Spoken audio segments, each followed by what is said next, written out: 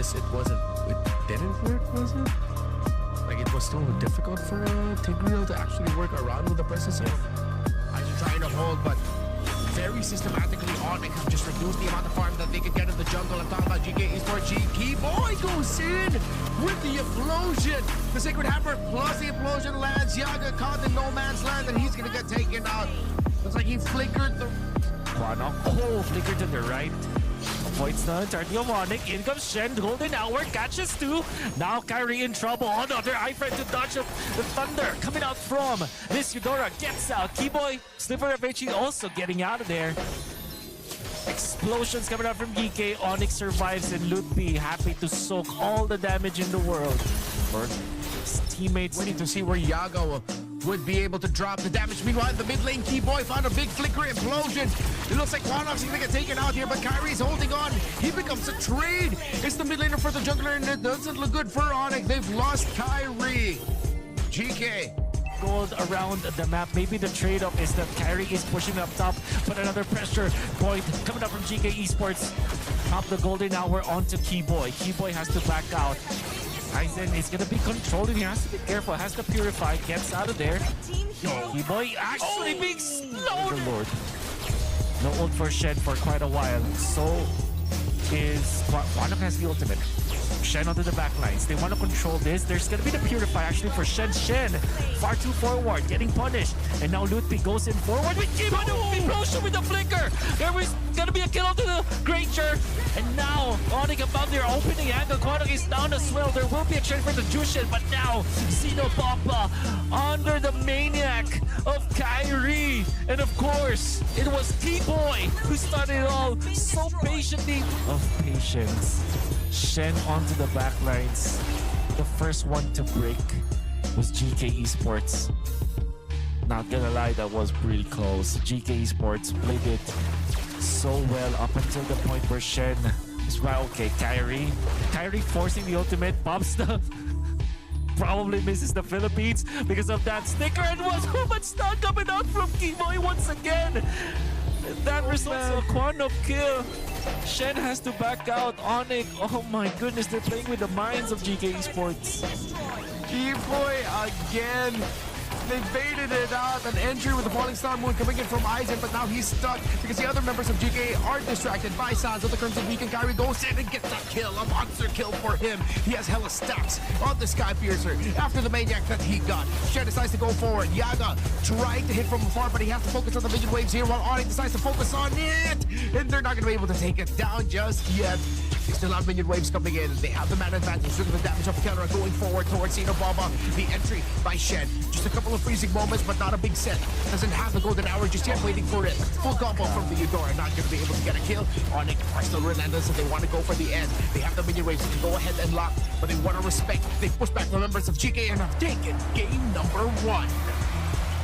As good as Quanok is, as good as Shen was, as good as the entirety of GK from yesterday and up until now, Onyx Indonesia has got their number in the second half of this game. It was very close in the first half, but with just a lot of outplays coming out from Kyrie, you saw how many dodges he was able to do in the tail end of that fight. And of course, Keyboy waiting for his moment, waiting for Brody is available, and I think it's just a very safe pick. They go for the Ruby. Whoa. Actually, one of the traditional answers to the lane. Yeah? Not gonna lie, I think I like GK Esports' lineup better. Yeah, it's very sound ideas around it. Maybe just maybe this early low-E priority might be good. Onyx might be playing a little bit, but you see the vision. Where does it stand? Is this a diversion play? Okay, why is Quanok there? We don't know. But they did take out Quanok. This Babsha. But you still have Xenobomba close by. He looks like he went in a little bit too early. He still has the retribution, but Sans gets the last hit onto that turtle. Lutpi now trying to run away from this. Yaga gets a kill onto Kyrie. Be happy with whatever happened. Every time the link does not die in neutral objectives, it's good. Meanwhile, in the bottom lane, Yaga gets spotted out. Kyrie, Sans, and Kelra. The team get into the neutral objectives, which will now commence. The fight breaks off. Shank is taken out. Oh, Aizen missed the detonus welcome. This could be really massive. But the missiles and the knockback brings Sonic a little bit closer to victory, actually, even though they're the ones that get hit by it. And turtle number 2 will be going to Onyx. See if they can build that into an even bigger win as Yaga is trying to clear the minion wave in the bottom lane. Luffy decides to go in for the dive, a little bit of a sidestep and a flicker, but they decide to dive the tower. Instead, Yaga falls to Onyx after Turtle goes to them. It's perfect. Now, it goes Kara once again, snagging Quanok is down. Now they wanted for the Red of the Giant, but it comes the Golden Hour to counter the play. Coming up from GK Esports, trapping 2. And of course, the Louis with prepped up duality passive. After the Golden Hour, that was the tech that we were looking for. Kyrie diving in, being teleported. Oh, Zeno misses the shot. Kyrie is gonna start Marcel. Chloe, Marcel, Ruby, a lot of close range, but Quanok again gets the burst of a lifetime. But Yaga quickly gets answered. Luffy decides to go forward with the shield unity. Kyrie, iframe, takes out Quanok, gets a damage off. But with Aizen, Zeno, and Shen all healthy, Kelra, Sans, and Kyrie all back off steam with him. Yeah. And take them wherever they want to go. Oh, but here comes pedal to the metal. It's Gus for Onyx. They go forward. They get the pick off onto Shen. And GK immediately back away. Into the middle. They know that Akito is up top. They want to dive in Aizen. This time Zeno threatens for anything. He's just overseeing the operation right now. Oh, Aizen misses the Daytonas again. And he's punished for it. Damage coming out from Quanok. Rather than Dryad as well. In comes the Golden Hour for the counter. Baba Yaga onto the backlines. But he is quickly stopped by Kelra. Second skill to stun him down. And now Kyrie with the iframes to take him out. With the help of Kelra, they Link and look at if you squint and look at it a certain way, this lineup was built for the Low Yi as the centerpiece, and they go again. Aizen gets taken down. Kyrie is godlike, even with the anti-dive heroes to the side of GK. There's just too much crowd control. But finally, Onyx might have bitten more than they could chew. They finally access Sans, but he's safe. He's free because he is well protected by the other members of this crazy-ass lineup. And you can see the reaction coming out from Onyx. It's as if they were expecting Yaga to go in. But there will be flicker for Suns and the rest of Onyx available as well. Let's see how can GK Esports cope this time. Shen, conceal. He'll have the flicker. He tosses it out. It doesn't get everyone, but it gets enough. Tempest Blades gets brought down, but it's delayed by the Golden Hour. Quanok gets taken out by Kyrie, who has decimated the backline. Keller takes down Yaga. Double kill there for Kyrie. 3 members of GK down and Onyx with this lineup. Run and gun. All gas. No brakes. Ruby in the gold lane. Boxer in the EXP. That's Onyx in 2. No need for game 3. Unbelievable. Lineup. So chaotic, so good, so random. You would think that it will not win, but Onyx have...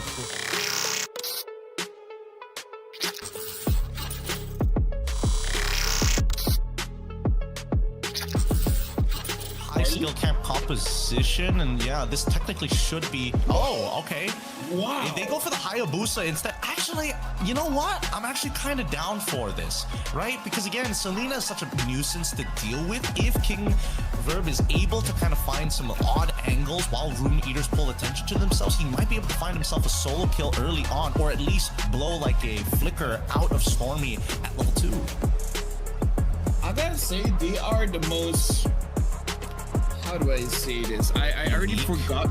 No, I already forgot the term for it.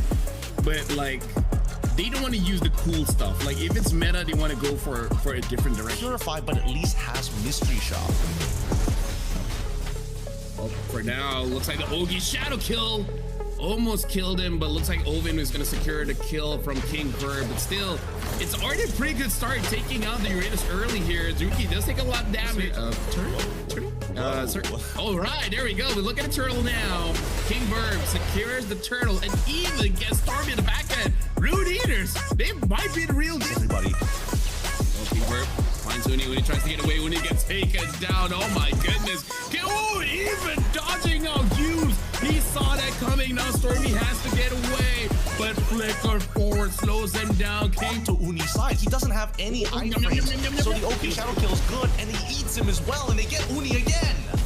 Yep, and now Crime tries to get away. Ogi shadow kill used on Uranus. Uranus gets taken down. Oven dies in the back end, but I think they're okay with that trade considering that King Verb 3-0-3. Stormy goes in, only to die, gives another kill over to King Verb. It's weird to see, but Krem is having such a bad time in lane. King Verb still secures it, and then Yum Yum eats Yumes. Yumes gets taken down. SRG. I never in my life I thought I would see Cram go 0-2, Uni 0-2, and Stormy 1-3-0. And King Verb tries to get onto Stormy, able to get away with the quad shadows back in the top lane. Musa, but it's not looking good. Yep, they're trying to get Zuki here. Zuki does take quite a lot of damage. It takes forever and a half to kill him, and now Ovin. Oh, but look at that! Actually, flickers forward, able to use the all double kill for King Verb. At this point, I think he's talking to himself like, guys, why didn't I just pick up Skypiercer? It is a good point. He is opting to go and try and build up one, which at least allows Uni to start moving into the jungle if necessary. And Cram once again dies like they are face checking too many bushes. Not entirely sure who got that one there, but Root Eaters, they're continuing to assault. And the Barat's unable to get Yumes. But oh my god, look at that missile expert pulling them back. Ovin secures another kill, and Ruin Eaters, even this is a situation where, oh, hold on. Tashtik already used the ult. Get Cram. And Cram is gonna get taken down. Oh my goodness, 1, 4, and 2. Uranus not having a good time here going up against Barats. Oh, keep Stormy. Stormy's gonna get hit by the wall, gets taken down. Ruin Eaters, they're not missing a beat. They see an opportunity, they go for it. And this is super fast, getting 7 minutes in. And everyone's in a bad position. Open secures the kill, but most of the damage comes from King Verb. They just got bottom mid 2, and now what is going on? This is so fast. Yep, Rune Eater's abilities, and now another re-engagement. Finds Stormy, able to eat up Yumes. Yumes gets slipped back. Cram might die just there. Yumes tries his best using the Tyrant's Rage. Nothing can be done. I have no point. Doesn't look like he's gonna get. Yumes got taken. Yumes gonna get killed there. Really not much that can be done. Kimber got a shadow inside of SRG. Oh my goodness, kills Innocent.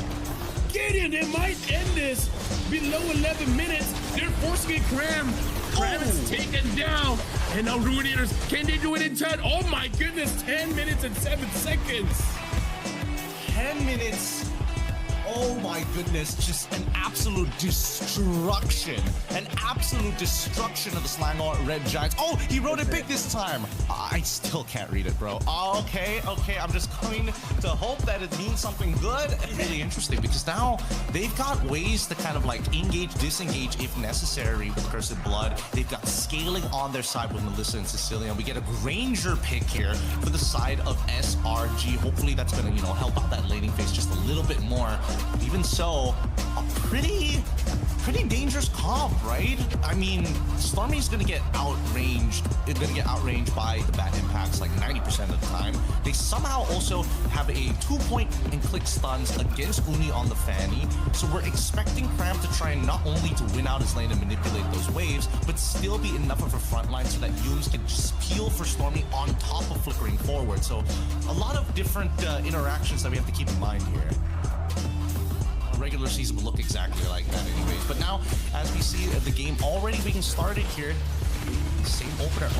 Well, Yumes taking quite a bit of damage, but same can be saved by Zuki. Zuki now even using the Revitalize just to make sure that he stays alive. 4 members from each team here. King Verb taking a lot of damage. Uni goes in. Uni wants to get a kill. He's only level 2. Yumes secures the kill on King Verb. And now, follow with Zuki. Slangor Giants able to get 2 main members of Ruin Eaters. Now Tashtik, Yumes even flickering forward, getting that stun double kill. SRG make the opposites move. Oh my goodness.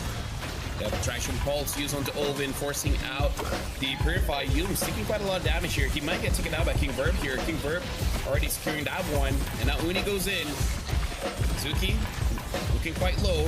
Doesn't look like they're gonna get a kill just yet. Stormy secures the kill for that. Uni is super low now, no energy as well. He's gonna be out of the fight for a while. So now it's on Slangor. Can't really do much about this, but he is going to take the Little Wanderer. I'm curious if he's going to start walking into the purple buff and say, you know what, we don't actually need this first sword. Let's keep on fighting. Look at Stormy, he's blowing away. Tasik has to force his way backwards, and now Detna's Welcome does connect, flickering backwards underneath the turret. Tasik ends up dying to the Fanny, and they finally get King Verb here, so 2 kills already, and Slango Red Giants are still moving forward.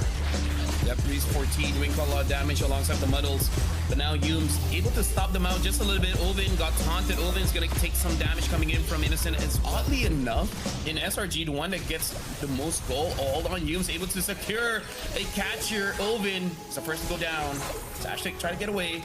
He has to be careful. He does not have a lot of energy yet. He has to get away and chip him down. King Verb doesn't look like he has quite a lot of ways to go in. And now Humes even coming from side, tries to get catch here. It looks like Rune Eaters. They're going on to Cram. Uni goes behind. King Verb secures the kill there.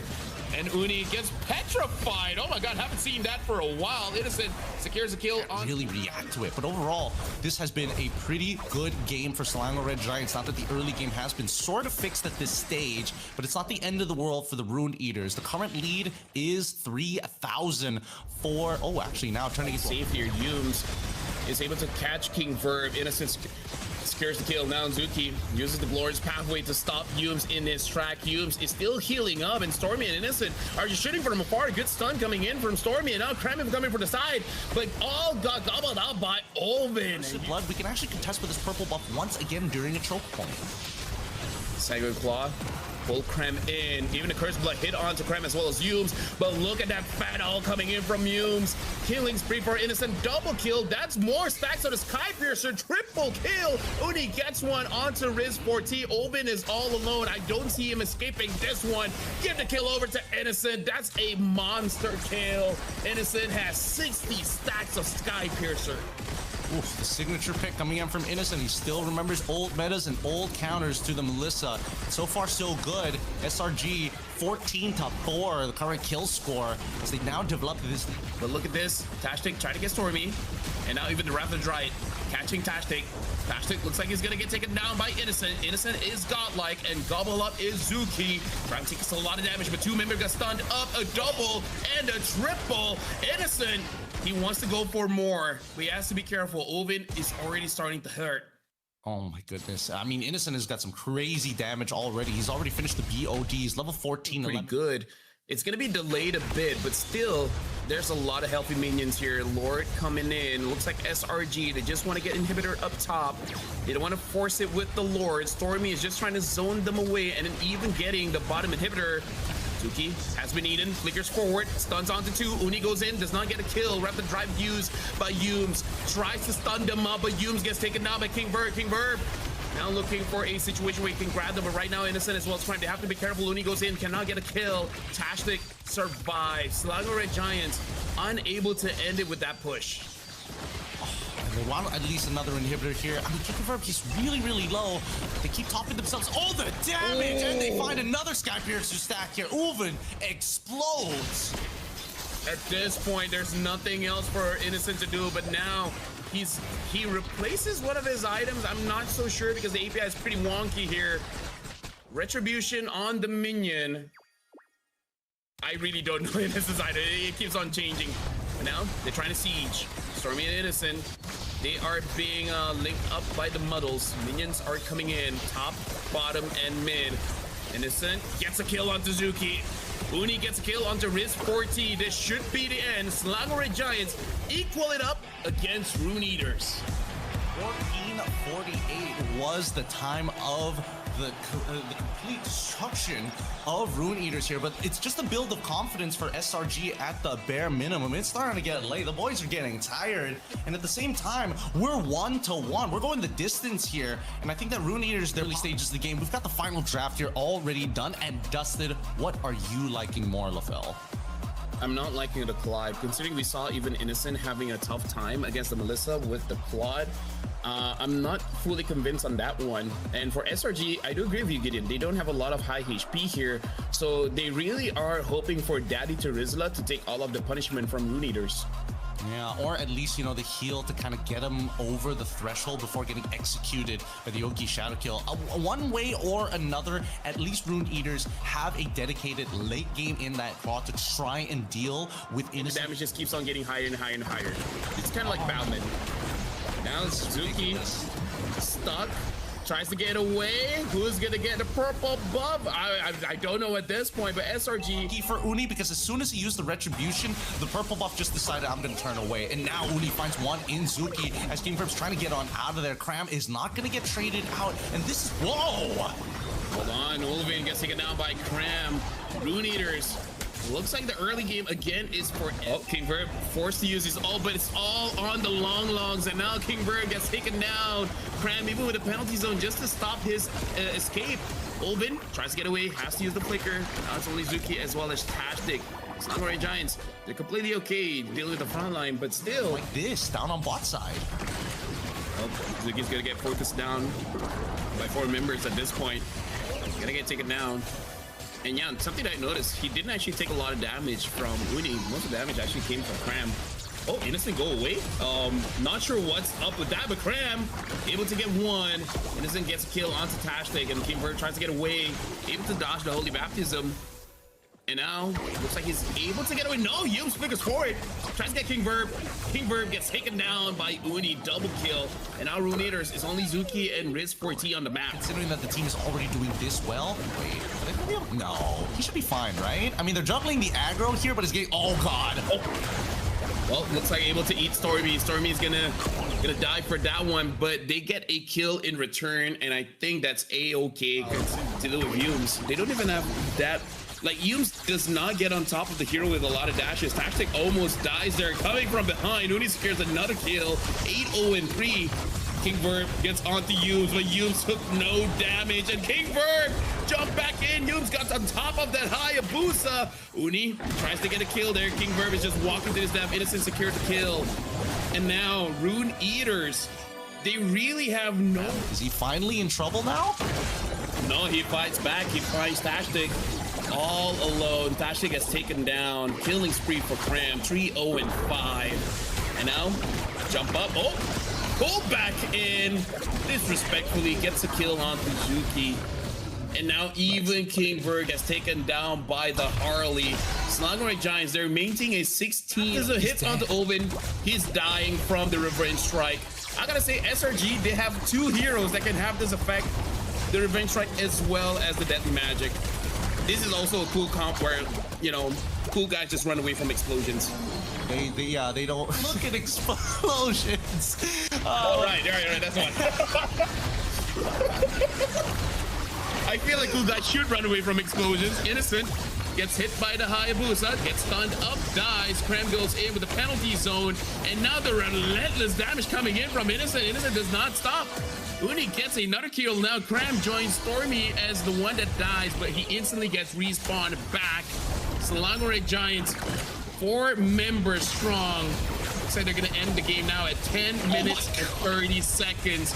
I think they tried to end the game faster, just unable to, but hey, still 10 minutes. Still 10 minutes. They will not take this level of disrespect. 22-2 as the final kill score. And man, Rune Eaters unfortunately wasn't able to try and pull themselves back from the game. Their signature early game style this time getting hard hit by...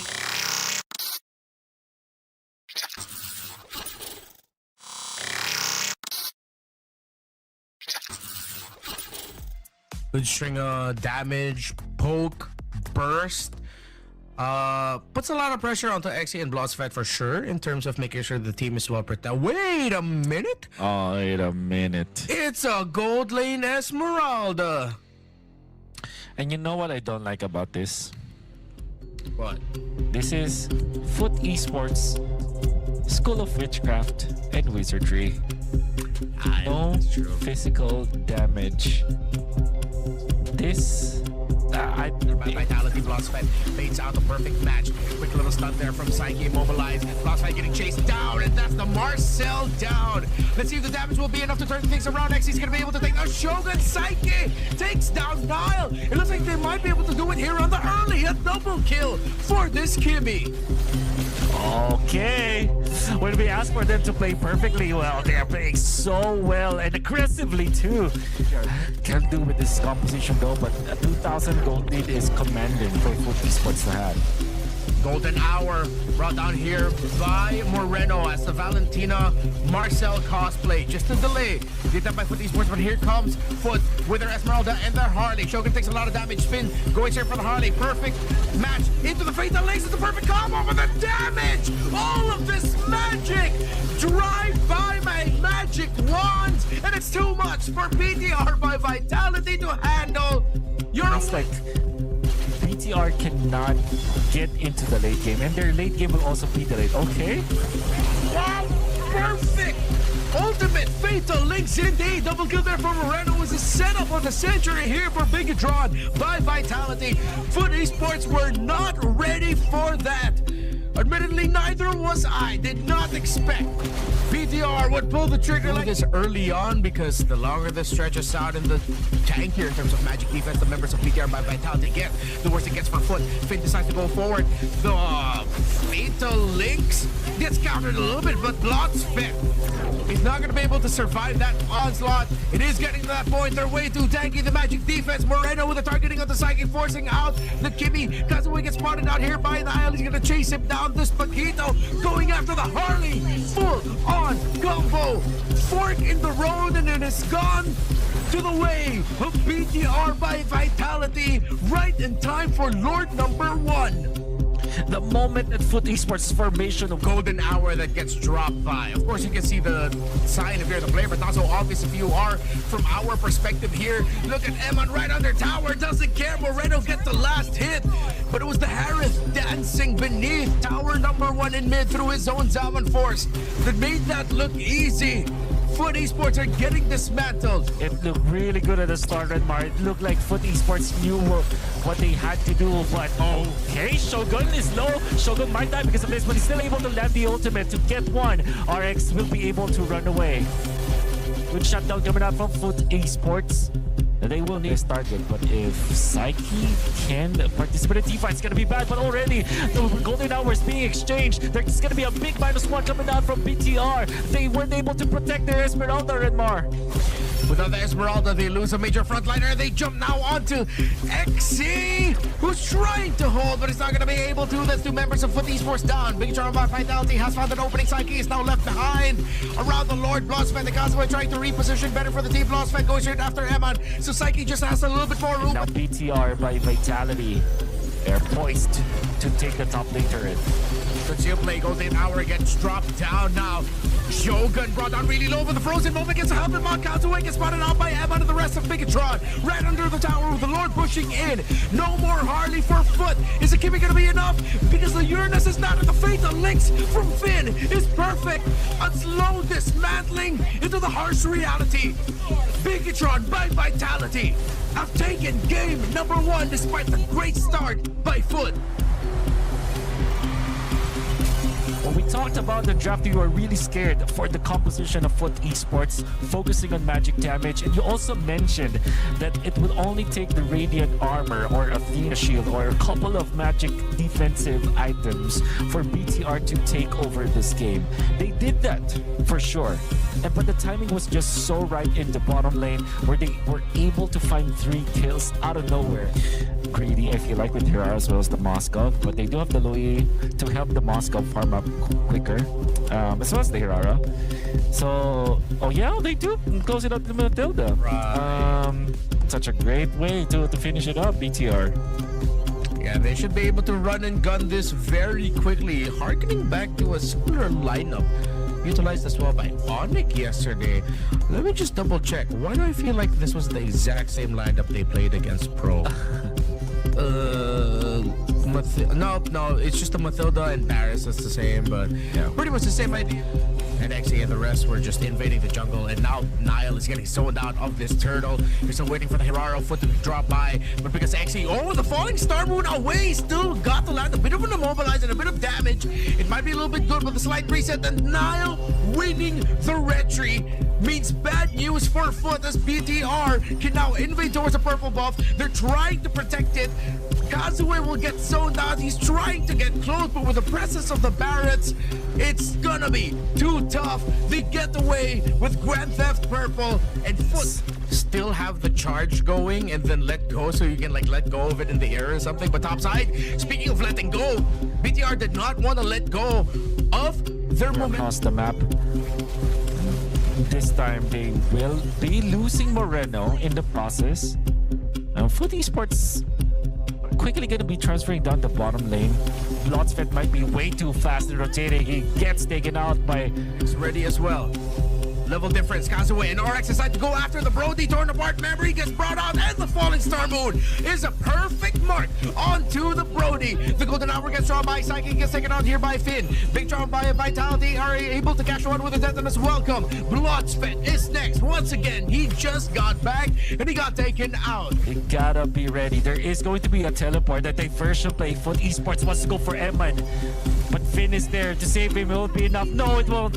Foot Esports successful with their mission. Now they want to turn their eyes on to Finn. Not get the kill of the Matilda, but they do get the kill. Foot Esports, if I'm them, I have to try and make a move, knowing that there's no longer a detonus welcome available. Blossfed with a frozen moment, but the circling eagle is perfect. Moreno gets to take out the Marcel. Pop the holy shields up top. Oh wow. Golden Hour committed just for this one. They really want to keep the holy shields intact.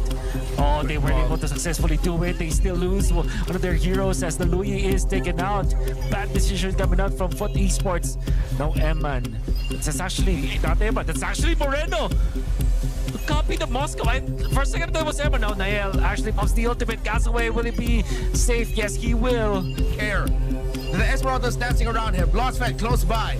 Golden Hour, perfect detonus welcome again. Finds the mark onto Psyche. No more Loye. And that's a good chunk of damage got, but Nile got a little bit too greedy. He got caught out.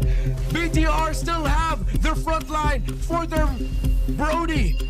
Maybe they can... Look at his backline. Teleportation coming out. Kazue might be in trouble. The Bloodspet actually will be taken out in the process. Psyche as well. A bad decision coming out from Foot Esports. They thought they could win, but Nael just respawned, and Nael will be there to supplement more damage. Foot Esports. Resources. The Lord will march out. Blossfed going forward. Golden Hour is massive, but Shogun and now coming in through the back. This is going to be a huge sandwich play by Bigatron. Blossfed eats up. Oh my god, Shogun! Gets a perfect detonus welcome with the flicker. But the members of Esports still alive. Emma gets to take out Exy. That's 2 down. Shogun gets Psyche. It's these damn Barretts players who are just so sneaky and so good with it. It's not just about the size of the Barretts that matters, it's how you use it, and Shogun has used it perfectly. Bigatron by Vitality will sweep Foot Esports in his best of 3. Shogun has showed us once again why you should ban the Barretts against BTR by Vitality. They're just too good. It's like he always knows who to target. I think he really set the standard on how you should play this type of Barrett. It's, you know, it's like a proper hitman Barrett. Knows exactly where to point. Daytona. Always perfect. Finds Psyche, and then eventually another good find down the bottom lane with that flicker. And with one torn apart memory, because of how much stunts, how much stacks he was able to get, Emma just...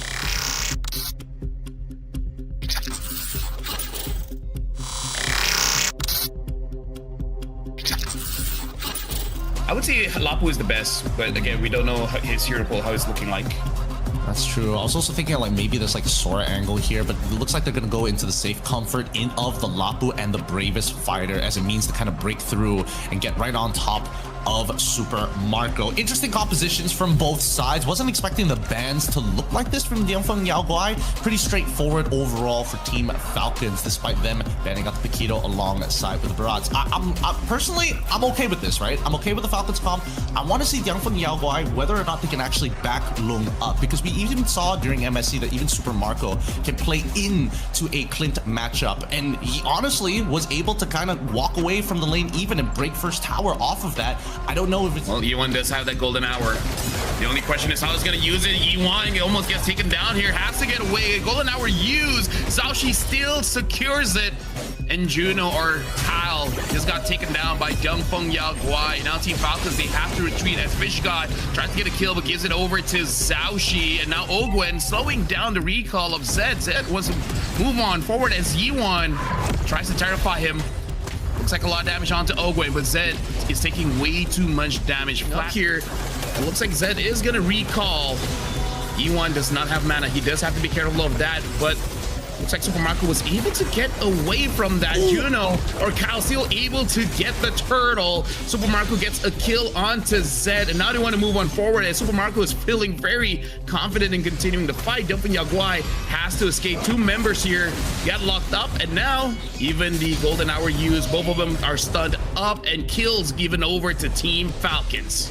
And look, right now, Xiaoxi is really not in a good spot here, Gideon. And look at that damage coming in from Melissa. Golden hour used, but looks like the right members are not getting stopped here. Another golden hour used, but just to stop Team Falcons. And now Fish God has to get away. Kyle secures a kill onto the EXP lane of Jump level 15 way before. And now Xiaoxi just hit level 13. And as we're seeing this, Team Falcons, they are forcing the situation, getting onto that turret, even using the golden hour defensively, but not good enough. Brought back, Zed gets taken down by Flap, but mostly because Haji was able to pull him back, and now Fish God goes in with the Bravest Fighter, trying to get a kill onto Super Marco, but Super Marco has a lot more items than him. And now look for at least just a little bit of space, but there's just so many waves that are crashing in, and with, you know, Suyo already showing himself, they're just going for the fight. And with this, Zed even has to flicker out. Not much can be done by Zed. The golden hour stops the fight just a little bit, but still Kyle able to get a double kill. The front line really can't do much, and now Lung gets pulled back into the team, has to get away, but coming from the flank of Maniac gets by Kyle, and Yi1's just gonna stay in base. Well, Team Falcons tries to give over to Savage, but not gonna happen. Yi1 is like, get the win, that's it. I'm not gonna give you more. Yep, he's not that generous, especially from the beating that Falcons lay upon Dianfeng Yaoguai. A very, very scary version of Falcons. Because the early game, honestly, they found working motions. It's just that they weren't able to capitalize more after that, right? The tempo that they had didn't force Falcons. I gotta say, well, I called the Minotaur pick, I guess, but I'm guessing that actually picked up before the graphic follows. I'm liking both drafts because Team Falcons heavy emphasis on team fight with a burst hero from the what's it called again, Harley, just to take out a proper target. And it comes to Dianfeng Yaoguai, eventually oh, hold on, yep, and Lung's dead. Well, it is what steal away in neutral if he has that level lead. Yep. Unfortunately, bad engage coming in from Sora. Kyle secures the turtle, but still able to get a kill onto Kyle. That should be pretty worth it. And again, I really feel like Fish God going in for the tank style is not great, but Zed gets a kill onto Haji anyways. So Dianfeng Yaoguai still got to start picking them up and folding them like laundry. Yep. And now looks like Ogwen almost survived there. E1 still secured, especially Fish God. I really want him on that lightning form, but no, he wants to re-engage, get two, but now Haji was able to get out with the Crimson Beacon, get stunned up though. Xiaoxi secures a kill onto Haji, double kill, they even got Kyle in the back of that. Now Kyle just killed Yi1. Yi1 cannot start a fight without Zed. Yi1 gets taken down, but Fish got able to take down Haji, and Xiaoxi gets a kill onto Kyle. For now, Team Falcons, they're losing basically every single team fight. They really got to start being careful here because Kyle, wherever he... Flat being a pretty good front line here. Xiaoxi gets a kill onto Kyle. Fish God, before she misses his ult there, and then got some relevant damage here. Not sure if he's already completed the Trinity, but it's a 50-50. Oh, Ogwen jumps in with a flicker, unable to hit anyone with the ult. Look at the turtles out. She secures it for himself. Kick onto Ogwen. Ogwen is going to get taken down by Yiwon. And now Flap is in the middle of everything. Fishgod tries to run away. Zed tries to help his team out. Flicker used. Zaoshi goes back in. Tries to get onto Haji. Haji super low. Won't secures the kill onto Haji. Flap has to get away. And Juno does not have the ability. He's a little malnourished at this stage. Oh. Better strike used. Flap takes a little bit of damage, but so far okay. Zed gives the kick onto Ogwen. Might get bursted down. Ogwen is able to get out of there. And now even the Shifty Sky is coming in from Fishgod. Not really connecting, but he already took quite a lot of damage. Ogwen uses the ult, unable to get multiple members. And now Haji catches E1. E1 gets taken down. Team Falcon Rara has enough of it. The Super Mario feels pretty confident in terms of dealing out free damage here. The zone control from the Melissa is looking pretty good. It's just that Ogwen as well as Haji has not had. Oh, look at that tree, man. Gets knocked.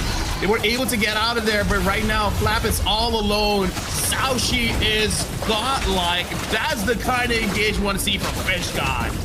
Oh boy, instant response, and now they're looking for more. Now even using the blazing duet, trying to get a kill onto Haji, and now Ogwen is next. Double kill for Long.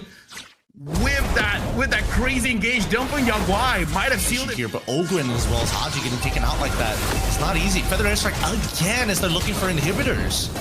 Yeah, at this point, just spam it whenever you can. Slap gets kicked. Not a lot of tags. Zaoshi gets a legendary. It's like the Feather Airstrike. Lung has to be careful. He's taking quite a lot of damage. Oh, look at that fat stack. Able to get two, forcing out Ogwen to use the ult, but no one is home. And now Zaoshi trying to get a kill. He does have the deadly magic onto him. He has to be careful. Able to get a kill onto Haji. And E1 gets Flap. And now Team Falcons out to the side. Zed stopping. Juno gets the kill. E1 gets a double. And now Ogwen is running away. Mega kill for Lung. They might even get a wipeout here. Team Falcons. Only the Zushin is alive. And with that, Young Feng Yaoguai takes game number 2 against Team Falcons BH. 19-6 in that game. 19-6. It was difficult. I'm not going to lie, especially with the blind picks that Falcons had to throw in there. But man, it felt like Yangfeng Yaoguai was not missing a beat this time round. They were fighting, and more importantly, they were starting these pickoffs right by the 35-second to 30. Lose against Fishgod earlier. I mean, considering that they have like 3 forms of CC, it makes a lot of sense. And Badang is going to be the final pick here. It means an easy way to actually disrupt and, more importantly, cancel out the Feathered Airstrike if he is in position to do so. Now, there's a lot of ways for that Feathered Airstrike to get canceled out, but most of them, unfortunately, are very short range. It's going to be difficult to get into that position in the first place, assuming that the game was the Rune Eaters versus Pro Esports. I mean, the last game wasn't that easy for the Pro Esports. I mean, they gave a good fight. Yeah. They came back through with the lower HP of their base, and I mean, they pulled through the victory and making it 2-0. And Rune Eaters were eliminated from this home crowd tournament. But nonetheless, let's stop talking about day number 1. We're excited to welcome you here at day number 2. I mean, food esports, right? Yeah. The team with the newer players. I checked them, like I've checked their international experience and overall. I mean, they played phenomenal on the game number, the match of the day, and they did phenomenal against the champions. Yeah. I'm expecting them to go actually far if they managed to win the champions. I'm thinking they can do very well against Selangor Red Giants. Yes, for sure. I mean, we are talking about 2 different play styles of teams, right? I mean, we got the Foot Esports who are really hyper-aggressive, I would say. They're really, really aggressive, fast-paced gaming, as we can see. And we actually saw that yesterday, how they actually played out. Where we are talking about SRG, the Selangor Red Giants, who are very well disciplined and slow-paced gaming. They tend to move the game towards the late stages of the game after, let's say, 10 or 12 minutes. But these are like clashes of 2 entirely different kinds of play styles. 100%. There are 2 different regions are going to face to face and toe to toe between Europe and Asia, Southeastern Asia. I mean, there are 3 players are actually from Malaysia and 2 teams from the Philippines. Yeah. It would be interesting combination if the communication will be there and Yes. if they could pull it through. I mean, Food Esports, they're hungry, man. Yes. They just won a champion team, and all eyes on them. Yep, of course. I mean, we actually had Saiki from the Foot Esports yesterday on the desk, sharing his thoughts on how he gonna. I mean, he's the mid laner, so he's one of the top players in the whole team. So we are yet to see how they perform today. But let's not forget, give a big shout out to Freedom for sponsoring this MLBB. I mean, for bringing this whole tournament for Games of the Future here in Astana 2026. So big shout out to them. It wouldn't be possible without the sponsors. That's all, don't you think? Of course, yeah, big shout out to them. We appreciate them for making this tournament happening in beautiful country of Kazakhstan and beautiful city of Astana. It's just amazing to be here, and we're thanking all the sponsors that there is for making games of the future, and making this esports combination with the traditional sports. That's why we call it phygital games, Yeah, and yeah. that's how you guys know it. We have 8 different disciplines all around the games of the future, and you guys can choose whichever you'd like to take a look at. That's true. That's yeah. true. I mean, we are looking at, we're gonna be heading to draft phase soon. I mean, that's gonna be very critical on how each team gonna be choosing of their course. players. I mean, when it comes to, let's say, Foot Esports, I mean, they're looking at SRG, who is tend to push the game towards the late stage, and especially the Sekis from SRG. I mean, he's so incredible with his playstyle, especially the jungler, being the jungler. I mean, we are looking at Fanny, Ling, or even Hayabusa. I mean, great heroes that he's very comfortable in. So Yes. I believe Foot is gonna have to at least take a move on banning any of these and making sure they don't get it. So, I mean, what do you think?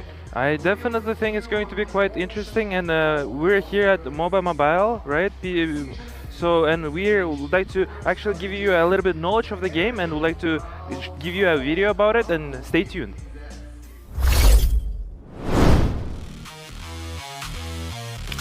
MOBA Mobile is an esports discipline based on Mobile Legends Bang Bang and consists of a digital stage only. 16 teams compete in 5v5 matches played in a best-of-3 format. Throughout the tournament, all matches are played as best-of-3 series, with the first team to win 2 games claiming the series. The first game begins with a physical coin toss. The winning team chooses either its side of the map or first pick in the hero draft. In the second game, the choice automatically passes to the opposing team. If a third and deciding game is required, the right to choose is once again determined by a physical coin toss. Teams earn tournament points for each series victory in accordance with the tournament bracket. We're back here once again. Yes, a great video of explanation Yep. what is expected to be in this beautiful MOBA Mobile, aka Mobile Legends, and MLBB, shortly called. Yeah, and you were saying about the heroes. Yeah. Now I'm thrilled to ask you.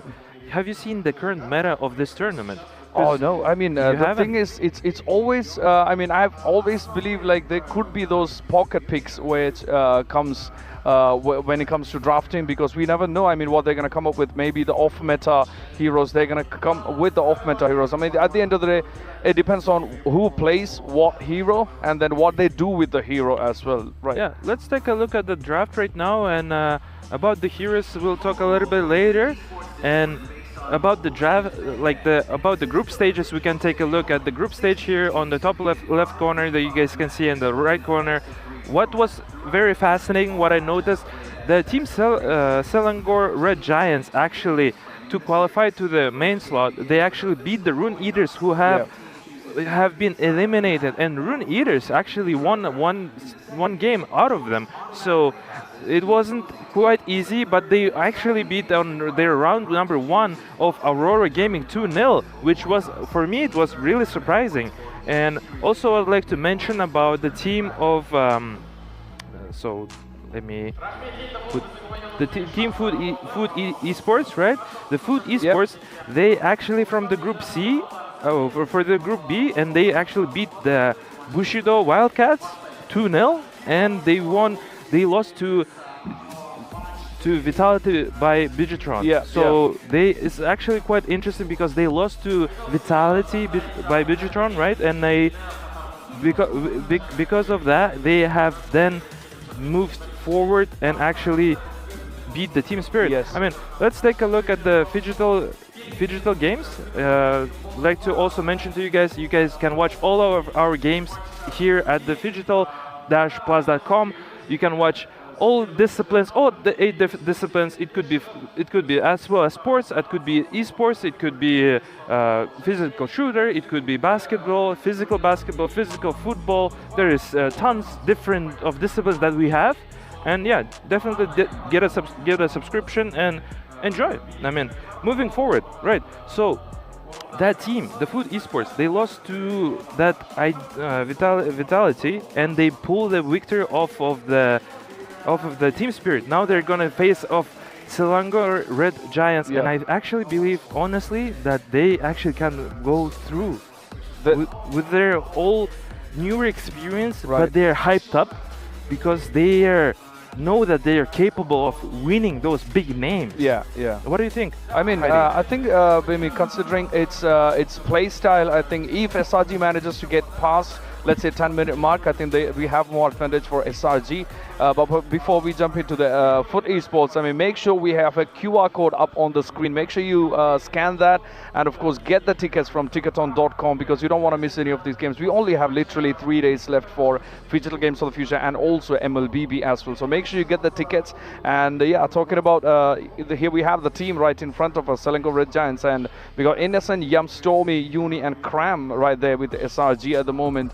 And we got FUT as well. I mean, I really believe if FUT somehow managed to get maybe like 4 kills in the first 5 minutes, go chaotic in the early stage, I think they have a really good advantage. Definitely, yes. Now we see on the screen the Food Esports, not the Eaters, excuse me. So Food Esports are actually very hyped up after their wins, and we'll definitely take a look how they're doing. And also would like to appreciate our sponsor here, Center Credit Bank. Download the app, online banking that will be shown right now. Yep, download the bcc.kz, make online app and manage your finances well. And yeah, thank you very much, Center Credit, for making PC MOBA that we have casted personally, and it was purely amazing. We enjoyed the Dota 2, but we move forward with Mobile Legends, and we're hearing the teams are getting ready, the players are getting ready, the casters are getting ready, guys.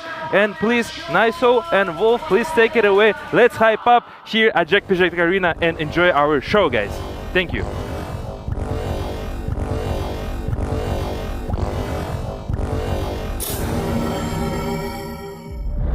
Harmony between worlds rests on a fragile balance.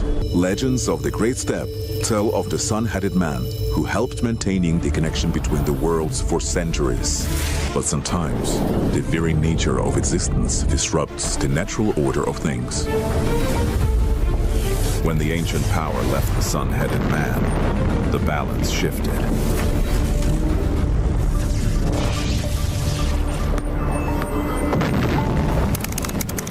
Attention. Massive energy surge detected. The energy within the sun-headed man's artifact has awakened. So, the chosen ones are already there? Newbies without a guide. Then it's time to meet them.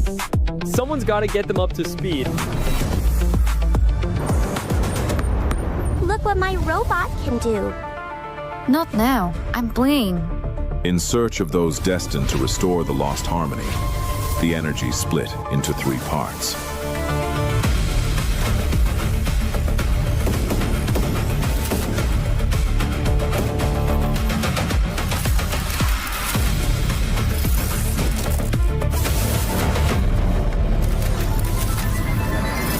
Hey, I'm one of the guardians of balance between the worlds. When the ancient power awakened in Kazakhstan, it chose you. You're the ones who can restore the sun-headed man's power and bring the worlds back into harmony. Guess even ancient powers can surprise you. Looks like the squad's finally complete. But until the sun-headed man is fully charged, the 2 worlds will keep drifting apart. So no pressure, but we're counting on you. And so began the story of the new heroes. Ahead of them lay the greatest challenge of all, the games of the future in Astana.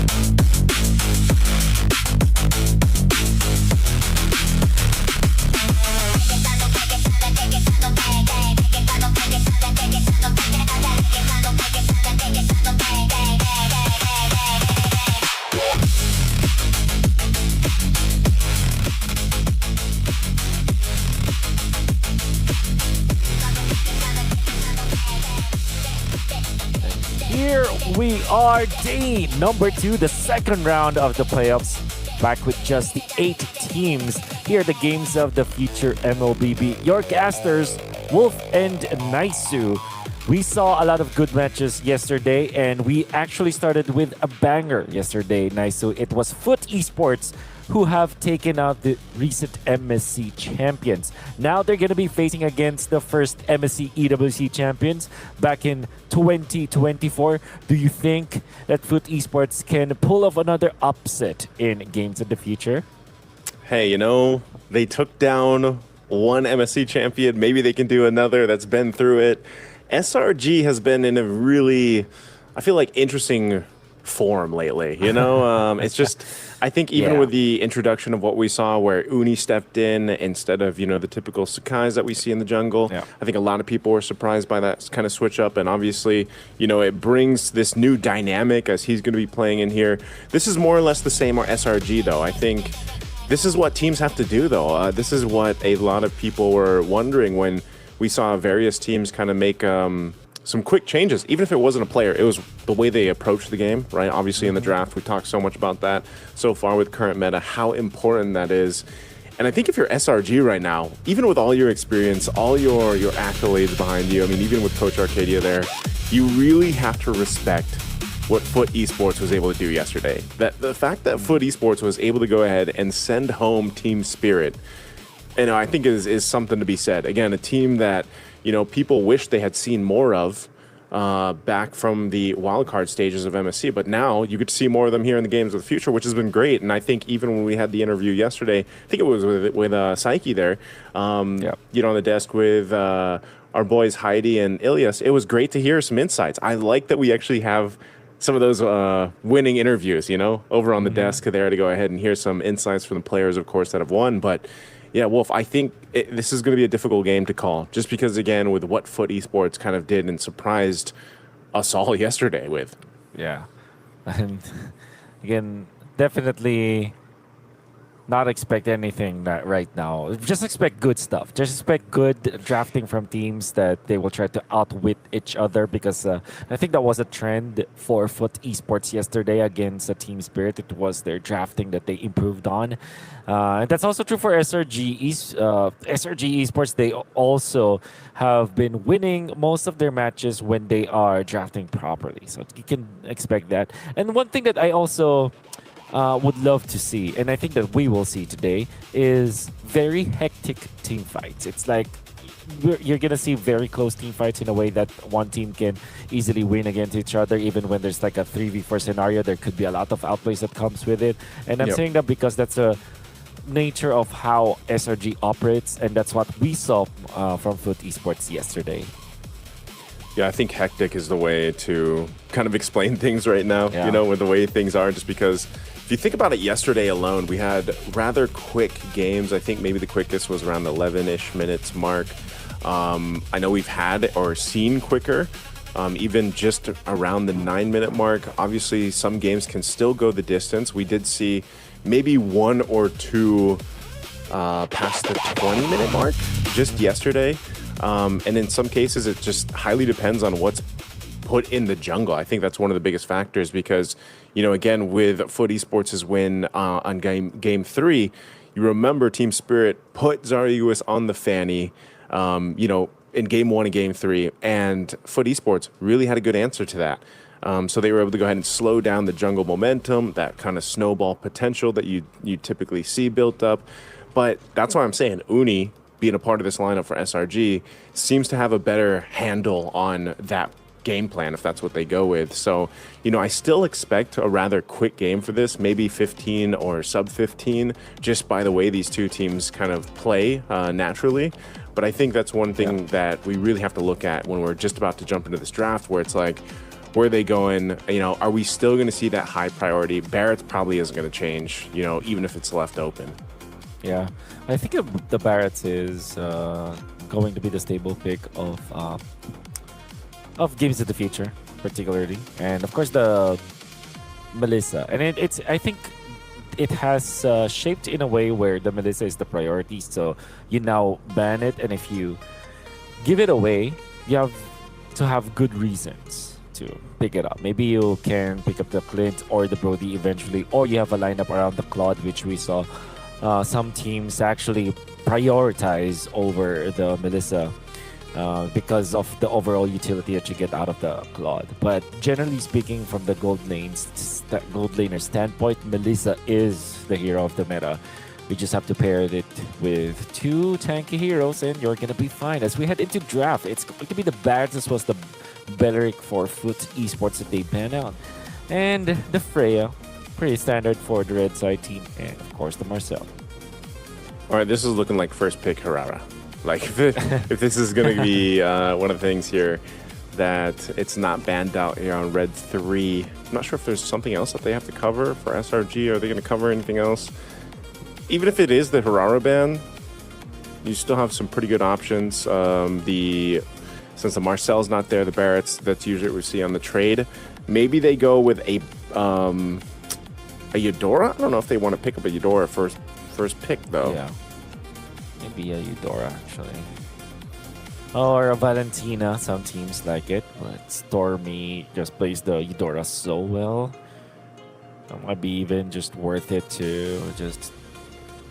just focus on that hero, just to pick up that. There's the Hirara, so it's a Eudora or the Valentina is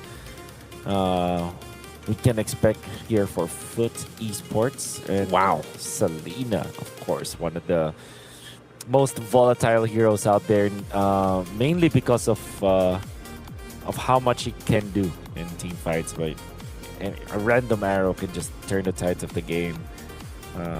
When targeted on the right hero, so I don't understand why they go for it. Yeah, Selena's just in a weird place. Not the answer here for SRG. There's so many of these, so many of the heroes that we usually see prioritized, or at least on the red side, being banned out really quickly here. So this might lead to a different draft than what we can expect anyway. Once we get back to it, we'll see exactly what they ended up picking. But knowing that there's a blue side Selena first pick, it's kind of like, I don't know. They have so many options they can go with. You know, Selena, we saw it popped up maybe twice yesterday, I think, 2 or 3 times. Yeah. And like you said, sometimes it's just one of those arrows. And even if it's not the arrows, it's still enough to kind of zone out these initiations from the opposing team. Or obviously you can use the traps, get some extra vision to work with. So I'm really wondering what they want to go ahead and complement the Selena with. Yeah. We saw yesterday that was paired up with the Marcel, but obviously the Marcel's banner is Harley and Melissa for the Selang or the Giants. Understandable. I generally don't like playing the Selena against the Melissa because it's really difficult to find an opening to do damage. And typically when you are the mid laner, you are almost always the designated killer of the marksman, of opposing marksman. And I guess in this scenario, it's not gonna be easy. Nolan and then the Kufra, immediate Kufra coming out from Foot Esports.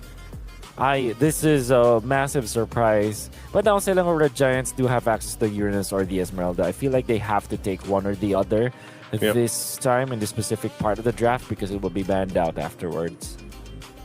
Well, I mean, Blotsvet played the Kufra yesterday in game 1, but that was basically because we saw the Fanny pop up, you know? So I was like, all right, this kind of makes sense. But he was pretty good on it, and that's one of the things you want to watch out for just because, you know, now for SRG, it's like you got to worry about... I feel like there's a good synergy between having these arrows and traps and then having Kufra. Like, there's so much information that they can work off of each other, but also give that to, you know, the Nolan if they want to, depending on how they approach that, or whatever ends up going in the hands of the XP laner, XC here, because we saw him yesterday.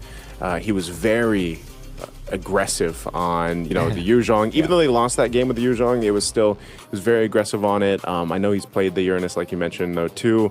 That being open. The Glue is that last pick over on the first phase for SRG. So I expect some of these to be towards maybe the XP lane for bans, at least coming out from SRG. Yeah.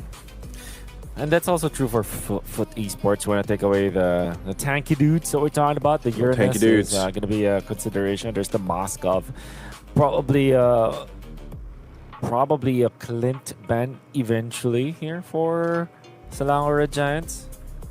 But we'll see. Oh, Rafaela instead of the typical tanky hero bans. It kind of reminds me actually, nice dude. There was a time when they went up against Aurora. It was game number 2 of that series where SRG eventually won against Aurora. It was actually the Rafaela that savaged the fight for them. It was close, yeah. It was the reason why they came back to the game. It's because the Rafaela was able to revive a hero that will eventually win the team fights in the late game and combo it up with the flying clouds, and then it's fine. That's why Foot Esports are respecting the potential of the Rafaela for Sanahora Giants.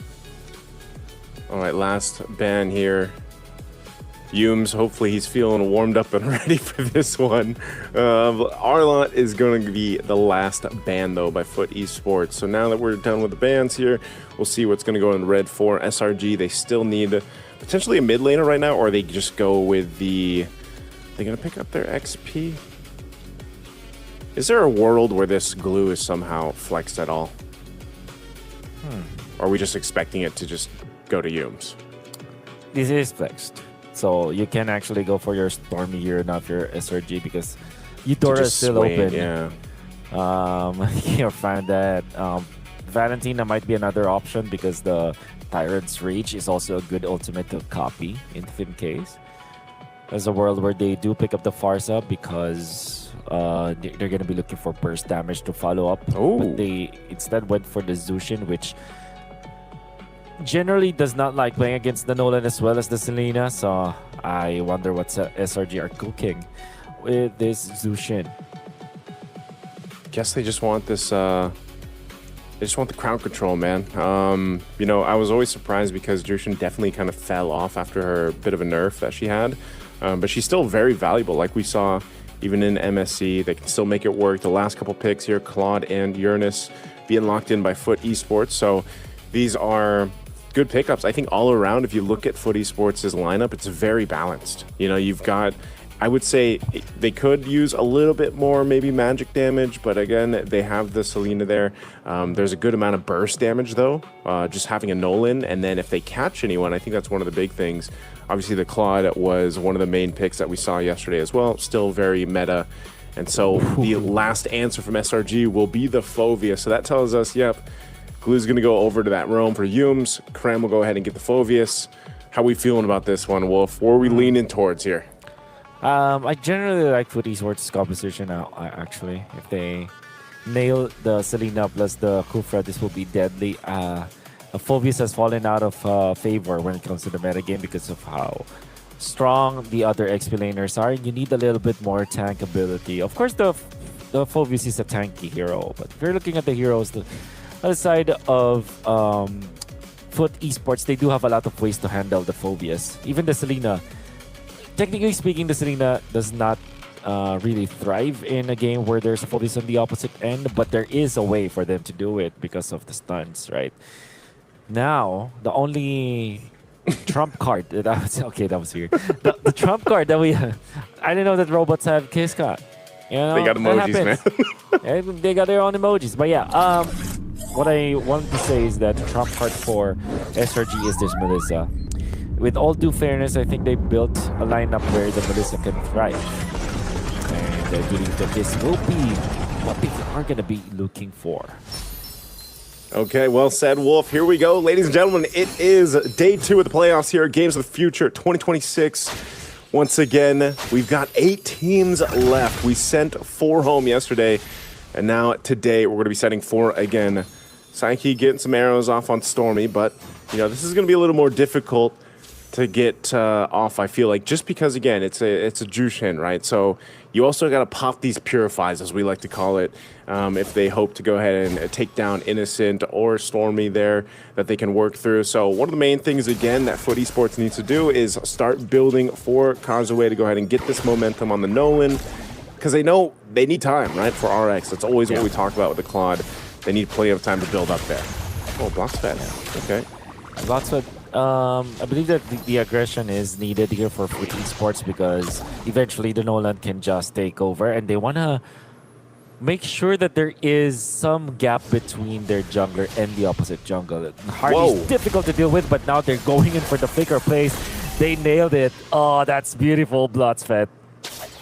Hey, you said given the aggression, they are not letting up. We saw this Foot Esports yesterday, and now Innocent, he has nowhere to go, and he's got no ultimate for this.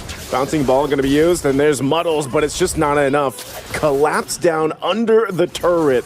2-0 right now for Foot Esports. And how about that turret juggle coming out from Foot Esports? The moment they went in for the kill, they just relied on their in-game knowledge and that flicker coming out from the Kufra, and then eventually the take onto that gold laner. They want to go for the turtle now, though. Okay, good trade. I would say out of anything, at least SRG is able to go ahead and recoup. They get themselves a turtle. They dealt with so much pressure already. Look at this again. Offset jumping in, arrow to follow, but this one, not a fight they want to take, I think. It looks like he's going to be in trouble. Kay's able to actually survive. Xe still alive, and now it's Blotsvet to go down. SRG knew what Foot Esports has been doing. Well, look at the adjustment they just made. Oh. And now Innocent taking some damage on the outer turret and shields, and Yums will be there to aid him. So now Red Giants answer the aggression coming out from Foot Esports by some sort of aggression on their own.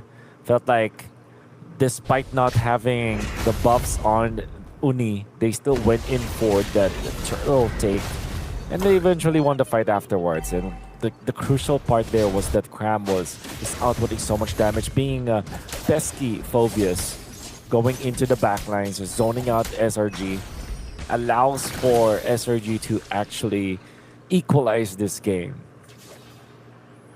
Okay, so if SRG wants to equalize the game, they've already gotten to that point where pretty much that 1K lead that was built up by Foot Esports has been handled.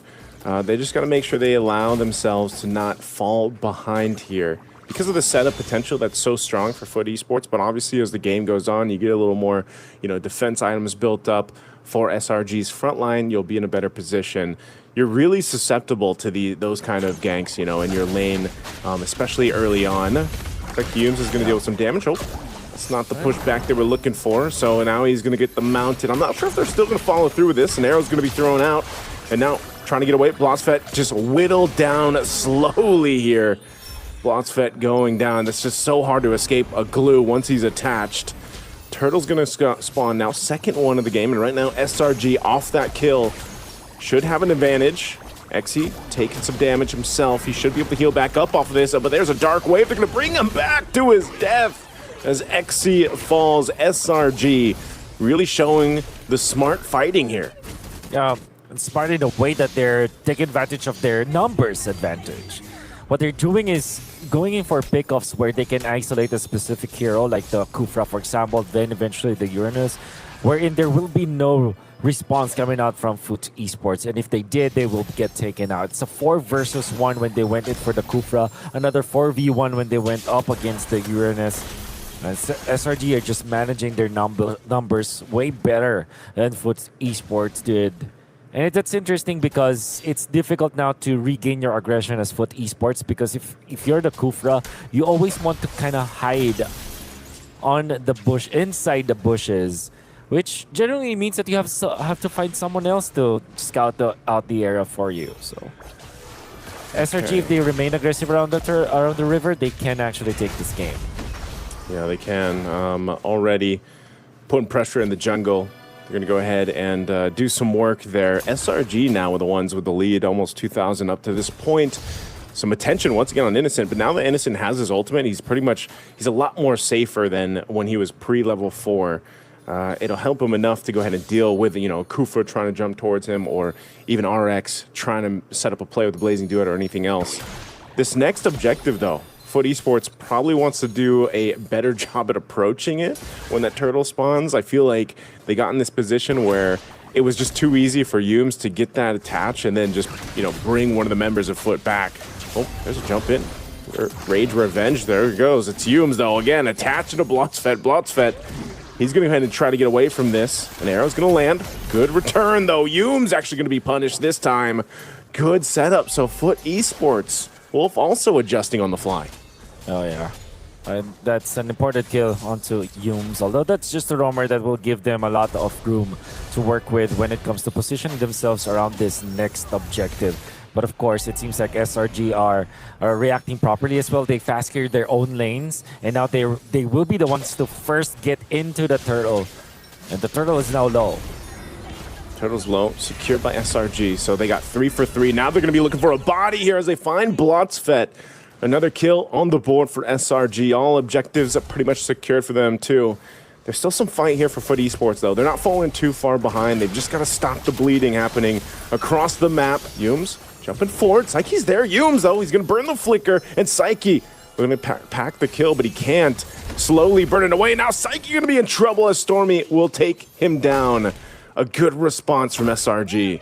Yeah, good kill.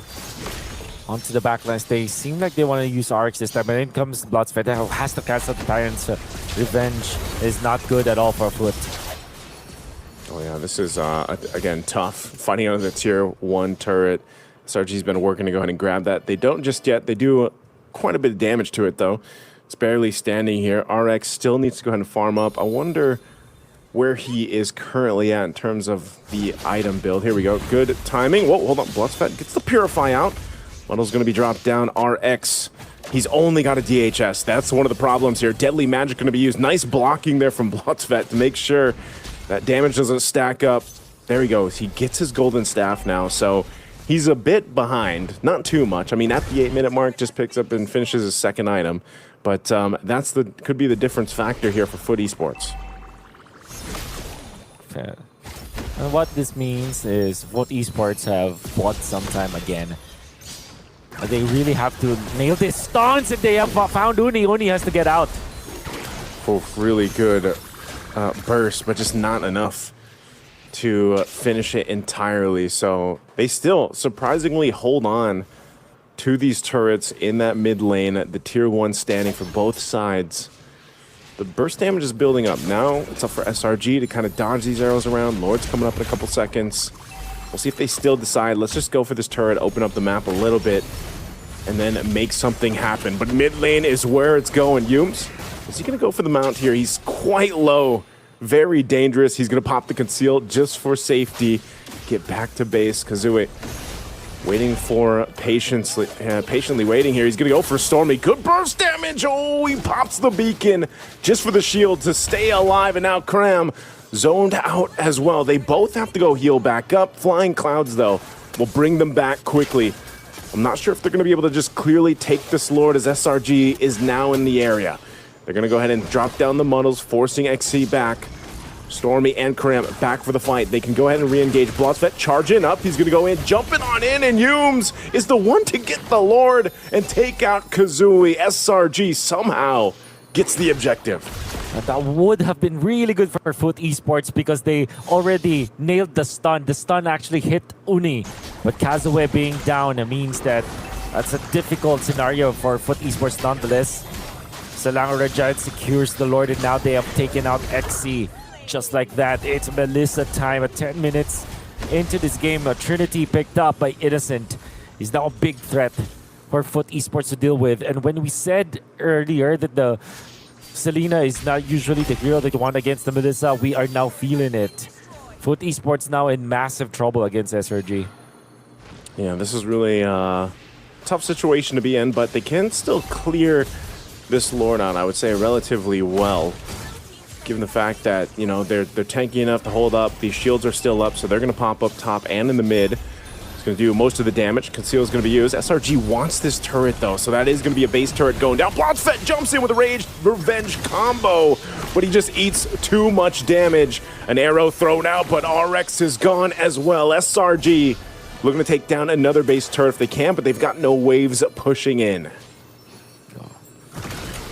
Clean take, all things considered there for SRG, as that was just the first Lord and they've already managed to take out one inhibitor. XC again overstepping. You cannot survive the good, the Melissa. Now I understand why it makes total sense here. At the side of SRG, it looks really good because you have so much energy. You can take one out easily. Oh, they're going to take out Kazooie easily. They still have this cannon minion here. Can they potentially destroy the crystal? They're going to be working on it, but they're trying to buy enough time. They got another wave to push in here, and SRG under the 12th minute mark looks to take game one. A blazing duet comes through, but the Wind of Nature is going to pop, and he's just going to lock down on the base. The crystal is there. Another wave is pushing through, and Foot Esports is able to clear out the minions so far. XC taking up a brunt of the damage. They took out Innocent finally, but RX is still up. He's going for Cram. They're trying to take him out. They will. But they have a wave in mid, but still, Causeway will be up, and SRG has to go back. And smartly set our Red Giants will not engage anymore. Foot Esports really have to be careful about jumping and diving in front of SRG members whenever Yums is available, and at this point, anyone can be taken out by the Melissa. However, Foot Esports still defended. May have lost all of their two of their turrets, but they still keep themselves alive. Gonna be waiting for the next spawn of the Lord, and hopefully they can get something. They can get some. They can make something happen out of it.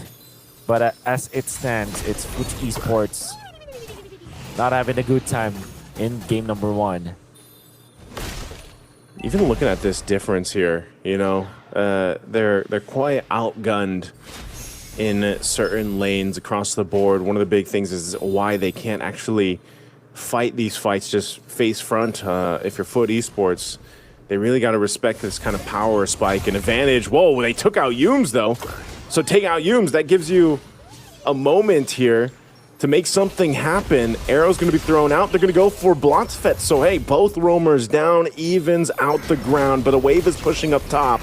So Foot Esports is going to have to deal with this. Instead, they're going to be caught in a fight. XC trying to get away here, but the Infernal Pursuit will keep them from getting away as XC falls. Now SRG has been working on this Lord the whole time. It's already at half health. They'll be able to secure this and then start marching towards the base to take game one from Foot Esports, unless Foot Esports can defend again. How can they defend? It's the Nolan, it's the Claude that they will have to depend on. So now Red Giants, with the leadership of Cram right now, is really making it difficult for Foot Esports to get their foot in the door, actually. But they still have the Selena, and this is your win condition. There will be games that are turned around by the Selena. But now, when we talk about how they should be careful around showing themselves again, the glue, paying dividends for the side of Selena or Red Giants. There we go. They got to clear out this Lord. Causeway jumping into the front side. XE trying to buy enough time, too. The base is going to be worked on, though. Even with the blazing duet, he's gone. RX is just gone so quickly.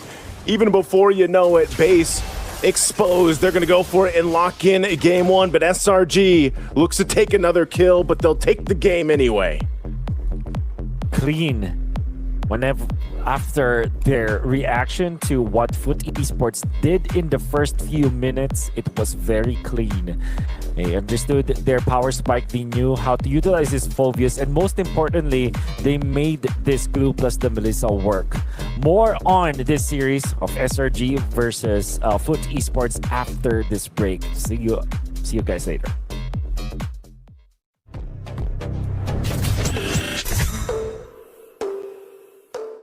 Центр кредит банкымен сіз қарапайым және заманауи шешімдердің ортасындасыз. Нық сеніммен жаңа мүмкіндіктер ашып, тексерілген сапаға сеніңіз. BCCKZ мүмкіндіктерді кеңейтіңіз.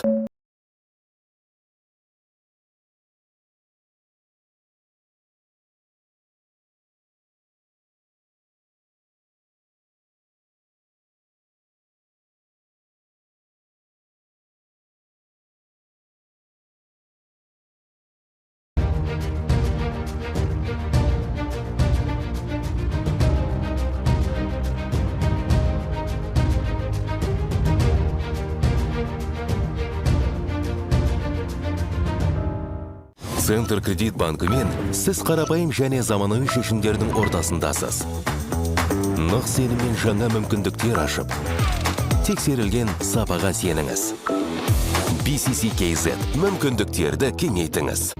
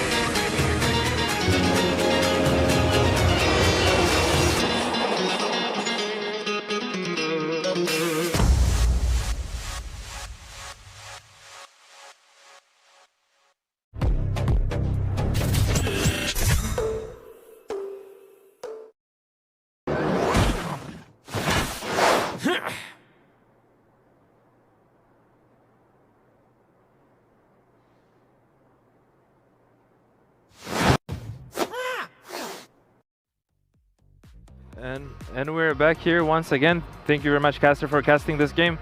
What a beautiful game from Team Selangor Red Giants. I mean, the way how they played, it was outstanding. They got three different turtles. They got the two lords. Yeah. There were 8 different times of the what is it called, towers. They just played incredibly well. I mean, once again, my name is still Bork, and I joined here with Heidi. And as I was saying earlier, Heidi, right? What I was saying Melissa and Harley are one of the best heroes here at our Games of the Future, at our MLBB games. And they were actually proved it here with this game. It was a beautiful performance. Before that, we would like to remind you that Samruk Kazna is sponsoring our Phygital Football. Actually, is also be playing as we speak right now, and they're playing until the 9th of August, just like MLBB does. So thank you very much, Samruk Kazna, for making the Phygital sport and supporting Phygital sport here. And you guys can support them by visiting our games here at different arenas. Yes, of course. I mean, that was a great win by SRG. I think they really had their act together, and also the foot also were making adjustments on the fly. I mean, SRG really had a good setup way from the start till the end. We have the highlights on the screen, but I mean, as Steel said, they had pretty much all the objectives all to themselves. I mean, SRG, the turtles, the towers, I mean, the turrets, and also the lords. Towards the end, I mean, at the end, they took the 12-minute load, and then they walked into the base of Foot Esports. I mean, we'll watch the highlights right there on the screen now. Look at that was a great game to watch, right? It was a definitely great game to watch. I mean, we saw how the Selangor Red Giants, they were just playing so aggressively, so well managed, how they were fighting for all the different turtles. So as we speak right now, minute 9, they're here fighting nearby the Lord. They got their 3 different turtles, and now they're taking 1 Lord, and just purely as 5 men running down around mid and applying so much pressure to Food Esports. I mean, we've seen Food Esports yesterday against the Team Spirit, and actually they were dominating the first game.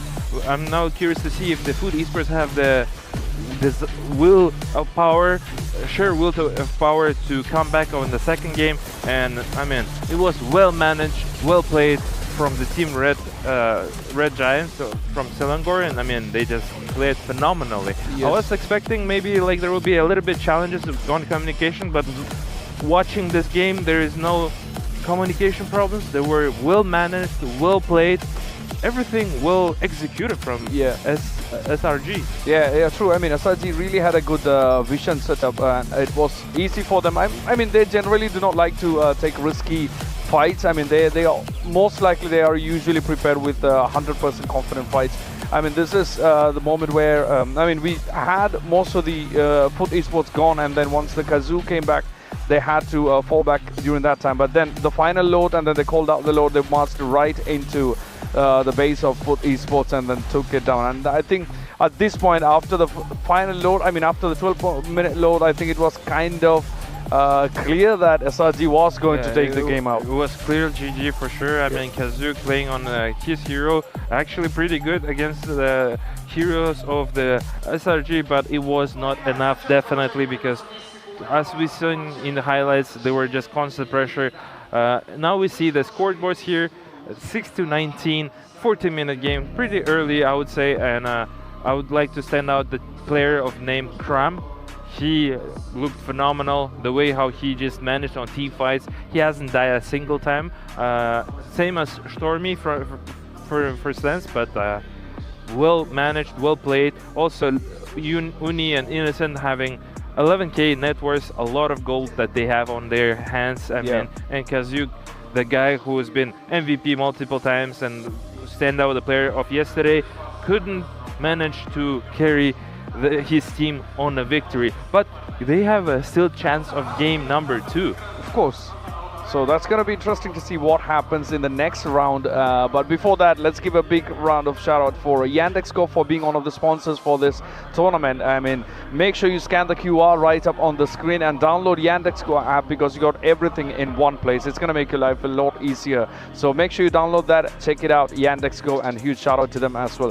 But yeah, as you said, I mean, we still got one more game to decide if we're going to have a third round or not. Right. But I mean, we have to also, I didn't really pay into the fact that we had Uni on SRG, where the Sekis whatnot there. So Uni really had that responsibility of handling that retribution right there. But we have the team stats on the screen. What do you think, Steel?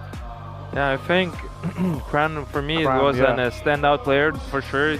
The amount of damage he applied in comparison to Xe, for example, it was more than like 1.5, I would say. Yeah. It's like around, let's round it out to 15,000 hero damage, and the gold lead is around 3,000 more. And KDA, we see 12.00 to 0.020 from Xe, and Xe needs to definitely wake up on the second game, and for sure, I mean, he doesn't want to get eliminated at the greatest tournament of his life, I would say, because this is considered to be tier S tournament, and a wonderful tournament here at the beautiful Jack Pujek Arena at the Game of the Future. Of course, I mean, I really believe, I think we have a high chance of Kram coming up as the MVP for the last one. I mean, considering his 6 kills, 0 deaths and 6 assists, I mean, he's been a part of 12 kills for the team. I mean, he took 6 and assisted in 6 as well. I mean, that's a really good stats to have there. I mean, I really think he has a good chance of being the MVP for the last game, right? Yeah, definitely. It's not even about the stats, Haiti. It's just the way how he played in the team fights, how he was applying the pressure, how he was always there to help out the team and whatnot, and was doing great actually. And I mean, just big shout out to him, and hopefully you're gonna see the second game, and second game might be a good favor for the team of Food Esports. For sure, for sure. Let's not forget to give a shout out for Freedom for bringing MLBB right here at the Games of the Future 2026 in Astana. I mean, without them, this wouldn't have been possible. I mean, we are all having a great time. So let's give a big shout out for Freedom for bringing MLBB here. But as we go, we still got possibly one round for sure, and we still don't know if there's going to be a third round. And here we got Uni actually as the MVP. I mean, good performance, I should say. I didn't see much of Uni, but actually I agree with it, because if you take a look at kill participation point, 95 kill participation, he's always there to help his team. He's always applying that constant pressure. Yes, he didn't were showing on in terms of the kills, right? But he was always there to help up and assist his teams. I mean, what a performance from Uni, and what a well performance strategically through the team of Selangor Red Giants. I mean, big shout out to them. 3 totals are taken, 2 lords are taken, well managed, taking all the the towers, the pressure from them was just incredible. True. And so, I mean, definitely it's just a wonderful performance from the team, and we'll see how Food Esports. I'm not sure why I want to keep saying Food Eaters, but Food Esports can make it come back or not. That's quite.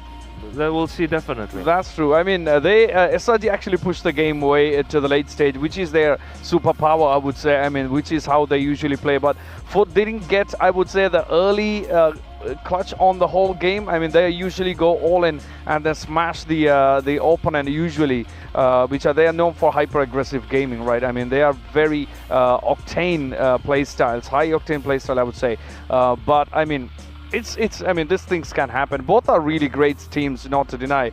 No, of course. I mean, Food Esports are the youngsters, and they actually were hyped. And let's see if they have they can manage to overcome their nervousness and do their game well, and give their best on the game number 2, because we definitely need to see, because as a reminder, this is a single elimination bracket. Once you're out of the turn, you're out of the tournament, unless you're gonna be playing for the 3rd or 4th place, but that's for later.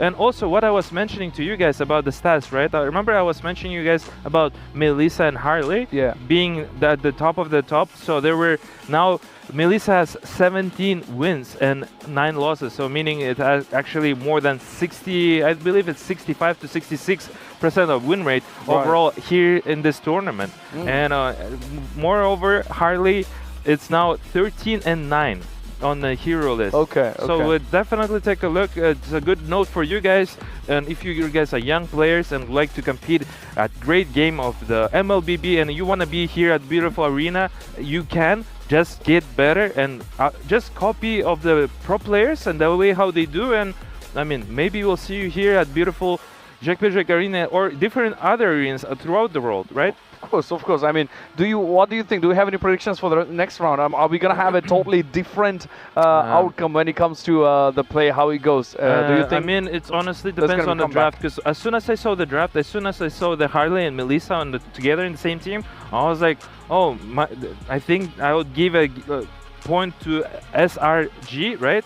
But I've been told there is a Kazu was playing on his hero, which is really good against the heroes of Team SRG. But Kazu, I mean, a great player, outstanding player from yesterday. He actually followed me in love into his gameplay. But we'll definitely see. It's hard to predict. It will be mostly applied on drafts. I mean, we never know what to expect, how to expect, and how it's going to be played out. I mean, the Kazu indeed actually showed really good performance yesterday in yesterday's games. So I was really hoping, but again, both are really strong teams. I mean, Kazu, they are all facing their opponents, which are really strong. That's going to be really challenge for each team and each player to go forward, and with totally different strategies as both the teams has, considering their play styles, considering how they do the drafting. So I mean, we are yet to see how this is going to turn out, but again, I mean, in the next draft, we don't know how that's going to turn out, right? I mean, SRG loves picking some heavy wave-clearing mages, to be honest. I mean, like Faramis, Lilia, Farsa, but we are yet to see if they're going to really go with those heroes which they usually take, because we are in for surprises. I mean, it's MLBB's tournament. Definitely. I mean, yesterday, as you were mentioning, the Psyche were here at the panels desk. He was actually very happy that they won the Team Spirit, and they were happy to be advanced forward. And we see people here at the wonderful Jack Arena, Food Esports, the manager and the coaches, that here also cheering for their team, and they were actually surprised on a couple things, and maybe they'll just change a couple details, and we'll see a different Team Food Esports. Yeah, for sure. I mean, Psyche actually did great in the last game as well. I mean, he did really great. I mean, he went with I believe Selena. I'm not sure. I can't remember, but I mean, I would say good hero choices, and also it's going to be a challenge. Every drafting phase is a challenge, right? I mean, the one you have eyes on, the other team might take them out, or the other team might ban them. So, or maybe they can just steal the hero that you initially had an idea of that person on the draft, and then it's going to be a little bit different. And here we see how we're flying here in beautiful our city, Astana. We're reminding you guys, this is Games of the Future, and this one is a Jack Arena that you guys are seeing now. And you know what? And also would like to give you guys a little bit history, a little bit background of the game, of the MLBB game, and stay tuned to take a look at the beautiful history. Did you know that a fan-made map jump-started a whole genre in competitive sports and contributed to the development of one of the adored games of many, Mobile Legends Bang Bang? Multiplayer Online Battle Arena, abbreviated as MOBA, is a subgenre of strategical games which started out just as a game called Aeon of Strife. Though it was far less developed than the typical games in the genre, since the characters didn't have any abilities, but the principle for the gameplay was established quite clearly. Players controlled a single hero unit fighting on 3 lanes, which were protected by defensive towers. Might be unusual to hear for us now, since the MOBA genre is so popular, but it was not true at all for the first 6 years of the genre's existence. Dota, League of Legends, Smite, Heroes of the Storm popularized the genre and eventually led to the creation of Mobile Legends. Released in 2016, Mobile Legends was designed to appeal to a broad audience, and appeal it did. The free-to-play business model, along with captivating heroes, were enough to win over the hearts of many gamers. Now, Mobile Legends Bang Bang has a rich international presence, attracting many players from Southeast Asia and South America. And we're back here once again. We just witnessed a great history of mobile, and just not even about Mobile Legends, but overall MOBAs in general.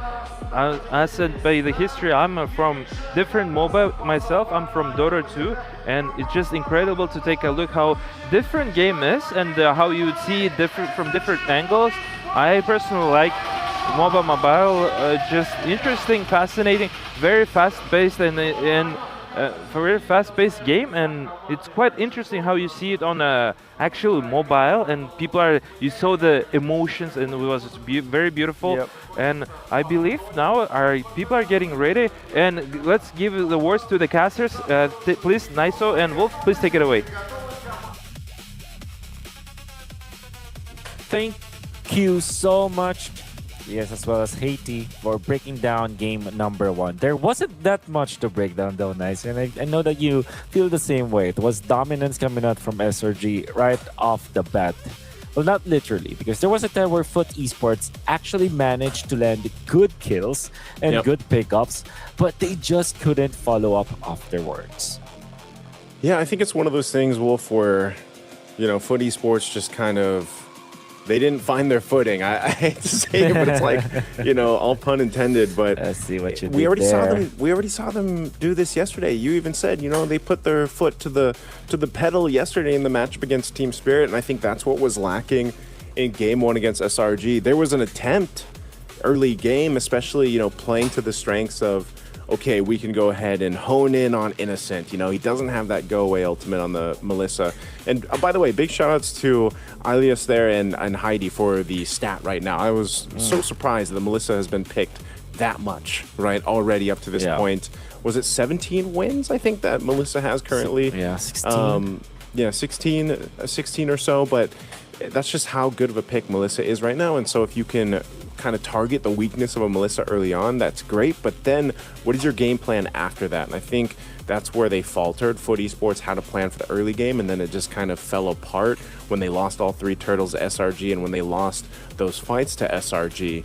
And even for Blotzvet, he really has to be a little more cautious on his entries. Like, we saw him with the Kufra in the previous game, really get targeted, and a lot of the times it wasn't as valuable as, for example, where we saw Yumes utilizing that glue.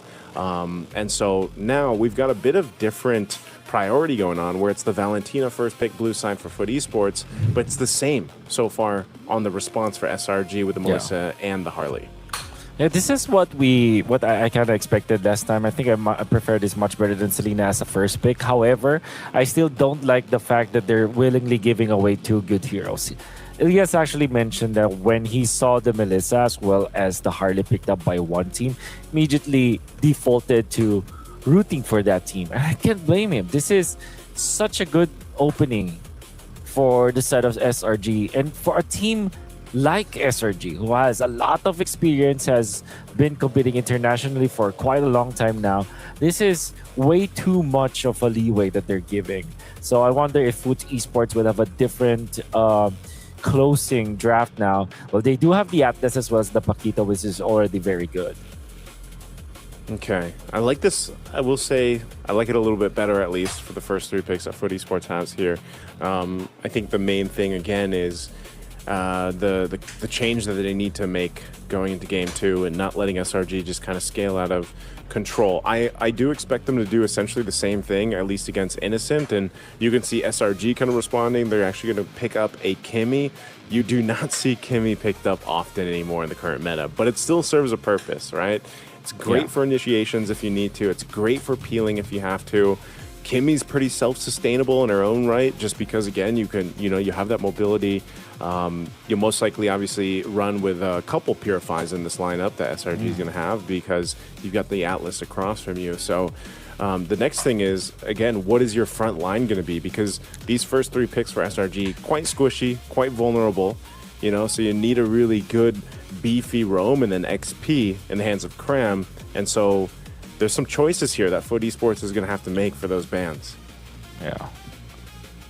It's going to be the Nolan, so they're going to be limiting their options. But the good thing about the Paquito when you prioritize it is that you can swing into the jungle role if in case you don't have any other good hero to pick as your jungler. That's why the Paquito priority pick whenever there's no bats. I think it's such a good way to approach the game. They still have to solve this problem of the Melissa. I feel like with the problem with the Valentina is that it's unlike your typical mages like Farsa or Eve, where you have an actual access to the Melissa with just your ultimate. It's not easy at all to actually handle the Melissa with this kind of composition from Foot Esports. So they still have to find a way. So I think that they will eventually get a marksman. I feel like the Clint or a Brody would be a good way to close their composition. Clint or Brody. I wonder if SRG is actually going to go ahead and expend one of their bans towards the gold lane options. Maybe a Clint if they want to. They already took out the Nolan again, jungle-wise too. I don't know if there's a world where we see the Paquito go in the hands of Kazue, because we did see some jungle Paquito, right? I mean, that is a thing. That's a flexible option right now. So they just go with Guinevere. So they take out the Guinevere. That does deal with a lot of the crowd control that Guinevere could have provided for this, and it also helps deal with alleviating some of that pressure for the Atlas to get those Purifies out, but nonetheless, that's not there. So also the Kufra last ban here. It would have been funny to see Yums go ahead and pick that up if it didn't get banned, but now for this choice, the red 4 choice for SRG, they're probably just going to go ahead and grab they could just grab their roam now or this XP, depends on what they want to prioritize, because they still got to see the gold lane option and the potential, the XP option from Foot Esports. Yeah. In that case, the glue might fit again, right? And it's a flex pick that you can park as your 4th pick because it can be EXP or Chrome. But they will go for the Gatot Kacha, which is more of a defensive option. This is a way for them to get through the Atlas eventually. When there's an ultimate, they do have that reset button with the Avatar of the Guardian to aid them if in case they need to reset the fight. And also, it has a good synergy with the Kimi. It's a very strong mid duo. Yep. Very stable. You can help each other out. The taunt is there. You have the Revitalize if in case you need to. That's an overall good defensive type of hero here for Selang or Giants. Foot Esports, I think they're better off picking up the Brody or the Clint. And when they do, they have to look for another damage type. Okay, so XP. Whoa. Okay. I like the Brody. I'm not entirely sure about the Hayabusa, but it does have it gives them another option to deal with the Melissa. That's what I wanted to say. Okay. Well, we only saw, I think so far, it was one team that played the Hayabusa, and that was Rune Eaters, I believe it was, so far, at least here for Games of the Future. So this is, again, it's a bit of a risk for Foot Esports to bring this out. Maybe it ends up working. I agree with you. I get with the Brody here, too. Something to deal with from a range, and you know that you're going to be dealing with a lot of pressure, especially with that Gatakacha there. Now, what do they put in the XP lane for Cram? To go ahead, I don't see him playing the Phoveus again, but he's going to go ahead and grab the Ruby. So a lot of crowd control. I think one of the biggest obstacles for Foot Esports, man, is there's just an insane amount of crowd control that can catch them off guard. Traction Pulse, that Avatar of the Guardian or the Unbreakable, the taunt that Gatakacha has, plus all that crowd control that a Ruby provides. Whereas on the other side, it's like, okay, we've got a Valentina. What's the best ultimate to take here? A lot of the times there's even ways you can go ahead and use that I'm Offended, that Ruby ultimate to set things up. So I think that might be, it might be overloading too, some of the choices for Psyche to go ahead and take, but really good drafting here. I have to lean towards, once again though, SRG with this draft. I think it's, especially how they executed the last game. Yeah, SRG's drafter is really, really good. And I like it when they combine the go away and I'm offended. It's like, that's the combo. That's a sentence right there. That's a sentence, pretty much. But kidding aside, what you get from this composition with the last pick Ruby is a lot of control in team fights, a lot of not only crowd control, but overall threat whenever it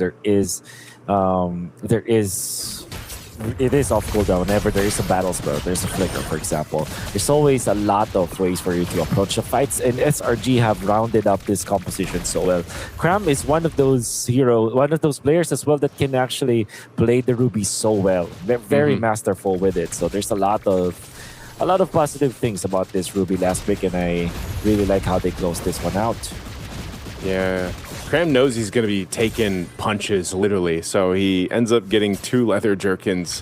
Or no, I thought I saw 2 leather jerkins. He's going to go for those tougher boots to go ahead and deal with this. Again, XC with the damage. But one thing is for sure is just the fact that you have this much crowd control at your disposal, if you're SRG, can be a big problem. I mean, even if you take a couple shots like this, once Cram, depending on the build path that he goes on, even if you can do some damage, Ruby's just going to go ahead and heal that back up, right? This is the main thing. So you have to start to look at, okay, where is the XP laner is able to go ahead and bring that value to these team fights or the first objective.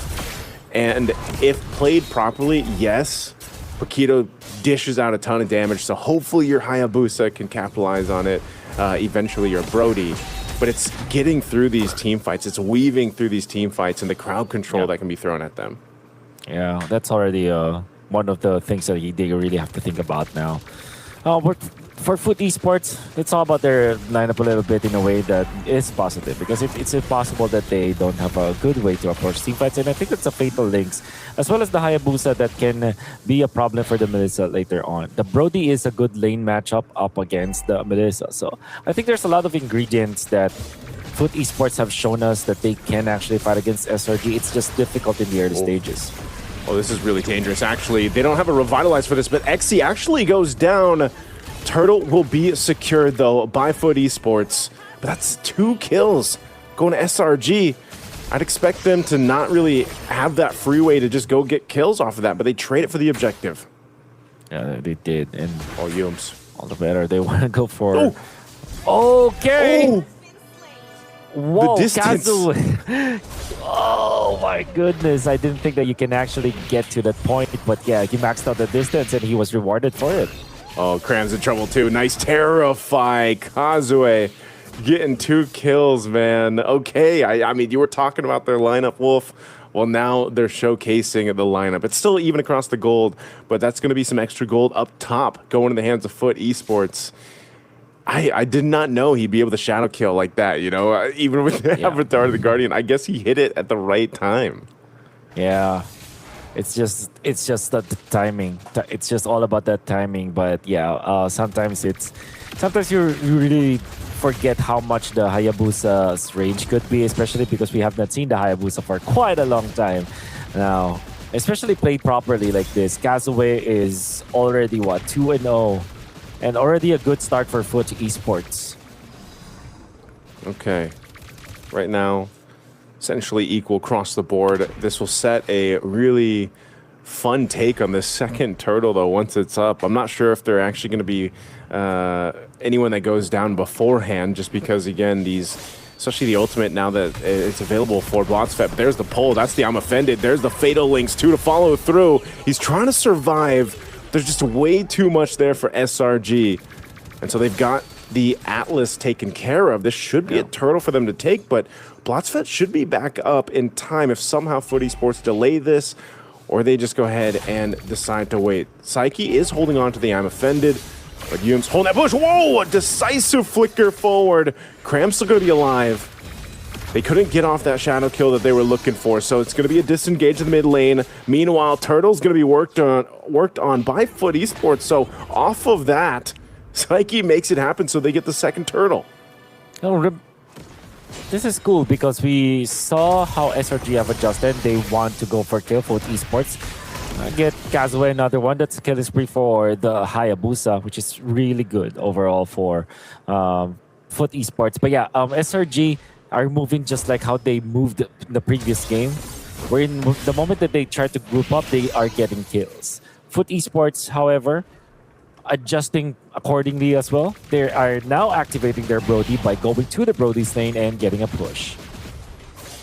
Yeah, and he's already got the Blade of Pepsis, I believe, so this is the power spike time for Foot Esports, at least early on. You know, we were saying that SRG's lineup is really well-rounded, and it was what I was leaning toward, but the way that they're kind of dealing with Foot Esports' aggression is not helping right now. They've kind of got to go ahead and build up for Innocent. Kazuya has done a great job. It's going to be RX that actually picks up the Sky Piercer here on the Brody. So he's going to be looking to go ahead and get those stacks built up here. Yums picks up the Antique Cuirass. First item locked in defensively. Needs that to go ahead and deal with so much physical damage being thrown at them. Yeah. It's onto the middle. This SRG, 5 of their members going to be pushing there. They do have the Kimi too, which is a big threat. They not only have such a good start, but now they're trying to take control of the map. Fatal Link's going to be used. Cram, though, goes in with crowd control. Go away, Wolf King, and that I'm offended, and they're locked down in the mid, and now they're in trouble with the traction pulse. RX, he's got the deadly magics on him, and Uni will pick up a kill. SRG brings themselves back into it. They want to go for this tier 1. The third turtle's going to be up here in a couple seconds, so they'll grab a turret and make their way to the turtle. Yeah, they have important kills out there. Good punish. That was a weird flicker that we saw, but they were successful afterwards. They get a kill, and they have pushed the turret in the middle too. And this also means that SRG will now get so much control of the river with just 2,000 gold lead, but they do take out the turret in the middle, and they've also poised to push into the bottom lane too. So there's a lot of manage that they're getting from these movements. It's 5-man movements, in fact. Little traction pulse thrown out just to push Causeway off this tier 2 turret. Zoning out with the muddles too, and Krem just standing there. So they're going to trade it out.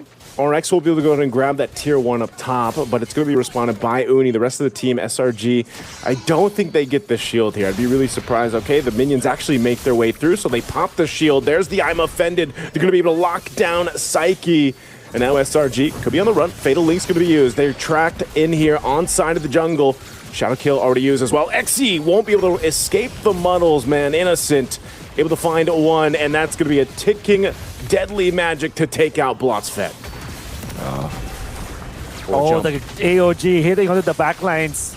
Good play coming from RX to get out with the flicker as well as the stun, but this means that SRG going to be chunking down the turret in the bottom lane. They were successful with it. Didn't even need the Lord, as they have taken the turret into the bottom lane, an inhibitor without getting into the 8-minute mark. That is insane, Wolf. 8 minutes, base turret down. They also popped the shield in the mid. I mean, it's not like they have this crazy lead across the board, except, you know, I mean, it's Yums, right? He's got a 1.6k ahead of Blotsfet, but that's not even it. It's just the way that they're utilizing their crowd control. This is what we were talking about in the draft. And yes, there was a moment there for Foot Esports to have some of that upper hand because of the way they were playing. But as you just saw, once those items are kind of in place, even if it's just 1 or 2 items, SRG's lineup just works synergistically better. Forcing fights, you know, crowd controlling the right targets, locking down. And this is why they're going to easily take this Lord here, because Foot Esports doesn't have an answer just yet. So they do go just take the buff. Conway takes the purple, but now they got to deal with this Lord push. Yeah. Oh, they're going to try to make a play here. They're kind of making a play. Blotsfet onto the backlines, but they're too far away. SRG sniffs that one out. Yeah, they're not going to fall for it. In fact, they will fight after the Fatal Link's being forced. Yeah, Charlie the Guardian used. Blotsfet just left to his own. A slow, painful death on the Atlas.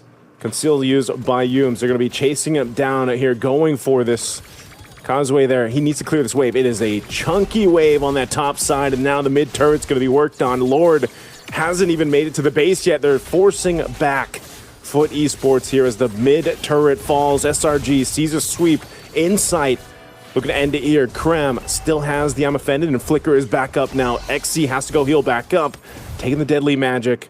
This Lord, they got to deal with this. They want to go ahead and lock onto the crystal. They're going to force a fight anyway, looking for a Fatal Link setup if they can. There's the pull. Cram could be in trouble. Gets knocked in the air, though, and Cram is gone.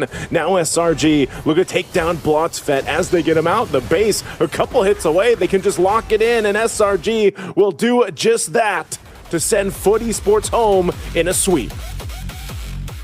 One-sided again from SRG. Back-to-back games where they have found their Melissa together with this Harley. Very strong in the meta game, and there's a reason why that those are S-tier heroes. Unfortunately, after Foot Esports scored an upset yesterday, they looked phenomenal. But now, they don't. SRG took the wind out of them and just won in a very one-sided manner. SRG are back in their winning ways, and they're going to be moving forward really quickly into the bracket. But for now, let's still celebrate what Foot Esports were able to achieve in this tournament. We're going to have a word with the members of SRG, and we will have a moment to congratulate them in this victory. For now, we're going to be hopping into a break and then the desk.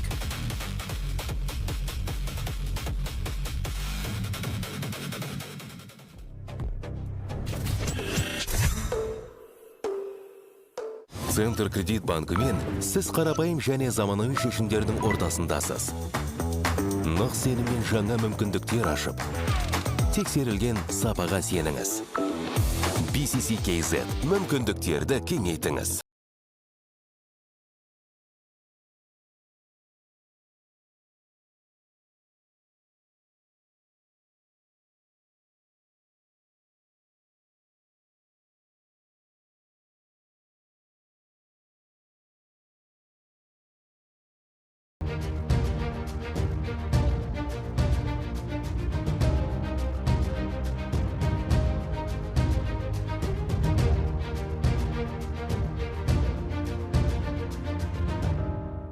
Центр кредит банкымен сіз қарапайым және заманауи шешімдердің ортасындасыз.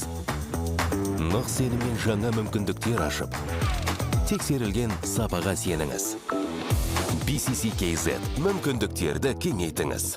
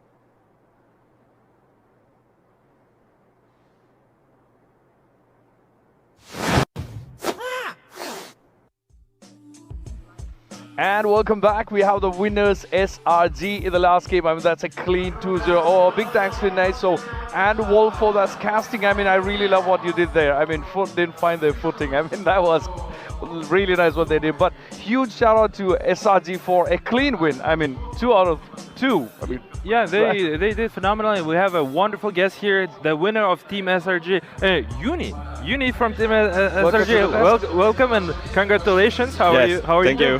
How's everything? Yeah, feeling good because we got 2-0 clean sweep, right?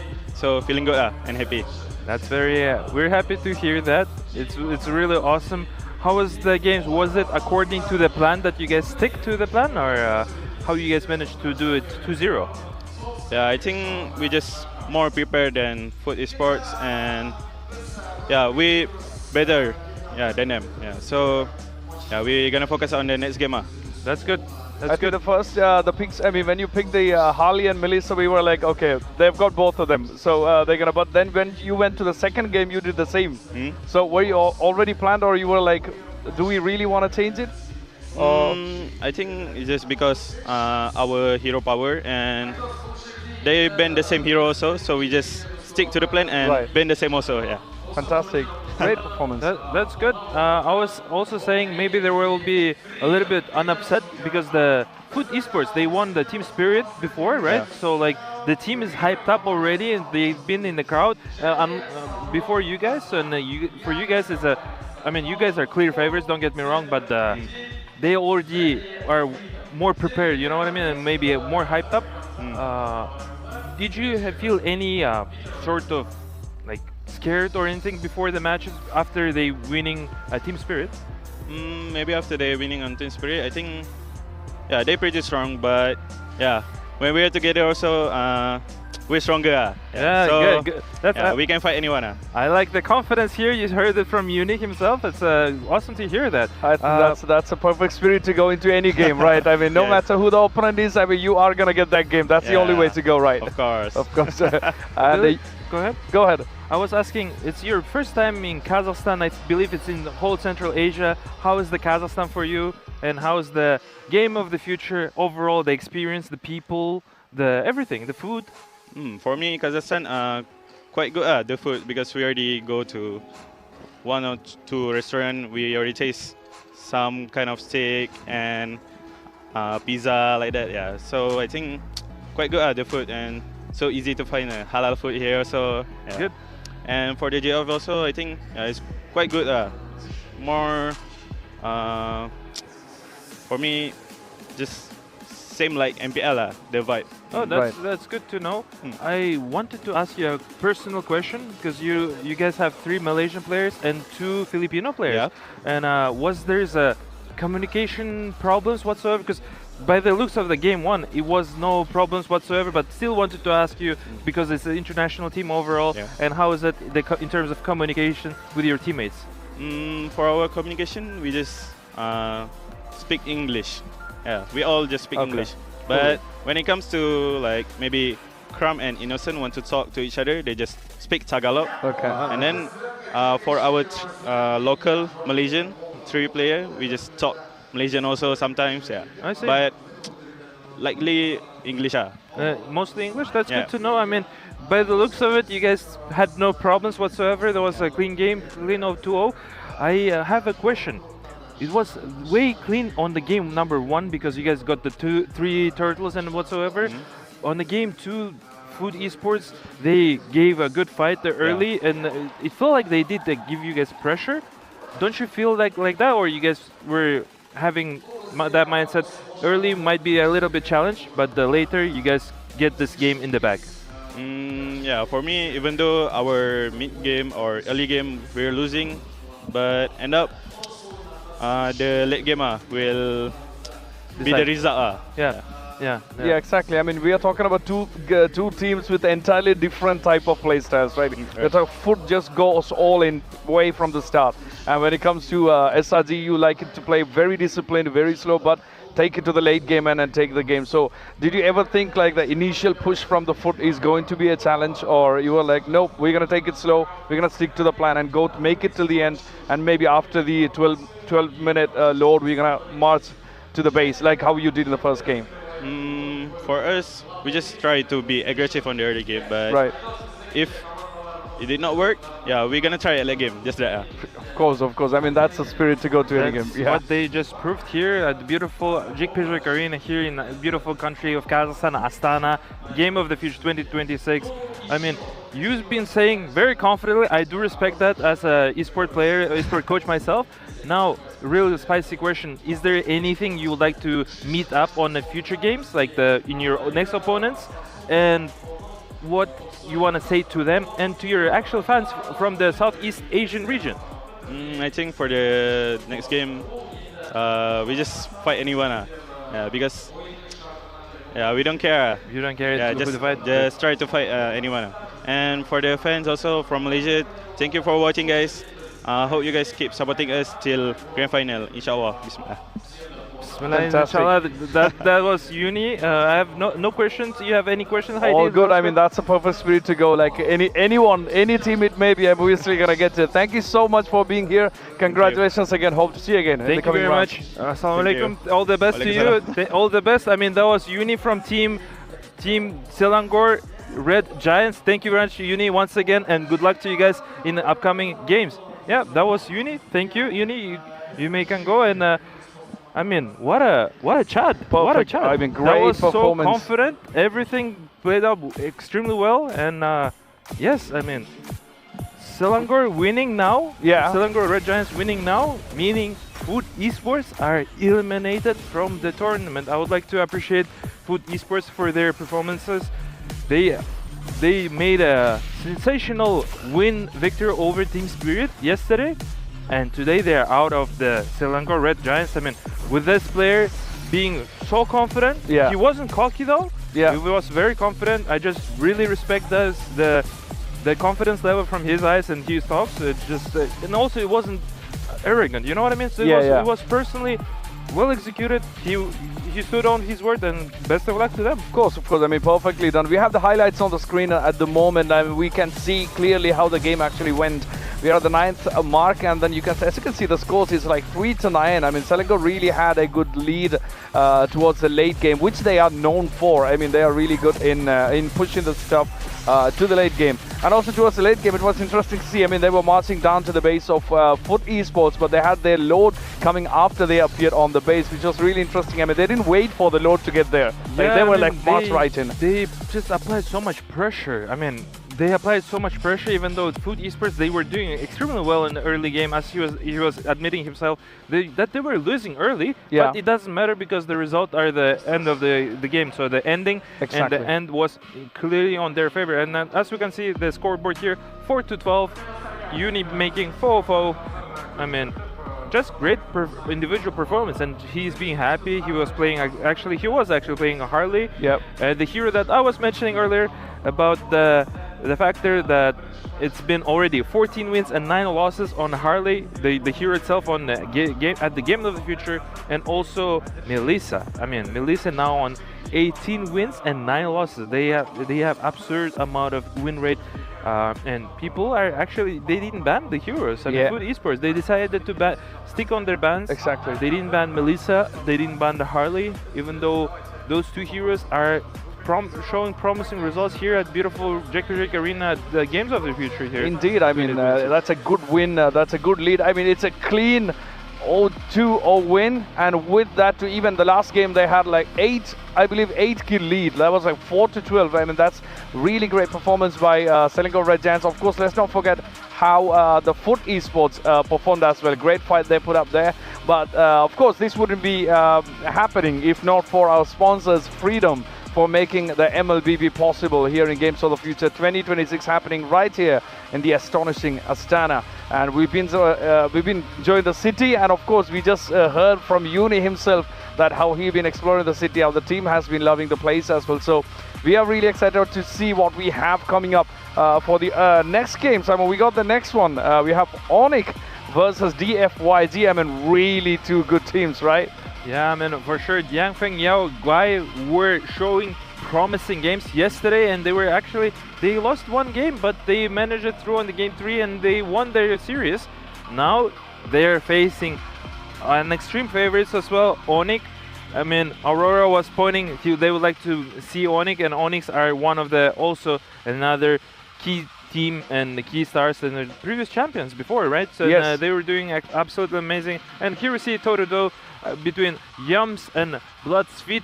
I would like to make a shout out to Bloodsfeet. The early game that how he played, he was making so much space. He was creating so much space for his team. As we can see here with damage taking, 90k damage taken. It's more than double of damage taken from Yums. I mean, he wasn't a standout player on the Food Esports Bloodsfeet, but the factor how he managed to be a shield for his team, right? Yeah, exactly. To take the damage and be taking that important role actually to be a defensive and just making a space all around for his team.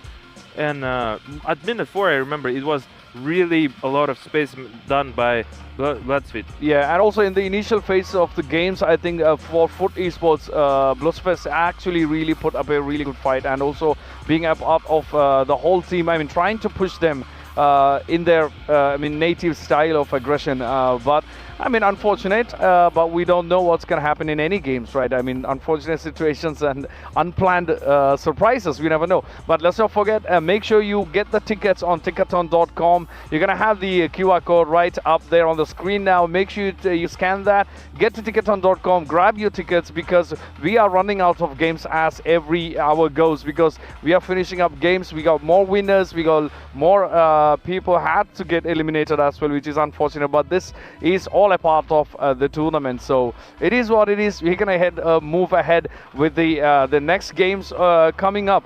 Are you excited for Onyx and DFYZ? Definitely excited. It will be interesting to take a look at two different regions are facing off of each other. It will be interesting to take a look at how well they prepare to each other, because Onyx were also being clearly favorites here, and it would be interesting how they can do against Yang Feng Yao Guy, and we'll get to know that quite soon.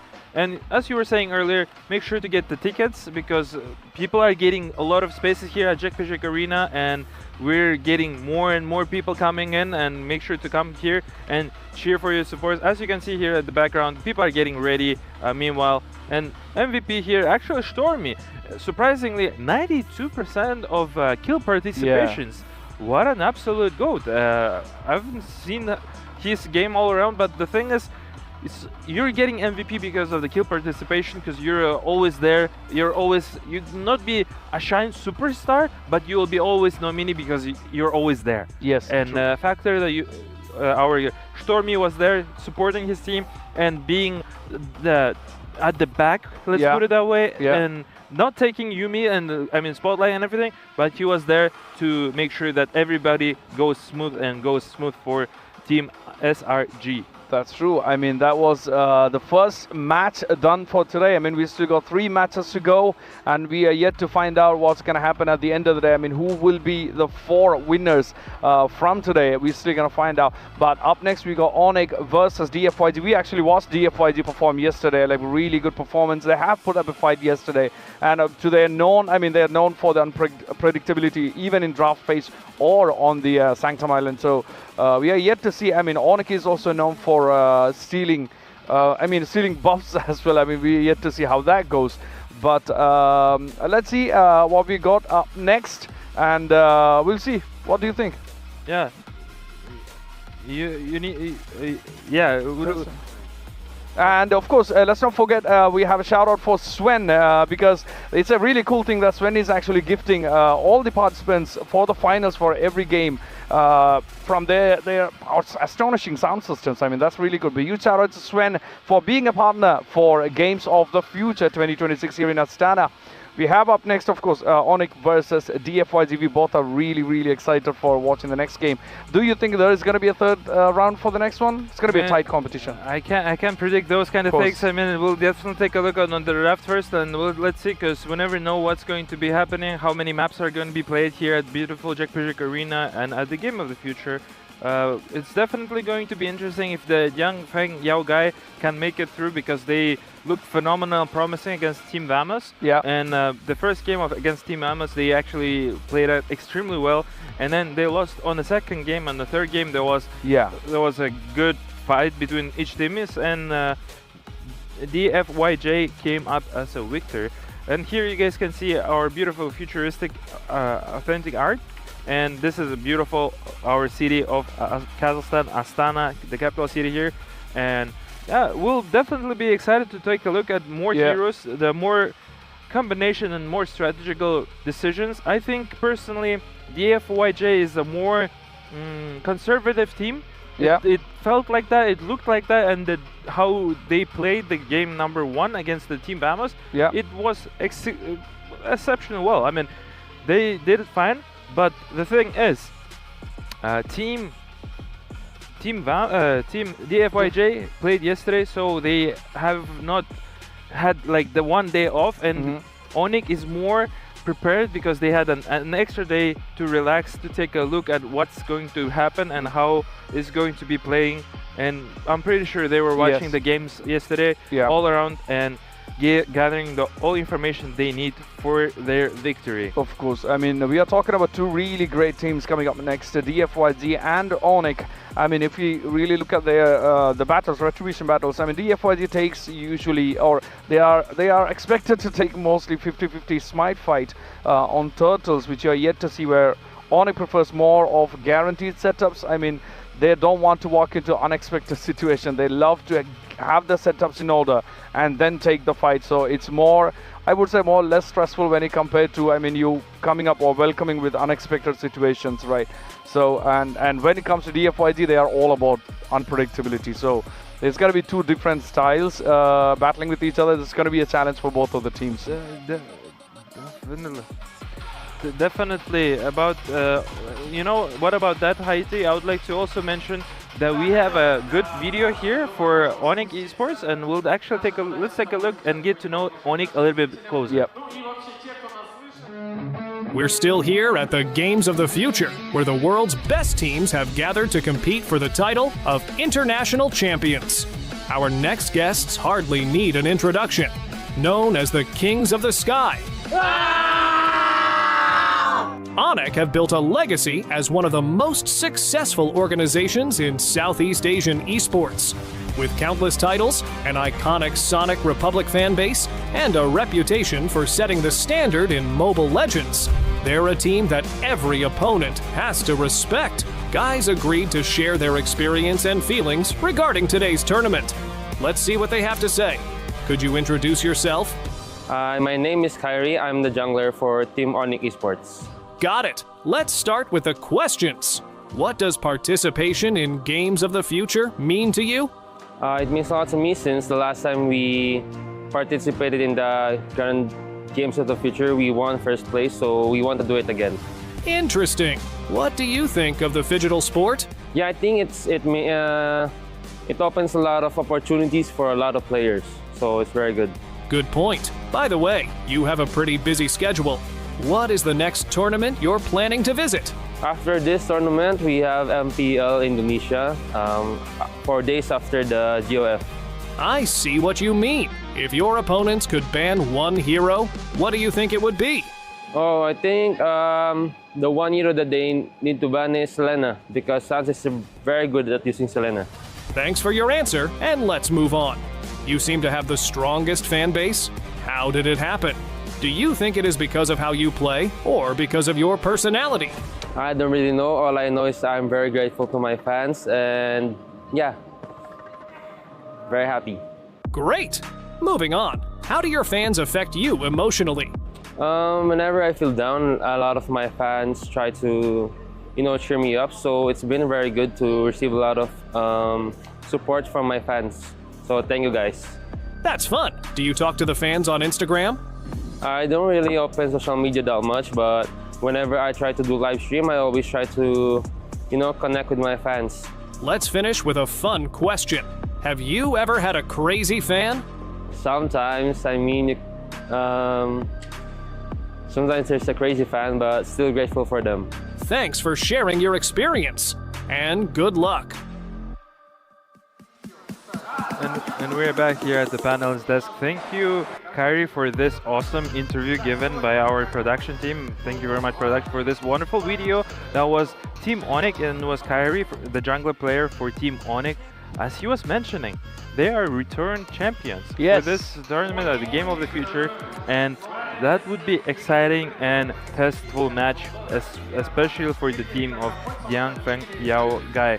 There's a big hope and expectancies from the Onyx, and as Aurora the Pagu yesterday was mentioning that he would like to meet them at the finals, and we'll definitely see how the Onyx is going to play and how they're going to perform, because by the look of the Yang Feng Yao Guy, they look very strategical, they were very confident, and they're very conservative on their draft, conservative in a positive manner, because they knew what they want to do, and they knew how they would like to accomplish a game of victory of here at the beautiful Jack Arena here. And as I mentioned before, my name is still Borka, joined by Haiti here. And it would be interesting to take a look if it be 2-0 from the team of Onyx. I would be very surprised because, I mean, DFYJ clearly also not a team who would like to be eliminated in their journey. Yeah, of course. I mean, we are talking about the returning champions, as Steelworkers said. I mean, they were the champions last year, and they are back here again to get on it. So we still don't know if they're going to move ahead to the next one or they're going to be having to go in back. But it's a very strong team that we are talking about. And of course, Kyrie, a fan favorite. Like, we got a huge fan base for Kyrie as well. And when it comes to Onyx, I mean, I believe they mainly relies on their EXP lane to create space on the split push. So, I mean, it's at the end of the day, it's MLBB. I mean, we cannot really predict anything, but this is going to be one good match to watch because we are watching the last year's champions. I mean, they came out as the best team last year, so we are hoping they're going to put out the best performance here tonight because they need to move ahead to get to the finals, right? Yeah, I mean, or maybe it will be another upset, right? We had the champions yesterday, the Team Spirit, who were winning the recent championship, and they have failed to Foot Esports, and now it will be interesting test for Onyx because all eyes right now on them. And let's take a look how they're gonna do, and it will be not now, but it will be quite shortly. Yeah, and you have wanted to say something? No, I was gonna say, I mean, it's gonna be interesting to see how the drafting also looks out because they're gonna have to tie down, lock down the dives of DFYZ to see how that goes. And I believe they might go for the heavy stun heroes, Minotaur. I'm not sure. I mean, we are yet to see. I mean, the only way to find out is just wait to see what they are gonna pick, and of course our casters will be talking about that too. So I'm really excited to watch how that unfolds. I'm just curious if anybody of them are gonna be not banning Atlas, and if their Atlas is going to, because the previous years Atlas have been banned twice, and it would be interesting to take a look at Atlas if any of those teams are gonna ban the hero, or we'll be seeing Melissa and Harley, right? Yeah. The combination of two heroes, they have absolutely incredible win rate, and there's also Barretts there, and it'd be interesting to take a look if because you know, meta is one thing, but there is also another meta during the at the game like, of the future itself. Like each tournament have their own unique metas. True. And people just adapt and they do strategize differently, and might be different in terms of strategy, combination of two different heroes with the origin meta and the meta from the tournament.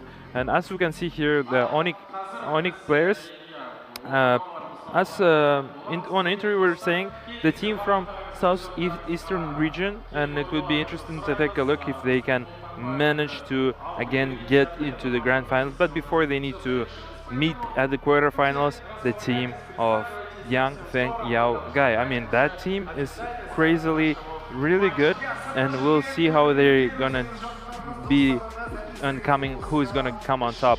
Or might be it would be another upset, you know? It might be another upset, clearly. I mean, right now it's Yang Feng Yao Gai on your screens, because yesterday Team Spirit, I'm sure, upset most of the fans here at the beautiful Czech Arena, because nobody expected that performance, because they just came from the different tournament and they've flown here to Astana, and in the first game of the match they have been eliminated. Yeah. So is there the still champions curse? We'll definitely get to know that quite soon. Yeah, true. I mean, two big teams, two really strong teams, and they have proven their place in any tournament. And as we said, Kyrie I mean, they are prepared for the next tournament. I mean, as soon as this finish, in the next 4 days, they are moving to the next tournament, which means they have their place everywhere in MLBB. I mean, DFYG, when it comes to DFYG, I mean, they are more of a high-risk, high-reward cold cards, wild cards, I would say, in the group. And we got Onyx, of course, choking. I mean, they really love their choke points, the narrow spaces, and then to steal the buffs from the opponent. But we are yet to see how this actually unfolds, because we are just about to start. We're going to be starting in a few minutes. You can see the lights going up right behind us. The excitement is high because we got the champions, the returning champions in the house. to see how all this happens. Are you excited? Yeah, definitely excited. It'd be interesting to take a look at Onyx's performance right now because we're here in beautiful Jekpejik Arena in Kazakhstan. I mean, yes, they were a champion before. It was a year ago. And what about now? Because this is definitely not their home crowd. It might be a little bit nervousness, but I mean, the team is well experienced. Also, it would be a good experience-based and battleground for the team of Yangfeng Yaogai if they can make this happen, and they can upset every fan here out there. Yep. We'll definitely get to know that quite soon. Yeah, I mean, they'll have to make sure the draft phase goes as planned, just to make sure they have all their goals met, and also it's going to be a challenge to see what they have to bring and they have to ban. And both the teams are really known for this, their play styles, their own kind of play styles, and we are yet to see how that unfolds. We just heard Kyrie talk about his views on the tournaments and also his views on the play styles and stuff, and the team as well. But yeah, I mean, Onyx versus DFYG. We're going to be starting in a few minutes. Everybody's so excited. What do you think? How long is going to last the matches? Because the matches were, this games, I mean, the previous game, they were relatively quick. Yes. By the minute of 15, the both teams have finished. Yeah. I mean, yesterday we witnessed the most longest game that there is in actual game of at the Game of the Future in the playoff stage. It was I believe 23 to 25 minutes between Leaders and Pro Esports. Do you expect this longer game type and might be very close game between both of the teams with their bases being empty almost and fighting until the end? I would love to see a longer game, to be honest, and because since both the teams are really strong, and when it comes to Onyx, I mean, their first priority is possibly to make sure they ban the high, let's say the high mobility junglers from DFYG, to make sure they don't come up ahead and steal the buffs of Onyx. But yeah, we got something cool coming up next year. Yeah, we're definitely cool coming up next year, but would like to show you guys a quick video of our history about the Games of the Future, and let's take a look. Hello everyone, and welcome to the Games of the Future 2026 here in Astana. For the next several days, Astana will host one of the most exciting sporting events of the year. But this isn't a regular sports tournament. The Games of the Future bring together the best of both worlds, traditional sports and cyber sports, in a unique format called Phygital, which combines physical and digital competition.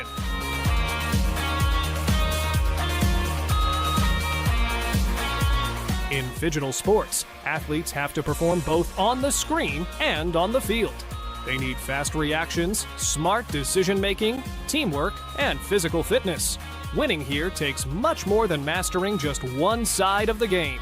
This year, the tournament welcomes more than 800 athletes from more than 50 countries, competing across 8 different disciplines. Players, coaches, fans, and technology brands have all come together in Astana to be part of this global event. The competition is fierce, with a prize pool of over $4 million. But the Games of the Future are about more than just winning. They show how sport is changing and how technology is creating new ways to compete. The event has already attracted a huge global audience. The tournaments are watched by hundreds of millions of people, most of them between the ages of 18 and 34, a younger generation who are invested in both sports and digital competitions. It's clear that Phygital sports are becoming one of the fastest growing trends in the world of competition. Over the next few days, we'll take you behind the scenes, meet the athletes, hear their stories, and find out what it takes to succeed in this one-of-a-kind tournament. From quick interviews and fun challenges to exciting matches, we'll show you everything happening at the Games of the Future. So stay with us as we explore the future of sport, right here in Astana. Let's get started. Oh, thank you for the video here. That was a good history between about actually the Game of the Future here. Also like to mention about we haven't talked about the groups, right? Yeah. The groups that, I mean, Onyx, they haven't lost a single game. Wow, I mean, absolute champions. I would I mean, say. they haven't lost a single game. That was 2-0 from their group of D, and that was a great performance by them. Whereas DFYJ, they have been constantly losing one game, but they were winning, and they lost to Falcons, I believe, at the Group A, and they made it through on the second on their Group A. Right. So now they're actually facing here. I mean, DFYJ now also hyped up after winning their series against Team Vamos. Yesterday we got to see those games. I mean, it would be exciting to take a look because on the other hand, you see there's always 3 games for the team of DFYJ, right? And now on Onyx, they haven't lost a single game so far here at the Games of the Future. There might be an upset, you never know. There's logically, if you want to say they're going to be an easy 2-0 for Onyx, but there's not a chance because there's always might be an upset moments, just like we have had with the Team Spirit, right?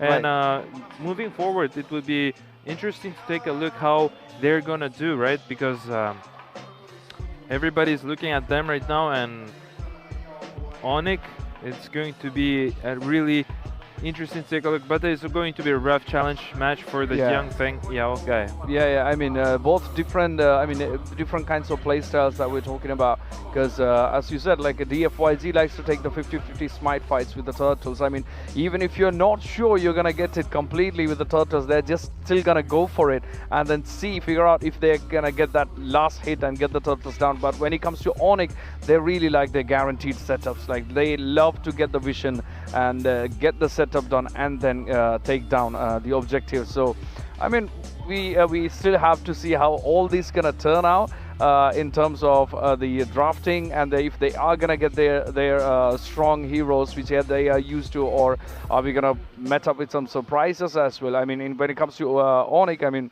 we're gonna have to look for heroes like Minotaur or Tigreal even to see if they're gonna pick them, because they're gonna have to ban the high mobility heroes for DFYZ. I mean, they cannot risk DFYZ coming to them and then stealing the buff. So we still don't know. We have no idea. Of course, it is partially. It's just one of the things. Nobody would like to give the turtle for free, and I'm pretty sure Onyx is the type of the team that they are taking those objectives, such as turtles, such as the towers, such as the experience and everything. They take it very seriously. So same could be said about the team DFYJ. I mean, they played the game against Team Vamos also exceptionally well, and we're hearing now teams are getting almost already ready, and the people are getting happy hype. And we'd like to give our words to beautiful casters, Naiso and Wolf. Please take it away. Then thank you, guys. Let's watch our beautiful match of number 2. Let's take a look at.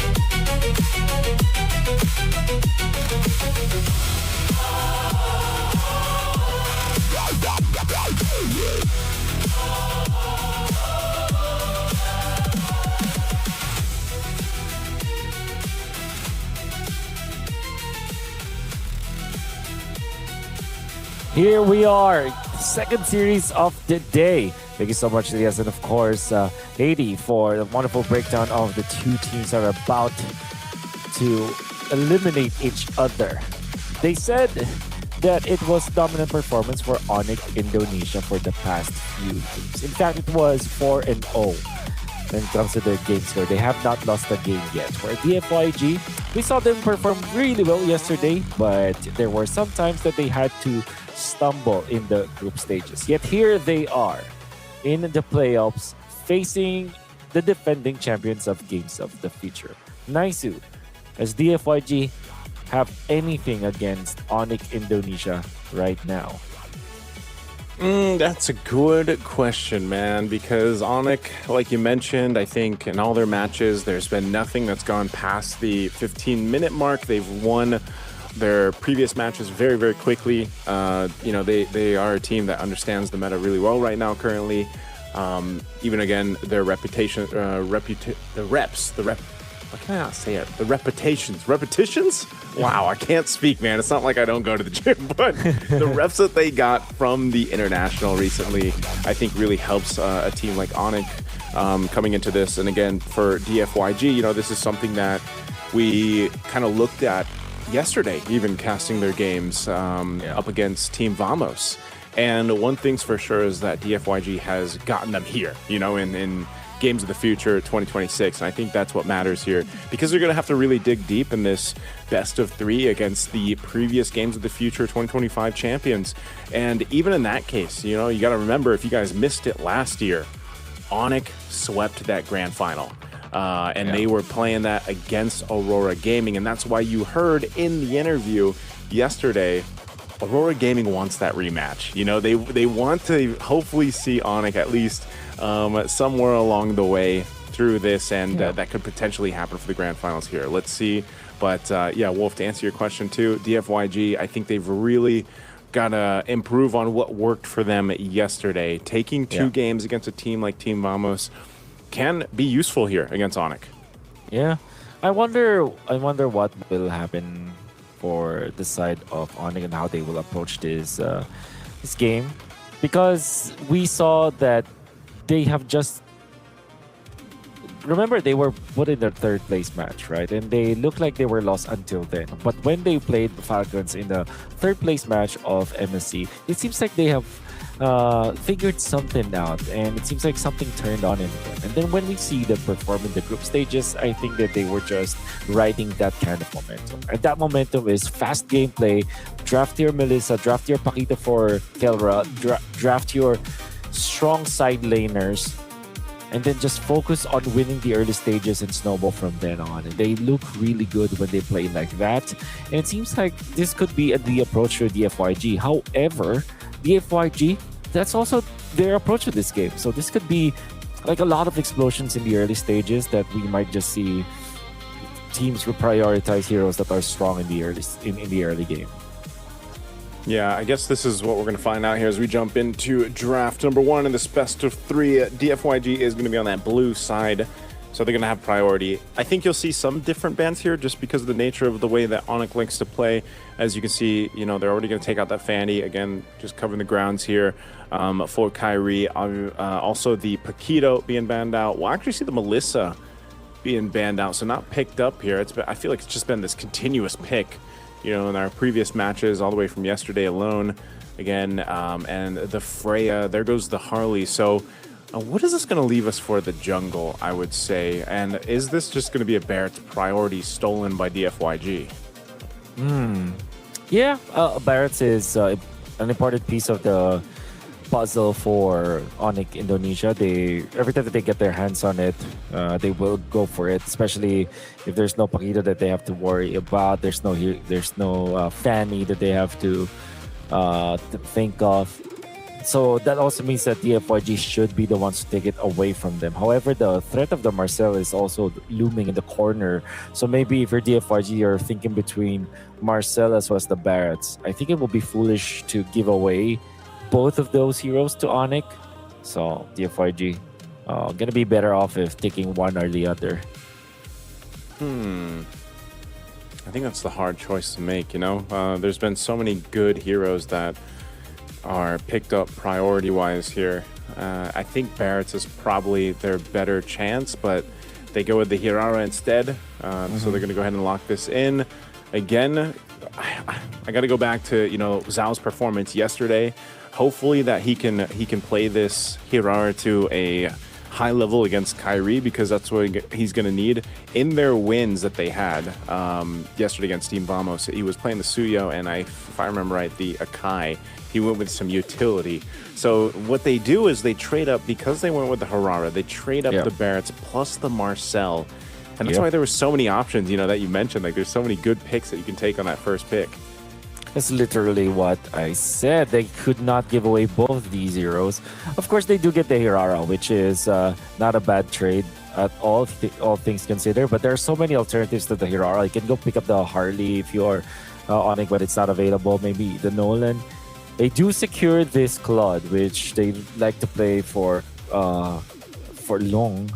And Long actually plays it well. So, all things considered, it's okay. But I still feel like Onyx has got the big two heroes of the patch, and they will just maybe choose their assassin jungler in third pick, or maybe a Valentina actually, so that they will have the mid lane intact. Especially you already have the Cho on the other side. Okay. So you have the Cho. This is one of the things, too, that we're seeing more often now, too, Wolf. You know, if it's the Suyo or if it's the Hirara, this seems to be what they like to do, where it's like, we want to just kick into, like, a kill, you know? Like, we have enough burst damage off that kick, but I think one of the hard things to do, especially up against a Marcel, man, is making that Cho work, you know, like, efficiently, just because you got to deal with so many things, not just the golden hour. There's the snapshots that you have too, and then of course the Barrett. So I really feel like you got to be cautious here if you're Zed, just because of, again, we've already seen it, man, and that's why the Barretts is always just snagged right away if it's open, just because you cover so much ground. You're threat enough. Like, even if you don't use the ultimate, people should just be weary, right? Like, because there's like, oh, I could just get Daytona welcomed, thrown into the team. But then you put a Marcel with that, and there's just so much that Onyx can do already with those two heroes. Expected it will be the Nolan. This could be Clinton Brody band coming out from DFYG.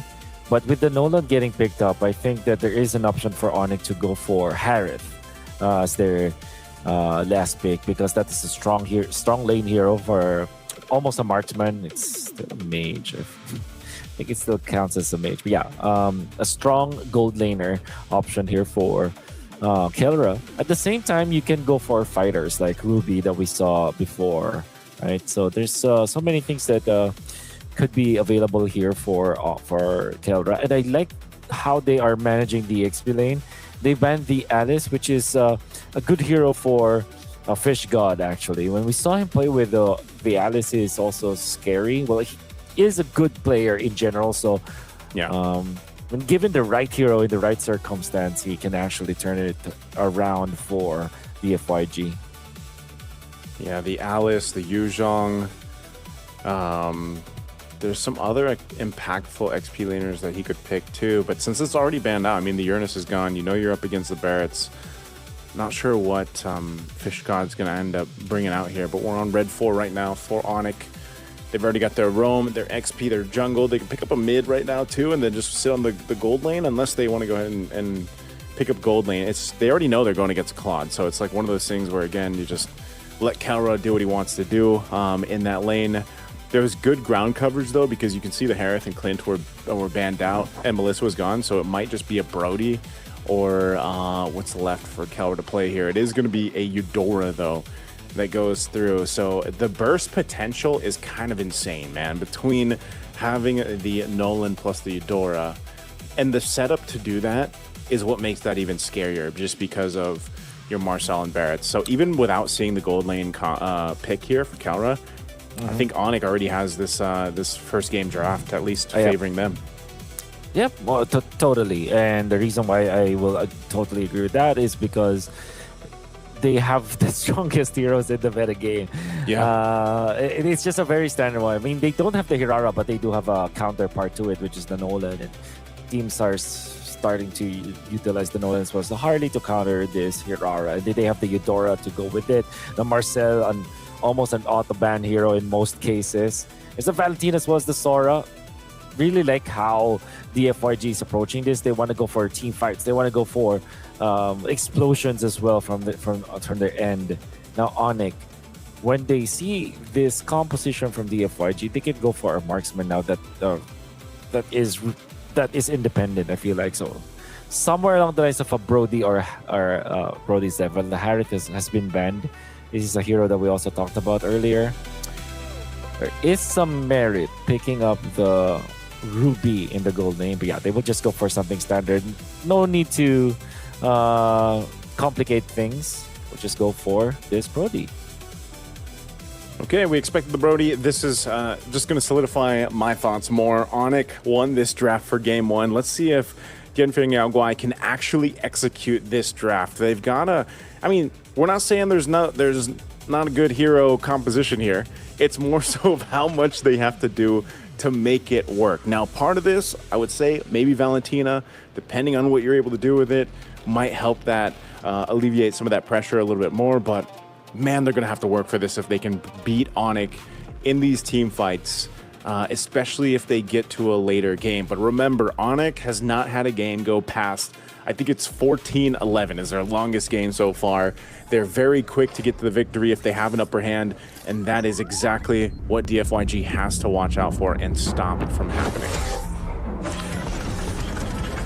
Now it's a tricky scenario for DFYG, but they do have the tools. I always feel like if you have a team fighting tool, you will always have a way to actually win the game. And they do have the Sora, and eventually this Valentina will be able to copy perhaps the Marcel ultimate. So there are ways, or there are ways around it. This is not looking impossible, is what I'm trying to say. Well, it starts here. Start of the game going through. DFYG looking for what they can. Again, as Kyrie gets his purple buff, he's just got to be protected by Keyboy. And they will trade out, securing that buff for the Lith Wanderer. So that's secured. Let's take a look at the emblems quick. Yeah. Ooh. Oh, my feet actually lagged a bit. There's nothing really... Okay, there you go. There's nothing really out of the ordinary. So unsafe coming up from the emblems. Oh, whoa. What is going on here? No. That's a flicker and a stomp, but I think Suns was able to dodge out there, and a weird flicker from Suns. Yep, that was very ambitious for him to go for that flicker play, and he ends up wasting his own flicker for this early game. Yeah, at least he, well, as we say, better not having the flicker than a death, even though Zed uses as well. So, nonetheless, pretty much even across the board. We got to wait for this first turtle for something to happen with this one. And that's just the nature of DFYG's composition. They try to set something up with a G Kundo if they have it, but it's more playing into the kick once it's available, or again, having that Sora crowd control there too. They're going to force Zhao out of that bush. Loopy's kind of low here, but he's got the Daytona's welcome. He's going to get the stacks that he can. Kyrie's going to poke in. There's the flicker. Daytona's welcome, as we expected, into the wall, and the burst is going to come through. But E1 will be able to survive. Flickers on out. There's Zed falling, and now crashing down. Fish Gone Out takes out one. He's looking for another if he can. He goes in, has the crowd control and damage, but just not enough. Does make it happen. It's easier for Zhao now. Low health bars, but it's a double for Suns on the Eudora. Already would have been really good for the side of DFYG, as they started with a fight on utilizing their shifting skies, which we said that whenever you have a team fighting tool like that, something really good as the Sora, you can actually turn the game around no matter what happens, because all you have to do is to look for an opening. And they were able to find an opening out there, but they overextended, and eventually Onyx, despite losing their Nolan very early to that fight, managed to win it because Suns was outputting the damage from the start of the fight up until the end. So that will eventually favor Onyx, and they're going to be very happy about this early game that they built after punishing the FYG's overextension. Now the fight for the turtle here. was rather ignored for that team fight. Neither team pulling the trigger just yet. E1's holding on to his own golden hour. Kyrie will make his way. One thing is Kyrie maintains a bit of a level lead against Zhao just because of the nature of how things went. Zhao's dealing with the green camp. Turtle's already going to be started up though, so let's see. DFYG looking for a fight. Shifting Skies comes through. Zed on the zone, goes with the kick on Sans. He pops the flicker again. They're going to fight for this. Turtles in the golden hour. There's the stun, and Zhao will be able to secure the objective, but one falls, and it's Fish God. So Onyx trading a kill for the objective. I think that's Onyx always a team that likes trading kills for the first Turtles, right? They're going to be happy with it, but that 3-man collapse onto top lane. Can they take out Kelra? Seems like they, it's promising that Terrify is there, but Kelra survives, gets an HP with the help of Keyboy. That is the Marcel giving shields to Kelra. Oh my goodness, the shield came in clutch for Kelra.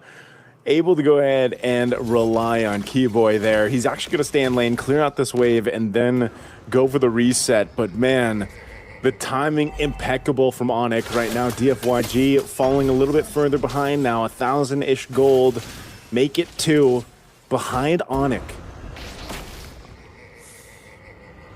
God, it's Onyx just finding some scraps and some clutch moments. And if you're DFYG, you're really, really hopeful that you are positive, you're optimistic that you can get the kill onto Kelra because you committed 3 of your heroes. I mean, in any other case, that would have worked. And now they will lose the E1 as Lutpi is able to find a kill with that flicker. And Daytona's welcome. Well, DFYG got Kelra finally. They knew his flicker was down, so they're able to go ahead and punish the gold laner of Onyx, but it was a trade once again set up in the mid, so 1-for-1 across the board. Meanwhile, Kyrie just continues to farm up here. At least this time, Zhao is actually maintaining levels. It's more so, can they do what Onyx has been doing, setting things up? They're not going to go for the kill here on Lutpi. They don't want to go ahead and waste a kick here. Turtle's coming up here in a couple seconds. You can see Onyx is already going for position. Kyrie will grab his buff and then rotate forward. So they just might go for a delay here as Keyboy is already around that turtle. Again, broken walls is a map. They've got an extra wall to work with. Shifting Sky's going to bring him back. Trapped in the golden hour, but now Kyrie's going to go ahead and join this fight. He's already smashing down. A lot of ultimates already used. There's Daytona's welcome. Golden hour used and expended again. Now Zed couldn't find the opening. Gonna get lightning balled here. He jukendo's out, and now Kelra gonna join the fight, but Onyx fought for the space, and they'll take the turtle. They'll start it up. DFYG is here. They're gonna pop the conceal. They're going for the blazing. Do it. Kyrie's able to secure the turtle, but the fight goes over to Onyx still, looking for more. Torn apart memory. Gonna send Lung back, and Kelra is the one to get punished. So it's a trade for kills and objectives again. I'm actually surprised that they still extended out there. Oh, Shifting Skies onto the back lines. They do have the damage. This time comes the jump, and that's a shutdown onto Sans. Onyx getting punished after, again, their overextension. And they stayed in the middle, and they are giving free gold for DFYG. There still is the lead for Onyx, but if you're Onyx, you gotta be careful. You cannot give free stuff to DFYG because they can easily come back from this game with this Hirara. As you mentioned, Wolf in the draft, and you know, when we got there, one of the main key players for DFYG is Fish God, and he's making things work, and this potential is here for DFYG. A kick's going to be used on Keyboy, but Lutpi was there. Kyrie sees Fish God. I'm not sure if they're going to go ahead and go for this. Daytona's welcome, but whoa, the golden hour is going to freeze him in. There's the Daytona's welcome into the wall, and then Fish God is taken out, and now Lung could be in trouble. Had to pop the defensive blazing duet. A couple marks here on Yi1. He could be in trouble. Kelra seeing if he can get another mark off, but not just yet. Now they're going to go for the tier 1 turret, and they shred through Zed and take the turret next. To the bottom, there we go. Moving as a unit. They want to push the bottom lane to get more control of the map. 31 seconds before the first Lord. Fortunately for DFYG, Zhao Shui's Hirara was able to split push a little bit. Keyboy will not get there in time to cancel the teleport, but it's more than enough. And you can see that Onyx taking advantage of the situation. Again, they just have to not overextend, I feel like, because that has been their problem throughout this game. Lutpi in the middle of the mid lane.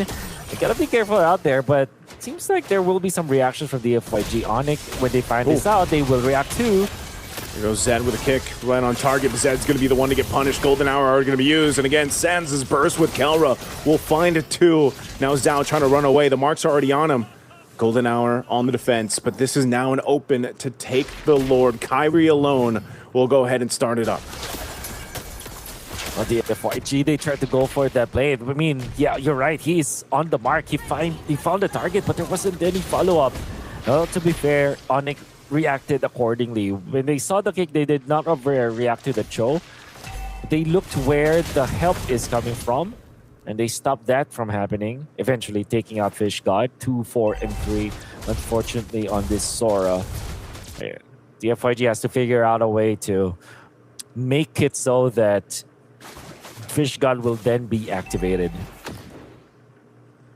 If they want to allow Fish God to continue to be activated, someone else has to supplement him, man, on these. And it's been Zed, you know, trying to set things up with the kick, trying to make it happen. Oh, look at that.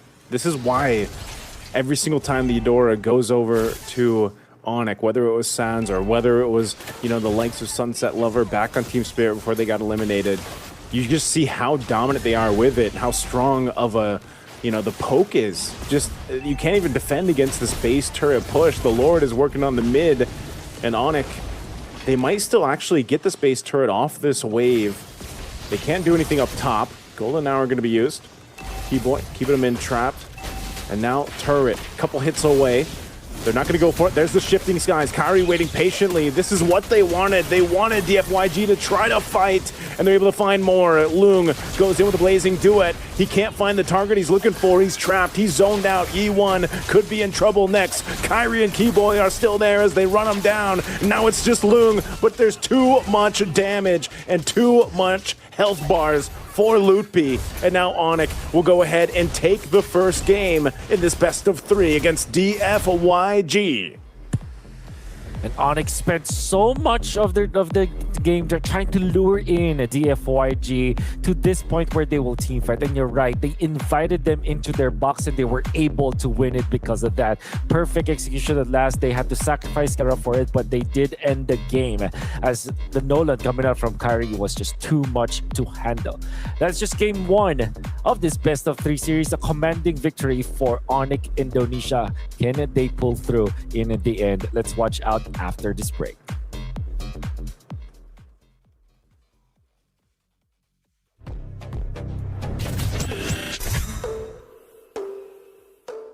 Центр кредит банкымен сіз қарапайым және заманауи шешімдердің ортасындасыз.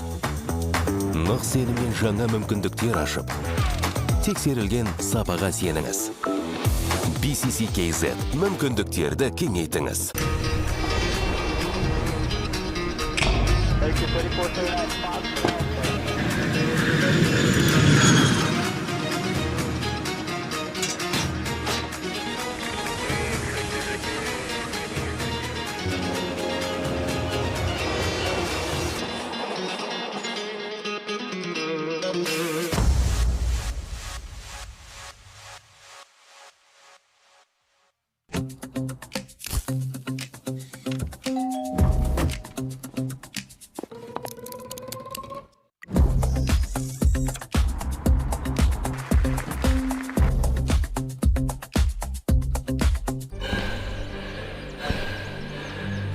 Үлкен істер әр қадамы жаңа жетістікке жетелейтін марафон. Біз осы жолды сіздермен бірге 10 жылдан бері жүріп келеміз. Тимур Құлыбаевтың халық қайырымдылық қоры.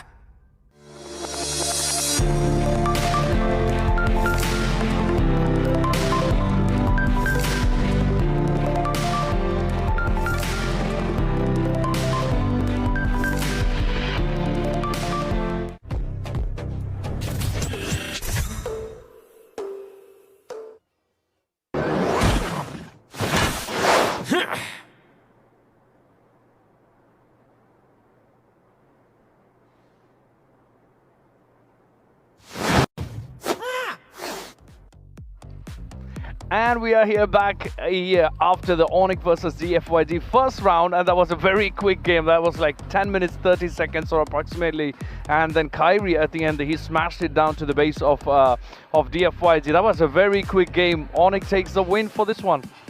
Yeah, definitely was a very quick ending, I would put it that way. You couldn't really tell who is exactly leading because the game was 6-9. It was pretty close game overall around the minute 6, I believe, and then within the past 4 minutes, everything went drastically towards the favor of Team Onyx. That's true. I mean, at the end, it was we ended with I believe 6-18 or 6-18. So it's gonna be interesting to see the stats very soon. Yeah, before that, I would like to remind about one big sponsor name is Samro Kazna. Thank you very much, Samro Kazna, for making and sponsoring the tournament of Phygital Fighting. Phygital Football. Phygital Football, thank you very much for sponsoring that, and because of that, we wouldn't be possible without you, and thank you very much for making this tournament happen and making this game of the future happen here at beautiful Kazakhstan, Astana. And yeah, let's get back to the game. Yeah. Which part do you like the most during the game? I think towards the end that was a very clean win because we were talking about at the end there was a fight they took way from near the river to all the way till DFYG's base, and at the end whenever they entered the base for DFYG, they didn't have any players for DFYG. I mean, that was crazy. At the end, we can see the highlights up on the screen right now. We have the teams getting ready just before the last match. And I mean, this was their first match today, so they didn't have any expectations or any predictions whatsoever. And this is how the game started. I mean, after 2 minutes, we had a 1-1. I mean, everything was going equal, I would say. That's just like what I said here, Heidi. You couldn't really tell exactly who is leading, who is not, because the game was relatively equal until minute 6, and then from minute 6, like, let's put it okay, let's give it minute 5. From minute 5 to 10, like, the game was swiftly, drastically moved towards the team of Onyx. I mean, they were the clear favorites. They were nominated as the champions of the last year here at the Game of the Future. I mean, that's the reason why they're here and they're competing here. I mean, Yao Guy, big shout out to them. They weren't, it wasn't easy per se, it wasn't clean victory, but the last 4 minutes of the game, I mean, the Yao Guy couldn't really do much to Team Onyx. After minute 6 here, as we can see the team fight, from this kind of team fight, Onyx got the slight advantages, and from minutes 7 to 8, that's where everything shifts. This team fight will take over Onyx, and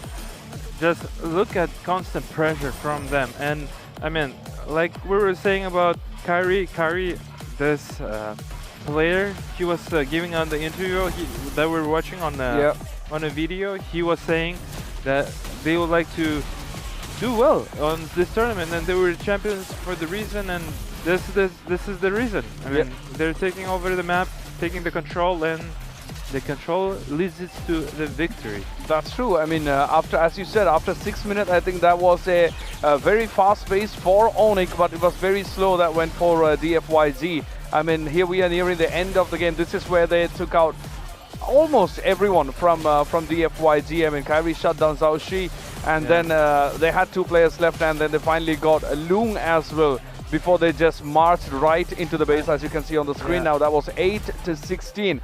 That was double the kill points, and very interesting game. Yeah, I would like to also mention, if you were paying attention on minute 8, there was a 5k gold advantage, and by the time they were ending the game, the gold advantage swing was on actually more than 7,000 gold. It's just way too much. And as we can see here, the scoreboard 8-16. There's twice of their kill scoreboard done by Team Onyx, and Keyboy, I mean, he's been participating on mostly all the kills. One kill and 14 assists there. I mean, what an absolute goat for being there, always supporting this team, just like Lutpi is. Lutpi is closer with the 2 kills and 12 assists. Pretty much they've been all participating at every kill there. against the team of Yang Fan Yao Gai. Yeah, I mean the Onyx, Kyrie and also Kelra both played really well. I think Kelra had more deaths compared to Kyrie, but both really played well. I should say the whole team actually really played well, because after the, let's say, the 6-7 minute mark, it was more of an ambush where the team completely were on the DFYG. I mean, Onyx completely smashed Onyx. They were behind them. But before the next one, let's give a big shout out to Yandex Go for being one of the sponsors for this Games for the Future 2026 in Astana. Make sure you scan the QR code right up on the screen and download the app, because it's got everything you need. It's gonna make your life a lot easier. So do not forget Yandex Go. Download it from the QR code right up on your screen. And we move on to back to the game. I mean, we are just one round done, but that was a very quick game. If this goes the same way, I think the next game, we don't know, because we have the history of the DFYG getting beaten, but they're coming back up again in the next game, like how we saw in the last one. But again, as Steelborger said, I mean, Onyx never had a fail. I mean, they never lost one game in this tournament, right? So that's a huge advantage. That comes with a lot of confidence as well when it comes to this tournament, and Onyx as a team, and they've got the star players on their on the desk as well. What do you think about the next game? Any expectations? Man, there's nothing to be said. It just will be Onyx just played extremely well. There's a as we speak, there is a comparison between Kyrie and Zhao Shu, and as we can see, the hero damage here is almost a half of that, like 1.5 hero damage difference.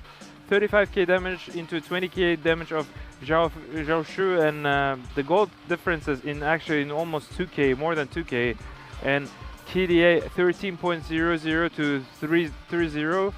It's just way too much. It's more than 4 times actually. Right. He has a KDA differences.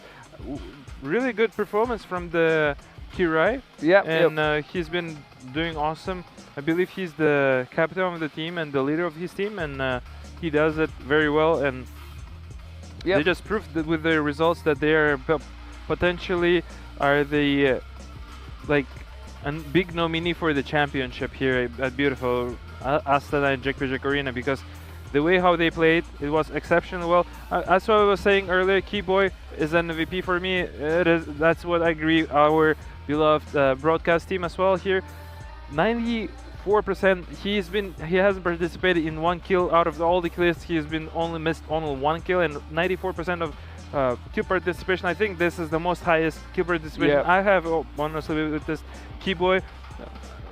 Great really awesome, awesome play, and also Lutpi there was also 1 kill below than the Keyboy is.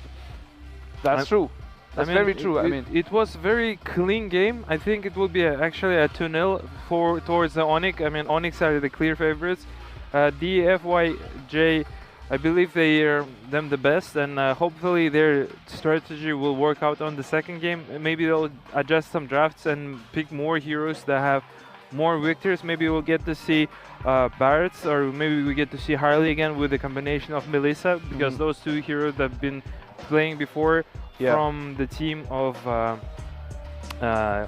other last game, and they were doing it actually very well. Yeah, of course. Let's give a big shout out to Freedom for being the general partner for MLBB right here in Games of the Future 2026 right here in Arena.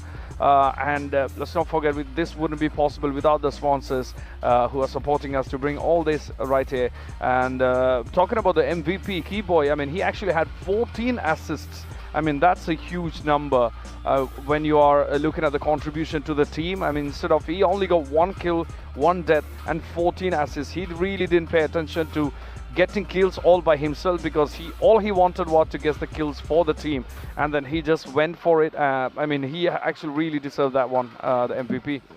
Definitely is. It just shows how great supporters the player is, because he hasn't stole any kill from their carry players, aka junglers, and the XP and gold laners, and for sure that's the result that we have. And what I was saying earlier, SRG had picked Melissa and Harley the last 2 games before our game, right as we were seeing.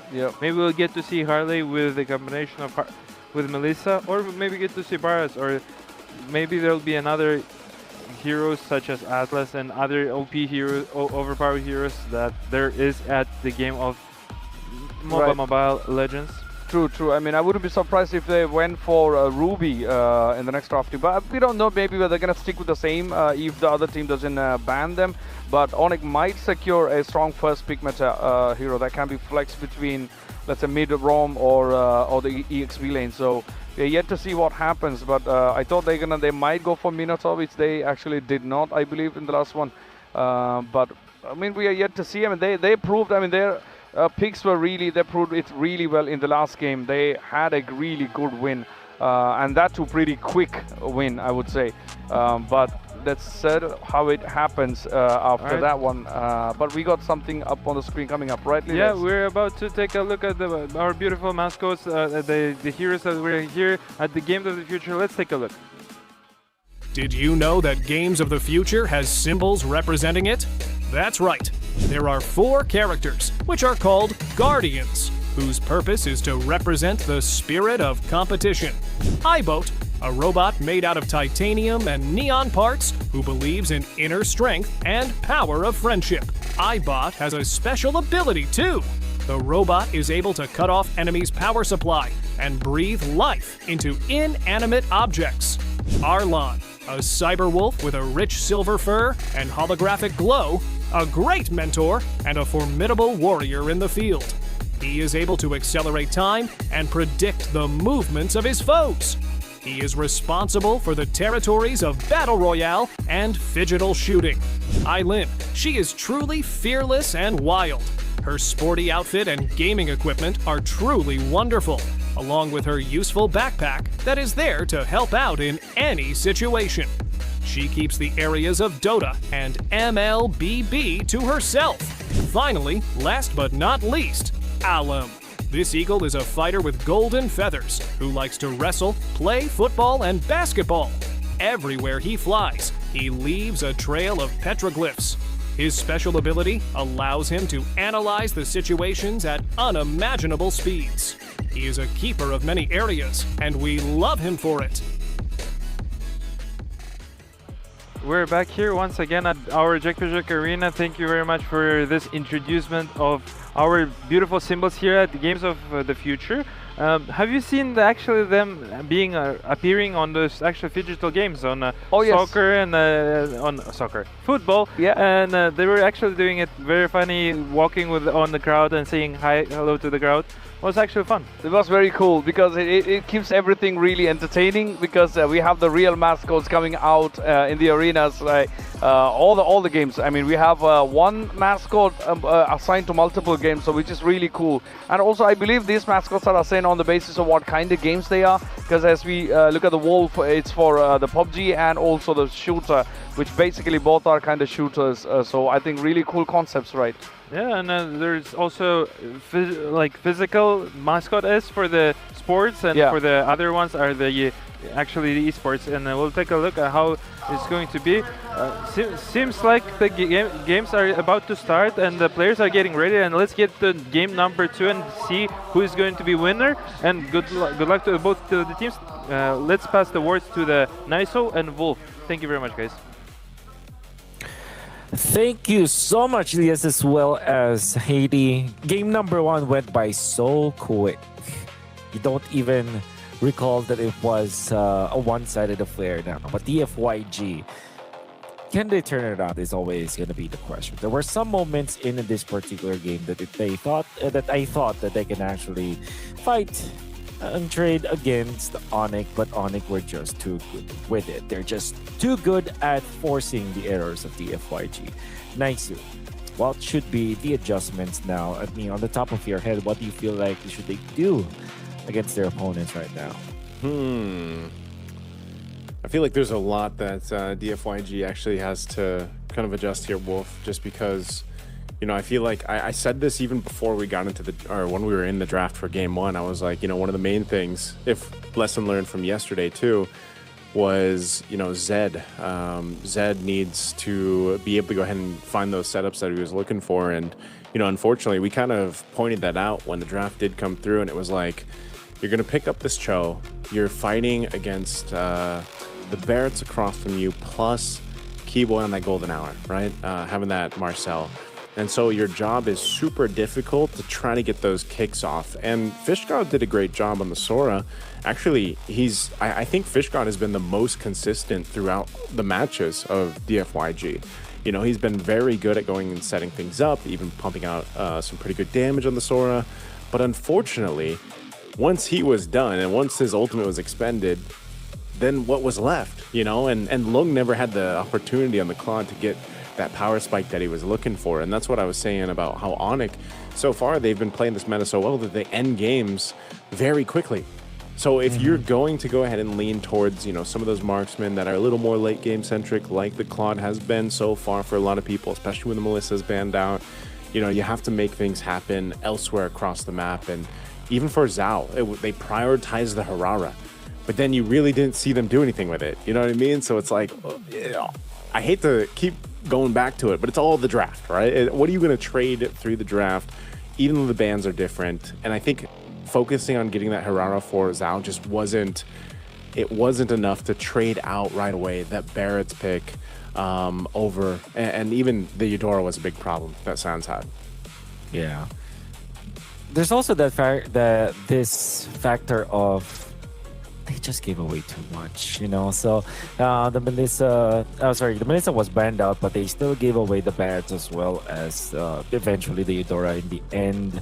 There was that Marcel, which is also a problem. There's so many meta picks that they gave out, and they just settled for a Claude, which is already a hero that most of the teams will veer away from intentionally because they feel like it's not the strongest hero in the meta game anyway. So a lot of problems that we've seen so far, but of course it's not the end of the world. There's still a way for DFRG, and this time they start with a good one. They pick up the Barretts. Onyx are quick to trade with the Harley and the Atlas. Okay, I think that's good. You know, get the Barretts at least. This was one of the main things that we were wondering about in the previous game, and so at least you secure yourself. Is Barrett's the best? Is he the best hero right now? Like, do you think value-wise? Yep. I feel like who would be second to Barrett's, or like even with Barrett's? Hirara for sure. Hirara. I feel like, and then the Paquito might be third, but the Paquito, you know, its strength diminishes when there's a Barrett's, but if they're together, there's no way to go around it. It's just the strongest hero combination. So Onyx, they gave away that Barrett's, but they got 3 good ones in the end. DFYG still settled with this Claude. I don't like that they are putting a lot of emphasis in this hero, but I guess this is what they wanted to. This is what they wanted, anyways. It's like their lineup, and I feel like the problem I have with that is they probably have trained with this way too much. Yeah. They might have overcooked with this, and the problem with it is that you just pick the Uranus and then you're done, right? There is a lot of problem now that the FRG has to solve between the Atlas as well as the Uranus. So Barrett's is the way to go, and I think DFYG locked it in. They're gonna go. They're gonna go again for Lung on the Claude. I'm really wondering what they're going to go ahead and put in the jungle here, just against this Harley. You know, you've got to deal with Kyrie and the Harley, and because of the bans already on the Harara, plus the potential Paquito, Fanny, you know, going in the jungle. There's a lot. I feel like that needs to be seen from Zhao. Maybe they want to go for a Guinevere? At least a little more crowd control or something to work with. Something utility-wise, maybe. Maybe not. Maybe the Gwen. Oh, it's banned out. That's what I was thinking. You know, it's the last ban that comes out from Onyx. Yeah. We're running out of options here for DFYG, but we'll see. It's not the end of the world again. It could be a way. I'm thinking about maybe an Akai actually, and then they go for damage EXP. So they've already got the Barretts. All right. I think they have no choice. They have to go assassin now. So that leaves Nolan for them to use. And then maybe pick up the Nolan and then you go for your Roam. Sure. Maybe a Badang actually. They might not have any choice if they can play that actually. But for Onyx, World is your ocean. They still have the Harith, but it's not the best paired up with the Harley. They might just go for maybe a Ruby actually. More crown control if they want to. Again, Onyx, like you said, they have so many options already that they left open on this red 4. We'll see if they lock in what's going to go in the mid lane. Either they still need the mid and they also need the gold lane. Again, they usually hold on to that Keldra pick for the end here. So, and you know, you're already against Claude, so you don't have to rush it. I think this is one of the things though is what do they want to pick up for DFYG for their last 2 picks to round this out. I like their first 3 picks they already have. It's can they give some time to Lung to build up on the Claude? One of the main things. A lot of Kyrie fans out there, of course, to watch Kyrie make those moves in the jungle. Even in the last game that he had, he performed really well, obviously, being activated on that Nolan. We'll see if this is going to be up to the take here for Zhao. It looks like heroes are being locked in. We just can't see it because even the red 4 was already locked in. So I'm not sure what those last 2 picks were from because they're not popping up with the graphics, but I know they're locked in, right? It's Keyboy's pick now. Yeah, that's why I was wondering because it's been a while since the 4th, the 5th ban. So there it is. There it is. They're rolling with the Farset and the Leo Mord for DFYG. Mord. Okay. I understand it. I don't necessarily agree with it, but I think it has some ways to go about it. I think Onyx now will just go for a strong marksman, maybe a carry actually, or a Granger, and close it out with. And they're going to be fine with that. I would like to see what they pick, but it looks like we're going to have to wait till we get in the game, Wolf. But yes, it makes sense with what I feel like it makes sense with where DFYG wanted to go with their draft again, prioritizing the Barretts. It's like I don't know. I don't know, especially about the Leo Mord, man. We saw this yesterday.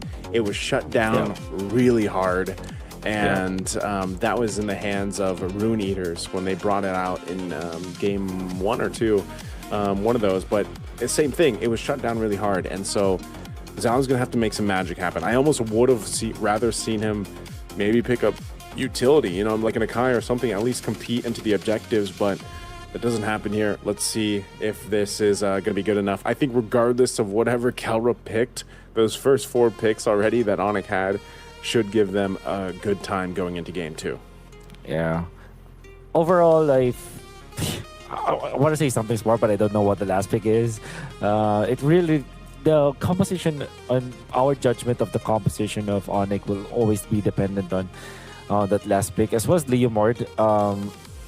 Thinking about the Leo Mord, already dealing with the Atlas is already a problem, but I guess the idea is you have someone else to tank and soak the damage soak the stun before you go in, soak the frigid breath. Maybe force out the fatal links before you go in, and then when you do go in, you have so much damage. But what is the hero that can force that out? They only have the Barretts, which I feel like is a very strong hero, very tanky hero, but will not be able to tank on its own. It has to have a backup with it. What did they go for their roam? The roamer was it for DFYG? Yeah. They went in for the Farsa Mord. Yeah, Farsa Mord, the last 2 picks. They had the Barretts. And they had the... Can I remember their... I'm not sure if they were like thrown... If they were mixed up or not, just because the draft. You're right. Yeah, that's why I don't know, because I don't know if... You're right. If that was a Rome... a Rome Barretts or something like... Because it didn't make sense, right? They had Farsa Valentina is what showed. Oh, yeah. So, yeah. So I'm not sure if that's correct. Yeah, that's why. So I have to wait for it for sure. So because yeah, I don't even think the switches happen. So I just don't know. I don't think it'd be unless they're trying something new. You know what I mean? Like unless they're trying something with a Rome Valentino or something else. But that's probably why we're taking a little bit of taking a minute here to get to this game, just because I don't know. It shouldn't be a redraft or anything, but I think we'll actually see what the entire draft was, because even as Onyx last pick, we weren't able to see it just yet. So we'll wait till we jump into the game and end up see what happens here. But yeah, I think nonetheless, if you just kind of go back to what DFYG needs to change, it would still be that concept no matter what was picked. It was just, you know, not letting Onyx kind of take this away, because they start so strong and fast, and then they take it out of the opponent's hands here, and that's what Onyx has done really well.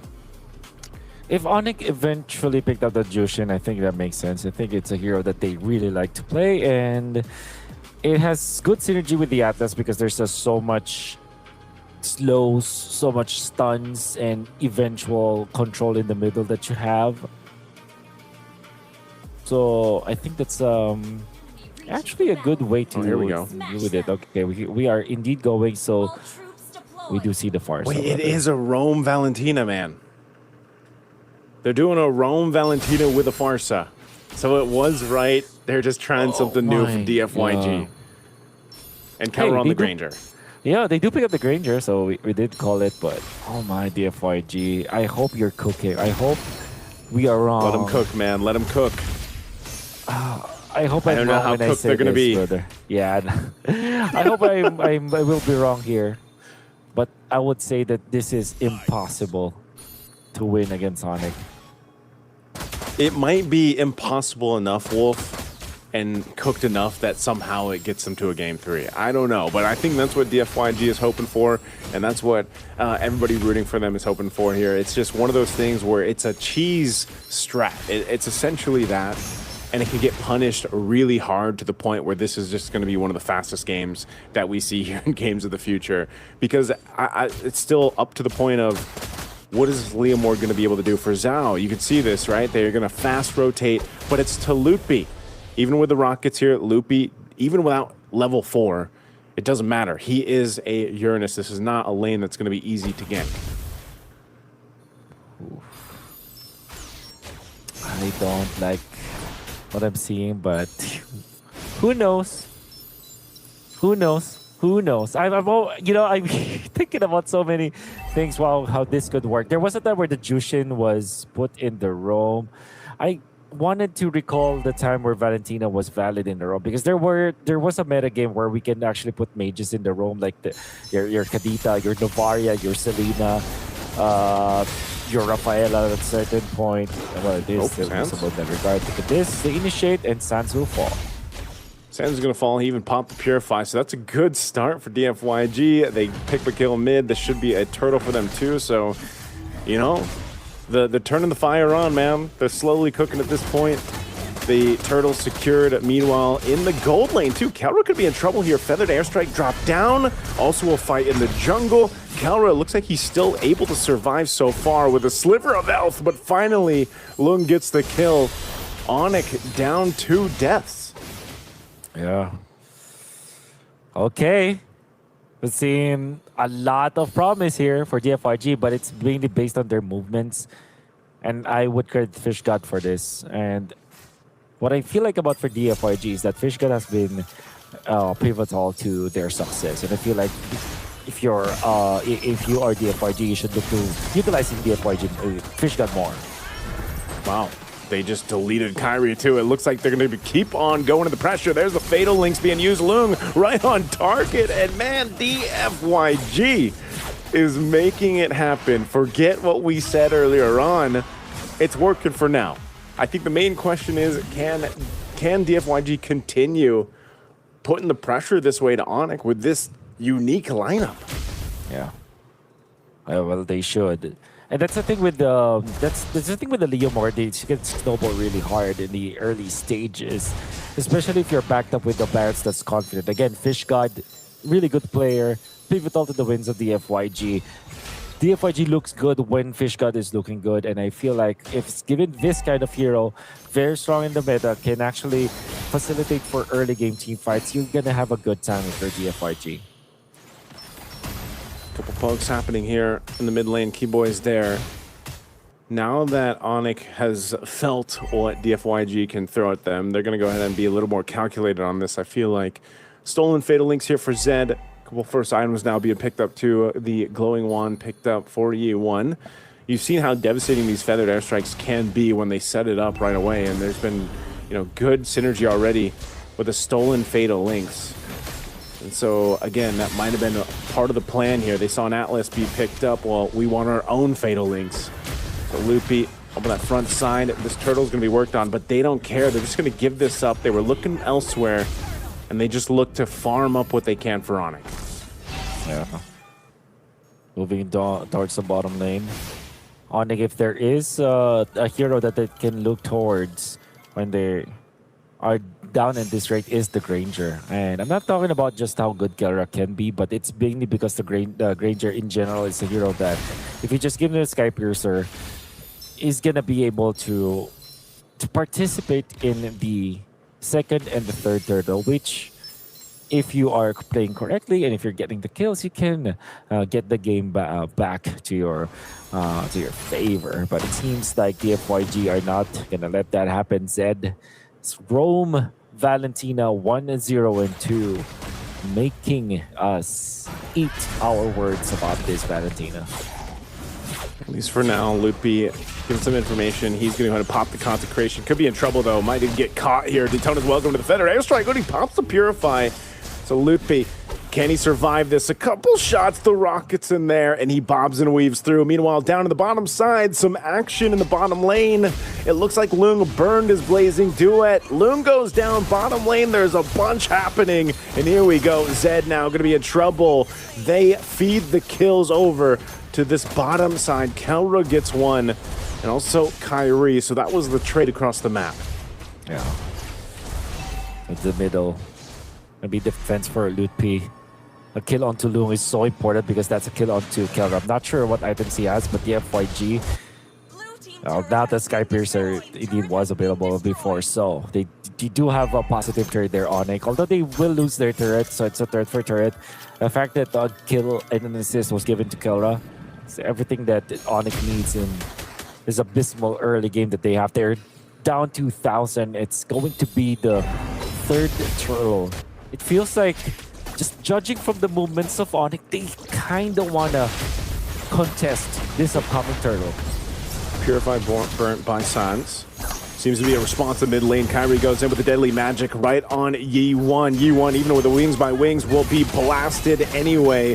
Kelra joined the fight. The rest of the team here too. Another trade though happening as Lootbeat goes down. Zhao able to pick up one, and Keyboy has to disengage right now. Oh, nice flicker burned here. Really good initiation from Zed, but they do get the turret. They're going to bring him back. Keyboy looking for a potential angle just to slow them down. He doesn't have a Fatal Links. Now he's going to get lined up and shot down. It's a killing spree for the Leomord of Zhao. Oh, messy fight there for Onyx. They already gave away the turtle. They got a kill onto Yi1, but then they fed one more kill. And I think it was onto Lutpi, who overstayed in the middle, tried to defend. And they did try to defend, only to lose again. Whoa. Kyrie, oh, what a shot from Yi1. Not going to be played by the mind games of Kyrie with some of the stutter steps. Gets the kill. 7-3 in favor of DFYG, and my oh my, this Rome Valentina that we said was impossible is now winning by 4,000 gold in the first 8 minutes of the game. Yeah, you know, some Kyrie fans in the audience there felt that one, seeing him get feathered airstrike down, and that's a tier 2 that falls, and the orange buff most likely going to be stolen here unless they can stop this from happening. Fish God going up at the front side. Feathered airstrike dropping down. It's going to be on Loopy. He pops the Consecrate, but there's the final Fatal Links. And now they're trying to get away. But the Phantom Seed comes through and he's going to clean up Kelra. They're looking for more, and DFYG continues to put the pressure on Onyx. Ooh. What do you do now if you're Onyx? Well, especially if you lost your Skypers, your stacks already. That's just a disaster. And Onyx, this is now in a way difficult spot than before because you have a death, a death on your Kelra Granger after the Sky Piercer was bought. And at this point, Lutpi is not as survivable as he is. Going for the Chastise Pauldron. It's good versus both the Immort as well as the Claude, but I think they also have to worry about the damage output of E1 as well as Zed. Onyx, they really need some magic defense soon, but they won't have it in this first Lord. Yeah, Lutpi's just getting shredded down here. Lord's going to go for a bit of a reset. Kalra's just still trying to farm up. This should just be an easy Lord take for DFYG.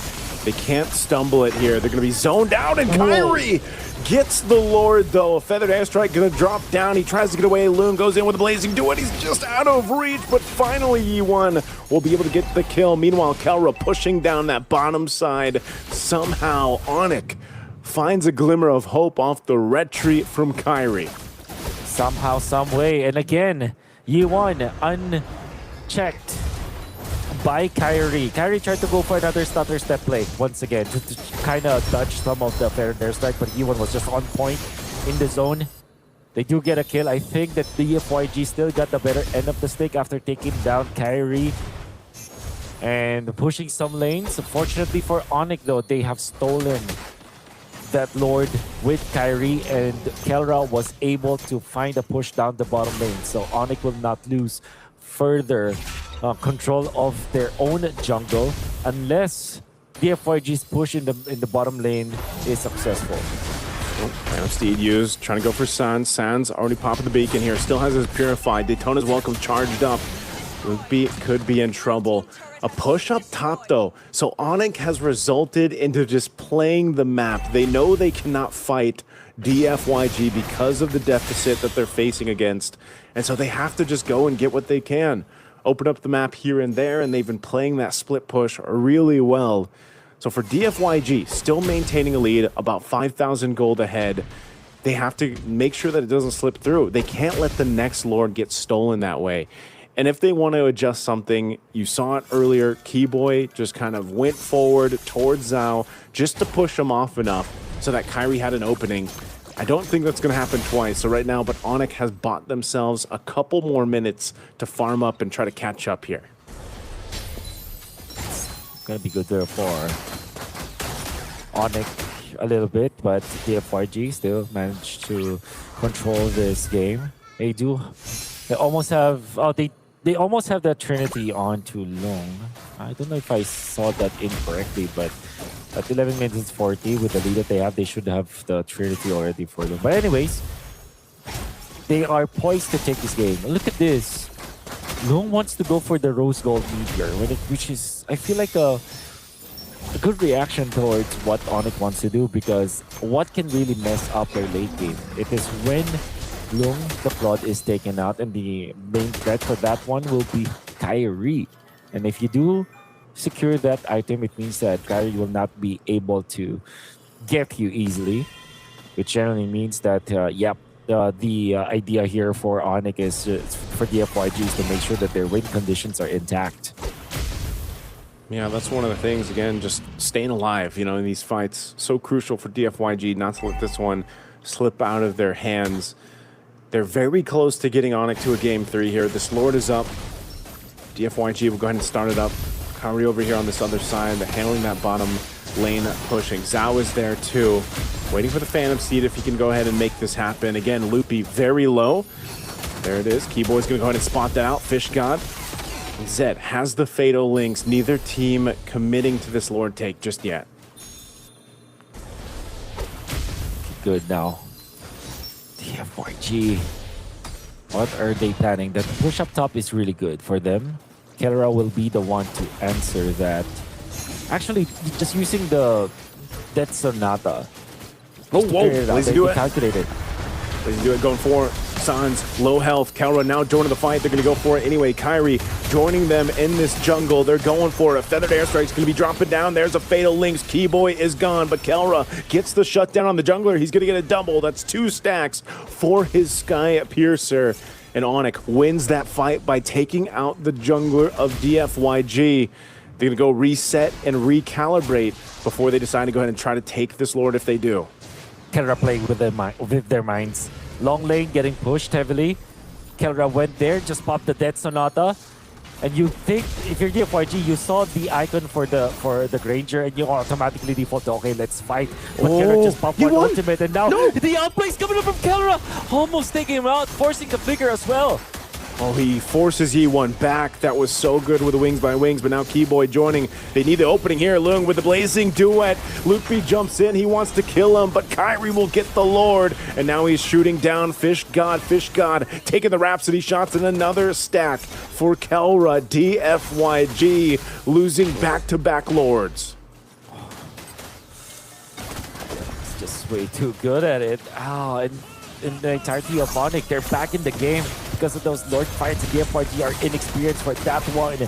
And even taking out Zhao back-to-back deaths for the jungler who is just roaming around, giving away himself to Onyx, giving another Sky Piercer stack, 5, 2, and 3 for Kelra right now. Starting to be a disaster. Now they're back in the game. Yeah, that's so tough, man. Back-to-back Lords. The first one, a Lord steal from Kyrie. The second one, a fight that didn't go their way, resulting into Onyx now getting the space to move around the map here. And yes, you mentioned it, a couple stacks on the Sky Piercer for Kelra. Even more deadly. He's already got a Wind of Nature too. See Halbert locked in. He's got the defensive items that he needs, and that's going to be a problem now, trying to take out Kelra. Divine Glaive for Kyrie. They play to catch up, and now they're ahead. Onyx knocking down some of these base turrets here. That bottom one more swing from the Lord will take that out, and they're looking for mid. Here they go, approaching this base. They're going to go for this top side turret, still going to be worked on, but a feathered airstrike keeps Onyx at bay, and they'll back off from there. So once again, Onyx turning it over, gets one base turret down. Now DFYG still chasing. They don't want to get it over, they don't want to overstep. But here they are, still in this game. Onyx, quite disciplined out there, but you gotta commend DFYG for the defense for a little bit. At this point, there is a world where if you learn what Onyx did in that previous game, you'll understand that DFYG, all they have to do is to be patient. I think that they are still pretty strong in stake because their goal is there as well. Oh, look at Kyrie. Look at his positioning. He's going to go in from this backside, potentially take the purple too, but he sees this feathered airstrike's already down. Is he going to try to burst down Lung? He's waiting patiently. They have that midway pushing in. Conceal was used. They're trying to slow them down here. Kyrie's just going to make his way to that mid turret, push that down further. DFYG is getting scrambled as the base turret goes down. Onyx is just delaying them from going back to the base. Zed holding on to these Fatal Links. Are they going to go for it? Already, Kelra gets the space he needs. A reaction of what we've seen before, and now he loads up. Zed's gone, gets a double on Fish. He's looking for more. DFYG once again in scrambles as Zhao can't do anything, and it's only Lung versus the full force of Onyx. They're in the base. They have a wave down bot. They're looking to end it here, looking to take out Lung if they can, and they will, as it's a legendary for Kelra. And Onyx will go ahead and work on the crystal, and they will sweep DFYG in this Games of the Future 2026. When DFYG were leading, Kelra was 0-1. It ended up at 9-2-3 for the Granger, the gold standard of Onyx. With all that Onyx members have done all throughout this game, the patience that they played, and that Lord dance that was wonderfully orchestrated by Onyx, they have. And we're able to outplay DFYG. Big props for DFYG for starting strong in this game number 2.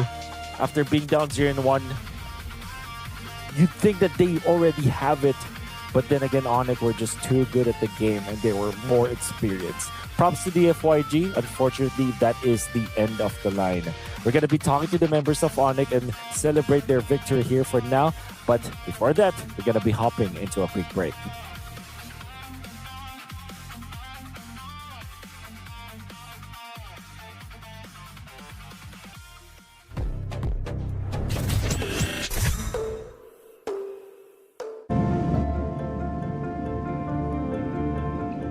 Welcome aboard Air Astana. Our airplane flies into the realm of dreams. Relax as if at home, with satisfied reflection throughout your flight. You will rest and regain curiosity for new discoveries and encounters. After all, dreams are also part of the journey.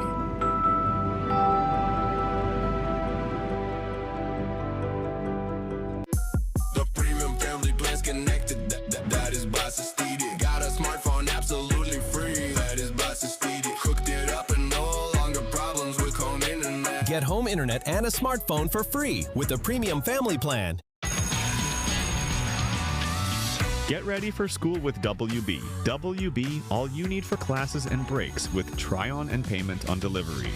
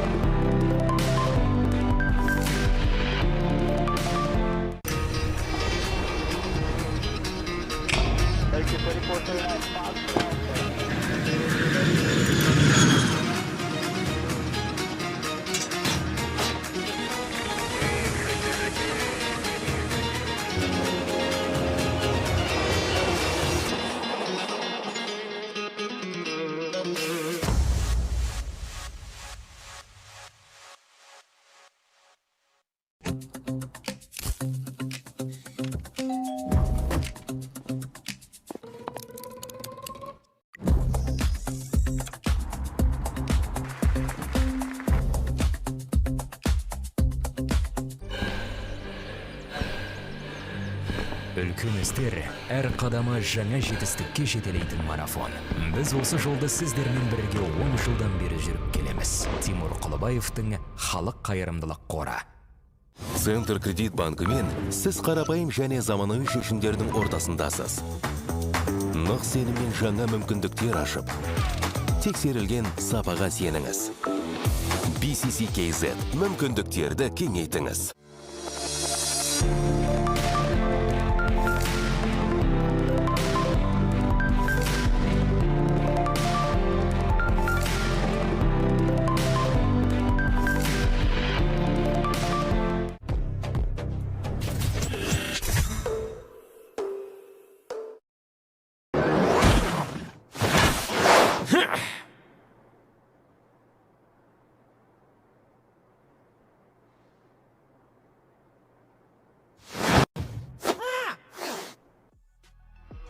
And welcome back here once again. My name is Ilyas Kokem, aka Steel Borko, and I'm here joined with Haiti, and we just witnessed a game between Oni versus a team of Yang Feng Yao Gai.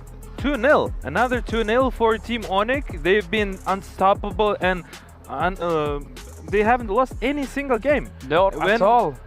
The whole tournament. Yeah, for the whole tournament. And we're excited to tell you guys that we have a wonderful guest here from Team Onic. His name is Kyrie. Kyrie, how are you? Hello. Welcome. Doing good. Hello, thank you. Welcome to our panelist desk, and just welcome to the Kazakhstan overall. How are you feeling? Yeah, it feels nice in Kazakhstan, especially there's a lot of welcoming people here when I got to Kazakhstan. Yeah, and a lot of people actually have a lot of knowledge about MLBB. Definitely, there is a lot of knowledge about MLBB. Also, was a team of Rune Eaters before from Kazakhstan, and sadly they're not on the turn. But nonetheless, tell us, how are you feeling? You've been, guys, unstoppable. Nobody can take a single map from you.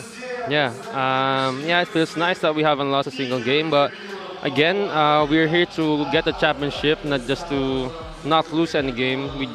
We're here to get the championship. For the second time, right? I mean, Yeah. last year you took the championship once, and now Yes. you're here come for the second time. We got your runner-ups here as well. We had them yesterday, so they are also really looking forward to facing you, Aurora Gaming. Yes. What do you feel? Are you? Do you think you're going to be facing them again, or does it really matter? All you need is championship. Yeah, we actually want to have a rematch again versus Aurora since they are very good, very Yeah. strong team, and hopefully we can meet them again. Of course. Yeah, it's interesting that you're saying that, Kyrie, because Aurora Pagu was saying that they want to see you guys in the finals. Have you heard of that?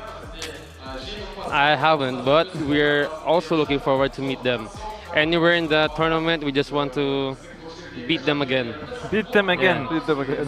I love that. And of course, the last game, I mean, the first game went really quick. I mean, we had a very quick game in the first one, and then the second game, it was kind of long, I would say, comparatively. Did you go into the second game a bit more cautious because the game started a bit on their side? The FYG was slightly, powered at first, but I think towards the end, when it went to the end, you actually flipped the whole script the other way around. So were you a bit careful when you came to the second game, or were you like, okay, we got this? We actually got surprised by their pick, the Valentina. Yeah.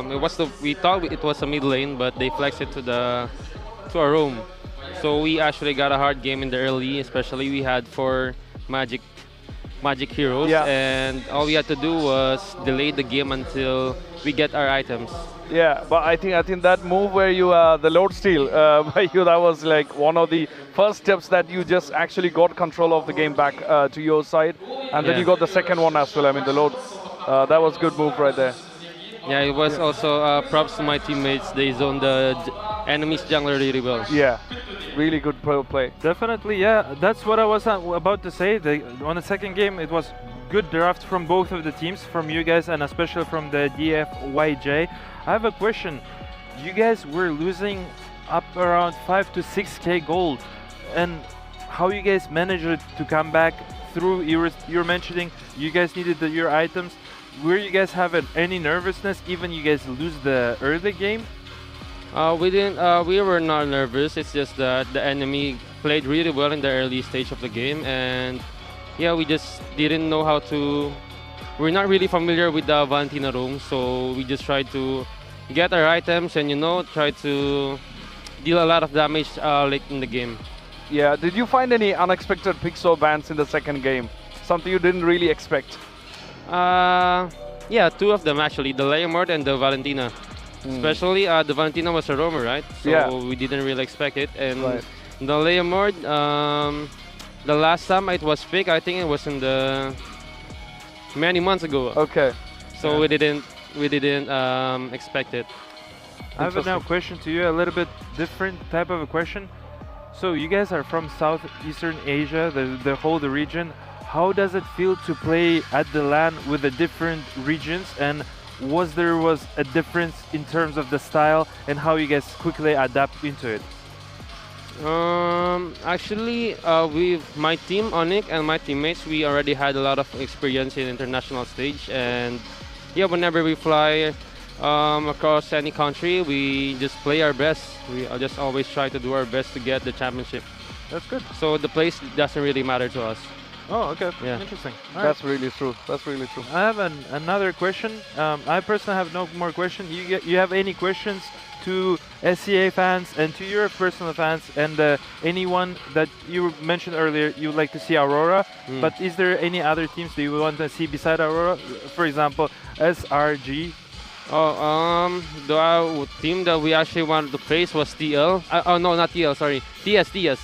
Team Spirit, but they didn't get to the playoffs, so yeah, any team works. Right, that's true. I mean, great, congrats again. Thank you so much, Kyrie, for being here. Thank you Looking forward for your second championship, hopefully. Thank you very much once again for your time. I appreciate your time, and good luck tomorrow for the semi-finals. That was Kyrie from the team Onyx. Thank you very much, Kyrie. Thank you. You can go if you have any questions, any last words for the fans. How do you say thank you in Kazakhstan? Rahmet. Rahmet. Wonderful. Thank you, Rahmet, and Rahmet to you, Khairotan. Khairultan. Yeah, nice. Here we go. Khairultan. Thank you. Khairultan Thank you to so you much. as well. Thank you. And thank you very much for your Thank you so being much. nice. And good luck tomorrow. Thank you. And Thank best you. of luck. See you guys tomorrow. See you tomorrow. And that was Kairi from Team Onyx. What an awesome dude. I mean, all the players here are just very energetic, very, I would say, humble and very, how to say, confident. Yes, I course. I like the confidence from their eyes, and it's just amazing to witness so many players here from all around the world here here in Astana and at the Game of the Future. Meanwhile, let's look at the highlights. Like as we were saying earlier, Yangfeng Yaogai, they definitely were owning this game. Let's put it that way, because they were up on 5 to 6k gold, and they were just dominating the first early game. But unfortunately, they couldn't make it to the victory. Yeah, I think we are looking at around 9 to 10 minutes mark, and that was a huge lead for DFYG, like 9 to 4. And then I think the Onyx completely turned it around towards the end, and they actually pushed the game time as well to because they finished it pretty quick in the first one. But the second game they took both the loads, and I mean the first one was really cool where Kairi had the load steal and then moved to the second load as well. I mean. Second load, I don't think DFYG had a good fight right there with the second load. So, but the first load was really tricky. But I mean, good play by Kairi and of course the whole team as well. Great team play for Onyx, right? Speaking of Kairi, now he's making a highlight here again, killing a Lord.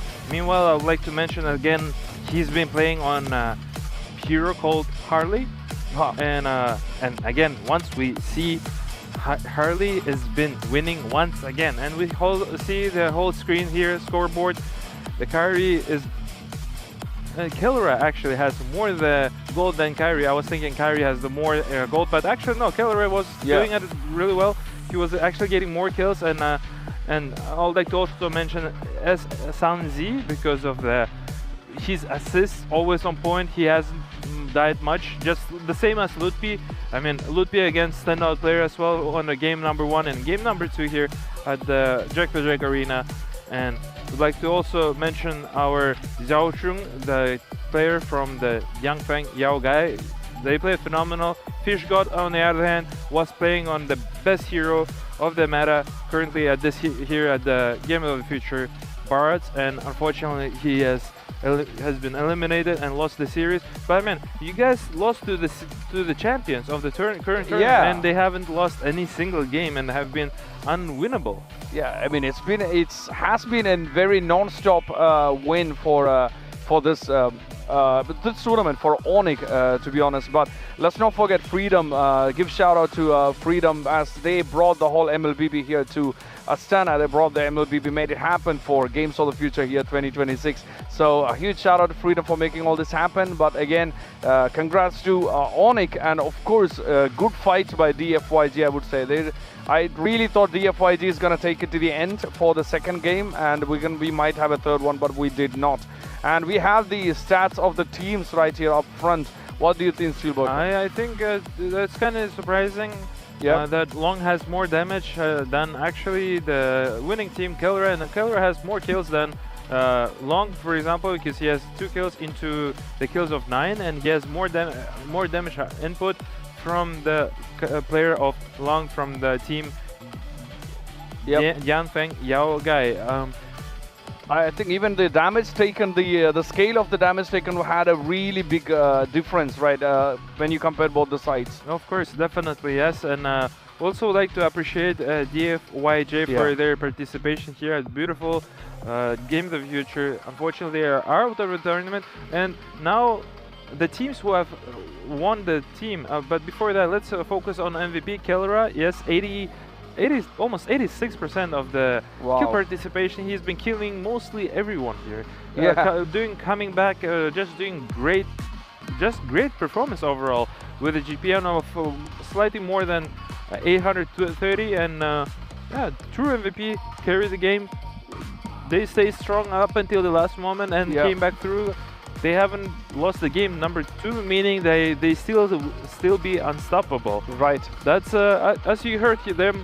They were saying they want to be a champions. Yeah. and it'd be quite interesting to take a look at them and the teams that are here, like Selangor Red Giants. Of course, I mean, let's not forget, make sure you grab the tickets because we are nearing, every hour we are nearing the finals and then the rest of the days as well. You only got a couple more days to go. Make sure you scan the QR code up on the screen and grab the tickets from ticketon.com. Because do not miss this action. You have a lot of disciplines running here at Digital Games for the Future. So make sure you scan the QR, get the tickets from ticketon.com. Do not forget that, do not miss that chance. But great game, great play. Just as always, both the teams did really well. Onyx is currently still unstoppable as we speak about it. I mean, they are going on and on without nobody stopping it. Definitely. I mean, we've seen SRG earlier before the series of Onyx and the team of the DFYJ. What I can tell from two players that they were here at the panel desk, two of them are very confident. I like the confidence of their players, and they're very being humble as well. Also, before that, they have secured now their spot in semifinals. But before that, now we're going to match number 3, meaning we're gonna watch actually a good video about Team Falcons. Let's take a look. We are coming to you live from the Kazakhstan Athletic Complex, a place where a new kind of sport is emerging, combining two realities together, both cybersports and real sports. The phygital format is defining athletes of the future generations, the ultimate warriors who wield real drive, power, strategic reasoning, and cooperation. Today, we are lucky to interview a Mobile Legends Bang Bang team, which represents Team Falcons on the international stage. Ever since starting their journey in 2017, Team Falcons is famous for being a cultural force, redefining excellence in gaming. Let's get to know our athletes. Please, team, could you introduce yourselves? Hello, I'm Ogwin. I'm the roamer in Team Falcons. Hi, I'm Flap, EXP laner for Team Falcons. Thank you so much. Please tell us, is this your first time in Kazakhstan? It's our second time. We've been here to Almaty at the other tournaments, so it's good here. Wow, that's awesome. Tell us, do you like being in Astana? When we got here, our first time, it's snow, but right now, so it's warm, so... We are glad that you like it here. Next question. When did you guys realize you became more than just players? It feels good because we're not just a player anymore, but we always do our best to play our game, and we don't really care about the others, so yes, we're focusing on ourselves. What separates a champion's mindset from an ordinary player's mindset? I think the champion's mindset is that we do a lot of sacrifices, normal ones. It's like we sacrifice our time with our family, friends, just to play games. And yeah, I think that's what separates us from the normal people. Does your family approve of your career and support you from the sidelines? Yeah, our family knows we're here and they're really rooting for us and supporting us from our country. This is very touching. Next, can you please share what is harder, becoming a champion or staying a champion? I think the hardest part is staying to be a champion. It's hard to stay to be a high level. For me, it's hard becoming a champion because all of the team wants to become a champion and you must fight them with all your strength. Interesting answers. Every champion needs a rival. Which team pushes the Team Falcons to become better? I think in this tournament, Team Vitality pushes us to our strongest potential. Vitality does have a very strong roster of athletes. If your team's playstyle was a hero in Mobile Legends, which hero would it be? Chip. Always wants a shortcut. That's awesome! We love Chip! Final question, what can you say to your fans? To our fans here in Astana, thank you so much for supporting us, and I hope that you'll continue on supporting us in the upcoming games. And to my to our supporters in our country, Philippines, please keep on supporting us. We'll do our best here in Astana. Thank you, Team Falcons. We wish you the best of luck in the tournament. You guys rock! Thank you very much here, background for this video, and it was Team Falcons. I mean, it was surprising. They actually been here in Kazakhstan before, and as they were mentioning, they were here in Almaty, in the southern region, and now they're here in Astana, so they get to explore this Kazakhstan. Nonetheless, a great team, and they're going to face another great team, Aurora Gaming, and many people were saying about Aurora, but I think this is by far is going to be the most closest match that there is. Yeah, we have had the 2-0, and once again, my name is still Borko, joined by Heidi here.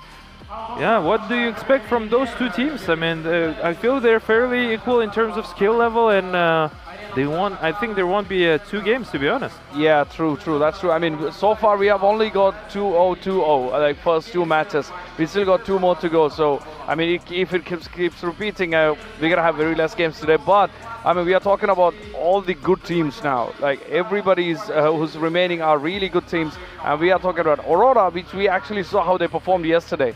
I mean, really good performance yesterday. Falcons also not bad a team. So it's going to be a really good fight between these two teams.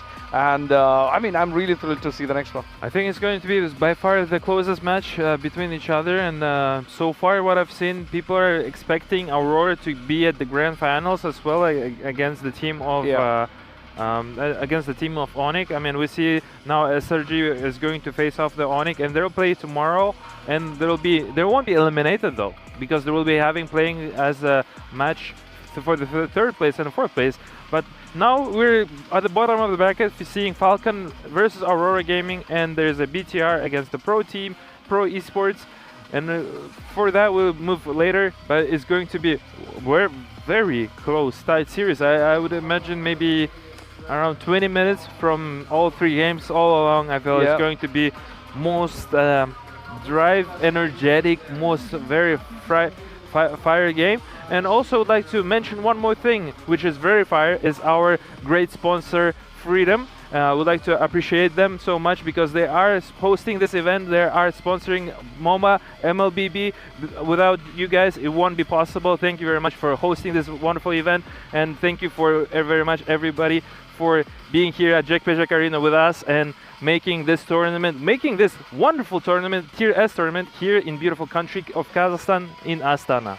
Indeed, of course. A big shout out to the sponsors, and of course we are talking about 2 giants, 2 big teams playing up next, coming up, Falcons and Aurora Gaming. I mean, we saw Aurora's performance yesterday. Falcons also a really good team, and when it comes to Falcons, I mean, they're really good. From what we have seen, they are in a good way. I mean, absorbing. I mean, initially they absorb the damages, but then they wipe you out later on. So 100%. That's going to be interesting to see how that's going to play out against Aurora Gaming, which I have a different. I mean, they're really good, known for 2v2 skirmishes. Oh yeah, it's definitely is. You know, yesterday I haven't mentioned that part, which is quite also very interesting, because in Aurora Gaming there is a 4 Turkish player and 1 Polish player, and that Polish player was Pagu. I didn't get to ask that question to him directly, but would be there a communication barrier? I don't really think there would be any communication barrier. But when you have, as I'm saying, as a coach perspective, when there is a 4 players from one country and then another player from a different country, it might be a little bit confusion in the communication, and it's just easier to say it in your native tongue rather than saying it, for example, in English. Do you think that would be a case, because Falcons they speak in their language, which is Tagalog, and they would be communicating very quickly, very swiftly, which might be a case actually of Falcons' victory? Yeah, I mean, it's just at the end of the day, it's all the team chemistry, and of course the language is a very good factor. But I think most of the cases, they're going to be, in cases of 2 different origins of players, I mean, they might be sticking with a language that's easy for all of them. And also, 100%. At the end of the day, language plus the chemistry that they have on their team is going to be crucial. Yeah, and before that, we'll also like to mention to you guys that you can watch all our beautiful games at the Game of the Future. Every game that you can watch, and it's accessible at phygital-plus.com. All games that are necessary over there. It could be, if you're into sports, you could watch the Phygital football. There is a Phygital basketball. There is also Phygital shooter, actually, and much more. It's going to be Just Dance, for example. It's going to be, I believe, today or tomorrow. And yeah, all the games are available over there, and take a look. Moving forward, now I have a thing. What I noticed, there's 2 different regions from Europe and Asia. They're going to fight toe-to-toe, so it'd be interesting. This would be interesting games because European and the Asian, the chemistry, the draft would be different for sure, and would be exciting match to take a look at. Yep. It's very true. I mean, it's going to be interesting because, as we say, every single team and every single player might have a different style of playing. They have their own strengths and weaknesses. So when it comes to the Falcons or Aurora Gaming, they're going to be sticking for the most part with the strategy that they already have in mind, but there can be chances, just like how Foot Esports did in the first one. I mean, they might be making live adjustments on the fly because at the end of the day, I mean, you have to make adjustments when unexpected surprises that comes in. But for the most part, I believe both of the teams might be running with the runner mid lane, roamer mid lane combo. So, I mean, we are yet to find out, actually. We still have to see. 100%, because they want to fight for the turtles, and they don't want to give the bonus that they're getting from the creep over there. And it will be interesting to take a look at which approach the teams are going to take.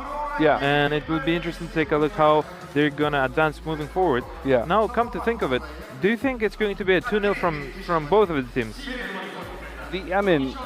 I don't know. I mean, we will get to know possibly a 2-0 or maybe like 1-1 and then leading to the second round. If it gets to a point where 1-1, that's going to be the first one today, because so far we only had 2-0. 2-0s, yes. Yeah. But the thing is, the 2-0s were from the teams with the lesser experience, let's put it that way, and there was a clear favorites, and now it's relatively similar level, or even Aurora is slightly above because they were the grand finalists and the only ones to play against them. Of course. And it would be interesting to take a look at what they do. Indeed. And let's not forget, make sure you grab the tickets from the QR code on the screen. The huge shout out to Freedom for being the ticketing sponsors. Make sure you log into ticketon.com or scan the QR code on the screen and grab your tickets, and do not miss any games because we only got a couple of games to go.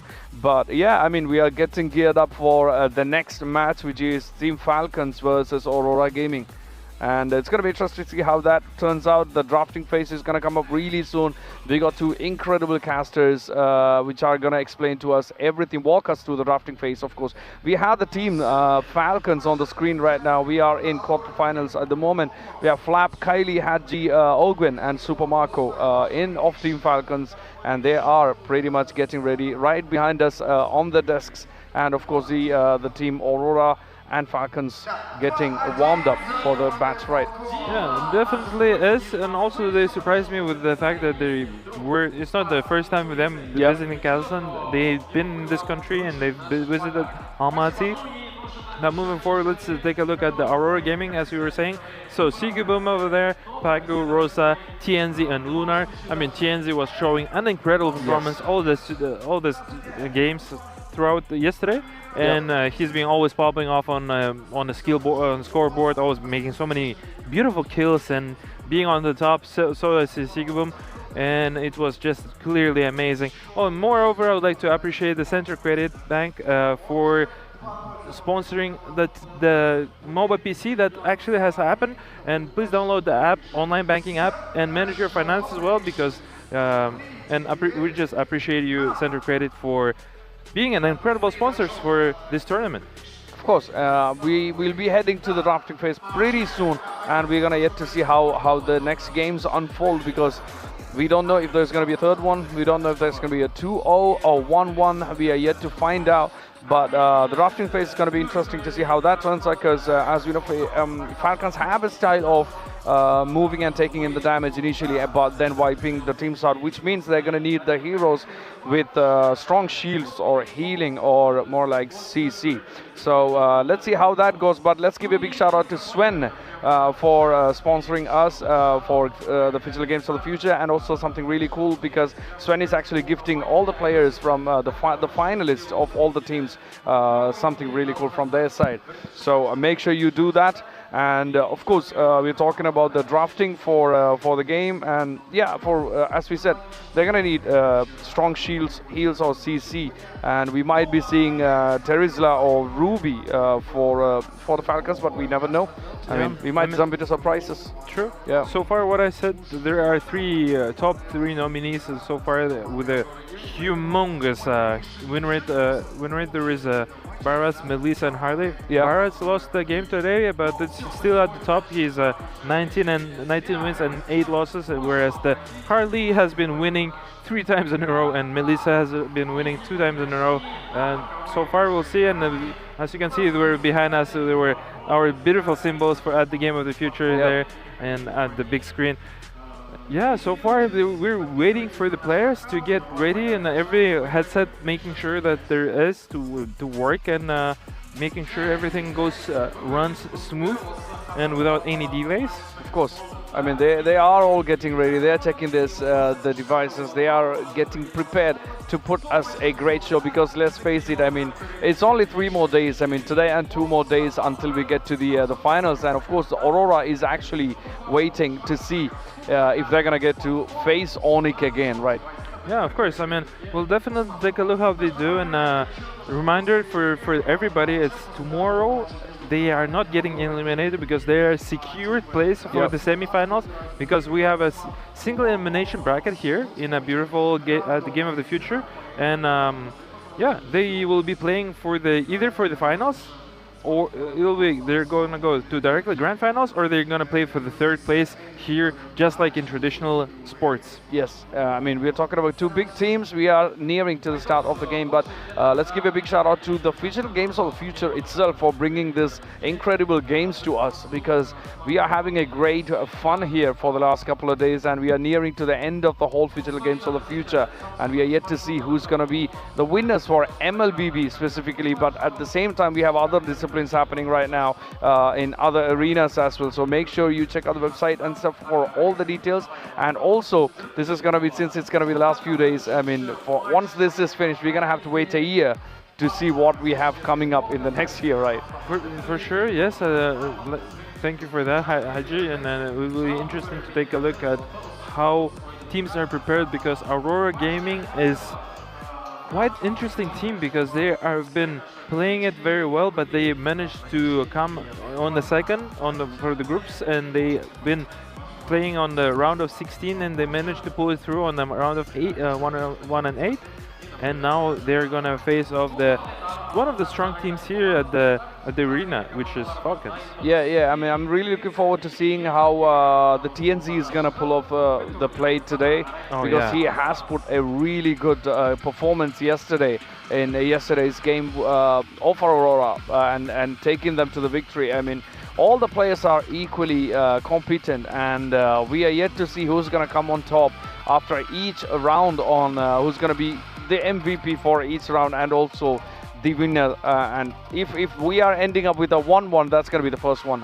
today after 2 matches. I mean, let's not predict. It's just hard to say anything, but I honestly think it's going to be 3 games of for both 20 minutes. But you never know. Maybe there will be an upset day, just like the match of the day was at day 1 when the Spirit have lost. And but there might be Onyx just cleaning off their teams left and right. So we'll definitely take a look how they're gonna do the Falcons and Aurora soon, and especially they're both from different regions. It would be interesting to see the two complete play styles, and the bans and the draft, and overall the combination of the heroes, how they're gonna manage it up. And I like how you brought up about TNZ. TNZ have been showing exceptional performance from the team Aurora Gaming. I mean, that guy was killing people left and right, and I believe he was the one who made 18 kills within 18 minutes, right? I believe so like getting a kill per minute, which is insane for me. And I mean, but for him, it's not that insane because for him, it's a piece of cake. I mean, he feels himself like bread and butter, so he's doing it well. Yep. And when it comes to Falcons also, I mean, Falcons had really had a 1 day break, I believe 1 or 2 days break now. So they're coming back at it again today, and they are known for picking some heavy tanks from of the heroes. So and also it's, I mean, drafting is usually we can predict to a limit, but then after that it's up to them, and also the limitation that the banning can pose, and we are yet to see if we run into any surprises, any pocket picks or all the respect bans, so still to find out, right? Yeah, definitely is. And after that, we'll be seeing another team, so BTR versus Pro. That will be happening after the game that we're about to see against Falcons and Aurora Gaming. Yeah, there's quite interesting what strategy both teams are going to go, if they're going to check any of the heroes, Barras, Melissa or Harley, the most meta heroes here at the game of the future. Yep. And or maybe they chose a different route and just play their game. Yeah, true. I mean, let's not forget the huge prize money that everybody is working towards, which is $900,000 US, and that's a huge money to work towards too. I mean, that's a huge contribution from the sponsors and also the Future Games of the Future, bringing the MLBB with a huge prize pool. But we are yet to see who finds that. But let's take a step back and then look at the Future Games of the Future as a whole, because we've been going for a couple of days now with different disciplines happening on. So let's see how it goes, but we have something coming up, cool, right? Yeah, we do have something coming up, and it's a good video about Aurora Gaming just to get to know the people, and let's take a look.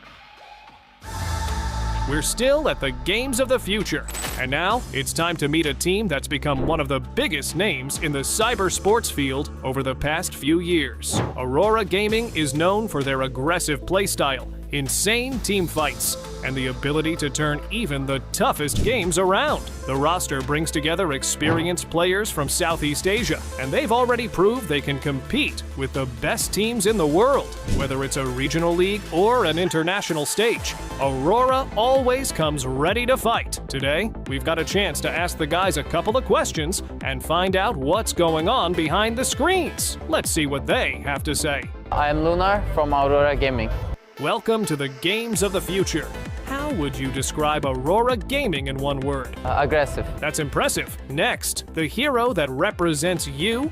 Benedetta. She's like solo. She's like solo, yeah. Interesting. That teammate you would trust in a 1v5 situation? In a 1v5 situation, I would trust Pago for sure. So, we have a shoulder to rely on. That's awesome! What is your biggest strength as a player? Aggressiveness. That's so cool. Name one team you always want to beat. Right, currently Onyx Indonesia, because they beat us last MSC. They better be aware. And when you face a strong opponent, do you focus more on their weaknesses or on improving your own game? No, when we are facing good enemy, we're just playing normal. We don't care who the enemy is. We see you guys are tough. What is the hardest challenge a professional player has to overcome that fans don't see? I think the hardest part is not the gameplay, the mental part. Like maintaining your mentality is the hardest part. Thanks for the answer. Finally, do you have a message to Aurora fans around the world? Thanks for all of the Aurora fans that's supporting us. Keep supporting us. Thank you. Thank you, guys. As we can see, Aurora Gaming did not come here to lose. The team is a true example of dedication and fierce spirit. Let's see where it will take them. Good luck to Aurora team. Thank you very much, Aurora Gaming. It was an incredible performance and incredible introduction of the team to get to know them exactly. Also, I would like to remember they were playing at the Group A. In the Group A, they actually, first game they played, Aurora Gaming, they lost 2-0 to SRG. Okay. And moving forward, they won after their series, and they have qualified as a nominee. And the Falcons, however, in their hands, they got a free buy of a victory on the Team Spirit, because Team Spirit have failed to come on time to Astana because they were flying from the different tournament. Moving forward, Falcons actually won the game 2-1 to DF YJ that have just now been eliminated. So it will be interesting to take a look at. The teams are getting ready and the players are getting ready here at the stage. We're excited to tell you guys to give our awards to our beloved casters, Naiso and Wolf. Do you have any final words before we go? Oh, good luck with both teams. Good luck for both teams and good luck for the casters. And take it away. Thank you.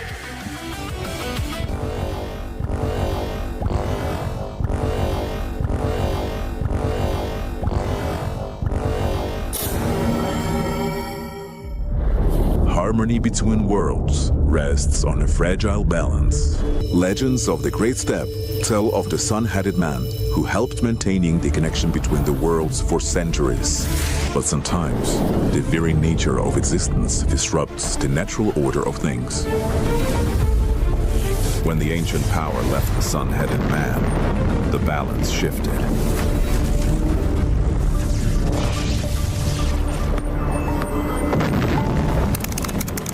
Attention.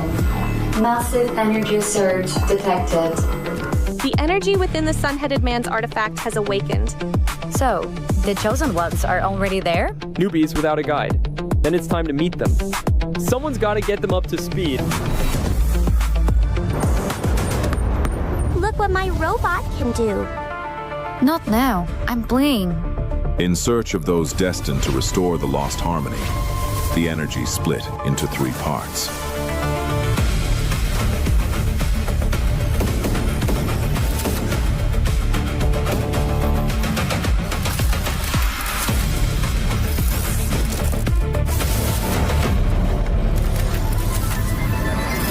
Hey, I'm one of the guardians of balance between the worlds. When the ancient power awakened in Kazakhstan, it chose you. You're the ones who can restore the sun-headed man's power and bring the worlds back into harmony. Guess even ancient powers can surprise you. Looks like the squad's finally complete. But until the sun-headed man is fully charged, the 2 worlds will keep drifting apart. So no pressure, but we're counting on you. And so began the story of the new heroes. Ahead of them lay the greatest challenge of all, the games of the future in Astana.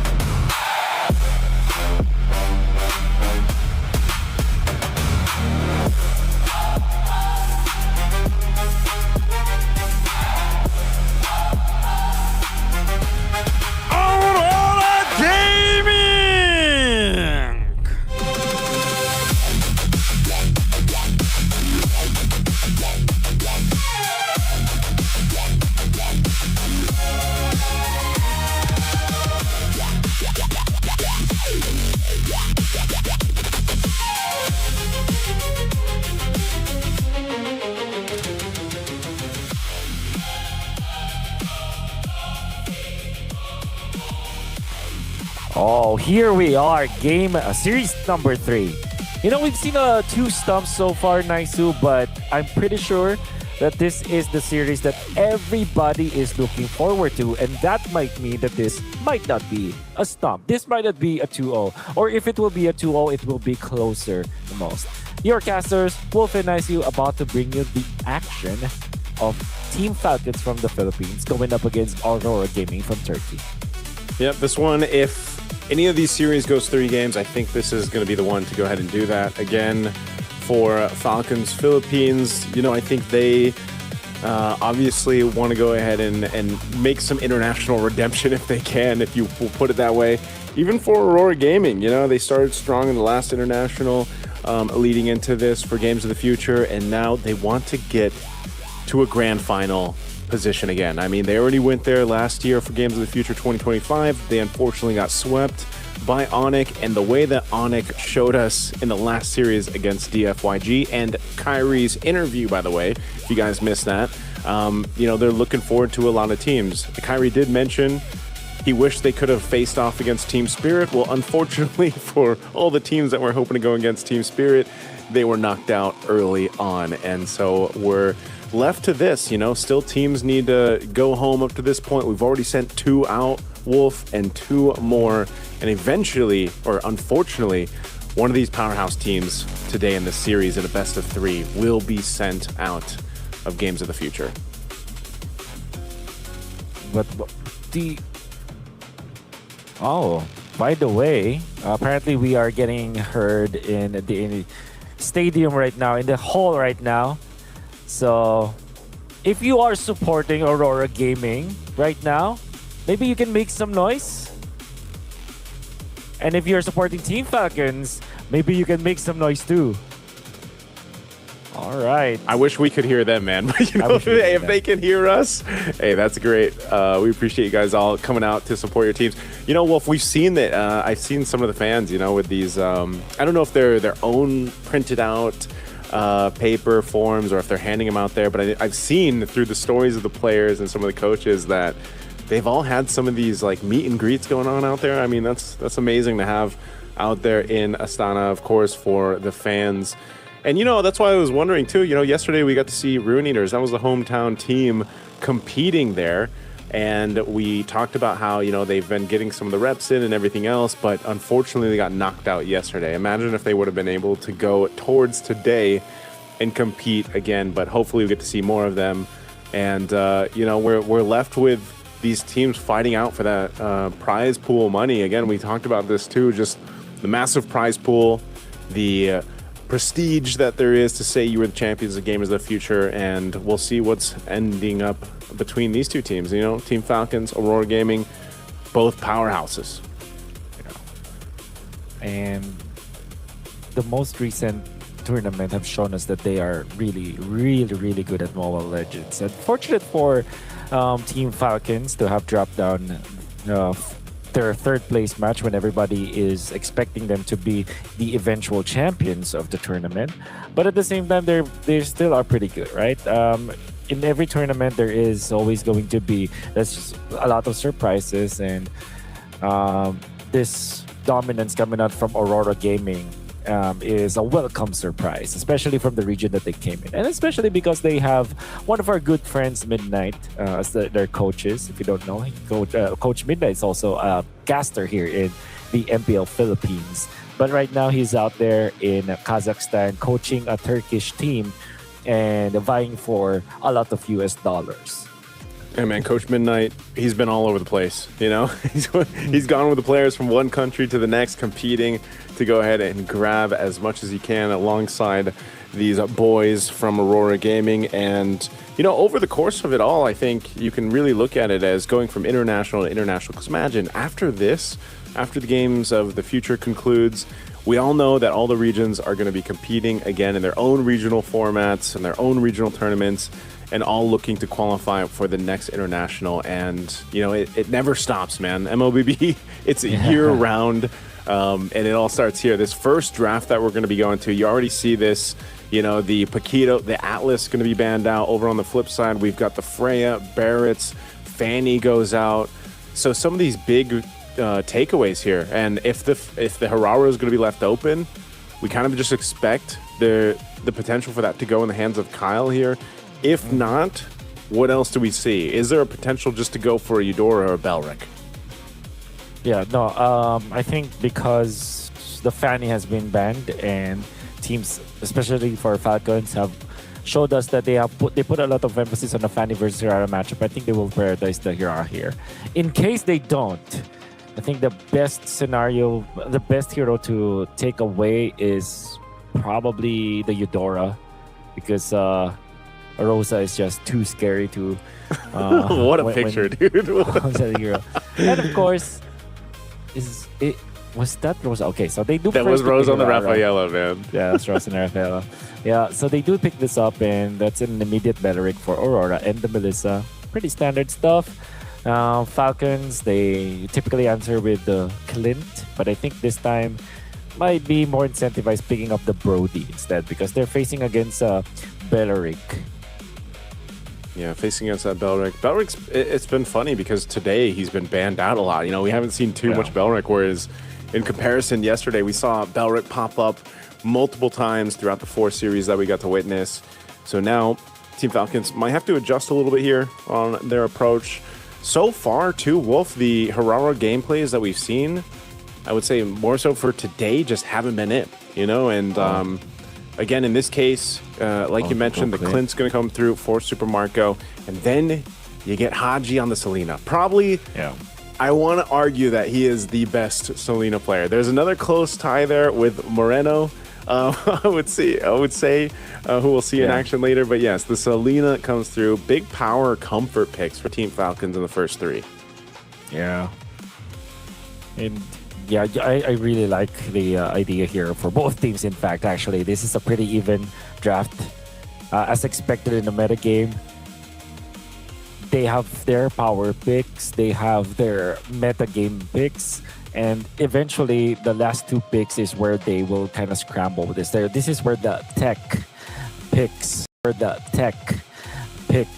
will appear. For example, Team Falcons might consider foregoing the glue and might just go for damage on the flap. And for Aurora, might be looking at a different hero here for Rosa. I doubt that Rosa will ever get his hands on the on the Rafaela, especially because of how notorious it was. Oh, and then the glue from Aurora. Good find, actually. I would have said that this would be a good hero for Ogwin. Yeah, really good bans come out here. Respect pretty much across the board in terms of what so far these teams have showed us. Now, last ban for Team Falcons. Let's see what we end up getting here. If they still go for one of Rosa's picks, since that mid lane is usually one of the main focuses that Aurora Gaming plays around. Not to mention, you know, TNZ's are going to be moving on this Harley quite a bit. Again, TNZ, one of the very mechanically gifted junglers when he's allowed to be activated.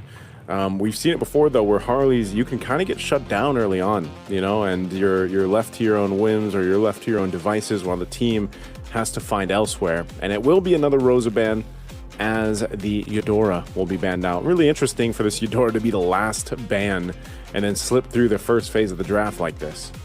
Yeah. Well, what do you now pick if you are Rosa? They will go to Valentina. Do not overcomplicate it. They will just last pick the hero that could be the EXP or the Roam, because this better can be flexed anyways. Team Falcons. What is your flap hero? You need a lot of tankiness here.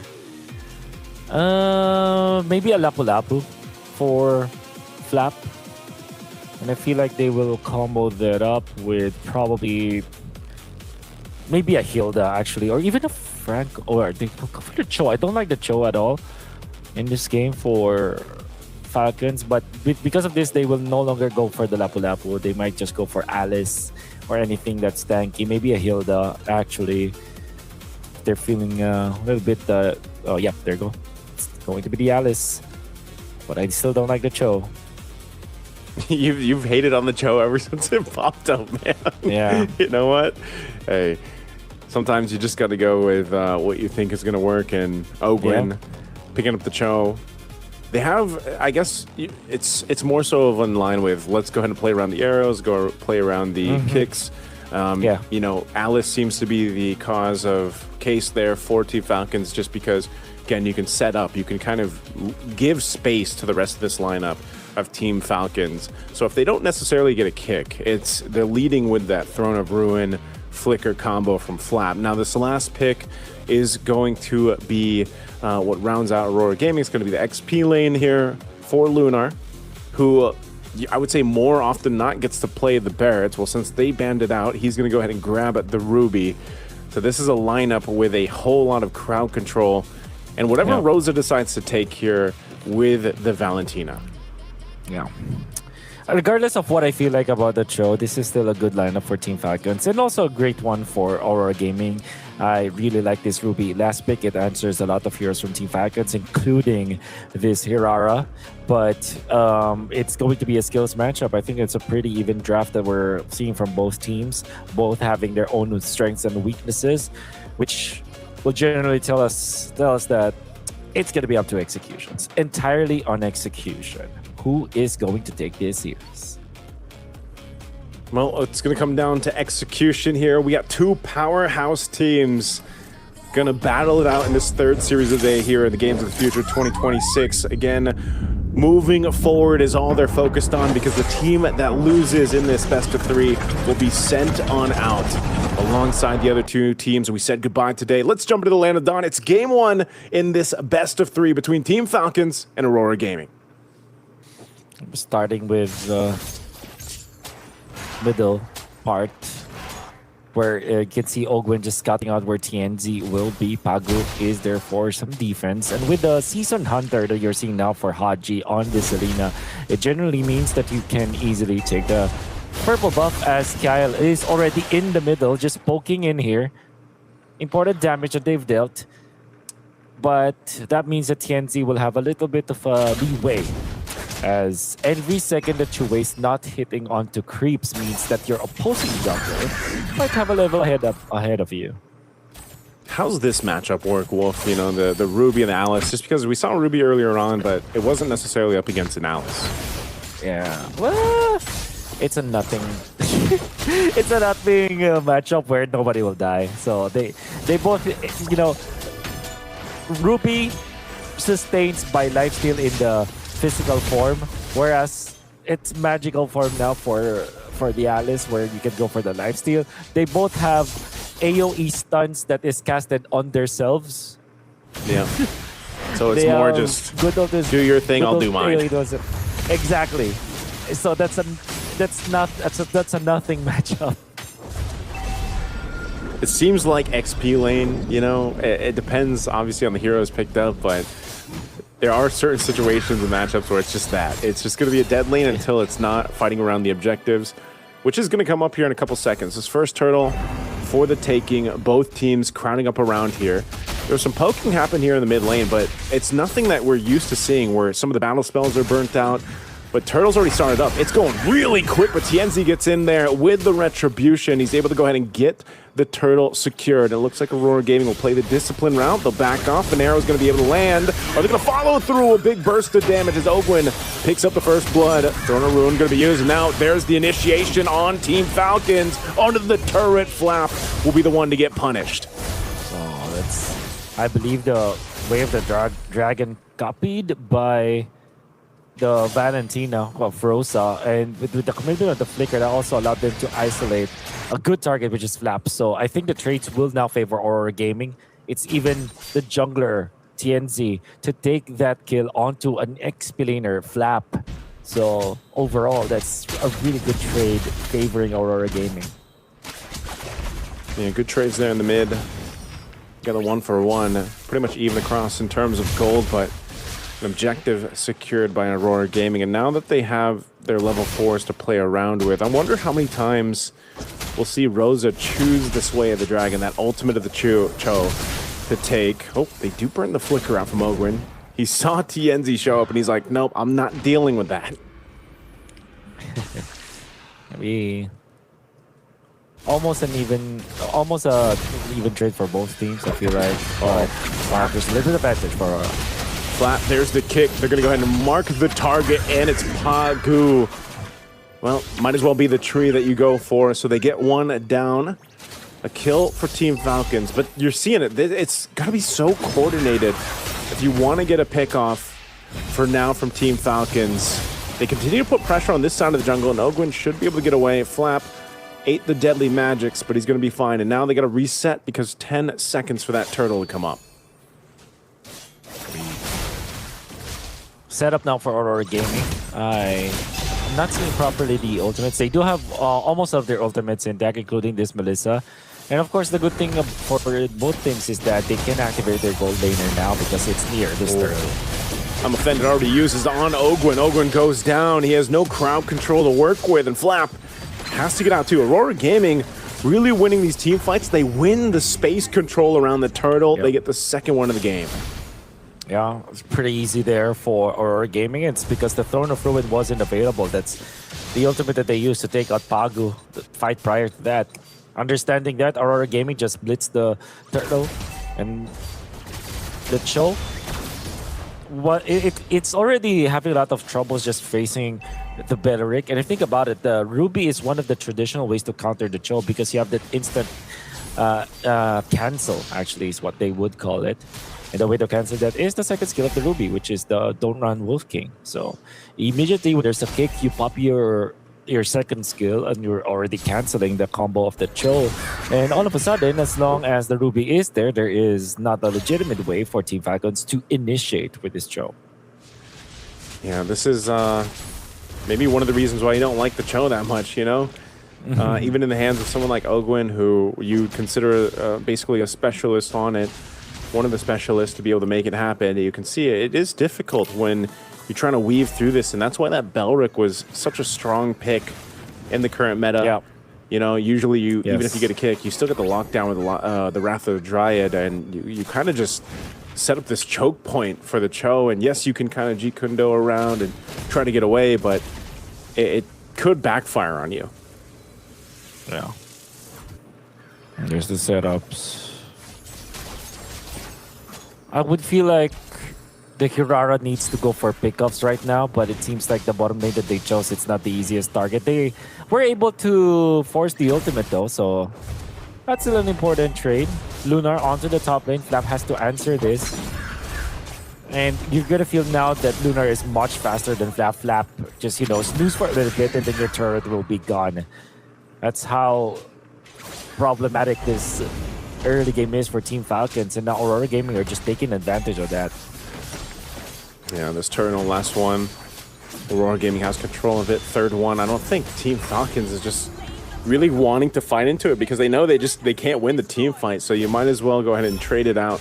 Let Marco get a turret. He gets the tier 1 on the bottom. It's one of those cases too where you just kind of need, I feel like with Team Falcons' lineup, you mainly need everybody there for this fight. And Super Marco is going to have to go ahead and scale up on this Clint and see what they can do once this actually breaks out. Because right now, Aurora Gaming is just taking that calm, collective approach. Yeah.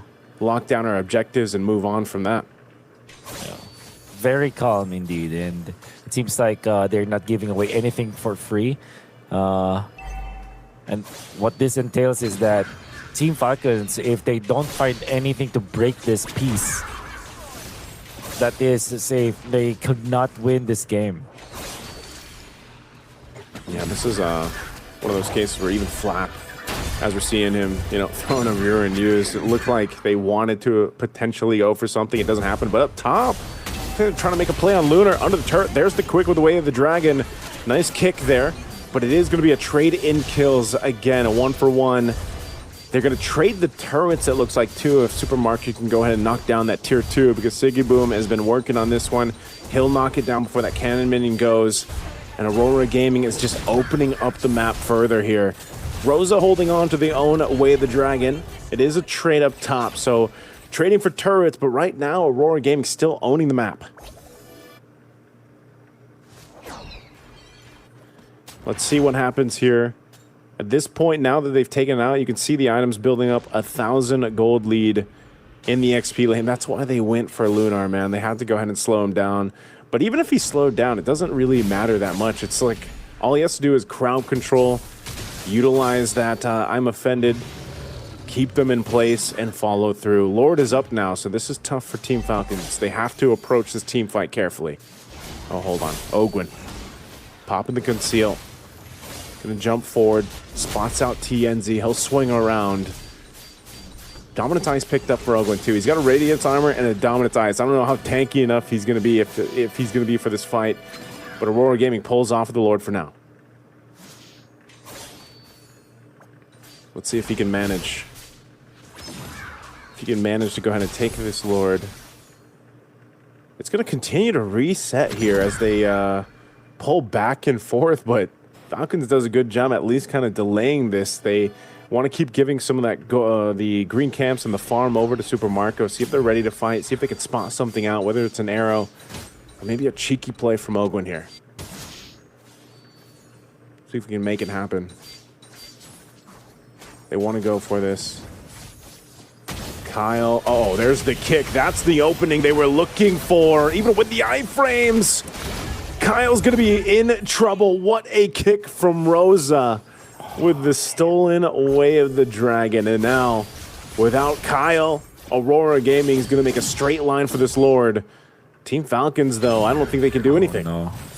Oh, God. That's why I feel like there's the last big choice really questionable for me, Team Falcons.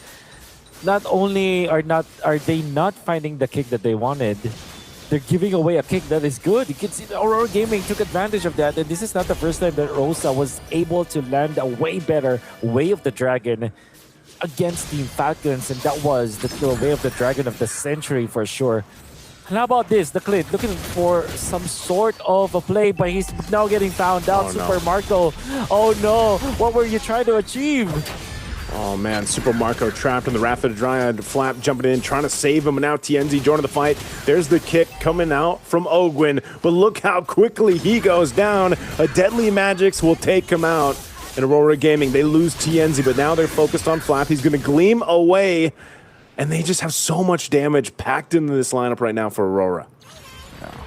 A lot of mistakes that are committed by side of Team Falcons, I feel like.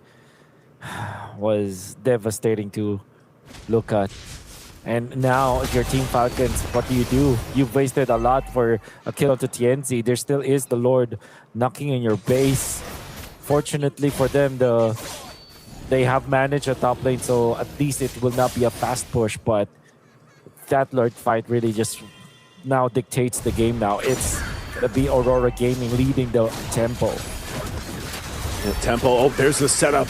With the Throne of Ruin, able to find two members here, but Kyle goes down and they're still going to fight. Ogwin goes for the kick, but there's Pagu zoning out Super Marco, and now Ogwin's going to be in trouble as Sigiboom will chase him down, gets the dash, but I don't think you're going to be able to catch this Cho, so they just go for the base. TNZ going on forward. They want to go ahead and push into these base turrets, but Team Falcons looked for a moment to stay in this. But now the waves pushing in bottom and mid. Aurora Gaming, knowing they have the numbers advantage, will focus on the mid turret, knocking it down as Rosa holds on to the kick. There's a big pull, and they get rid of Ogwin. They're going to clear out all these waves here, clumped up together, but the rest of Team Falcons is up. So Aurora Gaming takes two base turrets and then retreats. What a clean take there coming out from Aurora. Really commendable plays that they're doing right now. They are not panicking. They're not overcompensating whatsoever. It seems like they know exactly what to do in this game, and they're winning so well. They know how to hold on to leads, and they know how to siege safely. This alone is going to be enough for them to really take control of this game. Taking control of it, Aurora has the control right now. Team Falcons has really tried to get themselves an opening of opportunity in this game.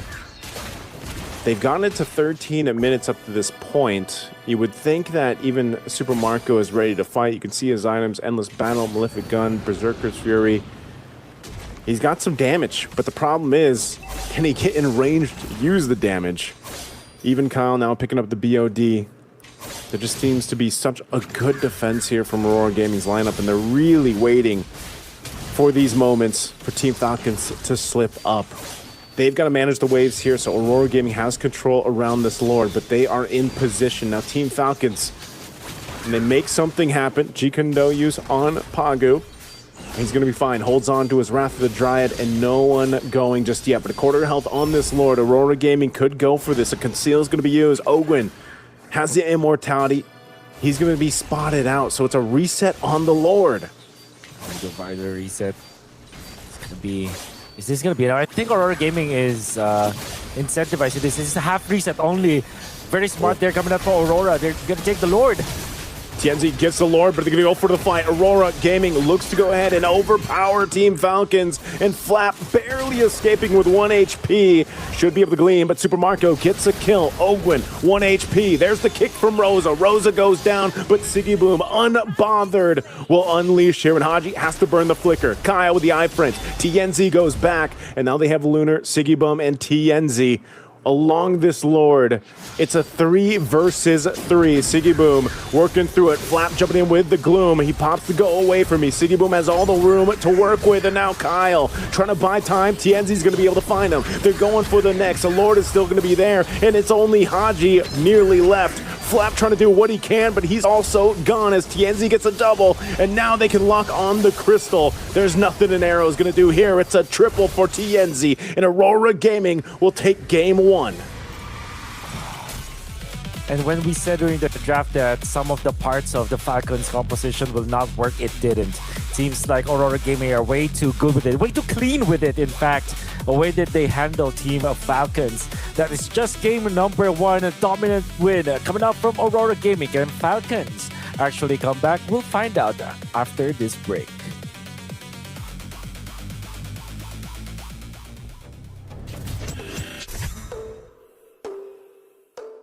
Центр кредит банкымен сіз қарапайым және заманауи шешімдердің ортасындасыз.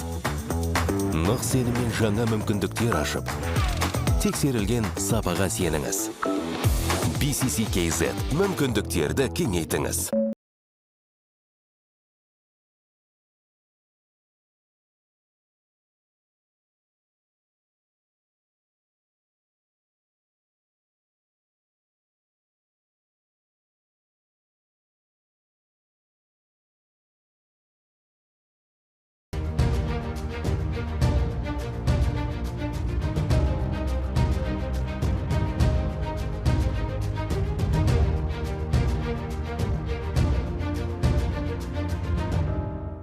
Центр кредит банкымен сіз қарапайым және заманауи шешімдердің ортасындасыз. Нық сеніммен жаңа мүмкіндіктер ашып, тексерілген сапаға сеніңіз. BCC KZ мүмкіндіктерді кеңейтіңіз.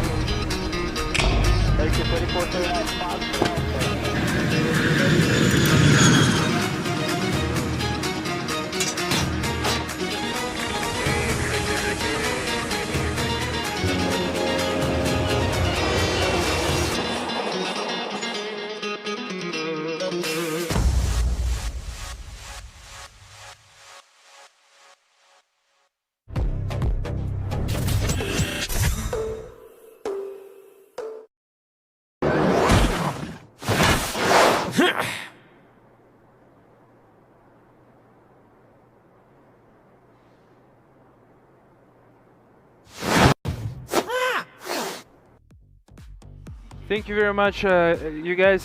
Thank you, Wolf, and thank you, Naiso. Thank you for the casting of the game. I mean, this is 1-0 so far from Aurora Gaming, and it was a clean draft, clean execution, clean everything. I would like to remind you, I'm here joined with Hi T. My name is still Borka, and we're back here, and once again with a 2-0. 2-0, sorry. 1-0. 1-0. 1-0 so far. I mean, as you said, I mean, it was a clean win, right? I mean, the map, even from the start, it looked really good for Falcons. I mean, I think Aurora had the whole game in their hands. Definitely, they had everything in the hands when they draft the heroes such as Melissa and Harley. They take the control of the turtles here and there. They got 3 turtles. They got the Harley and Melissa. One of the high win rates here in at the games of the future. They've been winning every game, as I called it earlier today. I remind you, this is the 3rd match of the day of the day 2. It's been. I don't actually. I lost the count of how many games the Harley and Melissa won today after I said it. Because in combination, those heroes have been winning every game. Maybe I should go coach MLBB teams nowadays and help them drafting. I think you really should. I mean, you're already pro with Dota too, so yeah. Yeah, and also I'd like to, before we start anything, I'd like to mention about Samruk Kazna. Thank you very much for sponsoring our digital football, aka soccer, and you know, it's been playing already from yesterday and day after before, and it's going to be until the 9th of August. Make sure get your tickets, get everything ready, and thank you very much Samruk Kazna for sponsoring our soccer, and thank you very much for making this beautiful tournament happen. And yeah, just shout out to you guys. You guys are awesome and great. Moving forward, like what I said, Melissa and Harley, I've been seeing these heroes every time. I'm not sure why the teams are not banning those heroes or why are they not adapting the heroes. Is it becoming a pattern? We still have to find out. I mean, that would be really interesting to see if it goes to the full day, right? I mean, Melissa and Harley. Definitely, so far what I've seen, it's been those 2 heroes have been winning every single game. I mean, there was only Barretts who lost the game before with that DFYJ, but nonetheless, Melissa Harley, great combo. You guys should draft it and you guys should win it. I mean, we'll see how the band's going to change and the draft is going to change from the team of Falcon. But if they want to step up and come back to the game, this is the exact time, because I would like to remind you, this is the single elimination draft. I mean, this is single elimination groups, like the bracket itself, and once you're out, you're out. That's true. I mean, we still have the highlights coming up soon on the screen, but that was an amazing game that we just had. I mean, towards the end, I think it was a clean win for them. There was no stopping for Aurora Gaming at all. But it went a bit slow towards the early game, but Aurora Gaming still had the control of the map, I would say. I mean, you can see on the highlights, we had the teams and fans getting ready before just the first game that we were about to start before. The teams are getting ready. And of course, I mean, in 2 minutes, we didn't have any kills, and then we got the first one at 220. And then from there it went. I mean, the first blood for Ongwen.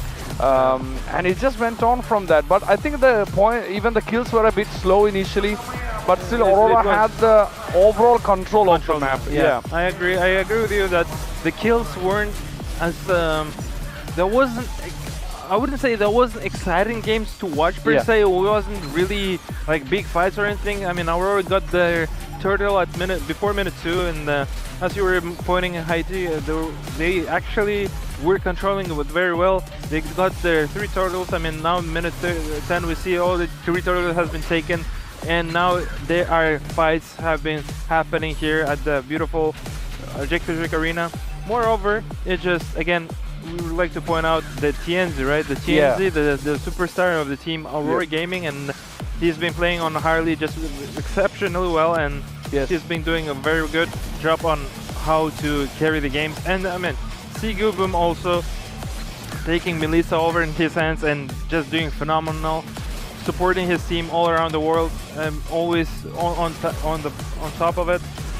I mean, minute 14, we see how everything goes drastically south for the Team Falcons, because the Aurora Gaming has been having that gold lead of 5 to 6K and more for entire game. It was clear control, clear execution. Yeah, I think initially also the Falcons, they were more like they were advancing and then falling back and then regrouping and reanalyzing and then coming back again.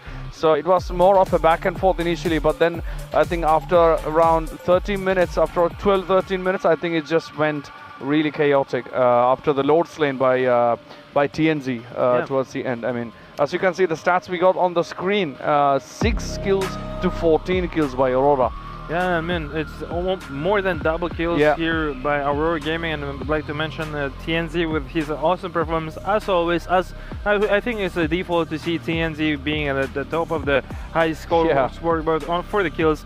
I mean, he was just doing fine. He had 1 kill and he's been waiting his moment, getting his gold, getting his itemization correctly, and making sure that he's gonna take this game in the back. I mean, Aurora Gaming had this in control for a long time, and their initial plan worked extremely well, and we'll see if they're gonna play it just the same as on the game number 2, but we'll definitely take a look how they do. Definitely. I mean, let's give a big shout out to Freedom for sponsoring this MLBB, bringing it to the games of the future. I mean, it wouldn't be possible if not for Freedom. Big shout out to them for making us or letting us enjoy this this discipline here in the Physical Games of the Future. Thank you, Freedom, for that. And we move on. We got more stats coming up on the screen pretty soon, and we are yet to find out who's going to be the MVP for this match. I mean, TNZ got a clear chance, but I mean, at the end of the day, you need to check the kill participation as well. I mean, when it comes to MVP, right? Of course. I mean, I already know who is going to be a clear MVP here, and I'm pretty sure the viewers already know the MVP for for this game particularly. I mean, Falcons, man, on the other hand, we would like to give a big shout out to them, and we see the comparison toe-to-toe between Super Marco and the Lunar from the Team Aurora Gaming and the Team Falcons. We see the hero damage output is actually insane from Lunar, more than a half or 1.5, I would say. And we can take a look at the hero damage taken. He took a lot of hero damage on Lunar, actually, more than double, 82 or 88,000. Yeah, it is a lot of 86, yeah. damage has been absorbed by Lunar. Yeah, that's true. I mean, that's a big difference between these two teams. I mean, but actually it showed in the play as well. I mean, they did take the Aurora, did take the damages, but at the end they came out as the winners. I mean, after, I believe the game shifted, or they shifted the gears after the last load slain by TNZ, and after that they've been just marching onto the Falcons base. But in general, Falcon was a bit scrambled, I would say. They didn't actually get a hold of the map, to be honest, but I mean, tough team to play with. It's not an easy game, right? I mean, it's tough. Definitely. So yeah, let's not forget also give a big shout out to Yandex Go for being a sponsor to Physical Games of the Future. Make sure you scan the QR code on the screen, because you got everything on the app. Download Yandex Go and make your life a lot easier for everything. So do not forget that one. But yeah, 1 round down. Next round about to begin pretty soon. There we go. We got the MVP, Sigibom.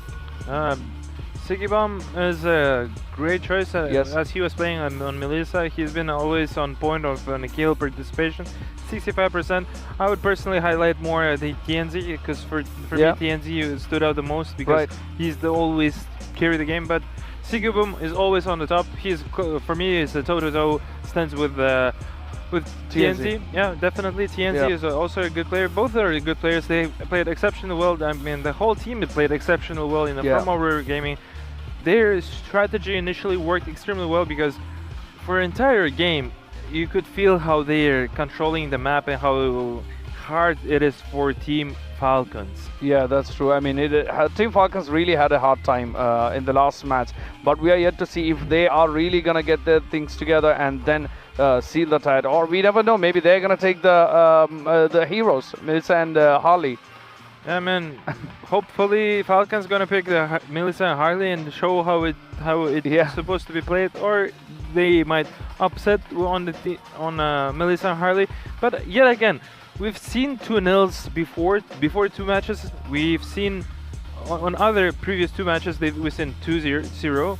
And is it the same case again for Aurora Gaming? Is it? Are we gonna see another 2-0? I have no idea, but I don't know. For some reason, I have a feeling that's gonna be another 2-0 for this match as well, and that leaves us only 1 match for the day. So we're gonna be wrapping up pretty quick. I think if this repeats in the coming matches, but again, it's unpredictable, as you say. I mean, you cannot actually negate the fact that one team is gonna compete well and then push both the teams to a 3rd round to decide on who's gonna be getting those points. So we are yet to find out how that turns out. But big shout out for Aurora and Falcons. Both tried really well.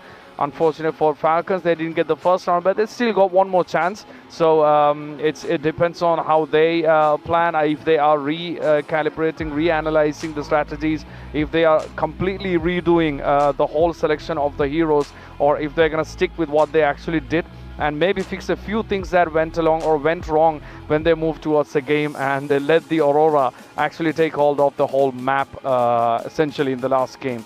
Yeah, sounds good. I mean, now they need to wake up. The Team Falcons has to wake up because they need to show why are they here as competing at the Game of the Future. Otherwise, they're gonna get eliminated. Once again, this is a single bracket, and as we can see in the background, people are getting ready slowly, and we can start the game anytime soon from now. Just stay tuned. But yeah, again, Falcons, they are one step closer to get eliminated. They need to win 2 more games in order to win on the side of Aurora against Aurora. So we'll see different drafts for sure if they're gonna change the strategy or if they're gonna change any drafts. And would like to start, and we can give a word to our beloved casters, and Wolf and Neso, please take it away. Let's watch match number 2, and let's take a look how they can do well for Team Falcons. It's Team Falcons now at the edge of getting eliminated from Games of the Future. And of course, Aurora Gaming on top with a dominant performance. Wolf and Naisu, your casters, thank you so much, Ilya, as well as Haiti, for breaking that game number 1 down. They were on point when they said that Tianzi is probably the best player right now in this lobby and probably in the tournament. We have not seen well, Kyrie has played solo, Kella as well, maybe from the previous series, but Tianzi is just on a different level of performance, and I'm excited to see more from him. Yeah, I think Aurora Gaming as a whole is just, I mean, that's where the threat comes from. Tianzi has shined, Rosa shined, hell, even Pagu, right? Rome has been able to make some great plays and everything else, and so it's one of those cases where everybody has had some highlight plays for Aurora Gaming. Lunar, if he ends up getting, playmaker XPs like the Barretts that we've seen him play, he's able to go ahead and replicate that too for the team. So I think for Team Falcons, who is also just a star-studded team, they just got to be able to match that right now. And so far, this meta has really just highlighted Aurora Gaming's decision-making and their play style. And so for Team Falcons still being on the blue side, they're still going to go with the Hirara here, Wolf. I think it's going to be nearly the same thing. The Balric is still open, so they're going to grab that. And maybe they go with a Eudora early on. Instead, they'll go with the Valentina. Rosa, fantastic job at taking those kicks from the Cho that Ogwin had. Yeah, I think this, you're right. I think this might be the same setup as the previous game. I just wish that they won't go Cho again. That's the only problem that I have with the composition of Team Falcons, and I was very vocal with it in the previous game. You saw how difficult it was for Ogwin to play the game with that hero. That in mind, maybe Team Falcons will now prioritize their roamer, because what happened in the previous game was that they didn't have it. But with the position that they're in right now, they just could not pick up the Atlas easily. Not only was there a Beleric on the other side, but there's also the Valentina. They still will pick it though. But this is a much better hero for Ogwin, I would feel like. If this were a different team, they would have just gone for the glue. But Team Falcons are a little bit stubborn. They feel like they can actually defeat the Valentina with the Beleric, utilizing their Atlas. It will be risky, but let's see how they can execute with it. Okay, if they have to execute here, one of the things that Team Falcon's going to have to do is actually deal with the own Fatal Links being stolen. That's probably the biggest problem that can happen. So far, I think this is the typical trade you see in Tianzi. This is no surprise. Harley's open. He's going to go ahead and grab it. One of the main things I feel like that Kyle has to do here this time on this Harara is being able to actually... We didn't see them really contest too much for the objectives. I mean, they tried, they faced off towards Lord later on, but it was because of plays that were made, around the mid lane or up on the top side before the turtle broke out. And a big part of that, again, Selena was picked up, right? So for Haji, he had a Selena, you play around these arrows. And if you're not landing them, that's kind of the unfortunate thing. Whereas your efficiency when you're not throwing arrows out kind of goes down. And in comparison to what Rosa was able to do, I mean, that's one of the biggest factors. Yes, Haji's a great Selena, but I'm wondering if he's going to go with something else to make this a better time for Kyle and Ogwyn even to move on this Atlas. Yeah. And well, what that usually entails is to look for a good Haji hero that is mobile. There's a lot of outplays that he can do, but at the same time also not item dependent, because the thing is, you want Haji to be active as soon as possible, right? You want to activate your KDA machine as soon as possible. And if you don't have access to heroes that don't require so much items, then you're not gonna have a good time. I'm thinking about like somewhere along the lines of a Farsa that could be good for them, but it seems like that could be the ban here for Aurora Gaming. I think that if Midnight bans the Farsa, I'm gonna lose it. If he bans it? Yeah, it means that we just think. It just means that we think alike. We think so much alike if they ban the Farsa here. Let's see if they do that. This is their last ban. They are going to go with Uranus. So I guess you guys don't think alike, man. You guys don't think alike. Yeah, he's better. Way better.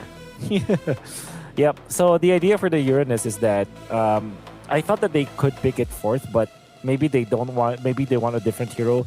But it would be good for the Claude and with the Claude. So it's just a good hero for Falcons to pick up and also a good hero for them to pick up. But it seems like they will not. They will have a different idea for their XP lane choice, which I feel like will be different for Lunar. Maybe they last pick that hero. Maybe they go for the maybe a Melissa, maybe a Ru, maybe a Paquito. No, it's not available. What else is there? Maybe a Harith, actually. Or a Granger for Aurora Gaming. See what... they pick up the further gold lane. I think they sit on it, though. Yeah, they're going to go with the Minotaur. This is interesting, man. This is...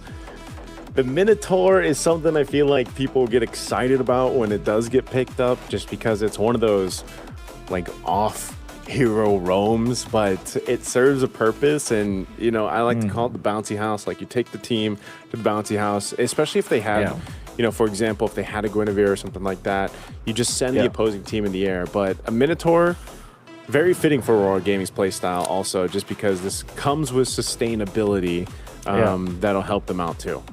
But that also means that your Belleric will be EXP, right, for Aurora Gaming. So that's also an adjustment that they did. The Minotaur is perfect against the Claude, though. So that makes total sense why they picked it up. And the Belleric... okay, that's the Rafaela picked up by Team Falcons. Okay, Haji, and of course the others. The lineup of Aurora Gaming right now hard punishes this high pick on the Claude. There are already two heroes that make it difficult for the Claude. That's both the Belleric as well as the Minotaur. Good luck, Super Marco, actually. When those two tanky boys are up, there's really no way for him to survive a team fight if he pops his own Blazing Duet. He might be jumping to his death because of that. So that's the idea. And then the Hanabi to go with it. The Rafaela is interesting because there will be a lot of sustain and late game damage from Team Falcons. But overall, I'm digging this composition coming up from Aurora Gaming. They have two tanky boys with not a Melissa, but almost like a Melissa, because the damage output of because you don't need the models to transfer your damage to another hero, right? Is the Hanabi. It's almost like a passive thing for you. So yeah, it's like a Melissa, but not a Melissa with two tanky dudes. That seems to be the case, Wolf. Two tanky dudes, but this time protecting a Hanabi who, interesting enough, not many teams have pulled out the Hanabi, but it's worked here and there. And it's Team Falcons to actually take the Rafaela from the team that, first showcased this back a week ago or so, or a week and a half ago. And you know what's funny? They use it with the Belleric as well. So it's like, okay, you take my Rafaela, I'll take your Belleric Hanabi. Right? So it was Aurora Gaming that that first employed the Rafaela, Team Falcons that first employed the Hanabi and the Belleric. So let's just IMU, man. It's Valentina. It's Valentina in real life. But let's jump into this game 2. Again, Aurora Gaming with the upper hand of the series in this best of 3. Team Falcons, though, they have to win this game to move forward to game 3. And then it comes down to a decider game. Hopefully we get it, man. We've had a day full of sweeps. This one could be different. Already an exciting start for the two teams, as there will be a lot of folks here in the middle. Haji, we're talking about how aggressive he should be in this game, in this series in general, and you're given a hero that has a massive uptime. The damage is not as much in the early stages, but eventually it ramps up. So you'll feel the overall effect of this Hanabi later on. Sorry, this Rafaela later on. But for now, we're gonna be chill. Gonna be chill about it. Keeping it together. I think this is one of the funny things too, just the Rafaela mid, what it does for the dynamic of the game. You know, it's like you get, obviously the heals. I think that's one of the biggest things. Good little burst damage on Pagu, but it's sustainability paired with mobility, because you get that speed boost. You also get that potential to kind of just stop the opposing team in its tracks with the ultimate, or you know, being able to revive. Sorry, I'm thinking of the old Holy Baptism, but getting that revive also that you can have is beneficial to you. You know, too bad this isn't Flying Clouds to make that even better for Team Falcon. So they go and fight regen for regen, but Kyle just makes a quick work of the first turtle. Flap should be able to get out of here. He can gleam just out, but I'm not sure if this is a fight they want to go for. Siggy Boom is a part of the fight, though. He's actually going to go ahead and lock things down, but it's Ogwin. He goes and gets away. Just hits the level 4. This fight, they still want to go for it. Gleam into the throne of ruin as Siggy Boom is the one to get punished, and Pagu is going to be next. There's the Holy Baptism. He flickers out Pagu. Actually survives. A very tanky dude out there. Even as he flickers out, he regens so much that he's almost half HP when he gets back to base, but the fact of the matter remains, that's a massive pick-off coming out from Team Falcons. Why was Siggy Boom in the middle of the fight? Well, of course, he was trying to go for the double lane setup, wants to participate in the Turtle team fight as well, but Flap finding a very good target to go for. Haji was taken out very quickly at that too. Yeah, that's a bit tough. You know, again, dealing with the deadly magic, it's kind of a surprise when it comes through, and especially Haji on this Rafaela. You know, you can only heal so much. Good Minoan Fury going to be used. Whoa! Whoa! Okay. That Fatal Links was a different kind of Fatal Links that I've seen, but Pagu eventually goes down. Looks like he threw him over the wall, and there's a return on it as they go for the fight here in the mid lane, but it's going to be a trade still. Wow, okay. Good recovery here for Aurora Gaming. They killed 2 of the heroes of Team Falcons, and they included Siggy Boom in one of those, getting the kill after his death, and then a double lane for this Hanabi. Aurora Gaming are putting a lot of emphasis into flash farming this Hanabi for their team, and I think it's a good decision overall, because that means that you will have your Hanabi as your AoE damage dealer way faster than the Claude will be there. And it's not like he is in the same predicament as the Claude. This Claude will have a lot of troubles facing the Belleric as well as the Minotaur later on. He, on the other hand, can just easily sit and relax because of the crowd control immunity that he has access to. Easy pickup here. Second turtle going to Team Falcons right now. They are controlling objectives. Okun's going to just push Pagu back. So Tienzi has defaulted to pretty much just needing to go in and farm where he can. If he can somehow surprise someone like he did earlier on against Rosa, or against Haji, sorry, then that's one of the best things that he can do. So Rosa has continuously held on to these Fatal Links, and they've utilized it into the team fights, but they just got to get the upper hand. That's one of the main things. Now, Hanabi is in a weird position, because even if you get caught out, Pagu's still fine. Pop of the Minoan Fury is actually not fine. A Fatal Link's going to be used, and then it crashed down on. Ogun will flicker to safety. Now Lunar's going to be next again. Stopped in his tracks. Flickers out, but the one auto attack from Haji will be able to get him. And Team Falcons are finally getting a good break-even point that will be now in their favor. It has been a marathon for them for the past 2 games, particularly this one, but finally they break through. Those 2 pickups are so important that they now have a 2,000 gold lead. Super Marco 1-0-1, farming up top, getting the clear, and then Flap is going to start ramping up when it comes to scalability as well as tankiness. Radiant Armor picked up means that you're going to be comfortable heading into the next few minutes, and this is a good start now for Team Falcons. This is the start that they needed in the series. Well, this happens in Game 2. Fighting for the buff space here. Looks like they should be able to get away from it. Yep, they're fine. So now Aurora Gaming, where do they go from here, Wolf? I mean, we've just seen these kind of forced fights because, you know, they're clumped up in the mid. They really haven't been able to contest into a turtle. What is Aurora Gaming waiting for? Are they just waiting for Sigiboom to hit that power spike on this Hanabi? Yeah, absolutely. They're also waiting for maybe 2 defensive items on both their tank heroes. So that means that the First Lord is their actual target in here. They're going to be fine just trading. They don't have to overcompensate for whatever Team Falcons is doing right now. All they have to do is just to sit and relax and farm because they've had a good start anyways. It's not like they are down in the dirt. They have a lot of things to work with. All they have to do is to wait for their opening. Yeah, right now too, a problem is Super Marco farming up really well in the Claude. Hasn't had to do too much just yet. That's 3 for 3 turtles for Team Falcons. It's not looking good for Aurora Gaming though. I mean, they can wait and scale up as much as they want on the Hanabi and the rest of the lineup, but I think eventually, if we see them for some reason give up this First Lord even, as they have done for the past 3 turtles, then they're really playing for the late game to try to make something happen. Good little dodge there from Rosa to escape that stun coming out from Haji, but they're really trying to hold on to this tier 1 turret. Sigiboom might need some help though, because it just seems like Team Falcons can take kind of whatever they want currently. Yeah. No. On to the top, they push. With their Rafaela, they're always like ready to team fight. That's the funny thing about it. Oh.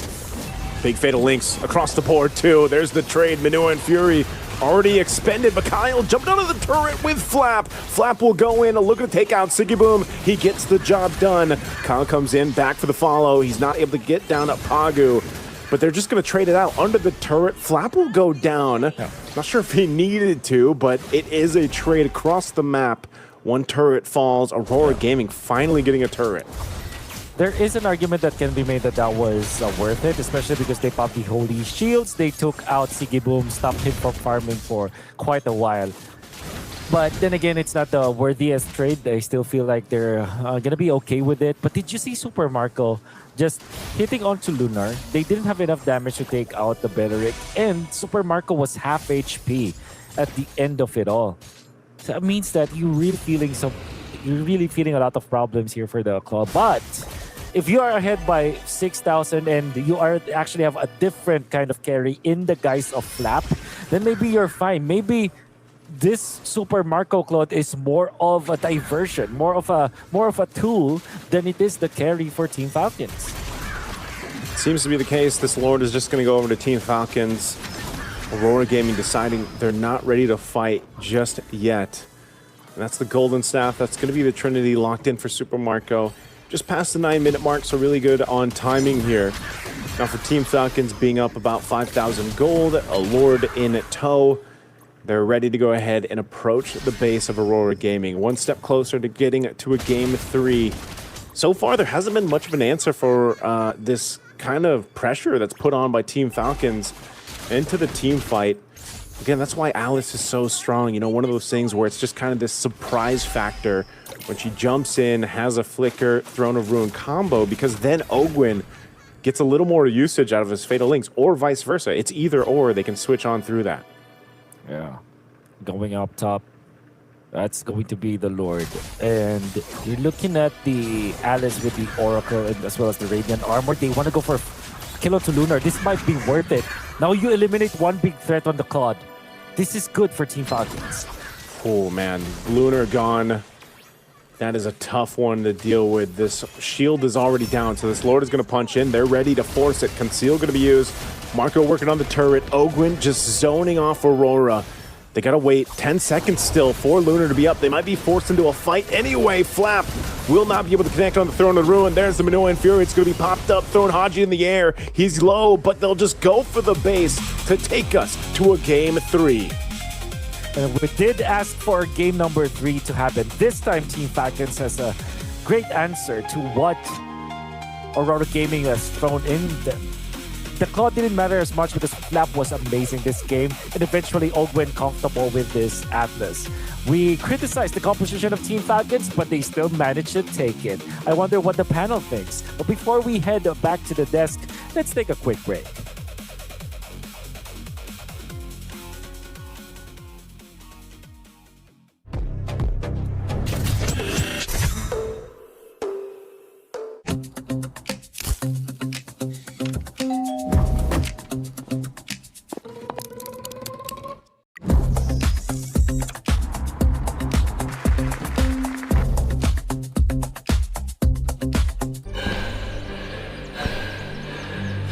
Үлкеніздер әр қадамы жаңа жетістікке жетелейтін марафон. Біз осы жолды сіздермен бірге 10 жылдан бері жүріп келеміз. Тимур Құлыбаевтың халық қайырымдылық қоры.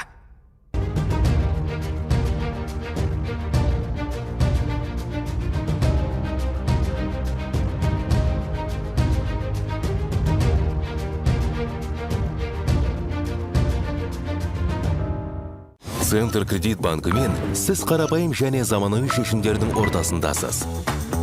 Нық сеніммен жаңа мүмкіндіктер ашып, тексерілген сапаға сеніңіз. BCC-KZ мүмкіндіктерді кеңейтіңіз.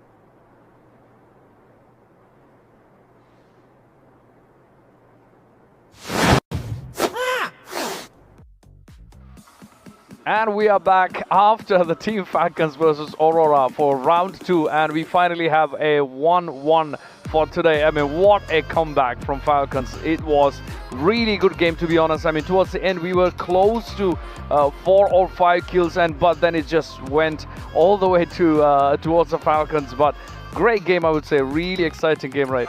Yeah, of course, they well executed on the second game. They came back and woke up actually and did actually very well. And I'm very happy for Falcons making it to the third game. Now it's going to be our 1-1. So it's going to be our third game of the match, because we had the previous matches were 2-0. And again, my name is still Borka, and I'm joined with Heidi.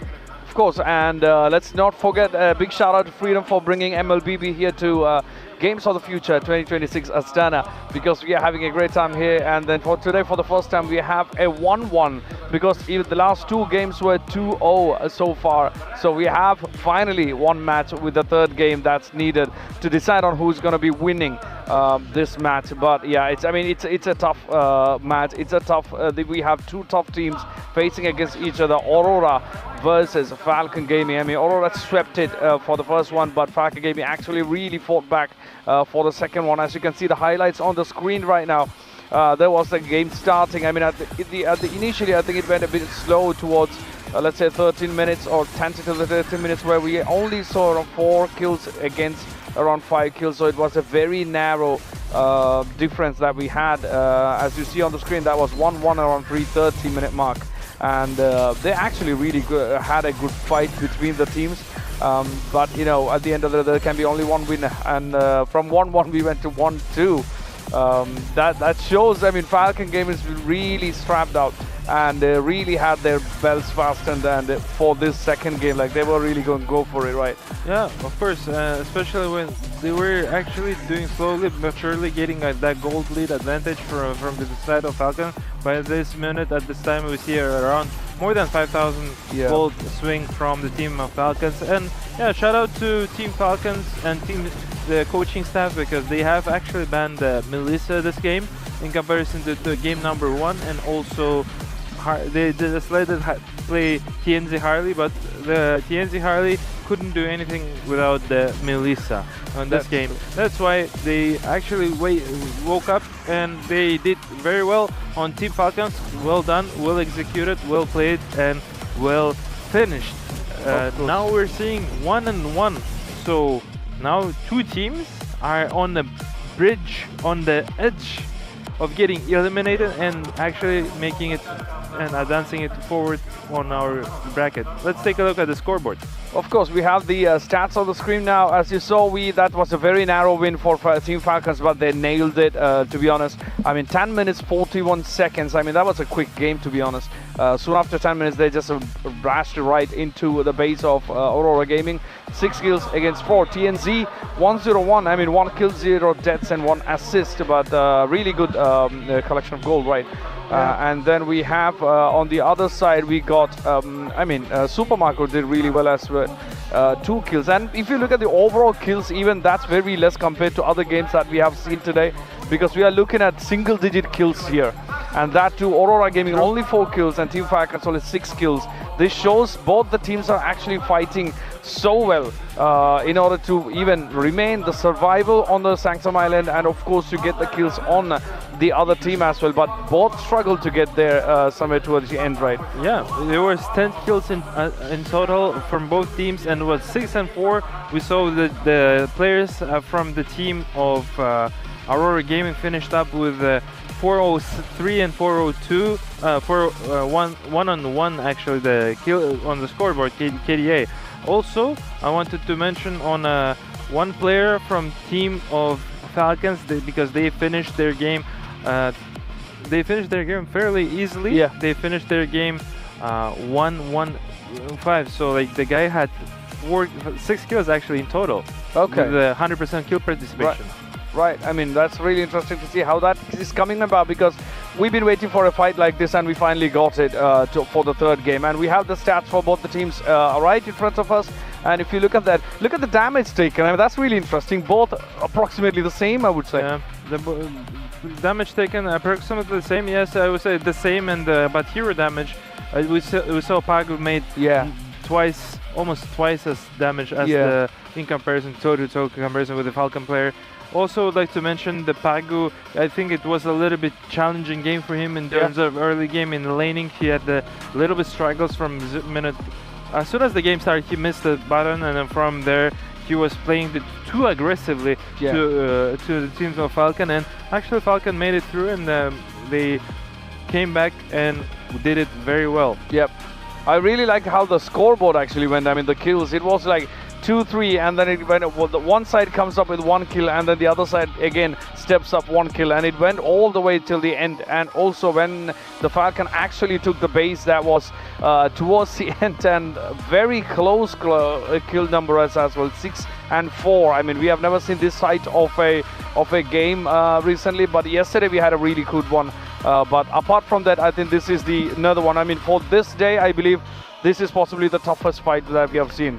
Yeah, definitely. It will be interesting to take a look at the now third game, because Kyle is 104 on kill participation, 83% of the kill participation, but there is he's teammated with 100% kill participation there.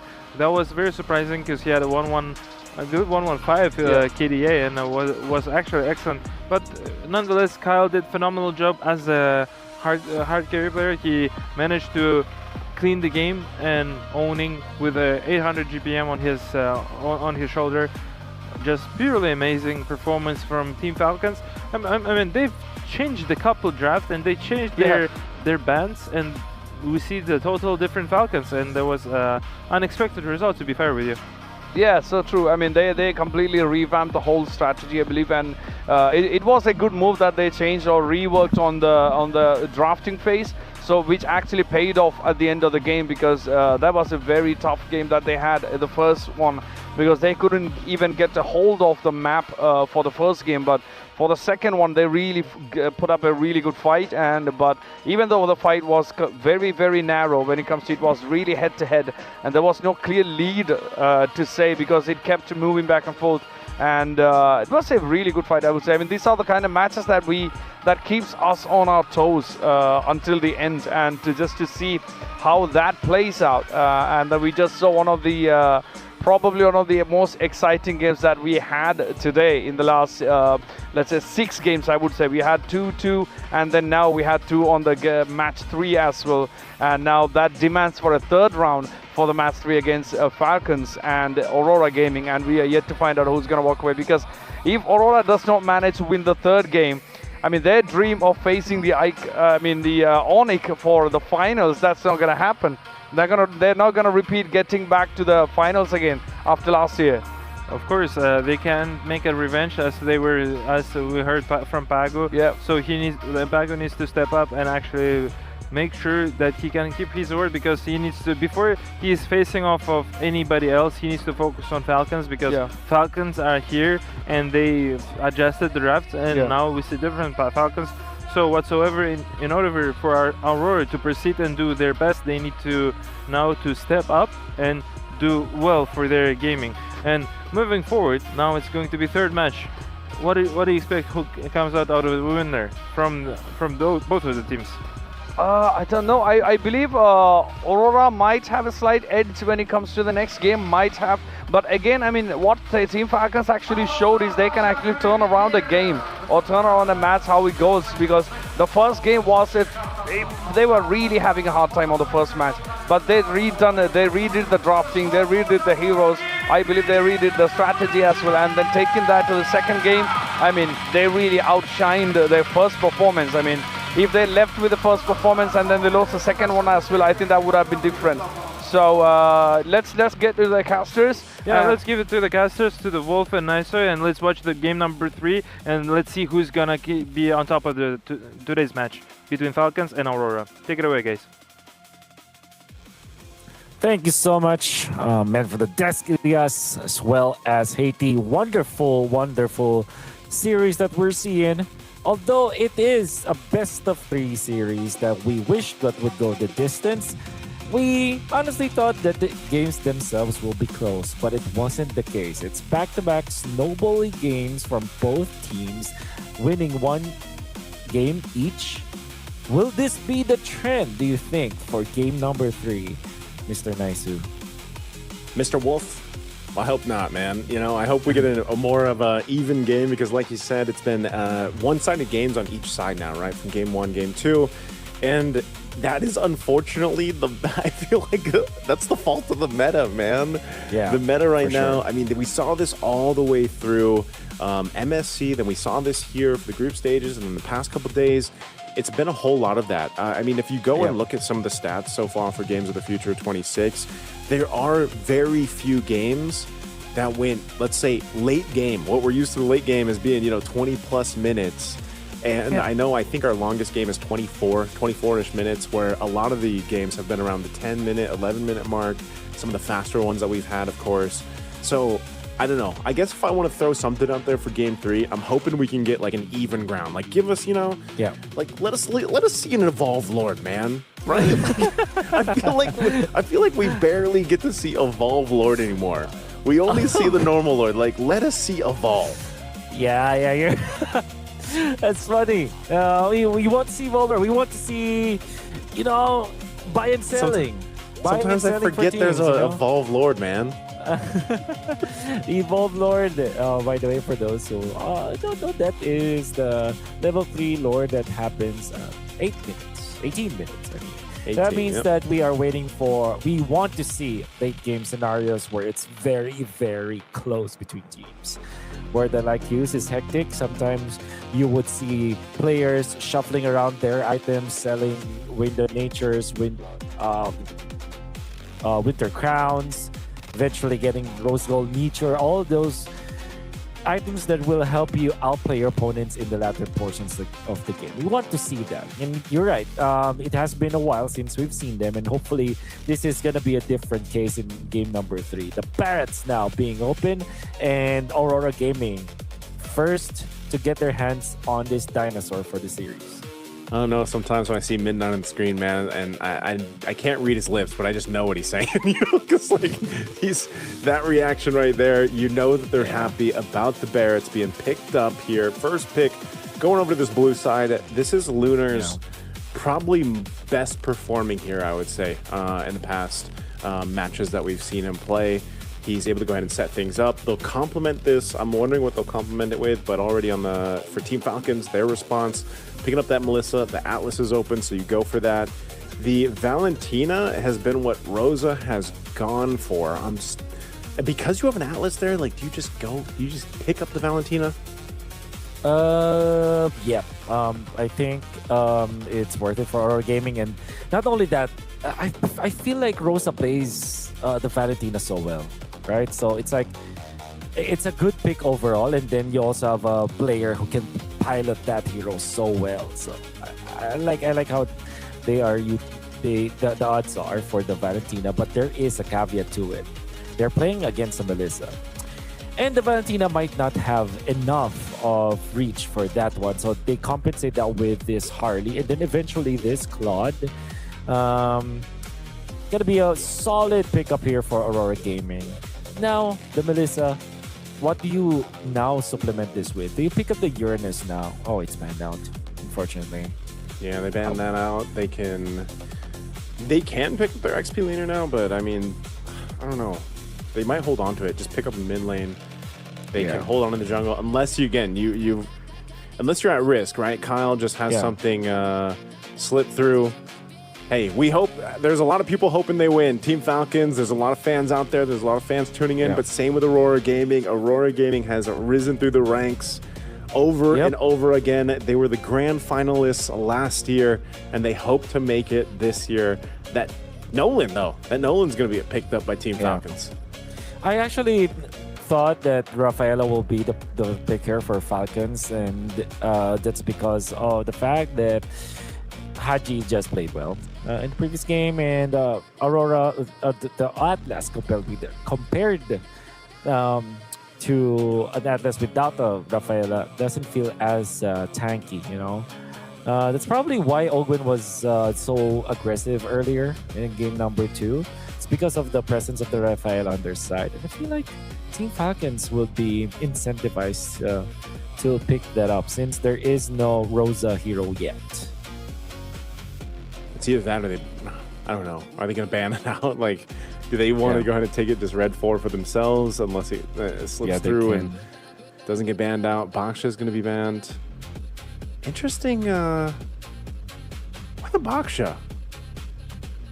I'm trying to understand the Baksha ban, because you've already got your roam, you've already got your jungle. Oh, maybe XP. Yep.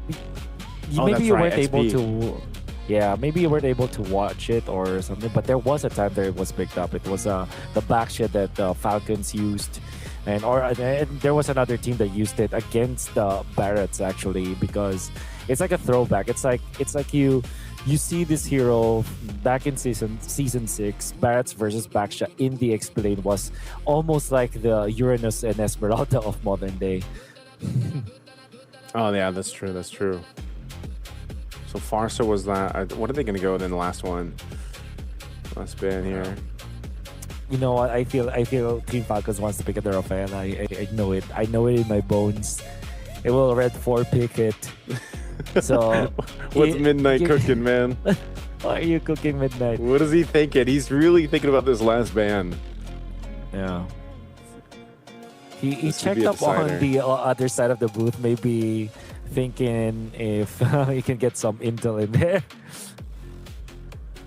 Okay. Yeah, let's see. They're talking this one out. I think this is such an important ban too, just because I think they've got it. They know that this is going to be picked up. So Belric banned out. Yeah. Is this just Rafaela now? Coach Moody, telepathy. I'm gonna give you my. Yeah, there we go. Nice. Yep. Okay. I'm not happy about for the team. I'm just happy that I. You guessed called it? correctly. Yeah. You're just happy that But you called it. Yeah, it makes total sense here. You pick up the It does, it Rafaela, does. you take it away from Aurora Gaming, and what do they answer with now?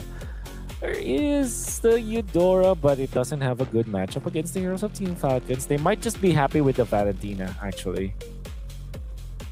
Valentina, just for the Fatal Links purposes, and then you still need to go ahead and grab the Roam. I don't know, is Pagu just going to result to a pick here? Glue? Up against, because you banned out the Belric. Yeah. One of the things, Matilda, Valentina. Matilda's Alright. popped up a couple times, especially when you have the Barretts. Ends up coming into this third game. So you get a lot of mobility with this. Well, if I'd say, you look at Aurora Gaming's lineup, and that is the ability to move around the map very quickly. Again, we don't know what map we're going to be playing on. Yeah. But if it happens to be, I don't know, Expanding Rivers or whatever we get here, Aurora Gaming can move quickly, but that's what the Rafaela does too. You get that speed boost, and they'll cap it out with an Esmeralda. Okay, the Esmeralda is a decent answer, I feel like, especially with the presence of the Matilda out there. You supplement your teammates with shields and you counter that with the Esmeralda. I think, honestly, this is more of a throwback to me. Like, remove the Harley, remove the Valentina, remove as well the Nolan. This looks like a very old matchup from Season 6, probably. Esmeralda. Some time ago. From a long time ago, yep. The Esmeralda has a decent matchup against the Barretts, but I feel like the Barretts still is favored in this matchup. All in all, both teams have completed their composition well. I feel like they were able to get the heroes that they wanted to get, and they were able to cap off the composition that they wanted to have as well. So this is again going to be a close match in a way that whoever. That it will be a tug of war, but whoever gets the control might snowball again. So we're hoping to see that the tug of war will be longer, though, for both teams. Yeah, we definitely need a longer game here, Wolf. It's game 3. Both one-sided games so far for each side, game 1 to game 2. It all comes down to this. I know there's multiple fans for both teams here in the arena. Only one can move forward, and one's going to be knocked out of Games of the Future 2026. Aurora Gaming, their sights are on the final, but they got to get through Team Falcons. We'll see which team pulls on through. Matilda is an interesting tech here for Aurora Gaming. Like you mentioned, it allows you to move around the map easier, and also there is the Barretts that you combo it up with, but at the same time, it's decent versus assassins in general, because you also can help your teammates, right? It doesn't matter how you save your teammate, either through extra shields or the guiding wind, but it's always annoying for any kind of assassin like the Nolan to not be able to eliminate his targets quickly, because that means that he might go for an extra dash just to position himself better. So overall, decent tech that we see from Aurora. Yeah, that's what we've seen so far. Every time that Matilda is brought up, you kind of got a way to weave into these fights, and interesting interaction too, just because you have a Harley there.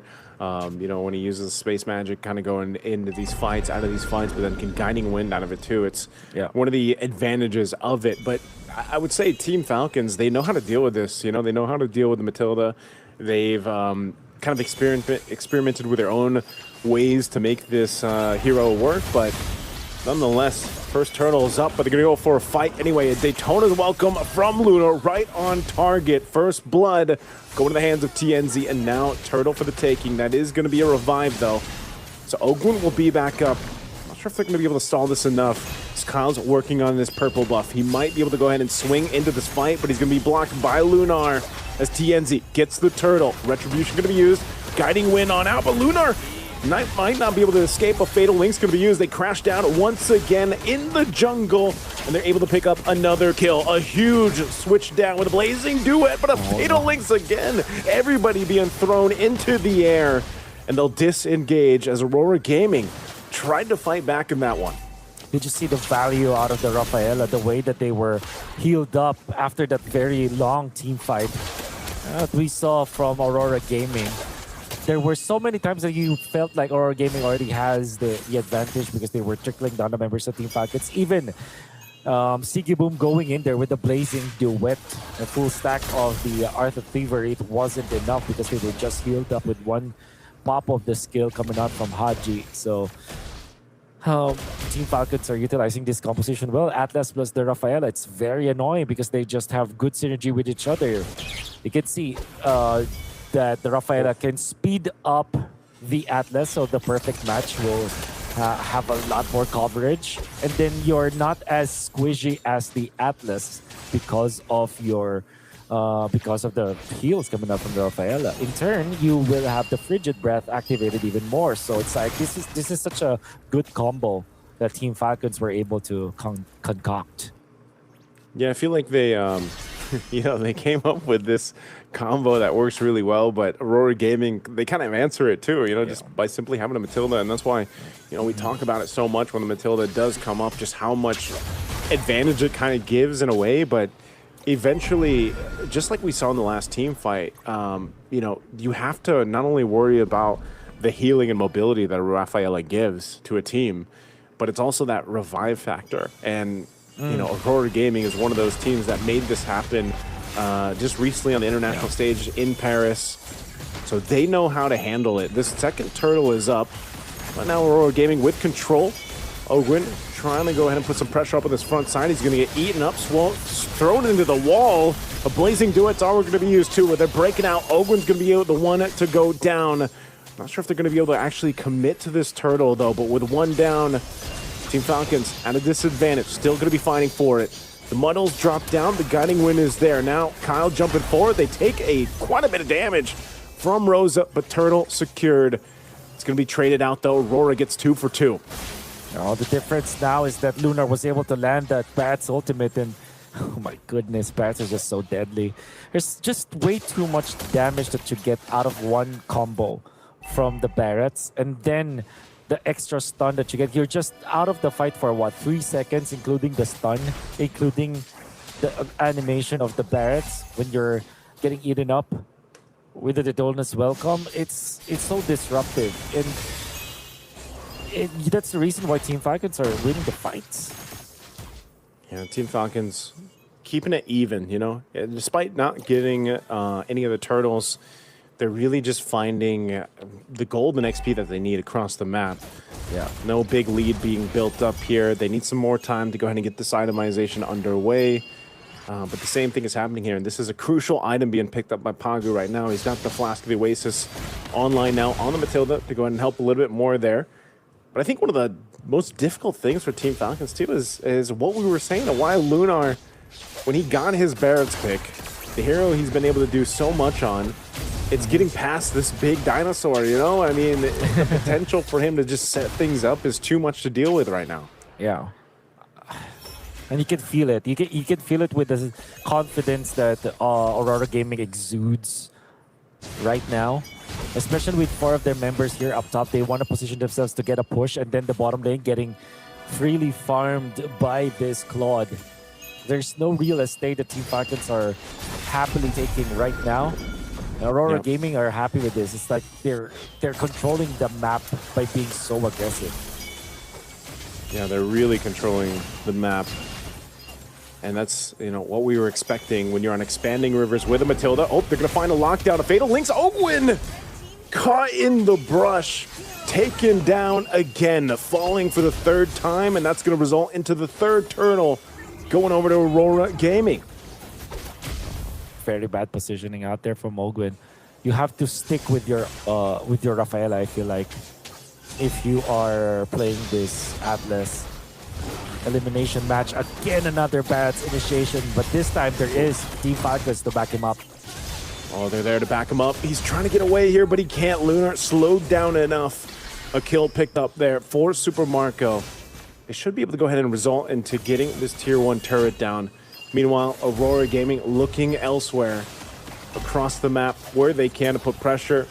Kyle eating up that deadly magic, but he's going to be fine. So good response. Again, Team Falcons, despite Ogwin getting caught now 3 times, they're still able to find what they need to across the map. As long as they maintain equilibrium in terms of itemization and farm, they're okay. It doesn't matter if Ogwin continues to get picked off, because the rest of the team is still able to go ahead and get what they need. But obviously, Ogwin, he needs that Flicker Fatal Links combo. Like, that is going to play a big part in them winning team fights.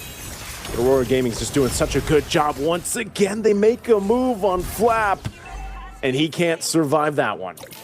No, even through the healing, Haji, not enough. Aurora Gaming are leading by a little bit of gold, actually, right now. But I think Sigiboom being untouched all throughout all this mess, that means that they are just getting so much value out of their gold. They are now about to take their 2nd tier 1 turret. Super Marco almost alone in this bottom lane. Ogwin is going to be there to catch up. There's some benefit to Haji's speed boost, actually, that they allow Ogwin to just get into a defense for the team. But Rosa... Oh, there's a setup. Fatal Links. Ogwin going to be in trouble again. He's trying to get away, but Sigiboom goes in with the Blazing Duet, but it's Tienzi to get another kill. Just perfect timing. Ogwin's gone. He's going to be brought back into the game with the revive. They have to, because the Lord is now up. Oh, whoa. Flap. Whoa. Oh, Flap's trying to get away, and he just gets terrified and then stuck in a corner. Now Flap is gone. Team Falcons, do they take the risk to try to stall this Lord out? Oh, well, they're trying to take Tienzi, but Tienzi gets away. What a move. Kyle outplayed. And that means that Aurora Gaming will have the distinct advantage into this Lord fight. Flap is still 5 seconds away. Fortunately, this time he will have the Purify, right? Because earlier he didn't have it and he was face-checking Aurora Gaming, which is apparently a mistake there. Coming out from Team Falcons. Now, does Team Falcons know how to play this around this Melissa? They only have one tanky dude because right now Esmeralda is not yet that tanky. And it would only take some anti-healing coming out from Aurora Gaming to make Flap feel squishy. So we'll see. How can they peel for Super Marco this time? Let's see what happens. I mean, even the front line is dealing with a really difficult time to actually eat some of this damage that's being thrown at them. Flap's really trying to. Marco takes some damage. They got to rely on the heals from Haji. Holding on to that tier 1, but again, Flap in trouble. Eating the deadly magic, he's going to be fine. Gets the heal. Now Ogwin going to be in trouble. The Terrify is so good as Ogwin goes down again. And there you go. Aurora Gaming fought for this Lord, and they will secure it. It's only took... Oh, that's why. Enchanted Talisman onto Flap. That's why I feel like YEC is very, very squishy. I don't know if that is an error or something, but Team Falcons will not appreciate that item of Flap. You see, being taken out so easily this game. There's a shutdown though. Kyle sneaks in, takes out Tienzi. Big goal going in his favor. That's a 4-kill streak, but Aurora Gaming still has the distinct advantage over Team Falcons. It's a good shutdown, man, but Again, Team Falcons really has to make work for this. They can make it happen. Still, Kyle going in for the burst. He's going to have to go ahead and disengage. Rosa up on the front side. Super Marco unleashing. There's a fatal links they're going to come through with. They go in for the stun of the Holy Baptism, and now Luna trying to get away. Oh my God. Muddles to zone him out. Man, talk about the team fighting with these compositions. It's such a pendulum, Wolf. That's right. And this time, we see Matilda saving one, and then Lunar just popping the ult as well as the flicker just to get out. Aurora Gaming are sustainable. Team Falcons did not have enough damage during that time, but they did have to commit 2 of their battle spells. So 2 battle spells for 2 battle spells. And now you talked about the tug of war between the 2 teams. Aurora Gaming are leading though. Super Marco on the back lines. There is the heal for Haji from Haji. It's gonna be fine, but the push up top commences. Aurora Gaming. They have taken a way better trade for that one. Now they're ahead by 1,000 gold. And I love this. This is basically, you know, Filipino Ube versus Turkish Delight.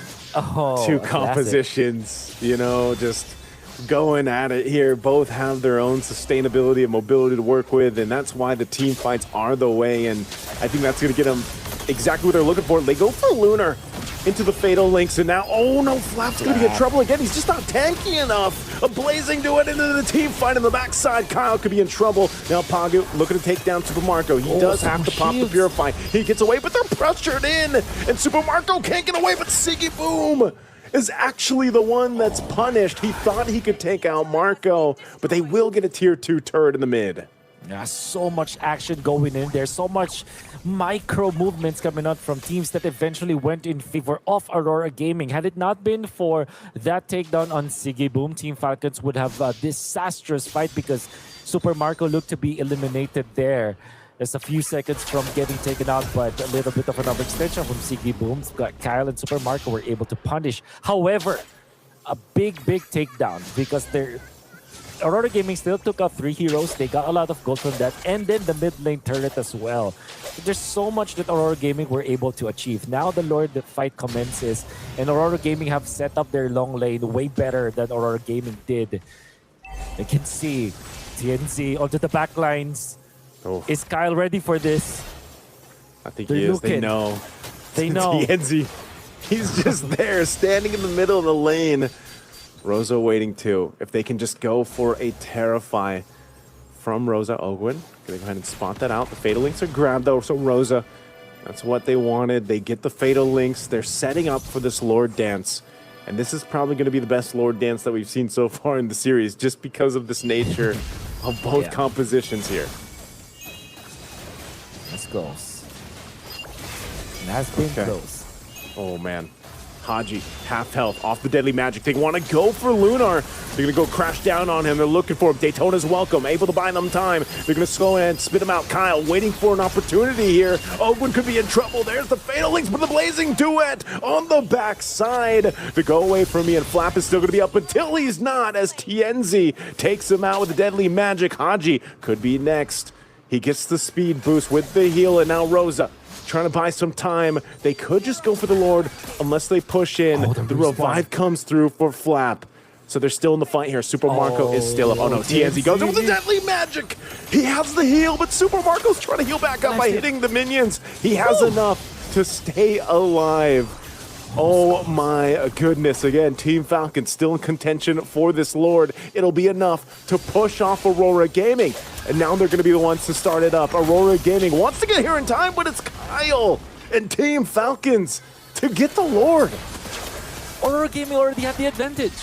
They were winning the fights. In fact, they had a man advantage over Team Falcons, but one resurrection coming out from the Rafaela is enough to fend off Aurora Gaming, because the reality is Aurora Gaming have spent a lot of resources, so did Team Falcons. So when the even trades happen, you have a resurrection that will put you in a little bit of an advantage. Eventually it was just a 4v4, but Aurora Gaming did not have the resources they had. If you look at Team Falcons, they have a lot of low cooldown ultimates, low cooldown resources. Apart from the Atlas, of course, they have the Nolan who's always fight ready, as well as this Melissa. It's unlike the Claude that relies on the Blazing Duet as well as the Purify. The Melissa, only a second skill is enough for him to output the damage as he is doing right now. Now Super Marco's got the Malefic gun, a little extra. TNZ, there on the backside, potentially looking to take out Marco, but there's a response by Kyle. They're going to spot him out. TNZ has to go ahead and get out of the brush. They already dealt with the Lord, though. Whoa, Kyle. Going to burst that damage again. The deadly magic is deadly at this point. I'm not sure if they're going to be to the base turrets just yet. Looks like a tier 2 is all they can get. Even that mid lane still stands. It's a war of attrition now for both junglers. And most importantly, they want to, both teams, they want to force some ultimates. Like if you force the deadly magic and it doesn't kill anyone, then you're okay. If you force the Fatal Links and no one dies, it's also okay. When there's no Daytona's welcome, Team Falcons are happier. So they're going to be happy to trade their Fatal Links for the opposing Daytona's welcome. And I feel like that is what Team Falcons are going for. But we'll see. That still is risky. Team Falcons may have taken advantage of the situation, and now they will be able to get a push up top too. The lead is now in their favor, but at 18 minutes, 1,000 gold lead is not that much. This is now going to be a close game. And it's been a close game up to this point, Wolf. You know, the back and forth. Filipino Ube versus the Turkish Delight is what we're seeing in Game 3. We asked for a game to get to the late game and for an evolved Lord, and we're finally going to get it. That Lord will be up in about 30 seconds, and Ogwin picking up an immortality. The man's has been working. 7 deaths on this Atlas. It's been such a difficult time for him, but the same can be said over for Lunar, as he's been the one to try to set things up with the Daytona's welcome, you know, and Pagu is more of this supporting role where either they have to go ahead and be sure they can disengage when Team Falcons pressures them with that guiding wind. This is going to be a big point. Wind of Nature now available for Siggyboom too. He has been going into these fights without that Wind of Nature. Now it's available, so he can go with that Blazing Duet. He's going to get his stacks. Ogwin's going to go ahead and see this. Patiently waiting for that brush. Once again, TNZ towards the back line, and Kyle's going to wait as well. They don't have to show. Kyle goes forward, so TNZ's going to spot him out. If TNZ can make something happen here on Kyle, they might go for this burst. Once again, Evolve Lord, much slower take because it hurts when they get hit by this, or they don't want to get knocked up. Conceal's used. They're going to go for it. Flicker forward. They're looking for the Holy Baptism, and now TNZ on the backside. He goes for Kyle, but he's spotted out, and now TNZ in trouble. Team Falcons was waiting for the moment, and even with the immortality, he's trying to get away. Daytona's welcome into him, so TNZ will survive with Aurora Gaming on the backup. Meanwhile, the rest of the team still fighting it out. Siggyboom taking the buff, and we're back to square one. It's immortality that they were able to pop. This is very close, Daisu. And I think Team Falcons have understood the fact that TNZ will always go for the backline play. Siggyboom now caught. Oh no, Siggyboom does have the Purified. Can he survive? Yes, he can. There's the Matilda to aid him in that case. And they're going to be happy popping the Blazing Duet actually for Team Falcons. And they're waiting for their timing. Kyle does not have the purple buff. He himself will try to go for the backline, scouting out all of these bushes. You gotta be careful now if you're Team Falcons. They're scouting every single thing. They're checking every bush. They want Lunar. They want Lunar. Fatal Link's going to be used. Kyle going to have to join this fight. Haji's already gone. TNZ just unleashing from the side. They're going for it, but Flap is gone too. And now Super Marco trying to stay alive. Ogwin as well on the disengage, but TNZ's going to be able to chase him down. Kyle splitting the fight up. He's able to find Lunar, and now on the run, Ogwin. He still gets back to base, and Super Marco will survive too, but Ogwin finally falls. They're going to chase down Kyle. They have a guiding win with Siggyboom. They're trying to slow him down, and Kyle on the escape, and TNZ's looking for the cutoff. Can Super Marco get here in time to help him out? He's trying, he's bobbing, he's weaving, and Super Marco will keep Kyle from dying there. Oh my god, what is this? We were waiting for a close game, and we were granted it, and with all of that happening, with the kill onto Haji first, the Rafaela taken out as the first victim of Aurora Gaming, it was enough for Team Falcons to lose complete control. They did not. They weren't able to defend their mid lane. Now they want to fight this, but the Lord is already low. Oh, Kyle attempted, but now they're going to go for Pagu. Pagu gone for a whole minute. But Aurora Gaming, they were able to secure themselves the objective. So now, where do they go from here? Do they start approaching the base? Do they wait for Pagu? They should be able to go ahead and delay this enough for Pagu to be up and Aurora Gaming to make their move. What an intense game, Naisu, that we're seeing right now. Team Falcons and Aurora Gaming on a different level. In fact, Pagu is soon to respawn. You've already used your resurrection now on Haji though, so I immediately wanted to wake Ogwen up 21 minutes into this game. Gotta be careful. Super Marco actually getting full push back. And Aurora Gaming are not gonna overextend or anything. They're not even baiting Team Falcons right now. Yeah. Gonna be happy just to collect the Lord for themselves. Losing Pagu meant that they weren't able to win the team fight, but they did take out the mid lane turret. And this will always be impactful in the latter portions of the game. Although you wanted your long lane to be pushed back or to get the side lane pushes of the inhibitors, there is a little value for taking down the mid lane, as you would always be pushing back. Cool. They're trying to catch TNZ. Whoa, a flicker, fatal links, and they find TNZ. They're able to go ahead and find the jungler, but Siggy Boom charging up in that mid lane. They're gonna have to go back to defend into that push. So even with a pickoff, 50 seconds for TNZ to be up, just in time for that Lord to spawn. Team Falcons, they're gonna wait for this wave to make its way to this bottom turret. They wanna at least get a base turret down, knowing TNZ's not here. They're gonna have to go in, they put the pressure, they go for Lunar. They're keeping Siggy Boom from going back. So they get the base turret. Now Kyle, this is not a fight he wants to take. He just wanted to delay Siggy Boom from getting back for that base defense. They've got to reset for this Lord. I don't know how they did it, but they found the kill onto TNZ. But at the same time, Aurora Gaming were scattered around the map during that time, as you would expect. It's just the flicker coming out from Ogwen that caught TNZ out, and Rosa wasn't there to defend. Nobody else was ready to actually help out TNZ during that time. Didn't have the immortality. A flicker will not be available for Ogwen for 30 more seconds. And fortunately for Aurora, the lane that was pushed out was the bottom lane, which is the short lane of this Lord. Opposite side though, Team Falcons have built up a slow push. You gotta be careful about that if you're Aurora. And then Falcons are now clearing the wave in the middle. So this is a good setup for Team Falcons all in all. Yeah, we'll take this time for this. At this point, we are in our longest game here, Games of the Future 2026. There's the fight initiation, circling Eagle, Super Marco, trying to stay alive here. He already popped the go away from me. The rest of the team's gonna actually protect him. So the Lord's gonna go for the reset. Both sides expending some resources for this one. Not sure if Team Falcons want to go for something here. Look at the placement for Rosa.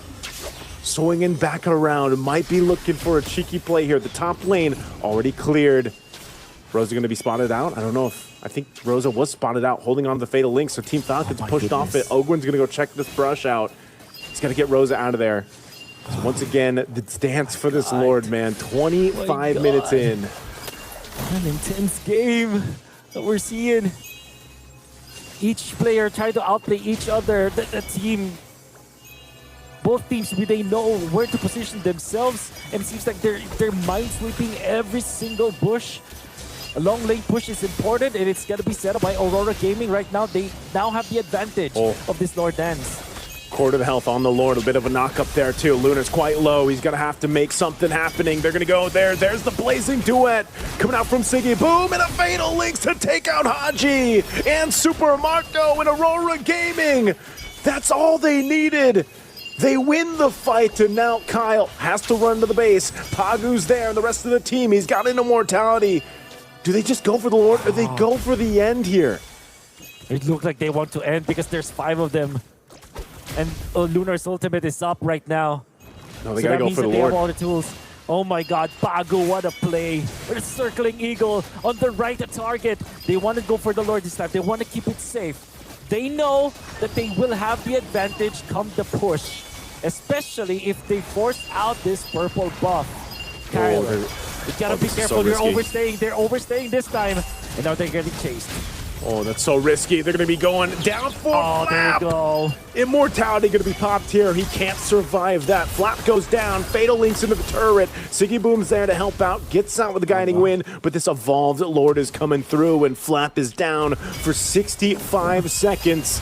They can't stop this. Aurora Gaming sees the win in sight. Team Falcons tries to delay the Lord and bring it on through, but Kyle as well has to see Ogwin down. Now Haji reviving, going for this play. Lord is still up.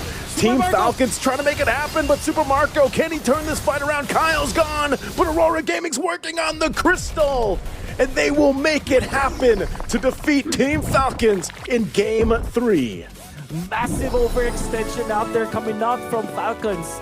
They went in for the purple buff, they overstayed, and they got punished. The Flap was taken out. There's so many moments in this game where every single mistake will matter so much.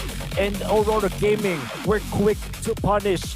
They have taken out Team Falcons. The drought for the Filipino representatives still is true, but on the opposite end, Aurora Gaming on top of MLBB World. They may have lost MSC, but you know that they are very strong, and they've proven right now that if you give them enough, they can go the distance. Aurora Gaming eliminates Falcons Philippines. Man, Turkish Delight winning against the Filipino Ube, man. They put on a show and a series for Game 3.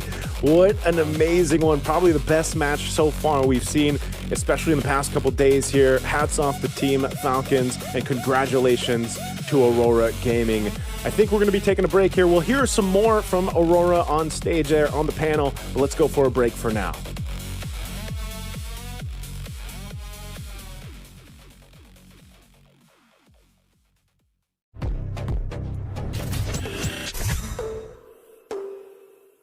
Центр кредит банкымен сіз қарапайым және заманауи шешімдердің ортасындасыз.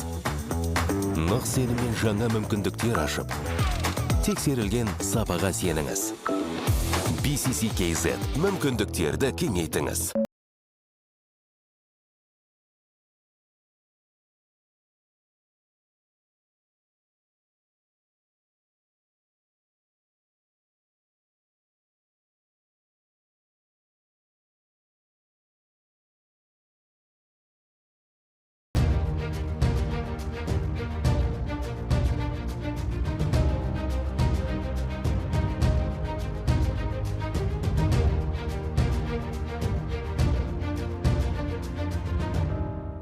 Центр кредит банкымен сіз қарапайым және заманауи шешімдердің ортасындасыз. Нық сеніммен жаңа мүмкіндіктер ашып, тексерілген сапаға сеніңіз. BCC-KZ мүмкіндіктерді кеңейтіңіз.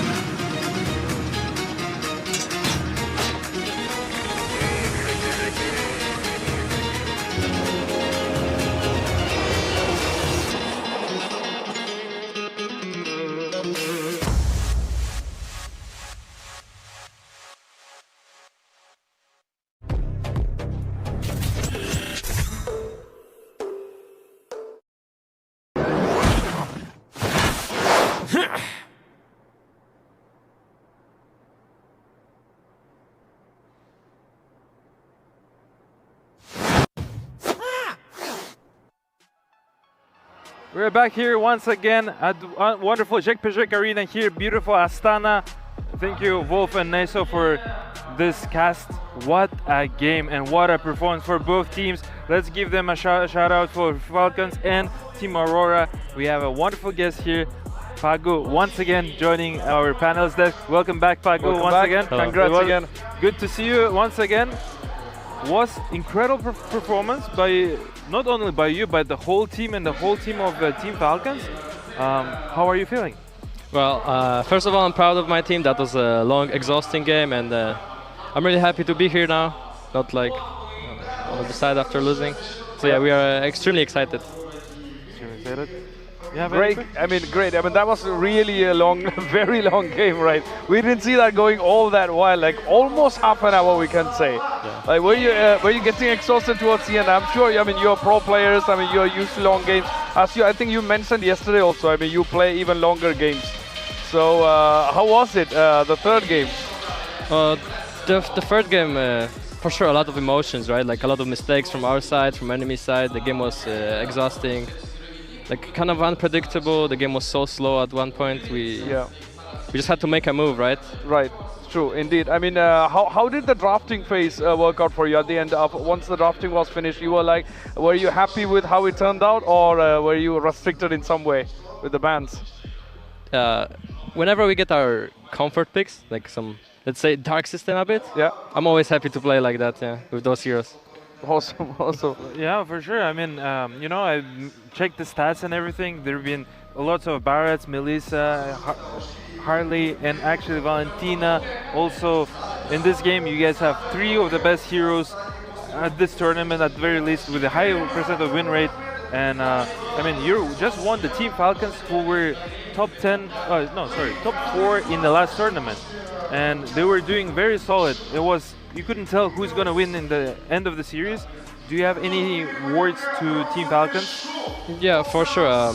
Team Falcons are really strong, especially with the draft, right? Like, basically, Filipino teams, they excel in like slow matches, slow games, right? The macro-wise. But I think today we were just a better team, honestly. Yeah. But congrats to like Falcons. They really made us sweat.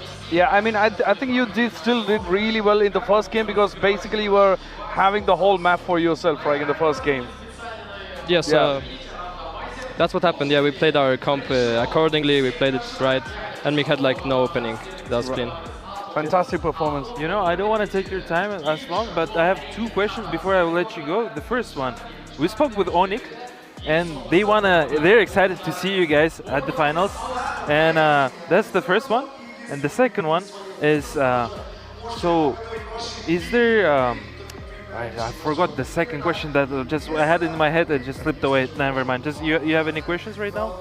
No, I mean, I'm excited to see how this, I mean, if you're going to get to the same finals as last year, like 2025 finals, are we going to repeat that again this year? I'm pretty sure you want to repeat that again this year, but not the outcome. I mean, you want to take the crown this time, right? Yeah, this time we are trying our best this time.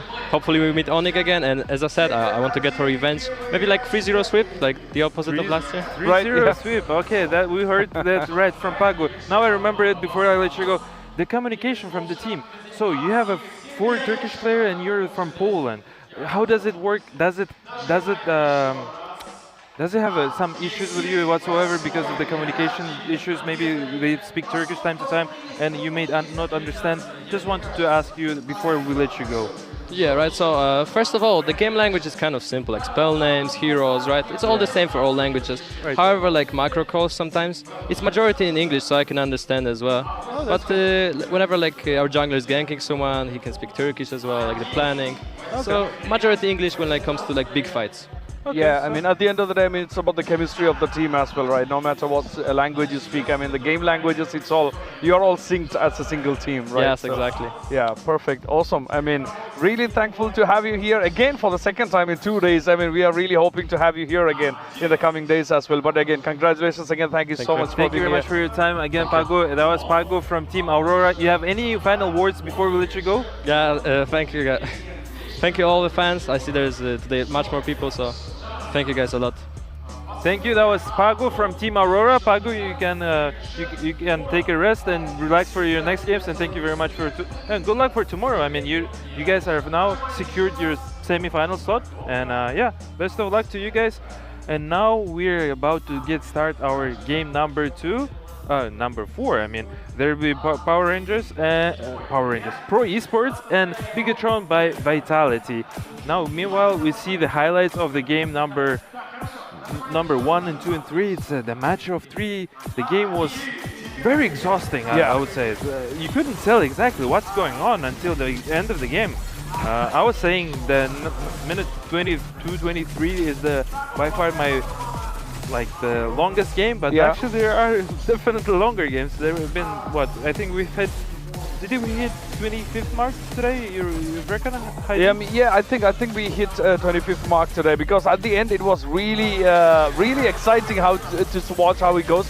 So I really didn't actually pay attention to the timer at all. Like, we were all so invested in the game that we just wanted to see where the game is going, because there were a lot of, as Pagu said, initially, I mean, in between there were a bit of slow phase, but still towards the end, I think it became really chaotic and really good fight towards the end as well. Like, because you can see on the screen, here we had Aurora Gaming with a clear lead by the 15th minute mark. Yeah. I mean, we are talking about a 6-kill lead right there. The thing is, it's like there is a lead on kills, right? But the thing is, the gold advantage is not the big swing, so it's actually they're a little bit higher, but like right now they're the same goals in the gold lead. You couldn't tell exactly what's happening, but minute 20 there is a big gigantic fight mid, and I mean, again, TNZ on a Harley doing his best, performing really good and doing absolutely amazing, and Biggie Boom also doing it extremely well, and Pagu as a support, like, he's always there. 1-1-15. The KDA is amazing. Everything is amazing. The tournament is also amazing. The fight here, 21, just lots of spell casting. People are just running back and forth, getting a kill. I've seen the people from Team Falcons were screaming so loud whenever they were getting those kills on team for Aurora, and that was the decider moment over there. As soon as they got the fight on, actually we hit not 25th minute, we hit 27 minutes, almost 27, 27 minutes, and yeah, right on. Well earned from Aurora Gaming. Was not definitely easy, let's put it that way. Yes. So I mean, that's good for them, good for practice. If they want to, as he's saying, 3-0 sweep from the team of Icon, right? They need to Iconic, and they need to step up and do better and better, because against Falcons that was definitely not an easy one at all. I mean, that was really a tough game, I would say. I mean, and also for us, all of it was really exciting to watch two teams going head to head, and of course, I mean, big shout out to TNZ. I mean, the way he played, I'm pretty sure, I believe towards the end he had more than 10 kills in this game, and we are talking about a 27-minute game, and keeping that energy towards the end, it's not easy job. And also in that enthusiasm, even at the last fight at the base, I think he had a double kill, and I mean, that's commendable performance, TNZ, all throughout the tournament, I would say. 100% TNZ's commendable performance, and the way how he just played was actually phenomenal, and all the performances that he's been playing at the Jack Arena at the Game of the Future was incredible. Well, we're seeing toe-to-toe comparison between Flap and Lunar. We see how much damage they took, damage taken, almost 400,000 damage taken, and to relatively 300,000. It's just around 100,000 damage differences. We can take a look at the hero damage of 45 to 60k. It's a lot of damage. Yes. This is a beautiful game of Mobile Legends. That's true. I mean, the hero damage, I would say, was very close. But I mean, if you look at the grand scale of things, I think that was close, because we are looking at a huge match now. I mean, a very long match with a lot of fights and with a lot of competition happened right there in the map. Even though it went a bit slow towards in the middle, but they picked it up very fast. And we have the stats on the screen now, the team stats, and we are looking at the final 26 minutes 52 seconds, as Steelborko said, like almost 27 minutes, and 21 versus 10 kills, 11 kill lead there. Yeah, TNZ with 11 kill and 2 deaths, and with the 10k networks. I would like to also point out the Super Marco with the 313 with 17k gold as well on his side. He has died only once in terms of in a game of 27 minutes. It's a very awesome performance by him. Also Siggy Boom with 4-on-114. It's just incredible game. I mean, I'm pretty sure we're all hyped up after watching game number 3 like that. It was amazing, and congratulations for Aurora Gaming for advancing forward to the semi-finals. That's the third team that is going to be for our team, and I'd like to mention Yeah, of course, and a huge shout out to Freedom for being the general partner for bringing MLBB here in Games of the Future 2026 here in Astana. I mean, this wouldn't have been possible if not for the sponsors. So huge shout out to Freedom for bringing this alive and making us all have a good time with MLBB here in the arenas. And we're talking about TNZ again. I mean, we just saw that TNZ's got 11 kills in the last game, and only 2 deaths, by the way. And we are talking about only 2 deaths in a very long game. That's 27-minute game. I mean, it's not easy to stay alive. I mean, survive in this kind of a map against this kind of a team, right? 100%. I mean, people were screaming, people were cheering, and people were supporting their beautiful teams. And it was amazing games. As you can see behind me, people are getting ready for their games. And so far, SRG and Onyx, Aurora is the third team who have joined to the semifinals, and we are about, not right now, but we're about to start quite soon our beautiful game between Bigetron by Vitality versus Pro Esports.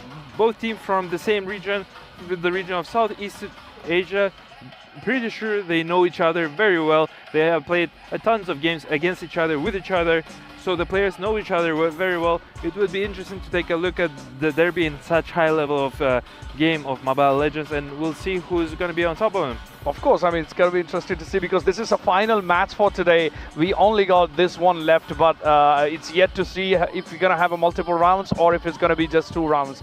But we had a really good performance from Pro Esports yesterday. But before that, make sure, do not miss any of these games. Make sure you grab the tickets from ticketon.com. You have the QR code up on the screen. Make sure you scan the QR code, get your tickets, because we only got 2 more days after this one. I mean, we are coming to an end of the whole tournament, and you really don't want to miss this. Seeing that energy back there in the last game, that was something, right? The fans were cheering. There were people standing whenever some moments came up on the screen, but that's pure energy right there. And also, let's not, we have the MVP on the screen, Sigibam. Sigibam is always on the top, is always there to help out his team, always there to support and take an initiative, take the utility help for his team. 86% of kill participation. As always, he's there to help with his assist over there. I mean, Sigibam is always there for sure. Also would like to mention TNZ as always at the top of the, I don't want to say killer, but he's actually making many kills throughout the tournament. Yes, true. I mean, he's a true finisher, I would say. I mean, he gets that thing finished. I mean, get that off the table, because when you saw the Sigibam, the last MVP, we saw that he's got 14 assists. I mean, he's been setting the whole setting for getting the kills for the team, and we have the fixture right in front of us on the screen. Yeah, we see the brackets here, guys. SRG is going to play against Onyx tomorrow, and now we see Aurora have advanced to the semifinals, and the last team is going to be between Bigetron by Vitality versus Pro Esports. They're going to, one of them are going to advance forward against Team Aurora, and the losers of semifinals are not getting eliminated just yet, because they'll be playing for the 3rd match, and there will be a grand final afterwards. Of course. Very excited to take a look at the teams, because they definitely know each other. There's not going to be a region into region, and such we're just seeing right now with Falcons against the team Aurora Gaming. There was a difference. And let's get to know a little bit more about Bigetron against Vitality, because we haven't seen them just yet. And stay tuned. Let's take a look at the video. We are coming to you live from the most exciting event of the year, the Games of the Future. After joining forces with one of the world's most recognizable esports organizations, Bigetron by Vitality has entered a new chapter. Often abbreviated to BTR, Bigetron has already competed at top-level tournaments like MLBB Mid-Season Cup and MPL Indonesia. At the Games of the Future 2026 in Astana, we spoke with the team about what this partnership means, the rivals who bring out their best, and the people who support them behind the scenes. Could you please introduce yourselves? Hello, my name is Shogun. I'm the explainer of Bigetron by Vitality. Bigetron and Vitality are 2 iconic names in esports. What does representing both organizations mean to you? For me, I'm proud to be the part of that team like Vitality and Bigatron, and looking forward to winning the competition, I think. How has joining the Vitality family changed the team, both inside and outside the game? Maybe inside, not change that much. Like, we just do the things like usual, but in outside, I think the fans come growing into our community like that, and it's very kind, the communities. Which team always pushes you to play your absolute best? I think for me, Aurora Gaming from Turkey. Does your family know that you're participating? Do they support you? Yes, they know, and they will pray for me. I hope so. Do you spend all your time playing games, or are you doing something else? For now, I'm doing college too, like side job. I think like I'm being a pro player, and then I'm just do the college also.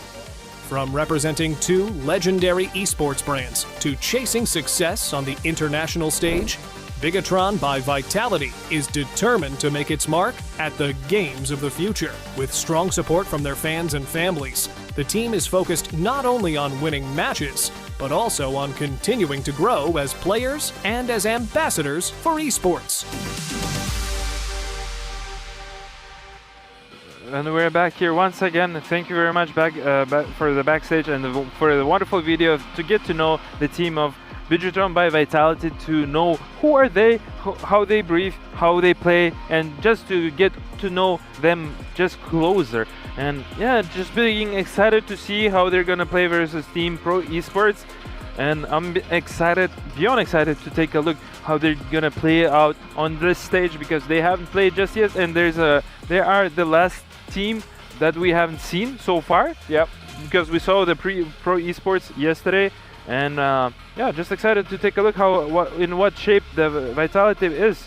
Yep. I mean, being a part of the whole Vitality fam, I mean, that itself is a huge, achievement for the team. But yeah, let's not forget they're really pro players. But before that, once again, let's give a big shout out to Freedom for being the general partner for MLBB, bringing to Games of the Future 2026 here in the beautiful Astana. And it wouldn't be possible without them for us to enjoy all this here in the Games of the Future. So big shout out to Freedom for that. And yeah, and I also want to give a big shout out to our casters. I mean, Wolf and Nisio, they actually killed the last game, I should say, because holding that energy for 27 minutes, I mean, they worked as hard as the players, I should say that, right? For sure. I mean, after watching this game, I'm pretty sure they also hyped up just the way how our crowd here at Jack Arena were hyped, and it would be interesting to take a look. Now I'm curious about Bigatron by Vitality, right?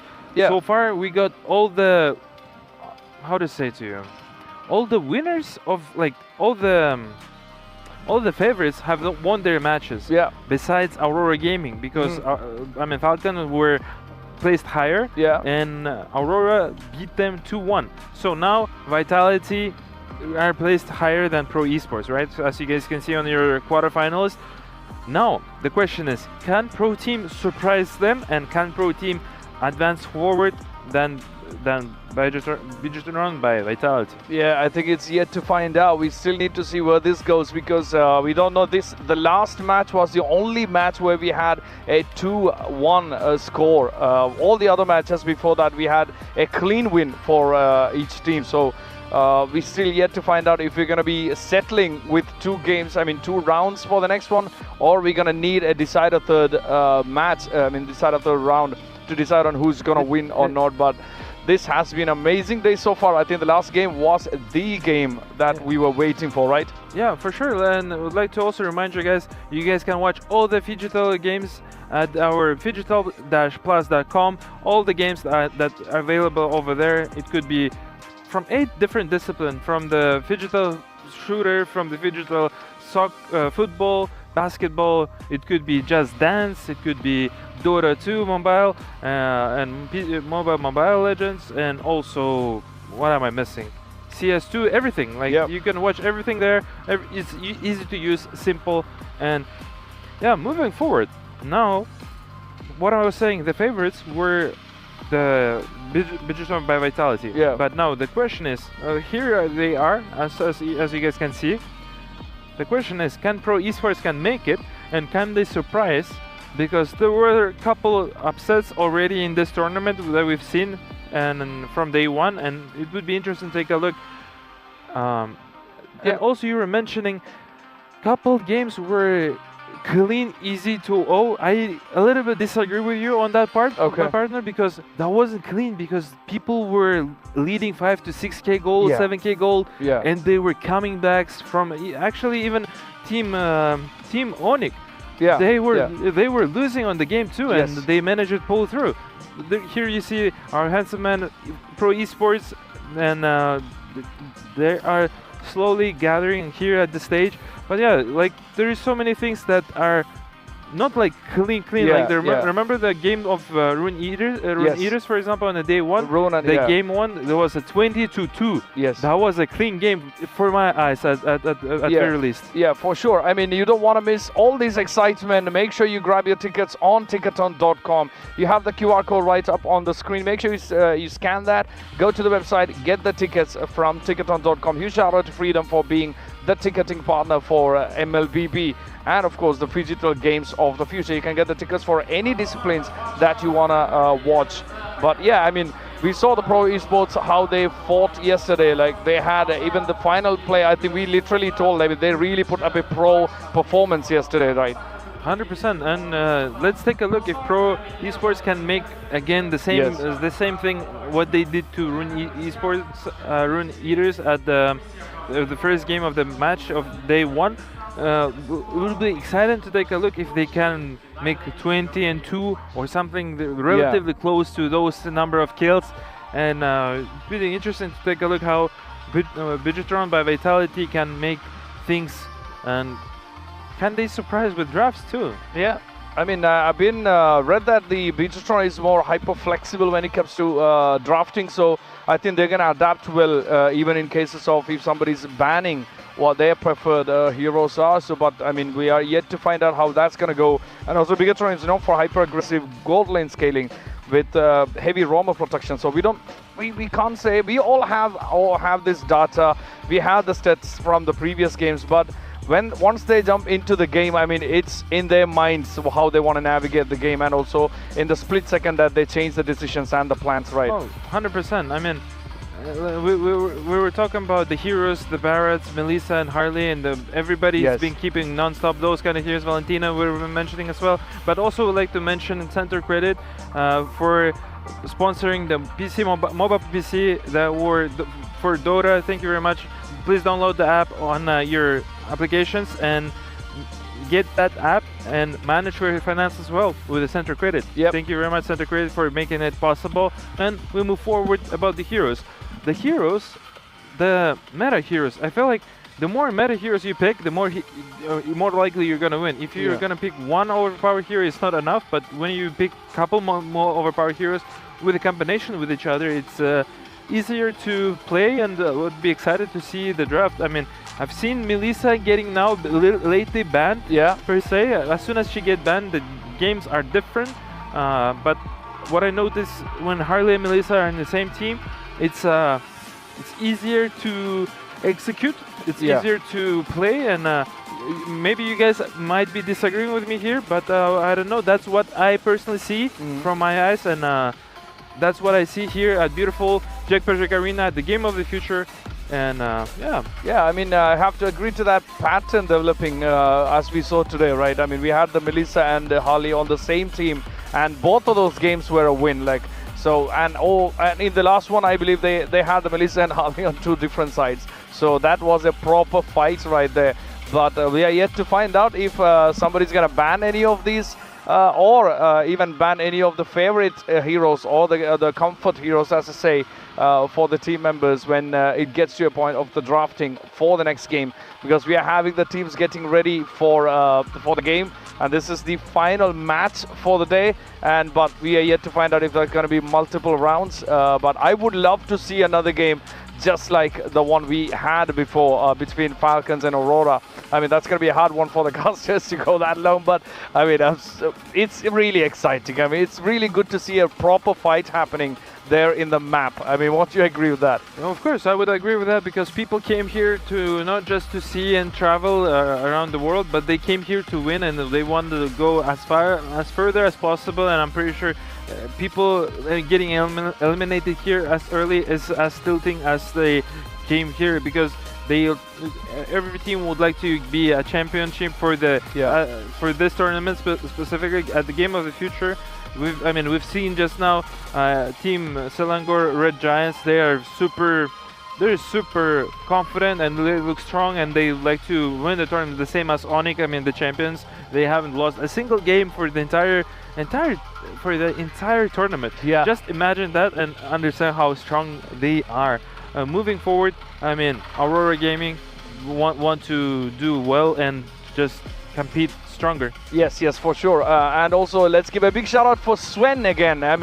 They've got quality audio equipments right there. And also, which is really cool, is that Sven is actually gifting all the team that's part of any discipline on the finals with their products. So, which is really cool. Huge shout out to Sven for being a support and also a partner for Games of the Future 2026 here in Astana. We got some really cool partners, right, for this Games of the Future. Yes. Shout out to Sven, they are giving a great audio. Yeah. Thank you very much for doing that. And moving forward, now we're gonna talk about the Pro Esports. The Pro Esports, yesterday they won. Also, they were losing to the Rune Eaters at the game number 2, and they managed to come back and surprise them and give them a good shot and good fight. Yeah. And actually they managed to win them 2-0. Yeah. So could be the same case for Pro Esports against the now bigger team, Bigatron by Vitality. Yeah, the Vitality in itself is a huge family, right? They are well-known, let's say, esports organization when it comes to the esports competition, and everybody knows the brand Vitality. It's not new, it's not strange. Everyone knows the brand. So, coming from that Vitality, the Bigatron actually carries that legacy, or the fans actually expect them to carry that legacy. So it's going to be interesting to see how that turns out. And as Steel Barker said, yesterday's Pro Esports performance was commendable, because we were actually, when the second game of their second round went, it was going, we thought it's going to be 1-1. But they actually flipped the whole thing and they made it 2-0, which was really commendable. Great performance yesterday. Yeah, great performance yesterday. Now I'm just interested if they can repeat the same pattern as they were doing to Rune Esports, right? Rune Eaters, Now, could they do the same thing to Bigatron by Vitality? That's going to be interesting to watch, I think. We're still going to have to find out what happens with the next games, because this is a final one. Just imagine the scale of the things that we are going at. Now we are almost the end of the day, and all we have left are 2 days. And that also, probably the most important 2 days of this tournament. Tomorrow we're going to have the semi-finals. Day after tomorrow, one grand final. And then day after tomorrow, we're going to decide who is going to take away the prize money. And then definitely that good-looking trophy, right? Yeah, definitely. Also, don't forget about the 3rd place and the 4th place. Yes. We'll get to know who's going to advance forward to the grand final and who's going to go down to the for the 3rd place. Yes. We'll it's going to be definitely take a look, and let's see in what position their teams are. It's going to be a serious game for the team Selangor Red Giants for tomorrow. But before then, let's take a look about a little bit more video to get to know more about Team Pro Esports. Let's take a look. Hello again. We're in Astana, where Games of the Future are going on. Thanks for watching, and we hope you are having fun. We are happy to introduce our next contestants, Pro Esport. This is the South Asian Mobile Legends Bang Bang team that was founded in 2023.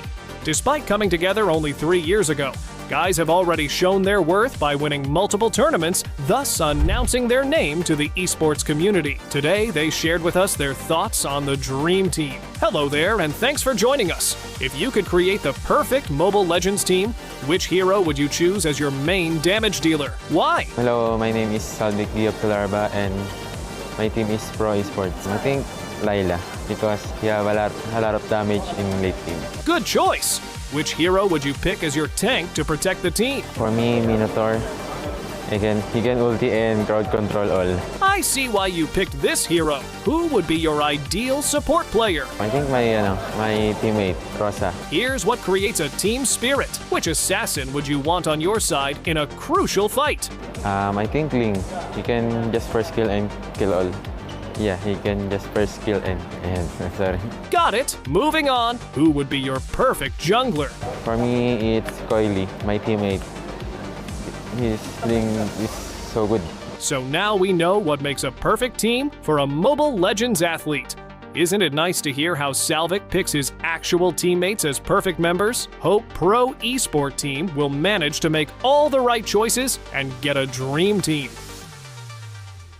And that was Pro Esports right there. I mean, it's interesting to see the teams, what they think and how they operate, right? I mean, we got a good chance to see both the teams before the match, right? Which is unusual. We saw the Pro Esports, what they have to say. We saw the Bigetron by Vitality as well. Now we have seen both of them. The next step would be how do they perform on the map and on their desks for the next game. So they're slowly getting ready right behind us. Everybody is really excited to see how to find what's gonna go out for the next one. But I mean, the final game for today, possibly, I mean, definitely 2 rounds, possibly 3 rounds. We still don't know yet. So are you excited for this one here? Yeah, definitely. It will be interesting to take a look at 2 maps. How the first map needs to be taking a look on from in what shape is a Bigetron by Vitality, in what shape they are. I mean, we saw Pro Esports yesterday and they were doing it just great. And let's take a look. And I think they're making voiceovers. What are you expecting from this game? Oh, I'm expecting, I still don't know how this is gonna go out, but I really would love to see one of those matches which we have seen, especially with the Pro, how they performed yesterday, that single match which they turned around, and also the match that we just saw against Falcons and Aurora Gaming. We need that energy, we need that kind of a match in the arena, because we were literally feeling the energy in the arena. The fans were jumping, they were standing, they were shouting, they were cheering for the audience as their fans, their teams, their favorite players. So we are yet to see how that's gonna go, but I think it's time for the casters. We're gonna move to our incredible Wolf and Niso for the game to start. Take it over, gentlemen, and we're gonna go live with the next game, final match for the day.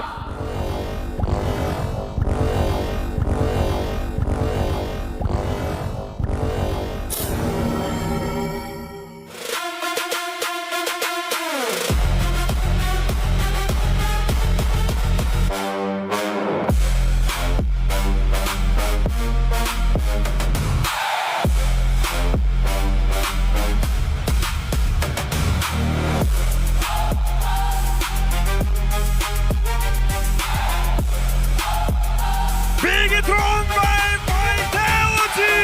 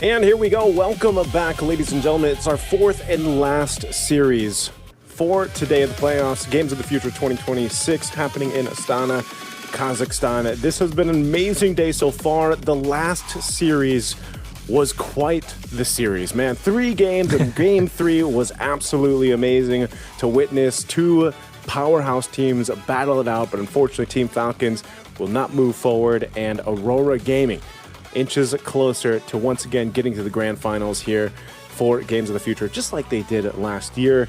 They've been on a great run internationally. We'll see if they can continue on, but right now we got to focus here on the last match, Bigatron by Vitality and Pro Esports. It's a best of 3. One of these teams, same situation, will have to go home and step out of the tournament while one moves on forward. And Wolf, it's going to be me and you to bring the action here. What do you think about this one, man? Is it a 50-50 after what we saw yesterday with Pro Esports? Or are you going to be leaning more towards Bigatron by Vitality here? I think I'm going to lean on Bigatron by Vitality, and I think it's just, the achievements that they were able to get in MPL Indonesia, and then the run that they had internationally through the MSC merits, of course, a lot of commendation. I feel like although they weren't able to win it all, it was still very close with the Filipino representatives, and for sure that they are on a roll, in fact, in the international scene. So I feel like this team demands respect, and we will respect their worth.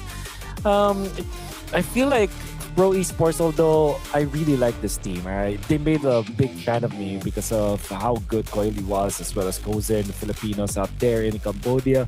But we've seen a lot of chinks in their armor, if I may say so myself, because that's what I saw yesterday. They almost lost against Rune Eaters. And that's the thing, right? People will say that, they made a big comeback, but they still almost lost, which, of course, is also important to take note. I think when you look at that, that match, if you missed the match against Rune Eaters there for Pro Esports, I think it's more of the factor that just a lot of people tuning into these international tournaments might not have been familiar with Rune Eaters. They're a team that plays a lot of tournaments over there in the CIS region, a team from Kazakhstan. A couple of their members have quite a bit of experience, and for them to potentially take it to Game 3 against a team like Pro Esports, which more of the international audience is familiar with, I think that's, again, the 2-0 doesn't do it justice, to that, because we surely could have seen 3 games for that one.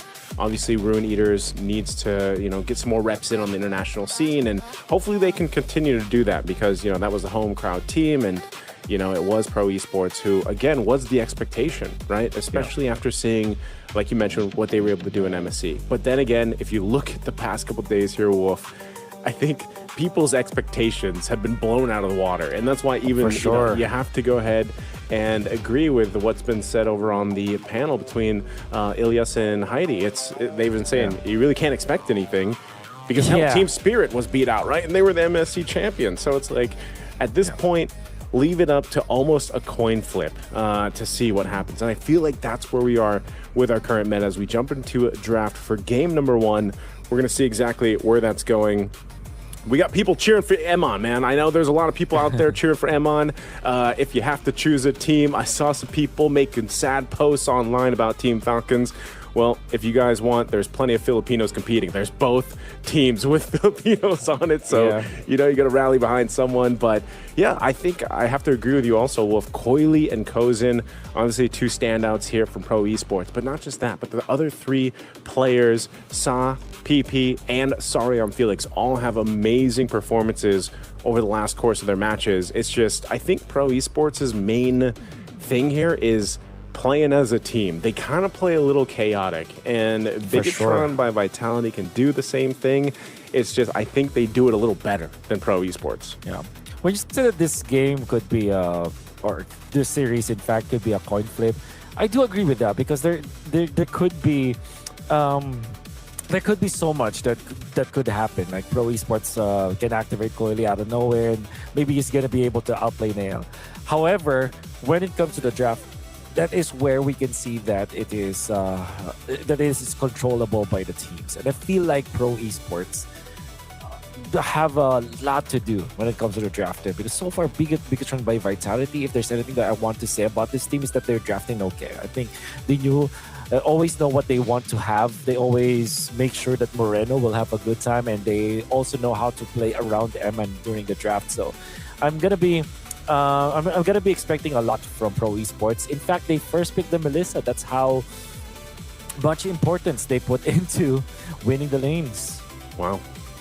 I don't know how many times we're going to see this. You know, Melissa first pick, blue side priority. But if you look at the bans, I guess they're willing to go ahead and trade that out. Uranus and the Jushin going to be the answer, at least over here on the red side for Bigatron. And good answers, I guess you could say. The Jushin obviously helping still with crowd control. Some good kind of ability to take care of yourself in the lane, of course. And you have that beacon. I'm not sure if you're also going to be running with that Purify, but nonetheless, this is already a good start. Now, Pro Esports picking up the Melissa early on. You already saw how many times she was picked up so far for Games of the Future. I think it's around now maybe 19 times, or 19 wins, sorry, about 19 wins or so. But you need to go ahead and supplement this. They do that with the Nolan and the Valentina pickup. Okay. This is almost similar to what we're seeing from previous teams, like Aurora was drafting, or at least how Facults will be drafting. But I'm curious to see what Pro Esports will pick up when it comes to their tanks. So they're tanky dudes that protect the Melissa, right? They play around the Melissa. Because so far, BTR have taken away one, and the Atlas as well as the Barretts has been banned. So there's going to be less and less options here for Pro Esports in that department. Whereas for BTR, will they go for the Harley this time so that it will not be banned out? Or will they go for an Eman hero, which is going to be the Harith, so it seems. Okay, Harith. It's weird. I almost would have expected the swap here, you know, on the gold laners. Kozin getting the Harith and the Melissa going over to Eman. But not the case. Again, there's a reason why Pro Esports wanted to go ahead and pick and prioritize Melissa.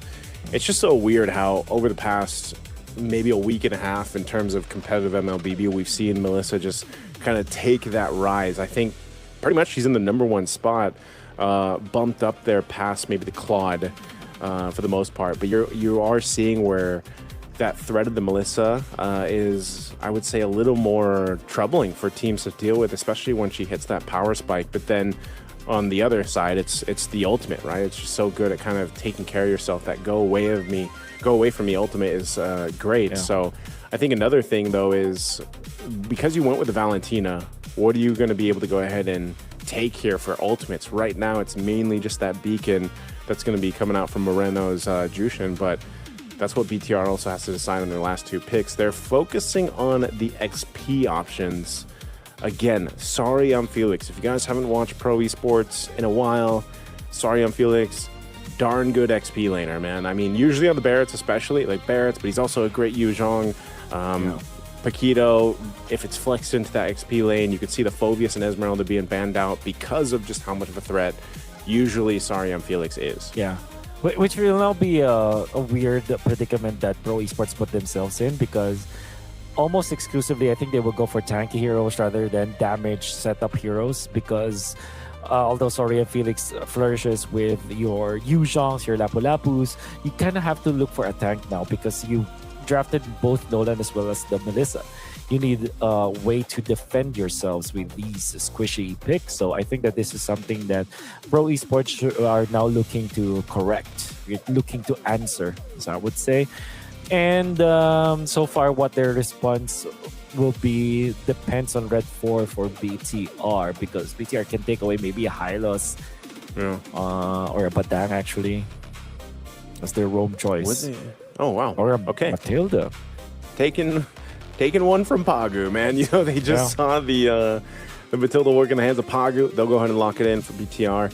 This is a whole lot of shields. That's why they banned out the Esmeralda too. It makes a whole lot of sense now because, you know, multiple shields being built up here by their heroes so far. We'll see what that last option is going to be in the jungle for BTR shortly here. Right now, 2 picks left. Pro Esports. They still need their jungler and they need their XP laner. Or no, sorry, they need their XP laner and their roam currently. Unless, I don't know, Wolf. We did count out the roam Valentina earlier today, but I don't think that's happening here. Yeah, roam Valentina. Ooh, okay. Is that the reaction? Is that the reaction? Yeah, that's my reaction. Oh, okay. So the Alice makes a lot of sense here. I think this is the game where I can say, yeah, the choke can work. There's really not much that he has to think about. But this time it's going to be the Alice, which is also a good hero here for Pro Esports. It's just that they're going to be waiting for the game to progress so slowly here. BTR, they can choose to go for a jungler that's really quick when it comes to taking the objectives. Maybe a Gwyn, perhaps, for them. Or how about the Leomord, actually? What if they will be the ones to take the Leomord? That'll be interesting. If they go with the Leomord, that'd be so kind of curveball. It'd be a big curveball because I'm not expecting a Leomord, but what else could you possibly take here going against a Nolan? Knowing so many of the other assassins are banned out, it looks like, okay, it's going to be the Hayabusa. Is this the move for Nile and the rest of the squad here for BTR? Yeah, I think that this is good. And the reason why that is because of the Hayabusa. Because of the Melissa, I mean. The Hayabusa does not care about the go away. As long as you have enough damage, you feel like, if you calculated it properly, one shadow kill will be devastating against a Melissa that is not going to be safe from the go away. Of course, there is that factor of the Wind of Nature that can eventually be picked up by the Melissa, but all in all, I think this is a decent pick that you can actually utilize in this meta game against the Melissa. Yep, against the Melissa again. First game of this best-of-3 series. It's a single elimination, so what are the teams going to be knocked out here for Games of the Future 2026?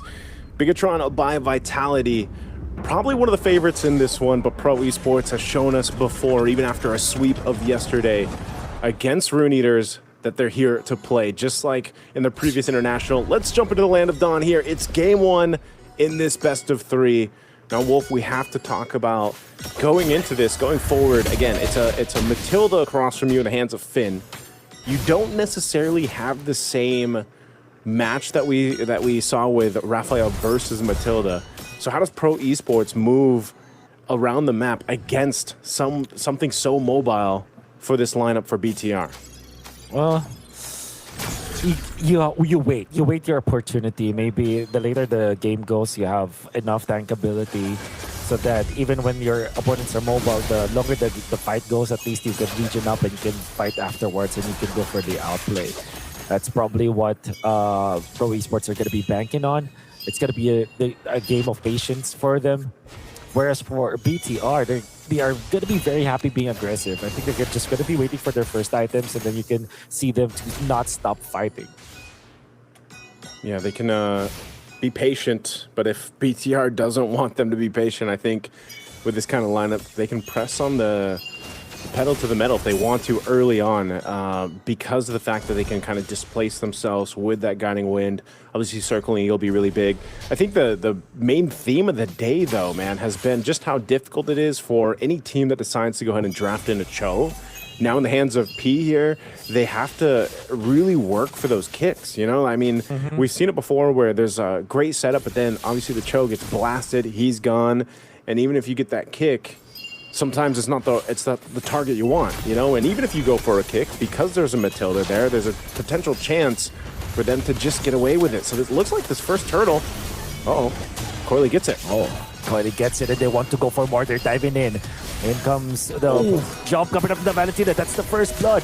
But Zushin actually knocks up too, but Mr. BTR by Vitality, they want to go for a little bit of retaliation in here. They are healed up for a little bit. Shogun is just level 3. Now that can reach level 4. That's 2 kills for Pro Esports, but in comes the Jushin. Moreno being shut down. Coily takes it. Pro Esports just had enough of experience and enough levels for them to outgun BTR. Man, you saw what BTR wanted to do after that fight broke out and the turtle was secured by Pro Esports. You know, they waited for a moment that would allow Nile to jump in with that shadow kill to try to go ahead and capitalize on some kills, but they just got outmaneuvered, and then when they jumped in, they got punished. So that's not the fight that BTR was wanting to take. Maybe it was now BTR that needs to be a little more patient approaching these fights. I thought they'd almost give up that first turtle too. They chose not to, and now they've got to go ahead and recuperate them around the map. There's nothing too crazy though, about 1,000 gold or so for Pro Esports, but if there's anything that last fight showed us, it's that Pro Esports is willing to take this fight right to BTR and not be so patient with it. I mean, they're the aggressors, and this is how pro esports is played. Yeah. This is their MO. This is how they want to deal with this. But curious to see how pro esports will take advantage of this situation. They have 1,000 gold lead over BTR. And if you're the Cho, if you're the Nolan, you want to keep on being aggressive. It will come to a point where this Alice will now be a threat. So you gotta have to wait and prepare for that moment. And that moment might be in the next turtle, which is gonna be happening soon. Some exchanges here in the bottom lane go away for the Zaman Force, but in comes the Circling Eagle. Big ultimate that was spent by BTR actually, which might mean that Pro Esports will now have the advantage over this turtle. Look at Coily jumping in. Moreno has to pop the ultimate now. Sa is there to force out Moreno. Whereas Niall is just working on this turtle. Oof. It will be taken by the Hayabusa. They get out of there as well as Moreno. That's daylight robbery by BTR by Vitality. All right, BTR wanted the objective. They got it. They knew some ultimates were expended down on the bottom side. They want to make sure that, okay, slow it down a little bit. Pro Esports is playing fast. We just need to go ahead and get objective and then allow Niall back into the jungle, scale up in the Hayabusa. It's one of the problems, right, with Hayabusa. Usually you want to go ahead and make sure that you're either getting these kills early on or just at least maintaining farming speed. Oh, there's a kick. Oh, there's a good kick. In fact, the L going down. That's Hayabusa out and about now. They want to punch PP, but we'll get it. They will have enough damage through Finn, through the Jushin, and of course, damage coming up from Eman. That's gonna be 4-2 though. I'm sorry, Niall.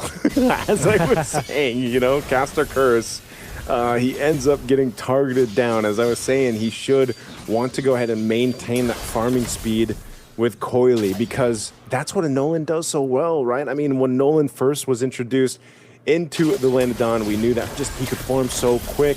You know, they tried to do some changes here, but essentially he's still a quick farmer. You know, he's able to go ahead and jungle really quickly. He has that burst window that he has really well. He's already sitting on 2 kills, and there's a big threat to that if Niall kind of falls behind because as Hayabusa has been, again, there hasn't been many players that have picked him up and even less players that have actually made him work successfully. So you really have to rely on your team to set you up. A Sky Piercer is now picked up by Coily. So we'll see what you're able to do. I think even as the easiest target maybe here for Niall, being that Sa, the Valentina, that's why he's holding on to the beacon, man. Sa knows that as long as I have this beacon, at least I have a little bit of wiggle room to work with. And Pete has been so aggressive with the kicks, giving that space over. Last turtle up though. It's 1-for-1 right now. This is going to be a full-on fight for the last turtle. Yeah, going to go in. Coily takes a turtle. Shields for Pro Esports, but BTR, they still want to jump in. They are actually being warded by this Alice with the floater in the backside, the quad shadow. The shadow kill is not going to matter so much as all the members of Pro Esports are sharing the damage. Coily with the pokes. They go for the Terrify. No one dying just yet. Jumping from there, forcing some rotation. Sa actually forced to use his ultimate, and that is going to be it. Pro Esports just takes the turtle for themselves. No casualties on both ends. Yeah, that felt really weird, right? Just a full-on team fight breaking out, no one falling. Even the shadow kill really didn't do too much damage. But that's just the power of having this Matilda once again. You know, there's the shielding, there's the mobility. Looks like there's a tension here. Oh, tension indeed on the bottom. The Salmon Force as well as the Guiding Wind able to aid Eman. But they will not be able to keep their turrets secured. While that's happening, there is the Sky Piercer. Niall wants to use this already up top. He's threatening for a kill onto the Alice. Tried to go for the play up top. But the Alice is just way too tanky for him to deal with. Yeah, and you can see that Sarion Felix picking up the Radiant Armor for the first item. Across the board, not too much difference here aside from the jungle. Again, that's why we were saying Niall wants to continue to farm up. He just picked up the Sky Piercer, about 1,000 gold behind Coily. And given how things went, that's kind of expected. Now, one of the main things is Sarion Felix picked up that Radiant Armor. His whole job is to survive that amount of magic damage that BTR has, especially when he tries to go for entry with his Flicker, whether he has it or not, gleams in, Throne of Ruins, and tries to go for that setup. So as he gets more tanky, the more chances he'll have to go ahead and make that happen. A Blade now, Hipsies picked up for Coily, DHS, so you got your 2 out of 3 items for Kozin. it's Pro Esports just continuing to build up here. There's a kick. They do initiate with this time, and now they take out Shogun. Even the Uranus will not be able to stand against 4. Jumping up Coily, but Rob said they actually coming over BTR with a circling eagle. The throw over win on the backside. Coily down because of the quad shadow, the shadow kill. Now Nael in trouble, but saved by Finn. Onto the backline. Sorian Felix still wants to go in. Under the turret, has to back down. Eman does not have the ultimate. And Kozin will be there to fend off the entry from BTR, but what a kill coming out from Nail, the ultimate to take out Coily. Oh yeah, Niall. I believe he got the stacks because he had the Sky Piercer. Is he gonna look for a solo kill here on Kozin? Taking a couple shots with the turret. Okay, Kozin's gonna be fine. P's making his way up. He might try to make a play here. Muddle's already dropped down. Shadow kill used just to get out. There's the kick. There's the damage size here as well. The save coming up from the field. It's enough. Even when Nael, he gets out. In comes the Salmon Force. Now Kozin in trouble. He is taken out by Eman. And a turnaround from BTR. Nael survives with a sliver of HP. Oh, literally 1 HP, Wolf. Barely surviving. Good rotation there on both teams, though. But meanwhile, Lord's being worked on this whole time by Coily. So that's a Lord secured by Pro Esports. And so right now, BTR might be able to respond and follow through on the map, but they're losing the objectives that matter. And with this, again, they have no turrets down. Pro Esports only has 1. They're going to have to make some moves here. Finally, that 1 turret does go down. Going to be looking for more. Mid lane is where they're holding it together. They're going to try to push them off. So for Pro, they want to approach the base turrets, but they're probably not going to get it off this first Lord. I expect them to just maybe get down some of the tier 2s at most, depending on how they play this map. Emon getting closer to coming online. He's got the Divine Glaive now. He'll probably start working on that Holy Crystal. And so they're getting in that fighting position. It's just BTR, for the most part, has had a little difficult time trying to approach these fights. Fight Sasa is out, and Valentina out, down for the count. And there is no exchange as Finn survives as well with the skin of Steve. As this Matilda, good punish coming out from BTR, taking out Sa, the Valentina, in the guise of that Jushin. Not enough to save himself, and then the bottom lane. Although there will be a turret push coming out from Pro Esports because of the Lord, they still will defend. The BTR in the middle will lose their turret. Good shot coming out from Pro Esports as BTR will be losing some real estate but does get kills. Okay, so Niall's got the damage to go ahead and get a kill like on Sa. But they do lose the tier 2s up top and bot like we kind of expected off that Lord. Again, a very quick decision from Pro Esports, but BTR is still doing a great job at kind of staunching the bleeding. That's kind of what they have to do. You know, working from a bit of a delay that they had in the earlier portion of the game, but they've definitely gotten to a fighting form now. Malefic Roar picked up, so you saw the damage Niall was able to do, especially on the squishier heroes here of Pro Esports. Well, now he can shred through them a little bit more. And a lot of this, again, just has to do with deciding on, does Niall approach these fights first to go ahead and use that shadow kill, or does he just wait for that right moment, again, with the Sky Piercer to go ahead and get that proc with the shadow kill. And so there's a couple different ways that they can approach this, and why Pro Esports going into face first into this fight against the Jushin and the Matilda is really difficult. Yeah, I'm actually surprised that they tried to do that kind of play, but that's Pro Esports now. Jumping in forward. PPP or P. Just call him P, right? Yeah, just call him P. That's a lot of P's. A lot of P's. No, he's going to receive the shadow kill, but he's going to attack it like a boss. In comes Sorian Felix for the exchange. They haven't committed just yet. Terrified the Shogun. Nail wants to dip back into the fight. No reaction or overreaction coming up from Pro Esports, as this is going to be a very tricky scenario. Pro Esports, they have all of their ultimates intact. Nolan will have his pretty soon, and that's also true for BTR.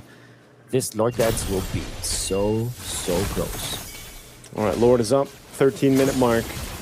Niall waiting for that purple. He's going to go ahead and secure this buff. Rose Gold picked up by Coily to help with this. They're going to try to push BTR off this Lord. It's sitting at half health. Oh, sorry, Felix. Oh, no, Shogun is low. But the punishment coming down from BTR. Going to the backline. Shadow kill is not going to be close at all. Moreno is now low. The kill out from Sa. And now Niall on the backline wants to take out Coily. Coily survives for now, but not P. They will take out the Cho. Now Eman is onto the back lines, but Niall gets the double as he takes out Sorry and Felix. BTR just waited for their proper moment to get eliminations, but it's still a 2-for-2 trade-off. Lord has been reset. Sa finds out that Niall is gonna be looking at this Lord. Eman dealing the damage. Here comes Sa, shows himself. Coily as well. They do have the damage coming out from Kozen, but it is enough to fend it off. Shogun just standing in front of them to zone them out. That's the Lord taken by BTR cleanly. A really good zone set up there with the Zaman Force and Shogun on the Uranus just kind of posting up to make sure they were able to kind of secure that Lord. So Lord secured, and now it's BTR's chance to go ahead and make some moves here across the map. You know, they had the first Lord taken from them. Now they're going to fight here, possibly. Shogun, okay, should be able to heal back up. Consecrate popped. He's got the Guiding Wind available too if they need it. But they got to deal with this Tier 1 turn, at least open up the map a little bit for BTR to go ahead and start utilizing this Lord. Pro Esports still in a really good position to fight if they want to. I think that's one of the main things now, where it's how do you take care of your gold laner for the most part on both sides. But Pro also has to be really cautious about where Niall is. They already get the beacon out from Moreno, so that's at least something for Pro Esports to worry about. They're just desperately holding on here. Pete, popping the conceal. Going in for more of a dagger coming up from BTR. They will go for the circling eagle onto P. This time they know where the Cho is. They clear the wave. They managed to keep their Tier 1 turret in the middle intact. That's really good for Pro Esports, but they will lose their top lane. It's the sentry. The push commences for BTR, the slow siege. There's no initiation just yet, and I think the BTR are going to be happy with just taking out some of the outer turrets. They eventually take out the Tier 1 turret in the middle. I think that should be it for the Lord push for BTR. Yeah, Lord push is there. They're going to go ahead and try to take this purple buff. It's secured though by Coily. He's able to go ahead and get it. Again, I think BTR, given the situation, they're happy with what they got. They got some damage down to the base turret up top of Pro Esports. But nonetheless, it's so close here, Wolf. Again, both compositions pretty much even across the board. It's more of the execution now that we have to see. And that's why it's so difficult. It's one of those things where what battle spells can we get out? What ultimates can we get out? How can we turn these tides, turn the fights in our favor? And that's all that matters here. P, a big part of that. That's why he's got the immortality now too. He can be a little more risky. Just not too risky to the point where he ends up not getting a kick that he wants. Oh, they're going for Emon. Oh, they want to go for Emon. A quick burst! Oh my goodness, Pro Esports, they throw in everything onto BTR, and Emon could not even react. Not even a Purify clicked out there. Pro Esports, a massive pickoff. It's 20 seconds before the big objective, the second Lord of the game. And a big pickoff, eliminating the gold laner of BTR. Emon should, I don't know if he's actually going to make it in time. It depends if Pro Esports blitzes the Lord, but I don't think BTR is going to let that happen. So Emon will be back up in 12. Lord is up. It's going to be started up here. Sa holding on to the beacon. They are going to blitz it. They're going for a potential fight here, Wolf. They just spoke. They just spoke. And that's going to be enough. Big zone. Even just the models being thrown there by Kozen is enough to stop BTR from progressing. That's a big, big advantage that Pro Esports have taken 17 minutes into this game. P wants to go for a kick. No, he's just chilling. Not much. He's just chilling. There's not much Pro Esports insight when that happens. So yeah, I think there's just this forcing some reactions up to Eman. Yeah, they're just kind of waiting here. Orange buff's going to be worked on. Niall will be able to get it, but the Lord is making its way slowly up top as a tier 2 in the mid. Going to be zoned out of it, especially with the muddles there. This is one of the upper hand advantages that you get with the Melissa. And now they're to the base. That cannon minion's going to go down, but they got to deal with this Lord. The other waves managed very well by Pro. Push. Comes in, Eman taking some damage. There's the kick onto the Uranus. That's Shogun. It'll be safe for now. Gets out of there. Didn't even have the public picture. Oh, it comes the throw went onto the back line. Everybody's bursted down as well. Good fight coming up from Pro Esports. Once again, circling Eagle far too slow for BTR. They don't have the turrets anymore. And then comes the push. Nail. Is he in the back? Oh, he will be able to kill up Sa with a shadow kill. Wants to go for more. Go away. Coming up from Kozin. Enough to fend up BTR. But now it has expired. The damage coming up from Kozin is threatening right now. But now the members of Pro Esports are getting low. Minute by minute, second by second. The Shogun is just fronting this, posting them up. Nail, for some reason, tries a lot of kills in here. But will be taken up by Kozin through the models.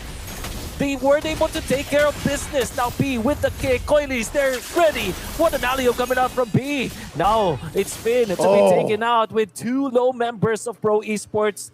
They're not dead yet. And that meant that they were able to get more kills.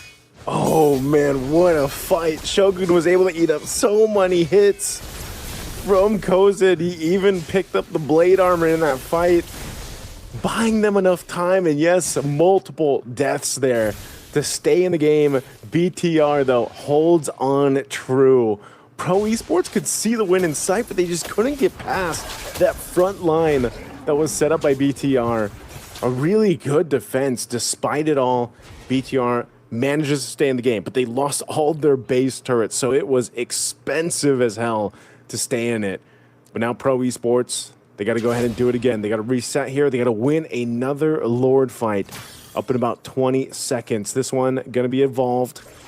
They've got to fight for it. Potions now being traded up, picked up. Divine Glaive for Emon. Emon got blasted last time, so he's really got to be careful on his positioning and maybe just sit like shoulder to shoulder with Finn, wing to wing. I don't know, because he can't get blasted like that. They might have to give up this Lord. It looks like that's going to be the case.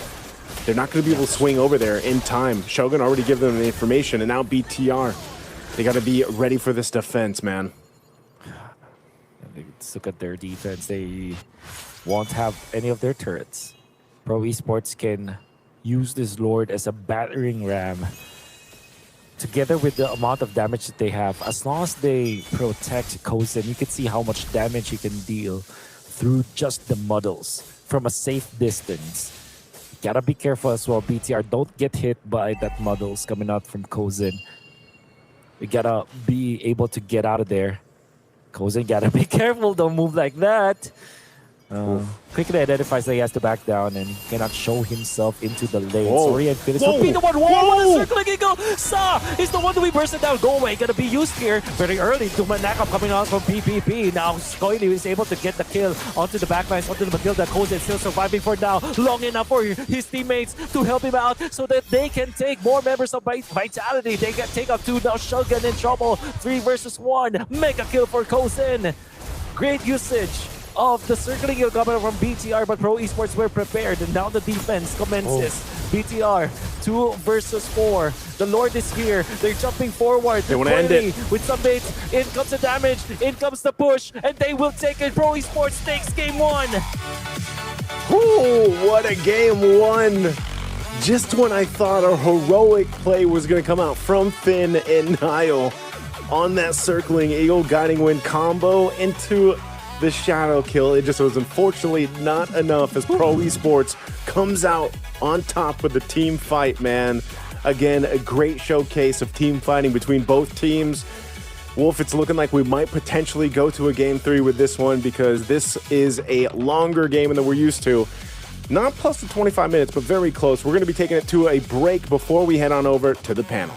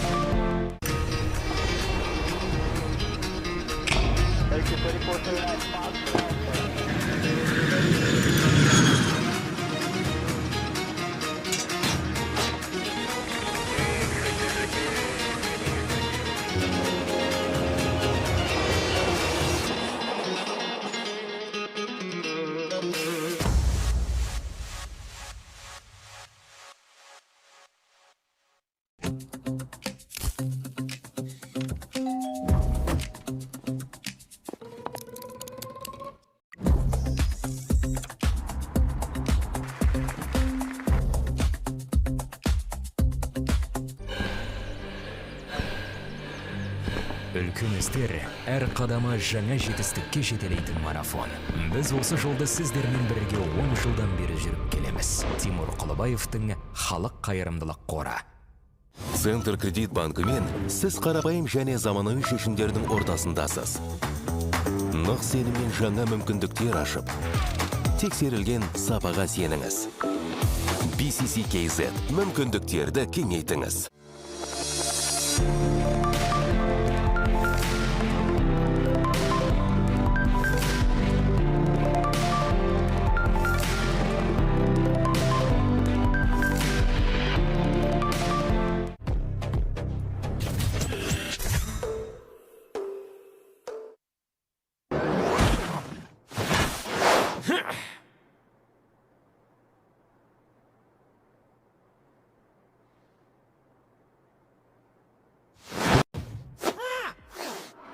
And welcome back here. We are at the last game of today, last match of the today. My name is still Borko, and I'm joined here with Heidi. And thank you very much, the caster. Thank you very much, Wolf and Niso, for casting the game.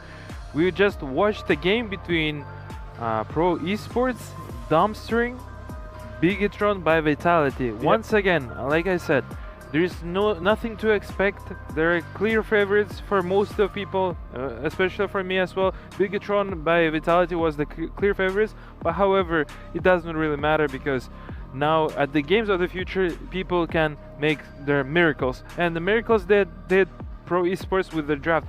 Honestly, I would like to shout out Pro Esports for their staff for the draft. They picked Melissa and they banned Harley later in the stage of the game. They just played phenomenal. They looked strong. The game was entire series. It was a draw. Yeah. But Pro Esports magically they were doing a little bit slightly better and became a victor of from the game number one. What do you think? What's your opinion? Everything. I mean, really long game again. One more time, right? I mean, more than 20 minutes again, and I think around the 18-19 minutes I mean, Pro Esports actually pushed Bigetron once, and then I mean that was good. I would say, really good defense by Bigetron as well at that moment. And after that, I believe the Pro when they got the evolved loads and then it changed. I mean that was a clear win after that. I mean they were really. I mean it was pretty clear by towards the end that Pro just banging straight there and get the base done. I mean, definitely there were, but before that, we'd like to appreciate our sponsor Samro Kazna for making and sponsoring our digital football for. Actually, they started 2 days ago and until the 9th of August. Thank you very much, Samro Kazna, for making our digital football. This happened at the game of the future. We appreciate you so much. Moving forward, yeah, I mean that was a good draft. Each day by day, game by game, I am understanding the game itself, mobile, and it's actually very interesting. And the draft is plays a huge part, to be honest with you. True. So like they picked Melissa at the first, as I was saying earlier, one of the best heroes throughout the tournament, throughout the game itself, and unfortunately, Bigetron by Vitality couldn't do anything against the first pick of Melissa from the Pro Esports. Honestly, that's a shame, to be honest. I'll call it out. Call it out because, I mean, you guys know the hero is been picked the most, one of the picked with the most for the tournament, and you guys had nothing to have a proper answer. A little bit questionable. However, there's another game, and I believe there should be changing, right? The drafting order, so there will be a first pick from Bigetron by Vitality, and let's see what they can do. Otherwise, I think if they're gonna make a mistake on the draft or whatsoever, we may see a Pro Esports can make a 2-0, just like what they did to Rune Eaters. Yeah, exactly. I mean, it's yet to find out because the next match is gonna decide if we're gonna have one more match or not. But we have the highlights on the screen at the moment, and we can see the Pro Esports actually leading by around the late game. Not late game, and for this game it's more like mid game. I would say. Around 9. Usually we call it late game, but not this one. But yeah, I mean, Pro Esports been leading, but Bigetron actually did put up a fight around this time, and it was only 2 kills difference. And this was where it went really. I mean, they actually did a few attempts, to be honest. I mean, Pro Esports went to Bigatron a couple of times, but I should say, I mean, Bigatron really good defense right there, because that went really well, worked out a couple of times, but not towards the end. I mean, towards the end they took it away. I mean, we are still at around 18th mark. This is where Bigatron did actually show up a really good defense, I would say, because the whole team came up to the base, but they left a few teams. You can see P is almost 1 HP, Coily is almost 1 HP. They had to fall back, and even Cousin was close to 1 HP. They had to go back. I mean, that was a very risky moment for Bigatron, but they did really good as for the defense side of things. But then, I mean, once the Evolve load actually came out, they took the Evolve load, and then after that, I think it was a piece of cake for Pro Esports. They had a big advantage right there at the end. Of course, they kited well, and we're seeing here the last team fight before Pro Eaters are going to destroy the Bigatrons by Vitality Strong. I would like to mention what the casters were saying during the draft. They had a good point on factor of the similar draft from the Pro Esports, really close draft to Aurora's draft. I mean, they picked Matilda, they picked the Kylie's hero as well. Yeah. As the game again on Aurora, and they come up as a victor on this match. But this is, remember, this is one match, and we're seeing the scoreboard here, and you would like to share something? Yeah, for sure. I mean, we are seeing a 5-kill lead, so it was actually a good fight. I mean, I should say Bigatron really put up with the fight, and we are seeing a lot of good scores right there. I mean, Nail took 7 kills with 2 deaths from Bigatron. Really good performance right there with 17k gold. I mean, the most, I mean, the max that they've got from all the team. And then if you look at Kausen with 5 kills, Coily with 5 kills as well. I should say Coily had a really good performance this round. 100%. I mean, I would like to make a couple shout out to Coily, P, and Kozen. They were doing phenomenally. Yeah. Coily with the most gold advantage here on 18k, and also Kozen not dying, also being holding a 5-1-5 and doing his job to make sure to hold the ground and do well against the team of Vitality. Yeah, I mean, good performance by Coily and both the teams, to be honest, right? Yeah, both the teams. I mean, Vitality, if they wants to step up, they need to step up right now, because they can't take it not serious, because they're at the edge of elimination. That's true. And before we move on to the next one, big shout out to Yandex Go for being one of the partners for this Games of the Future 2026. Make sure you scan the QR code up on the screen. Download the app, because you got everything in one place. Anything that you want for a smooth day, you got it in one place. So check that out. Big thanks to the Yandex Go for being one of the partners for Games of the Future 2026. And let's move on, because we still have to watch the other stats as well. Plus, we're gonna soon find out who the MVP was. I mean, we got the stats right here up on the screen. That's a big difference, right? Yeah, that's a big difference between Nile and Tukayoli. It's quite interesting that there's a 50k damage taken from the Coily, and 70k damage taken from Nile. Yeah. And moving forward, there's as I said earlier, we're doing we're at 1-0 at the moment, and we will be looking at the game number 2. And moving forward, also will be either number 3 or number 2. We're not sure yet, but I mean, Pro Esports, I'm pretty sure they surprised all the entire scene and entire world with their 1-0. Indeed, for sure. And also a big shout out to Freedom for being the general sponsor for this MLBB at Games of the Future 2026. And we're gonna be soon moving to MVP, finding out who was the MVP of the last game, because we only have a couple of games to go. Either we're gonna be having only 1 game or 2 games. We see yet to find out. We got the MVP on the screen right now, Coily. I think I wouldn't be surprised, right? Of course, well earned, well deserved. 519 KDA. We see 850 GPM and 94% of the kill participation. He's been participating, I believe, in all kills. Besides, he just didn't participate in one of the kills. But true. It really doesn't matter, honestly, because the fights were always was always in the middle. It wasn't.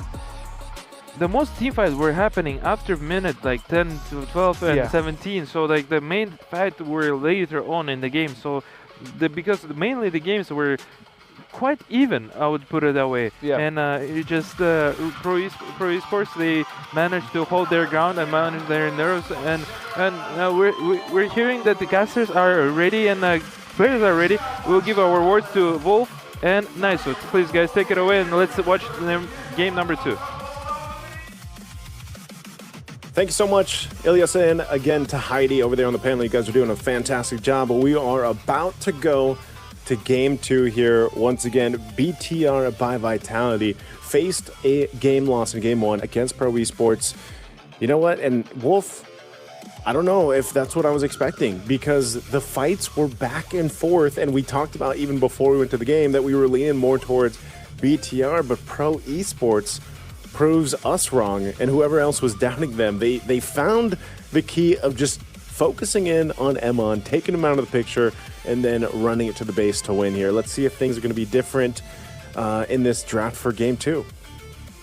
Yep, and I guess you will always have to think about the Melissa in here, especially with how good the two players are, but it will be banned out by Pro Esports themselves. They're not going to let Eman hold that hero. There was a time when there was a team, I believe it was Team Vamos, that actually used the Melissa up against Eman, and then Eman takes it game number 2. Eman destroys them with the Melissa afterwards. So yeah, Pro Esports does not want to fall into that kind of scenario. So yeah, makes total sense here to ban this Melissa. Next up in the discussions should be the Marcel as well as the Barretts. It feels like this will be the decision now for Pro Esports. Which one would they be willing to give up for BTR to first pick?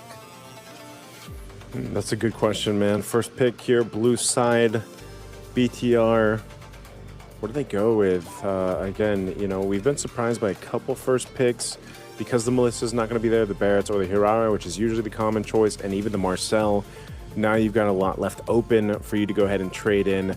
They're going to go with the Fanny. Wow, not what I was expecting.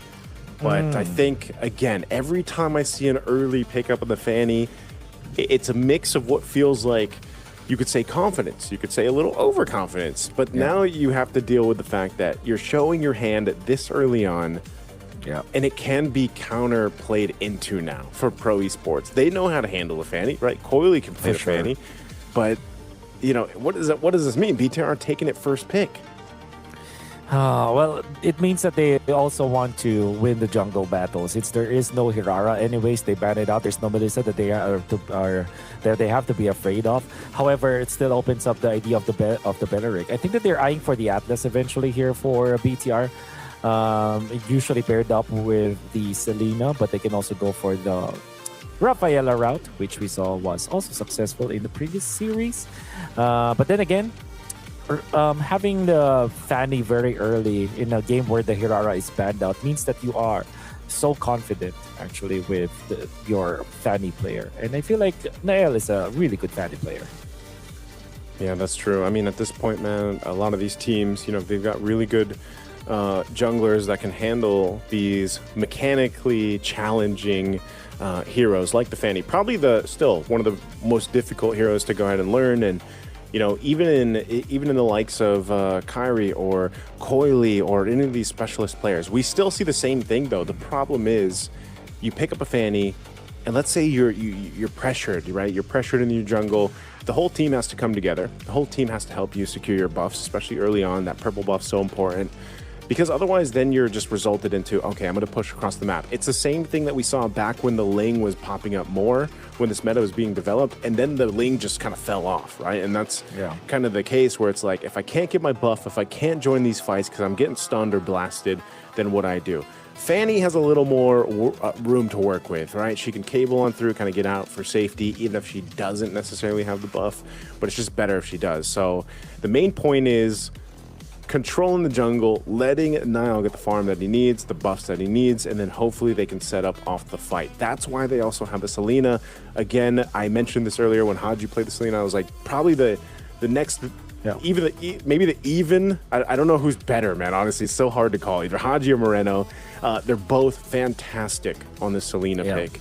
And so that's part of the plan here. As we get through the rest of the bans, we'll see what else is going to be planned here around this Fanny pick, because the other thing is you don't have the Kufra as an option anymore. for Pro Esports. That's what we saw pick up yesterday. Yeah.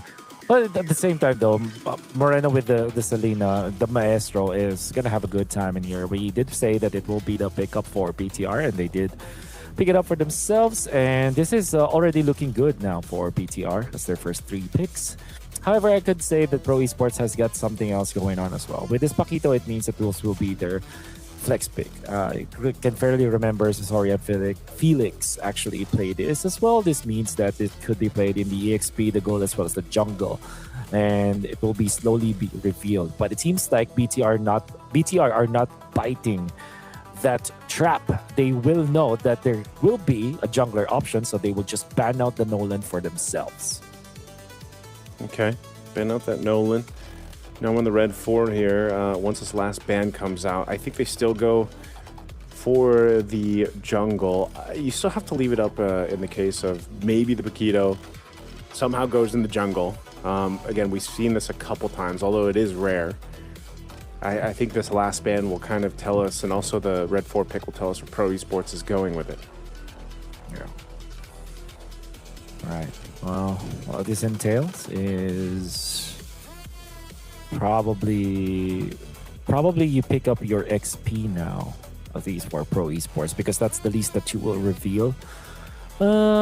Against the Uranus, you are tempted to go for the Esmeralda, but at the same time, you want some control onto the Fanny. So you might be looking towards somewhere along the lines of an Arlet, or maybe a Yu Zhong actually for Soria Felix, which he plays so well.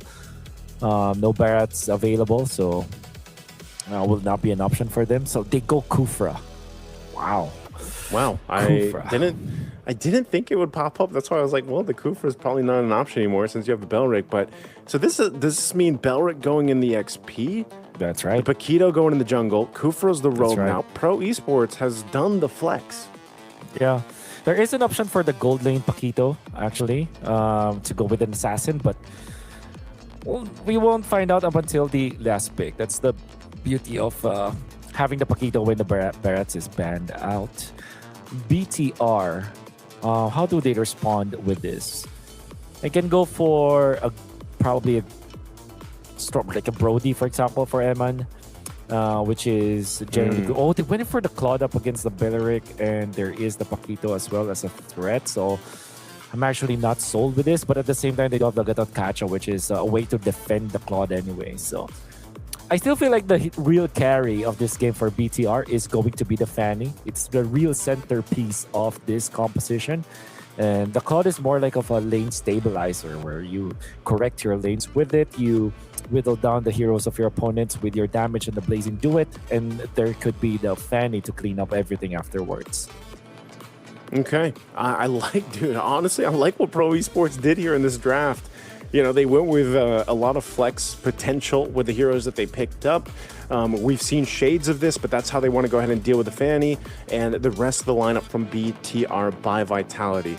This could be really difficult depending on the way the Kufra especially is utilized to go ahead and play against the Fanny. Because even if the pressure isn't there in the jungle, then when those team fights break out, brother, all you need is a bouncing ball, you know, and it kind of ruins things for Nile. So again, we saw this Kufra pop up yesterday. Could end up just getting Pro Esports the sweep against BTR in this one, unless something else happens. But that's kind of the theory we're throwing out here. Again, this for me, Wolf, I'm gonna have to lean towards Pro Esports, man. You know, I know we went with BTR in the first one. Who are you going with, real quick? Yeah. I like the BTR lineup, but at the same time, I do agree with what you just said. So it's pretty even for me, to say the least. And I'm just excited to see what is in store for us in game number 2, because this time it's going to be the Fanny. I always like watching good Fanny games, and now it's going to be up against the Kufra, which in turn would incite a lot of outplays, a lot of mind games between the two players. Okay, well, we got a pretty zoomed-in look right now. I'm not sure where Nile was going to go for. I know he cabled through. Finn? Okay. Really close look. I'm trying to see where also Nile ends up going and grabbing his green camp. He's up at the top side now, though. Now, Fanny going in for some Kramer invasion. There we go. I'm not entirely sure if he was successful with it. Yeah. But Coily seems like he has the higher levels with the double buff. And this Paquito from Pro Esports from the jungle has to make a lot happen in the early stages. Well, I guess not literally the early stages, but from the mid-game perspective, like 5 to 8 minutes. If you are able to get a lot of eliminations during that time, that generally will mean that you will allow your team to be in a comfortable spot. Okay, so at this point, we go wait for this first turtle to go ahead and pop up here. No early first bloods. It looks like even across the battle spells, nothing was expended, which is kind of odd because usually in that first exchange, you see at least some battle spells being burned down. But this time, not going to be the case. First turtle pulled through by Finn. Again, we're on broken walls too for this one. So a little more, I guess, uniqueness that can happen here depending on how Niall plays it on this Fanny. Even sweeping through turtle takes or eventually lower takes. Here they go though. That's Moreno taking out PPP. The jump in though. Oh, look at the two-man knock on that nail. It's going to be taken out. Gatot Kacha is far too late to save his teammate. But the Benerick from Soria Felix with that flicker is good. So will be the exchange. I would assume that there was an arrow that was able to land, but taking down Nail early on in this game, this is really good for Pro Esports. It's good for Pro, but they're going to lose the turtle anyway off of that arrow. Again, that's why we talk about Moreno being a key playmaker here. Now they're in the jungle. In the jungle, going in for the kill once again. They want to go for P. P is down. No bouncing ball. That's a good fight coming out from BTR. They needed the recovery for this. For this Fanny, and they were able to find it. But it's going to take more from them if they want to get back into this game. Okay, so off of those first takes, BTR play into their strengths, man. Again, Niall being able to move around, the bouncing ball hasn't been too much of a problem to deal with. But again, I think a big part of this is just the arrows. I wish we always had an arrow counter. I wish that was possible someday when the Selena's like in play, just because sometimes, you know, they're being landed off cam too, and they are quite effective, not to mention the traps here. Taking a look at it quickly here for the emblems, pretty standard stuff across the board. Blade of Hepsi's already picked up though for Niall. And yeah, there's one thing that you can say about Pro Esports is this is going to take a little bit of time for them to come online. The Paquito though, the Paquito in the jungle, for some teams it works. I feel like this is more of a 50-50 pick in the jungle.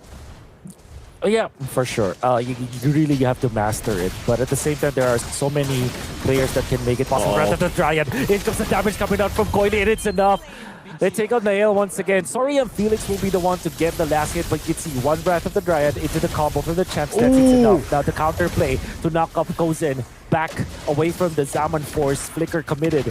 But the goal laner of Pro Esports, now they go on to P, who is unsuccessful taking down a trade down the bottom lane. And Kozen will not only utilize his flicker, he will also likely lose one of the carts here in the bottom lane. Yeah, he's going to lose this. Saw trying to alleviate some of the pressure here without that, but there's an arrow. He wasn't even aware that Moreno, the Maestro, was still there. And another arrow landing. That's 3 kills now for Moreno. Picking up his boots. He's got the arcane boots, got the glowing wand, but he's just on point right now with these arrows. Yeah. I will prompt the reaction onto the bottom lane for BTR to be there. Kozen is a full level, in fact, behind his competition. A gold lane Claude. Oh, it's going to be very tricky now for BTR. Now will secure one neutral objective. It's going to be enough for them to a little bit of a leeway here in the early stages. However, Pro Esports, it seems like they are going to be moving towards the bottom lane. PvP. Going to be using the Tyrant's Rage onto Finn, but Finn is very tanky. Yeah, I thought he was going to go for Emon. Really good response there from Finn to be there just in case. Again, both teams really wanting to protect their gold laners. Right now, too, Kozen hasn't died, but he's just dealt with so much pressure. Like you mentioned, he's down, you know, a whole level. He's going to have some time to catch up here. Meanwhile, Emon able to go ahead and farm up so far, BTR has really just continued to play around their strengths. Nothing too fancy. It's just the way that they're moving around the map, and Pro Esports has been trying to stay equal to what BTR is doing here. So you still got a minute for this turtle to come up. It's going to be the last one of the game. So far, 2 for 2 going to BTR. And right now, Pro Esports might be in one of those positions where, you know, they have to wait for that first Lord. They should just probably give up this next turtle with the way things are going. They really got to allow things. Oh, and that's going to make it worse. Coily goes down on the top side of the map. Oh, quick takedown by by BTR, actually, with the Fanny now. Looking really good start for Dale, even after those 2 vets from the Wrath of the Dryads. That was started by Soria Felix. Is now recovered. Now to the bottom lane. PPP. No more bouncing ball means Stefani can just go ham. Forcing them out. Gonna catch him with a jump, and in comes Finn as well. They do take him out with Dale. No, this time, no bouncing ball anymore. PPP will not be able to outplay Nail. Nail is low though. He goes Coily with the retribution, and he will get the kill, but the stun and the taunt. Coily now in trouble. Mega kill for Moreno. Finn will eventually fall from the ticking damage of Sa, but that was BTR taking 2 important heroes from Pro Esports. They're not done. Moreno wants to take out Sa. Sa copies the Selena, but that is not going to be enough. He will just be able to copy 1 dash. And that's it. Pro Esports losing their members down the bottom lane. Yeah, what a messy fight for Pro Esports. Again, under their turret, started on the tier 1, got pushed back. BTR did a great job at juggling around that. That's going to go ahead and result them in 3 for 3 for the Turtles here. As Coily, it just seems like he's trying to do too much reach, too much range to deal with. Oh, on the turret. Under the turret they go. They will not be able to push now, BTR. This is Zaman Force, the entirety of Pro Esports, just utilizing all of their ults, just not all of their ults, but most of their ults just to defend the mid lane. Zaman Force right now, Coily doesn't have the retribution too, so this could be for Shogun. No help from his teammates, but he still will go to the back lines. Well, that actually allowed Nael to get some camps here in the jungle of Pro Esports. All the while that's happening, 2 pushes commenced. BTR cleaned up mid, and it was Eman to take out the turret in the bottom lane. A tier 2, in fact. The stun connects actually. Oh no, Finn! That's Coily actually. I think he dashed back because of the knockout strike, and Moreno knew that was going to happen, so he actually used the Abyssal Arrow towards the area of where Coily will retreat. Hey man, they call him the Maestro for a reason. These arrows, another lands. Okay, it's on P, but that's going to be a turret that's just about to go down. So it looks like there's going to be a little bit of a break here while I kind of get things situated. Looks like it might be on BTR side, but man, you can see it. You know, this is one of those instances where they can feel it. They've done everything right up to this point. They look like they're going to be able to go ahead and make it happen. Again, they are approaching the base already. This Lord's going to be up here shortly, but it just feels like Pro Esports can't play against the arrows. It's not even just the arrows, man. It's the way that they're rotating around the map. BTR just kind of has things figured out. Meanwhile, Pro Esports, you know, they're leaning towards maybe their one and only angle, which is Kozin. It just feels like Coily's been shut down in that jungle Paquito, and they're not really able to move across the map that they had hoped for. And even so, you know, maybe that was kind of what bit them in the behind in the draft, flexing a little bit too many heroes to make this work. Looks like we're going to be jumping back into this game. Again, 9 minutes in, that Lord is still 40 seconds away. But right now with BTR's lead, they're looking to take down some of these holy defense shields if they can. Oh! That's what the drag committed onto Shogun. Sorry, Felix has to get out of there. Shogun is fairly healthy. After utilizing his ult, the holy shields will pop in the middle. No more holy shields up top. Coily standing in front of Shogun, unable to do anything as of yet, apart from them clearing the waves. They really just can't stop BTR from taking away their resources.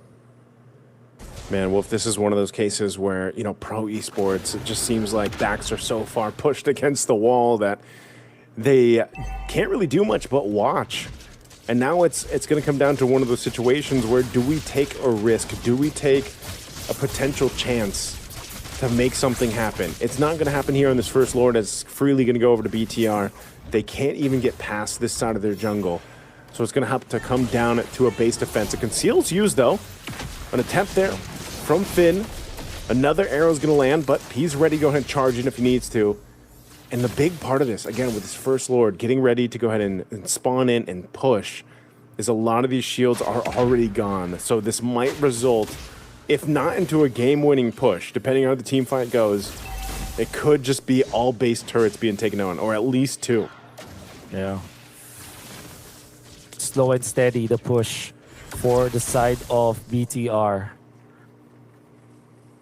They're not even clearing the minion wave in the middle. They want to make sure that at least 2 lanes will converge at the same time against the base of Pro Esports. And this is their design. 3-pronged attack. Lord up top. Bottom lane Finn. Charging. The taunt does not connect. Coily with the pokes. Shogun into the battlefield. In the middle of the fight. P cancels his skill 1. And the Lord pushing naturally up top. No engagements just yet. P still cancels his first skill. Shogun, in comes the catch. Alpha of the Guardian does not catch anyone. In the 6 shade, run up the Dryad into the turret. Oh, PvP overshot! He wasn't able to hit! And now Soria Felix is gonna be down from the backlines. In comes Nael. It will take 1 kill for that one in a turret. As PPP overshot with the Tyrant's Revenge. Shogun is low right now, but he is gonna be able to get on the stun onto the Coulson. Harith, oh my goodness, Moreno! He will be shut down by Sal, but that is a kill onto the gold laner. It would have been nice for BTR if they can be able to push now. I think they want to go for the end. They do want to go for the end. They have 3 minions. They have a lot of stuff going in, pressing against Pro Esports. They found Coily. Niall will not land some of those cables, but they will be able to take out the roamer. That's PvP down. Niall wants to go for the wall technique against Orion Felix. But there are no more minions available for BTR to work with. The juggle is enough. Pro Esports will be able to live for another day. Oh man, it was looking grim there. Pro Esports, though, staying in the game. They were so close to ending it here. I mean, look at the difference in terms of items for BTR. Nearly 10,000 gold ahead. And they got all the base turrets off that Lord. It was really extended time in the base of Pro Esports. And now everything else is going to be taken from them. It's the Hunger Games. BTR taking the buffs, taking the camps, and prepping up for this Lord. It's up in 15. Again, Pro Esports, I think they just have to wait in the base and hope for something to happen here. The problem is these arrows, man. 6, 1, and 3. Yes, Moreno has 1 death, but he's just been so on point with the arrows, and it's making it so difficult for Pro Esports even to move forward. Finn and Shogun, tanky as hell, up on this front side. Lord already secured. They go in with the Unbreakable. Down, sorry, Felix is super duper low. Kidman collects that kill. It's a -1 for Pro Esports. Defense is gonna catch up with the jump. Gonna land. For now, the Lord is gonna be marching in through the middle lane. Sorry, Felix. He might be in time for this defense. Yeah, no flicker available. Lord coming down this mid lane at 15 seconds for Sario Felix. Here's the defense. Oh, Coily jumps it forward. Now he's low. Now Blazing to it will be cancelled actually. PPP will now be the target. But the rest of BTR, they want to push the base. They have taken out Kozen. Big target. And now BTR will take game 2. Into game 3 we go between Pro Esports and BTR by Vitality. That's what we expected again on our last series for the day. Just like we saw previously, we've got one more game ahead of us. BTR by Vitality showing us just how strong they can make this work. And maybe you gotta ban the Maestro Selena. You know, if you're Pro Esports, make some changes there, because it was on point with the arrow after arrow, resulting into kills here. And now it comes down to one game ahead of us. It's going to be a great series. Hopefully we get another extended game, 20 plus minutes. Let's go ahead and toss it over to a break before we head to the panel.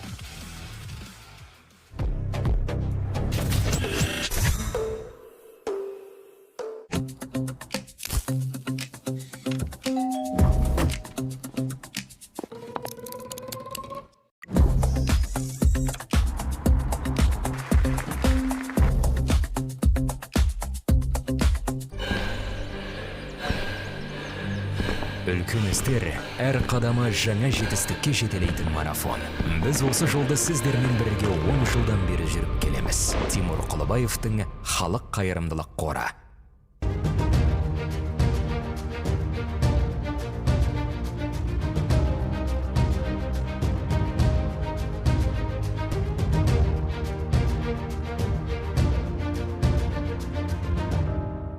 Центр кредит банкымен сіз қарапайым және заманауи шешімдердің ортасындасыз. Нық сеніммен жаңа мүмкіндіктер ашып, тексерілген сапаға сеніңіз. BCCKZ мүмкіндіктерді кеңейтіңіз.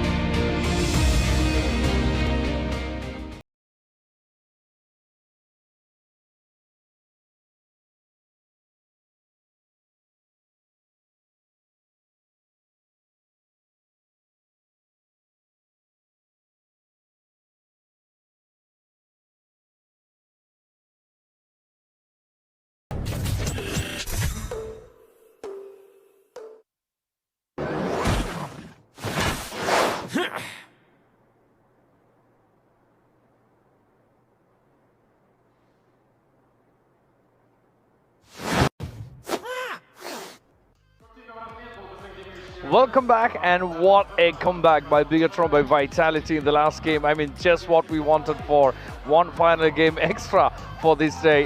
My name is Heidi. I'm here with Steel Bolko right there with me, and this is going to be, it looks like it's going to be a very interesting day because I mean, we are seeing game after game. I mean, the first game went 2-0, second game went 2-0, third one we had the third round, now the fourth one we had the third round again. But that was a really good comeback by Bigatron because the first game they had a really tough time, but the second game they really pulled their things together, and then they actually did put up a really great fight for the last game. Yeah, I mean, great game from Bigatron by Vitality. They needed to wake up, and they woke up at the second game. Now it's we're gonna watch the game number 3. I mean, hopefully the Bigatron, they realize their mistakes from the game 1, and moving forward, we'll see how they're gonna do in the third game. Of course, and let's not forget, let's give a big shout out to Freedom for being the general partner for MLBB, bringing this MLBB, this astonishing tournament, Games of the Future 2026 here in Astana. So big shout out to Freedom for making all this happen, and of course we're having a great time here at the arena, and the matches are going crazier than the before every single time. Because we are in the 4th match for today. We only got 2 more days left in the coming days, and 4th match left and 1 single game to go, only 1 game to go, because we are talking about best of 3 at the moment, and the only best of 5 we have got is day after tomorrow, which is for the final. So we are looking at the best of 3 and only the 3rd one to go. 1 final game before we all say goodnight. But we have the highlights up on the screen. How did you feel about the game in the starting? I mean, it was kind of slow, right? Yeah, it was a little bit slow, then slowly but surely Bigatron was taking advantage of the map and applying the pressure. As you can see, 1 minute 3 there, Bigatron is applying pressure for the team, the Pro Esports, and they keep slowly but surely going to take their ground. Yeah, of course. I mean, Bigatron, I think early on, as you see on the screen, 7 minutes and they already had 4 kills as the lead with Pro Esports. I mean, in the last game, Pro Esports were killing it, to be honest. But this one, Bigatron actually came up and then grabbed their chance, every single chance that they got. And you can see the fights running really crazy. I mean, this is a 5-kill lead that we are talking about around, 6 kill lead around the 8 minutes mark. And this was also another late game. I mean, long game to be honest for this one as well. I mean, as the games progresses after game, we are looking at longer games as we go, right? 100%. I mean, shout out to Moreno. He was playing phenomenally, and the team were Bigatron. By this minute, they're carrying 10k advantage on the gold. Yeah, and that's a lot of gold over there. And again, Moreno monster kill, getting kill after kill after kill here. Moreno, what an absolute goal here, and a good fight from the team. Bigatron Vitality here. Yep, of course. I mean, looking at 13th minute, almost at the let's say 2/3 of the play.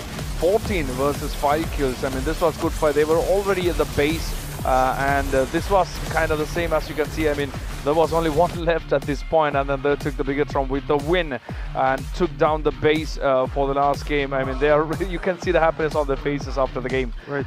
And here are the stats for the last game. Bigatron by Vitality with 16 kills and Pro Esports with 5 kills, where we are looking at Moreno, 6 kills, 1 death and 6 assists. I mean, that's a really good score right there. I mean, even though he didn't grab gold much, but I think for the kills, I mean, he really did great for Bigatron. Moreno played phenomenally, so did Finn, and unfortunately Kausen, on the other hand, 0 kills, 0 assists, 3 deaths. Don't want to say anything negative, but he felt useless in this game. I mean, he needs to step up and show his games in order to compete for $1 million here at the beautiful Jack Arena here in Astana. Of course, I mean, we were looking at towards the end around 10,000 lead in terms of gold. I mean, 10k. So that's actually a very good lead. I mean, I should say towards the end, Bigatron really had the game on their side when they took down, when they went and took down the base of Pro Esports. I mean, but we cannot say any team is less than the other, because both of the team performed in both the games. The first one was taken by Pro, and then now the second one taken by Bigatron. This is going to be a very tough fight for the third one, right? 100%, and we'll be seeing how they gonna do it and how they progress in the near future, then like in a couple of minutes from now. And just a reminder for you guys, we're in the edge of elimination. One team advances forward to the semifinals, and some of them are going to go home, and some of them are going to go advance to join to the semifinals and join SRG, Onyx, and Aurora. Of course, and we're looking at the stats of the teams at the moment on the screen. I mean, 95k damage taken by Pro Esports, whereas it was for Bigatron that was 33k. We are talking about around 60,000 damage difference. Damage taken, yes, it's crazy how much damage took Coily this game, and 60k damage is a lot of damage. Yeah, I mean that's a lot of damage for a team to be. I mean, the difference in the damage that we are talking about, because that in itself, in some cases, is the total damage that any team might take. Because when we saw the other team, and that's only even less than half of it what they have taken for a Bigatron. But yeah, great performance by Bigatron. We are still yet to see who's going to be the MVP for the day. And of course, we are waiting for one final match to go today. And then, I mean, coming 2 days are going to be really exciting, right? I mean, we got semi-finals happening tomorrow, best of 3 again, and then we got the finals going on day after tomorrow with best of 5. I mean, we are going to be watching 5 games if it gets to that point, right? Yeah, I mean, let's focus on the current games. MVP got a E-Man. KDA is 208, as you can see, 800 GPM, and kill participation slightly above the 50%, which is pretty fair. And I've seen a couple of people were actually cheering for an E-Man, and people are shouting his name and being very supportive of E-Man and being very positive about E-Man. Of course, I mean, 2 kills and 0 deaths and plus 8 assists. That's a really good performance right there. I mean, being a part of 10 kills is a good achievement to be on. And that also shows him to be a good team player, to be honest. I mean, rather than focusing on his own kills, he actually made these setups for to get kills for the team. I mean, being part of 8 kills is not a small thing. So, huge shout out to Iman for being the MVP for the last game. But we still got one more game to go, one more round to go, and we're yet to find out who's going to be coming out at the top to move on to the semifinals tomorrow. and it's going to be an interesting one to see where it goes, because two really strong teams that we have here for the third game. And as casters was saying, it could be another 20-minute game coming up next. Most likely, yes, but we'll see. It depends on the draft and depends on the strategy. Maybe Pro Esports are going to surprise once again the Vitality. Maybe they didn't expect some of the heroes from the team Biggitron by Vitality. We'll definitely take a look on the game number 3, how it's going to be played out and how the drafts are going to be panned out. And our caster is going to tell you guys more about the draft, and we'll get to see and experience more beautiful games of MLBB. Of course, I mean, we still have to see how the draft goes and if they are going to change their strategies going forward, because this is the only chance for any of these two teams, even if it is Biggitron by Vitality or the Pro Esports, to prove their point and then remain in this whole tournament and get to the semifinals. Because if you do lose the next one, you have to go back. I mean, there is no other choice. You don't get to the semifinals. But tomorrow, it's a good thing that semifinals does not end there, because even if you win or lose, you still got one chance. Either you go to the main finals or you go to the third place. I mean, at least one more match right there. But that's going to be another best of 3 again. I mean, today we are looking at third game coming up next. Do you have any assumptions or expectations on the next game? There's no expectations. There's just a pure good luck for both of the teams. So one of the teams has to be eliminated, and another team has to get advanced and join to semifinals. As you were saying, Team SRG, Onyx, Aurora, they're going to be playing for the Secure for 2 days. And you know what? We're giving a award to our beloved casters. Naiso and Wolf, please take it away, and let's watch the final game of today, day 2.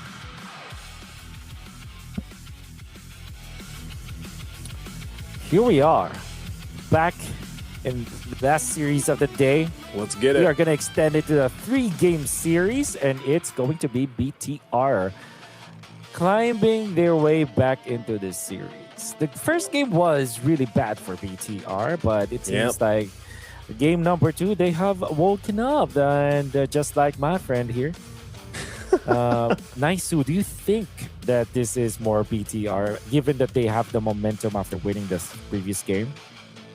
Man, I'm going to go with what I said at the beginning, Wolf. I think it's down to not just the draft, but so far we've seen 2 games with pretty good execution on both sides. I think what was solved, or what we thought was going to be the counterplay to a Fanny pick, ended up not just being about the Fanny, but it was also Moreno on that Selena, and that's exactly why it's banned out. And the result of this will be the Melissa again, I guess, for Pro Esports. I think they might be looking towards this kind of pick in the upcoming first pick that they will be the ones to decide. So it's going to be the Rara ban. So Melissa is open. Pro Esports. Taking go Melissa. Back. It's got to be. Should they take it? It's gotta be. Okay, it's gonna be. Melissa seems to be the way, man. I don't know if we're gonna continue to see that in the next 2 days. Be first pick blue side, especially when the Barretts and Atlas and Harara are banned out. Nolan will be the answer. Maybe the Belric. See if the Belric comes through for BTR. Oh yeah. Yeah. Oh no, it's gonna be the Uranus.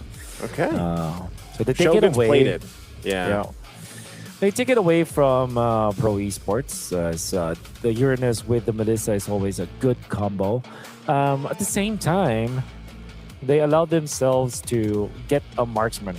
Like maybe they can third pick the Claude, perhaps.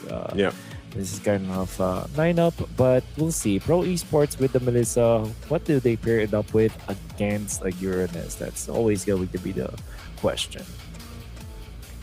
It's a good question, man. I mean, Shogun in a way, I think he's played it 3 times in a row now, right? It's always, if I remember correctly, from game to 1 all the way now, Shogun's basically been this Uranus, which has been a problem because he's just able to go ahead and like soak up so much damage, especially when he's playing that front side against this Melissa. An answer right now is going to be Saw grabbing that Valentina again at P, or not P, sorry, and Felix is going to have the Phovius. So now I think the main question is, how do you secure yourself in the jungle for Coily?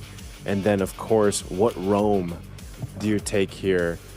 Which will be highly dependent on what Biggitron picks up. They go with the Claude. Nothing too surprising there. That seems to be the case, at least in the gold lane. So now, where do you hone in on and focus on banning? Do you want to narrow down the jungle options for Coily going against this Nolan pick? Looks like they'll take out the Cho first, though. Yeah. I think all they have to do is to take out perhaps... actually, they're not that scared of anything. Maybe just the Guinevere, but I'm doubt. Yeah, I guess that the Guinevere could be a good ban because it has a good way to combo up with the Phoveus if in case. And this is not the first time that Pro Esports have shown us that they will play the Guinevere for Coily. So that could be an option here. As the ban, Pro Esports, they will take out the Eudora, likely likely the Jushin as their next ban, I feel like. Because they cannot use it, and BTR would love to get their hands on that Jushin, as Moreno is just he essentially becomes a quarterback for the team whenever he plays the. Yeah, because he can command the team. He's like he's like the leader. So yeah, it's a Jushin ban.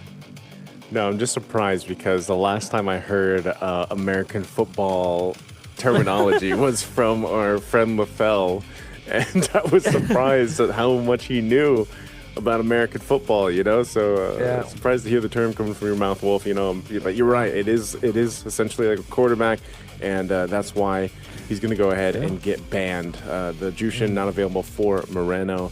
So now on this red 4 pick, we'll see if that is going to be the mid lane choice, or they just pick up the roamer now to go ahead and wait for the last option to see what goes here. Wonder if BTR are thinking about the Gord or maybe Lilia, but the Gord is one hero, or the Farsa, I mean. The Gord is a hero that answers the Valentina, is okay versus the Phoveus, and at some regard, okay versus the Melissa. But they will go ahead and pick up this Mathilda that has been nuisance for most teams right now. Pro Esports, I really feel like they will go for the Guinevere this time.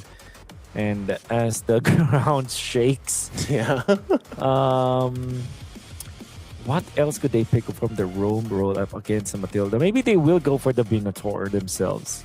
Like Mino, Gwyn, and Phoveus. Whoa! A Joy? And a Hilda? Order for on Dangerous Grass, by the way. I know we don't get to see it just yet, but yeah, Hilda and the Joy. Because now, you, like, if it is, you have some extra... an extra way for the Joy to kind of wait patiently in that bush. I mean, Nolan can do the same thing. What you achieve from the Joy is, well, number one, it's so difficult to get into the back lines for sure. But at the same time, there is no catch from BTR. There's no hard lockdown. You're seeing with the heroes right now that they have. Right, so the Joy, apart from the fact that it's not so worried about like lockdown, it's also gonna have a free day today. So is this Gord or is this Farsa for BTR? What do they pick? It's neither. It's Novaria. The Novaria. Why the Novaria, Wolf? Share your quick sentiments on the Novaria. If you're looking at the first, apart from the Joy, there is no actual reach that will be enough for Pro Esports to get into the Novaria. And then now you factor in the Joy.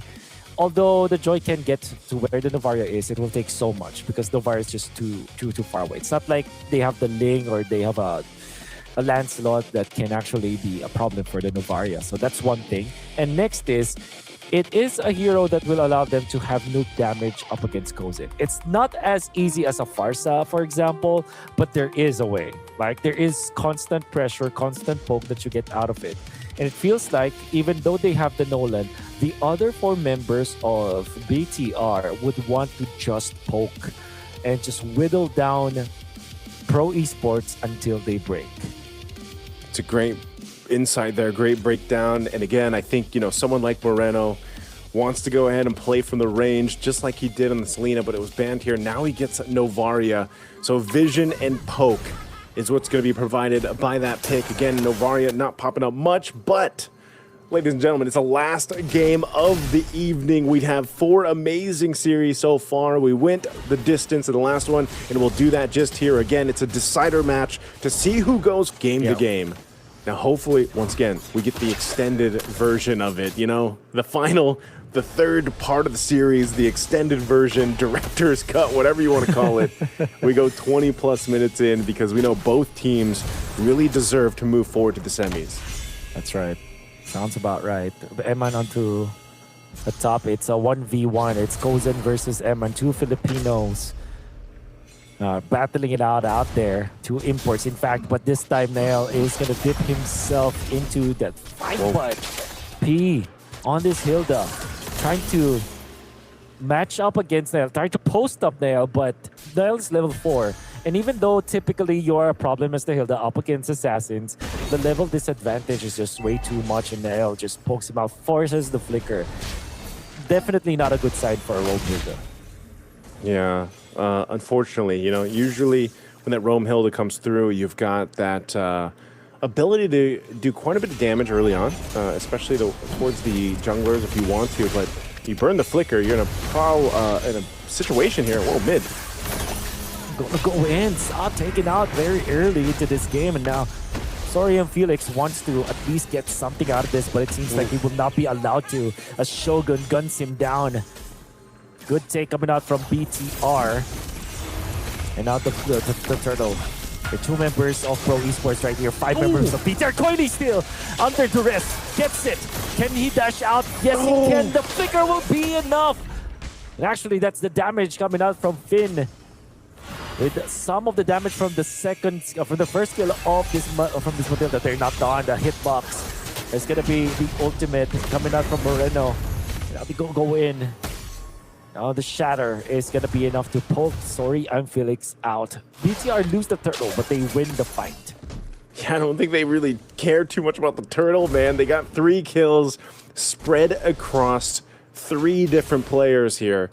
What a move from Finn, utilizing that Matilda mobility, but then also Nile and Shogun. Again, Shogun back-to-back-to-back games on this Uranus, and he's showcasing just how good he is with it. I mean, he's such a threat in these team fights. He's good at just either being that bulwark up front, or he's good at just zoning out the proper members that he needs to here. So Pro Esports definitely has to go ahead and recalibrate, again, on how they want to utilize this lineup, because that fight, although they got the objective, the fight is just not looking good. And this is one of the things, you know, Novaria kind of fell off for a while. But now that she's popped up, again, she's one of those picks that just provides good vision. The Retribution used. But they do just force out the flicker. And typically when you play the Hilda should be the one forcing some battle spells. But it seems like P is not having a good time this game. He's getting pushed back many times this game, and Pro Esports are struggling to gain ground. Game number 3 with 3-0. Finn ever so aggressive with this Matilda. With the help of his teammate, the Nolan, they are able to press the attack against Pro Esports that will have to rely on this Joy in the latter portions of the game. At the early stages, especially after a 3-0 start from BTR, there's really not much that Pro Esports can do.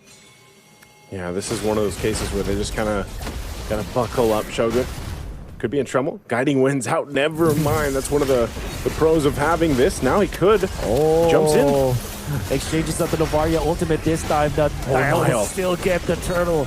And now the Guiding Wind helping his teammate against Shogun. The Uranus already is very tanky, but with the help of the Matilda, it becomes immortal, and they take out Sorian Felix just as easily as that. Nile was ready with the combo. They want to go for more. They're going for Saw. Wants to go for the Circle Eagle, and they catch him down even through the flicker. The damage from Nail. It's not going to be enough. But of course, the DOT is there. They burn him down. BTR out 5-0. Oh man, it's looking so good for Bigatron by Vitality. Emon's going to be able to hold his own with a Blazing Duet, but there's a kill finally by Coily, able to go ahead and put Pro Esports on the board. Shogun's there. Emon's just around the corner. It's going to be whittling down PPP. That's the flicker onto Moreno moving forward. Not going to get anything out of that, unfortunately.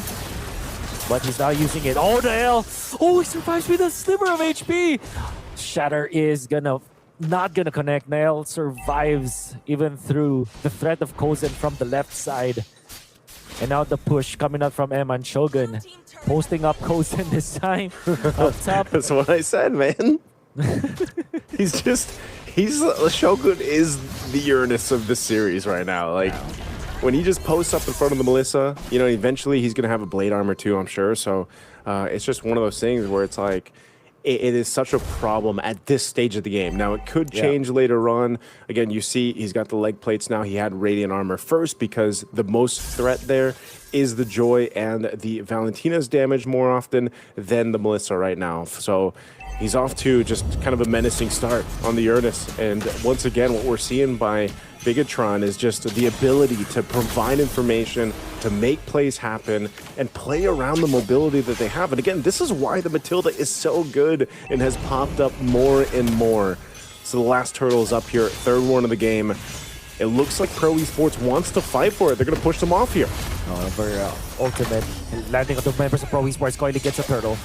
BTR slowly wants to push forward, wants to press the attack. Shogun at the helm of it all. The Phobius, Klimanak on the backlines has to go to Eman, but he's now very low. Sorry, Felix punished by Vitality, whereas Shogun is going to survive for now with the healing coming out from the Matilda. They take out the Hilda in exchange. In comes Eman with the blazing duet. Shatter will not land. Coming out from the Novaria, but it's enough for Pro Esports to pop their flickers to get out of there. And BTR are gaining ground once again. A 1v1 between junglers. Nael outplays Coily. In comes the rest of BTR by Vitality. They take him out. And Rico is out there coming out from Nael just to show his dominance. BTR take out the jungler and they take out the mid lane turret as well.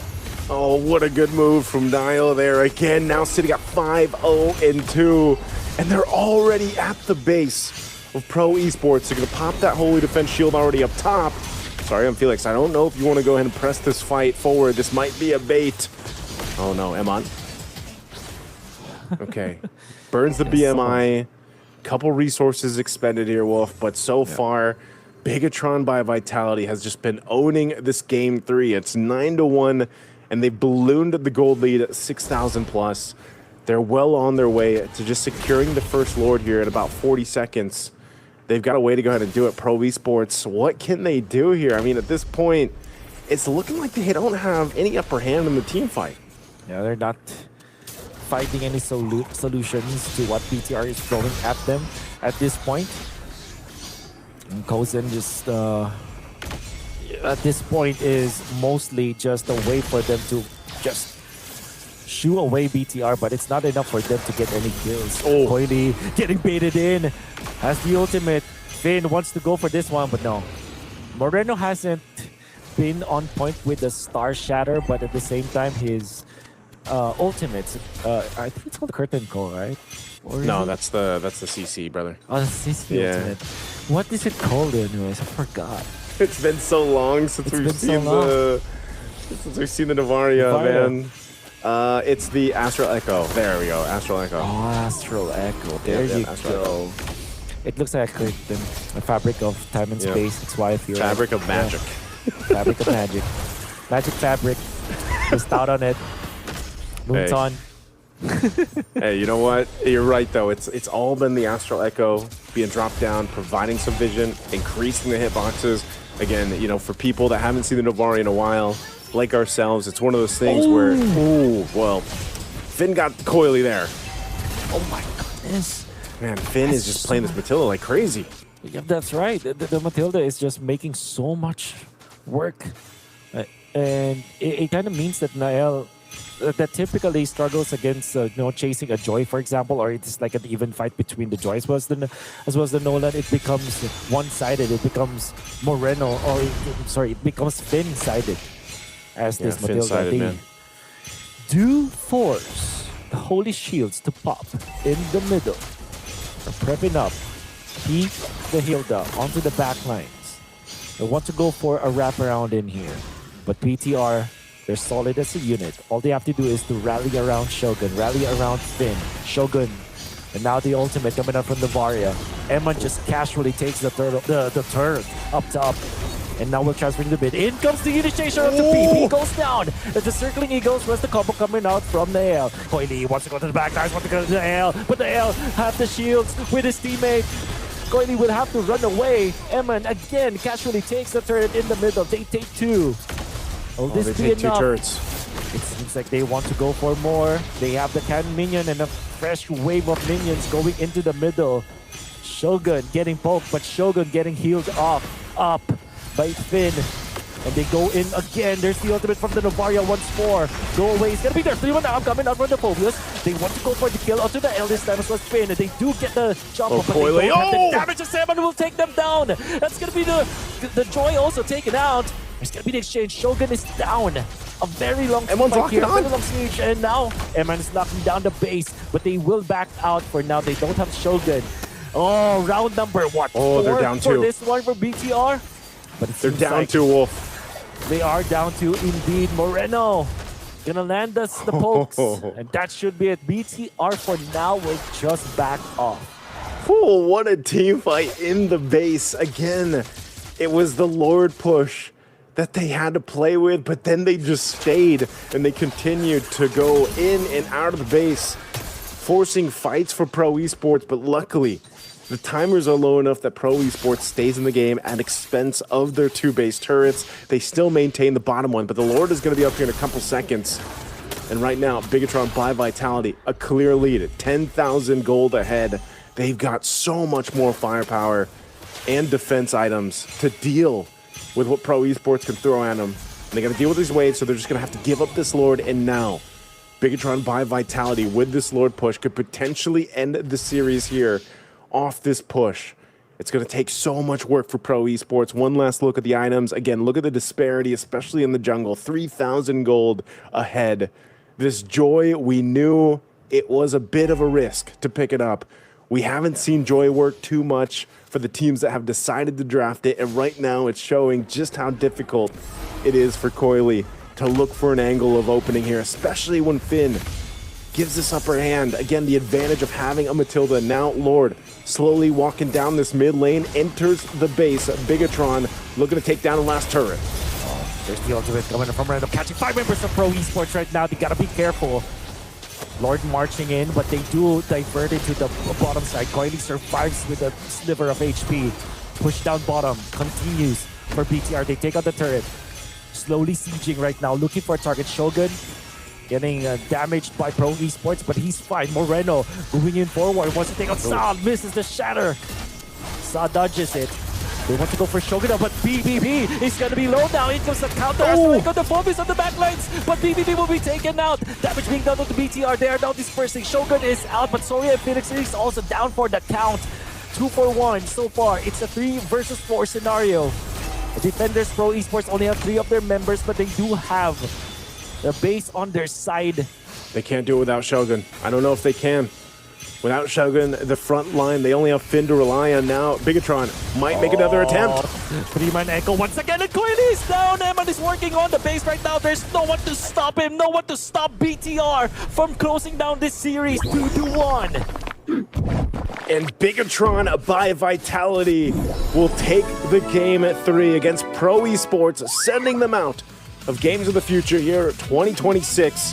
GG, well played to Pro Esports. Once again, just showcasing what they could, but unfortunately couldn't handle what Bigatron was throwing at them, man. And this was, I don't know what it's going to be. I don't know who the MVP is here, Wolf, but Finn definitely played such a big role in this victory, this series, this Game 3 here for BTR. Once again, hats off to both teams. High fives all around. Sportsmanship important, of course. Emon too, feeling really good about that, and Niall as well. What a performance here all around. Can't wait to see how that game, Bigatron by Vitality, goes. I believe they're going to be facing up against Aurora Gaming tomorrow. So what an amazing match. What an amazing day. A 4 series that we've had here again. On behalf of myself, Naisu, and Wolf over there, it's been a great time to go ahead and cast all these series today. We're going to be throwing it back to a break before we head to the panel. We'll see you guys later.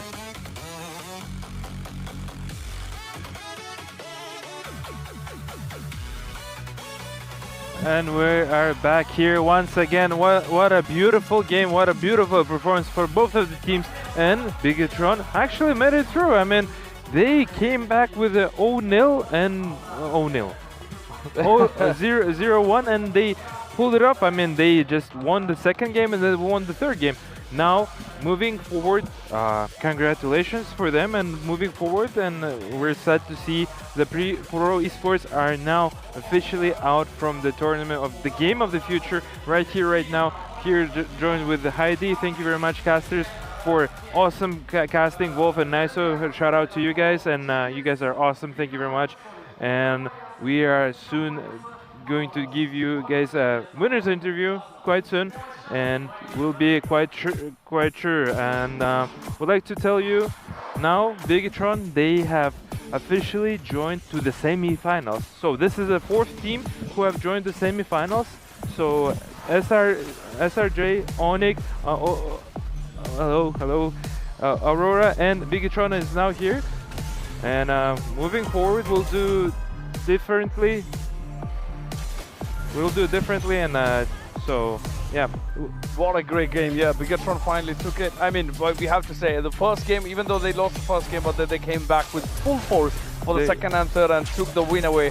The third game's been really crazy. I mean, that was some good play by Bigatron that we saw. We got the highlights on the screen at the moment. I mean, we're looking at around 6-minute mark where Pro was with 1 kill, where Bigatron had a good lead of 4 kills. When it came to around 7-minute mark, they already have a good fight going on. But really good play by Bigatron on the last 2 games, we should say. And that went on for both the teams. And towards the end, that was a huge chaos. I mean, I thought they really might back off and then maybe reorganize, but they really went for it and then went for the Pro Esports base right there. And we're looking at around 10-minute mark. Really good play by both the teams, right? Yeah, 100%. I mean, shout out to Bigatron by Vitality. They pulled it through from the 0-1 performance. That's why they were the favorites, right? And that's why they were here. I mean, unfortunately, they have eliminated Pro Esports from the same region as them, from the southeastern Asia. And yeah, so officially now we have locked with the semi-finals. I mean, that was a great draft from both of the teams, but the Matilda, Uranus, and Nolan was biggest problems for the team Pro Esports. They couldn't really do much, and as the caster were saying, that was a risky move on Joy hero per se, and maybe the casters were actually right. And now we see the highlights here. Yes, unfortunately now Pro Esports are officially out. However, we have the scoreboard right now at the moment. I mean, Shogun. Also, I really like how Shogun played, the way how he was actually on the Uranus himself, the way how he managed to be a utility, be a tanky, be the hero that there needs to be done, do the world work. I mean, what a great performance from all the players. I mean, Nanail with a 707 and 13k gold right here and here. You like to share anything? Of course. I mean, the stats looks very incredible. I mean, that's a huge lead for Bigatron by Vitality, and we have somebody really special here. We got Shogun from Bigatron right here with us. Great, congratulations first of all for the win. Hello Shogun once again. Thank How you. are you? How are you feeling? I'm doing great right now because we resurfaced. Yeah, we come back, but we could improve. I mean, that was some good improvement right there, because when you lose first game and then the second round you came back with a bang, and the third round that was like a pure chaos. You were like, we're gonna go with this, right? So after the first game, did you were you a little bit nervous going on to the second one, or you were like, I mean, this is normal, but we're just definitely gonna get the second one?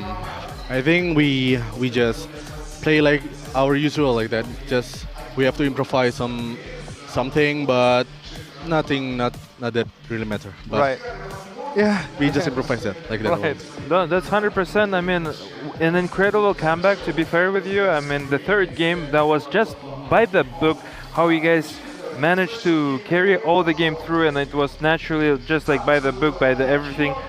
Shout out to you and shout out to everybody on your team, especially on the coaching side. It was purely amazing, and what a comeback. Yeah, I mean, towards the end, I think when you were at the base, I mean, you had to pull back a bit at the end when you got out. We really thought the team completely is going to pull back, but I think you all reorganized and then get back to the base again with the Pro Esports. Especially Iman at the end, like he was just going for the base when the others actually made the whole setting for that. So did you see any during the draft? Were you surprised with any of the drafts or picks? From the enemy? I think it's just a usual draft from the meta right now, but yeah, I think we could handle it. Right, perfect. From our draft. Great. Oh, and you guys definitely did handle it with just very well. Now I have a little bit off-topic question. Is it your first time in Kazakhstan, and how is the game of the future for you and for your team, and how's the food, how's the culture? Just tell us a little bit besides of MLBB. For me, I'm first time in here in Kazakhstan, and I really love the food because my belly is full. That's good. That's good. There's so many proteins, I love the food here. That's good to hear. Have you tried the horse meat already? Not yet. Not yet. It's amazing. It's purely amazing. You'll definitely try and let us know. You have any questions, Heidi? I mean, I would love to know your. How long do you think you're gonna go towards the finals? I mean, you're definitely gonna go for it. I mean, every team wants to get there. But do you have any specific teams that you are looking as a challenge, or you're just ready for anyone? I think we just ready for anyone. Okay. That's all. That's the spirit. That's a spirit. I mean, people were all who just qualified to the semi-finals here. We're all confident. We're all energetic. I have a question to you. Is there anything you want to say to any of the teams? Anyone that you would like to compete the most? Let's put it that way. I think no specific teams, but for them, good luck, have fun. That's all. Of course. And anything that you want to say to your fans? Thank you for supporting us, but this day is not the best day for ours, but we will improvise. Exactly. We will improvise tomorrow. That's good. Well, we'll definitely take a look, and congratulations once again for winning and actually securing top 4 at least. And now you'll get to play 2 secure days. And how are you ready against Team Aurora? Is there any words to Team Aurora specifically? They all good. Because we have seen their matches is so clean and so. But no, and not any specific. They all good. Great. Yeah, I think thank you so much for being here. Congratulations again. I mean, all the best wishes for the championship. Thank you very much. I appreciate it so much. Thank you. That was Shogun right there from team of BTR. Thank you very much once again, and you can go. Thank you once again. It was amazing. There's a differences now between Finn and P. And there's like P. Yeah.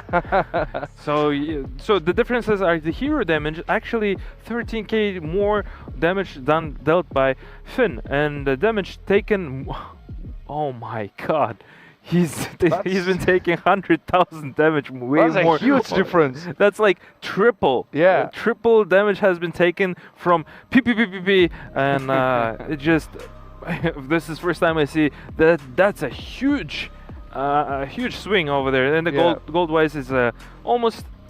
Let's put it rounded up is 3k differences, and from BTR's player, and to the player of team. Of course. Yeah. That was great. Great final game, I would say. What? That was a great final game. Great comeback, and it was just purely amazing day overall. Of course. And let's not forget a big shout out to Freedom for being the general partner and bringing this MLBB right here at the Games of the Future 2026 in Astana. I mean, it wouldn't be possible without the sponsors. So big shout out to them, and we are all having a great time here. We only got 2 more days to go for the MLBB tournament, and of course the whole of Games of the Future as well. We got the semi-finals coming up tomorrow, and then of course finals after that. Tomorrow is going to be a best of 3 and then best of 5 the day after that. We got the MVP on the screen at the moment, Nail from Bigatron by Vitality. How do you feel about that? 100% well earned. He's been always popping off. I've seen he's being MVP nominated before. He's been always having a great positive KDA and 707, 900 GPM. That's a lot. That's a lot of GPM over there. And 90% of the kills, he's been participating at 90% of the kills. Purely amazing. Yeah, as I was saying, he was playing Nolan. I mean, definitely Nolan, Uranus, and Matilda were 3 biggest challengers heroes for the team of the other team. Pro Esports. Unfortunately, they are out, and would like to appreciate them and good luck for them, and would like to actually also mention about again freedom for their tickets and their get your tickets for the next 2 days. They're going to be quite important as there is, and don't get this QR code, and all the available tickets are available at the Freedom Ticketon. Thank you very much, Freedom, once again for sponsoring this great event and making this awesome arena. Yes, of course, and of course, let's not forget about the MVP we just talked about. Nail, really good performance, I would say. I mean, 7 kills, 0 deaths at all. I mean, that's a good survival rate, and plus 7 assists. I mean, that's a good team play right there as well. So I believe he really deserved that MVP in the last game. So we are yet to see what's going to unfold in the coming days, but this was one great day, I would say, one great day with some really good matches today, right? It was awesome matches. We've seen the great games for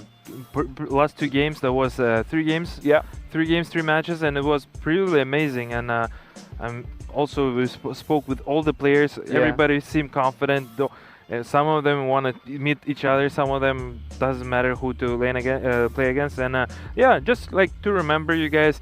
Now we are locked in our semi-finals here. SRG against Onyx will be facing tomorrow, and the first match and then the second match of the day will be Aurora versus BTR. So BTR have confirmed their position. Now they will be playing the semi-finals, and then after that we'll be watching next day after we'll be watching the first game that is going to be third place. So the losers of those semifinals are going to compete for the third place, and the winners of those semifinals are going face to face to each other at the match of the day and of the whole game of the future here at beautiful Jake Pijak Arena in beautiful home country of Kazakhstan, Astana. Of course, I mean, we are yet to see if we're going to repeat the last year's finals again this year, because we are so close to that. We got both of the finalists, I mean, towards the semi-finals. We got Onyx, we got Aurora. Both of them are ready for each other, to be honest, from the conversations we had with the team today on the desk.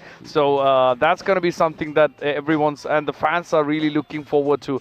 And Onyx, good fan base, really fan base. Everyone's looking forward. Aurora as well. 100%. But before they want to meet each other, quote unquote, they need to get their series first, because Selangor Red Giants, they are Red Giants for the reason, and they're gigantic too. So we'll definitely see if they're gonna do it well in the second game of the day as well. But nonetheless, that was Heidi with me, and that was me, still Borko, Ilesko Kerov, and we appreciate you so much, and see you guys tomorrow. And thank you for watching everywhere in every platform, and have a wonderful night, and see you guys tomorrow.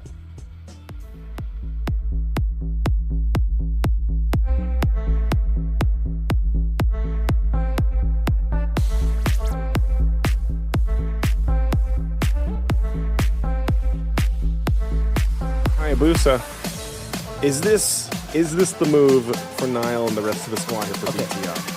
Yeah, I think that this is good, and the reason why that is because of the Hayabusa, because of the Melissa. I mean, the Hayabusa does not care about the go away. As long as you have enough damage, you feel like if you calculated it properly, one shadow kill will be devastating against a Melissa.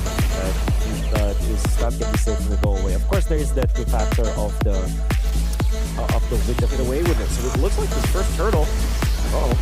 Coily gets it. Coily gets it, and they want to go for more. They're diving in.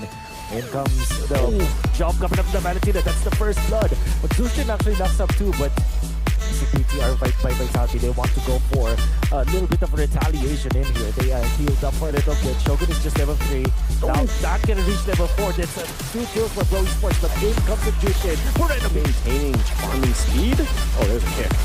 There's a good kick. In fact, the hail going down. But Hayabusa out in the bound now. They want to punch BP, but we'll get it. They will have enough damage. 1-for-1 right now. This is going to be a full-on fight for the last turtle. Go in, Coily takes a turtle. Shields for Pro Esports, but BTR, they still want to jump in.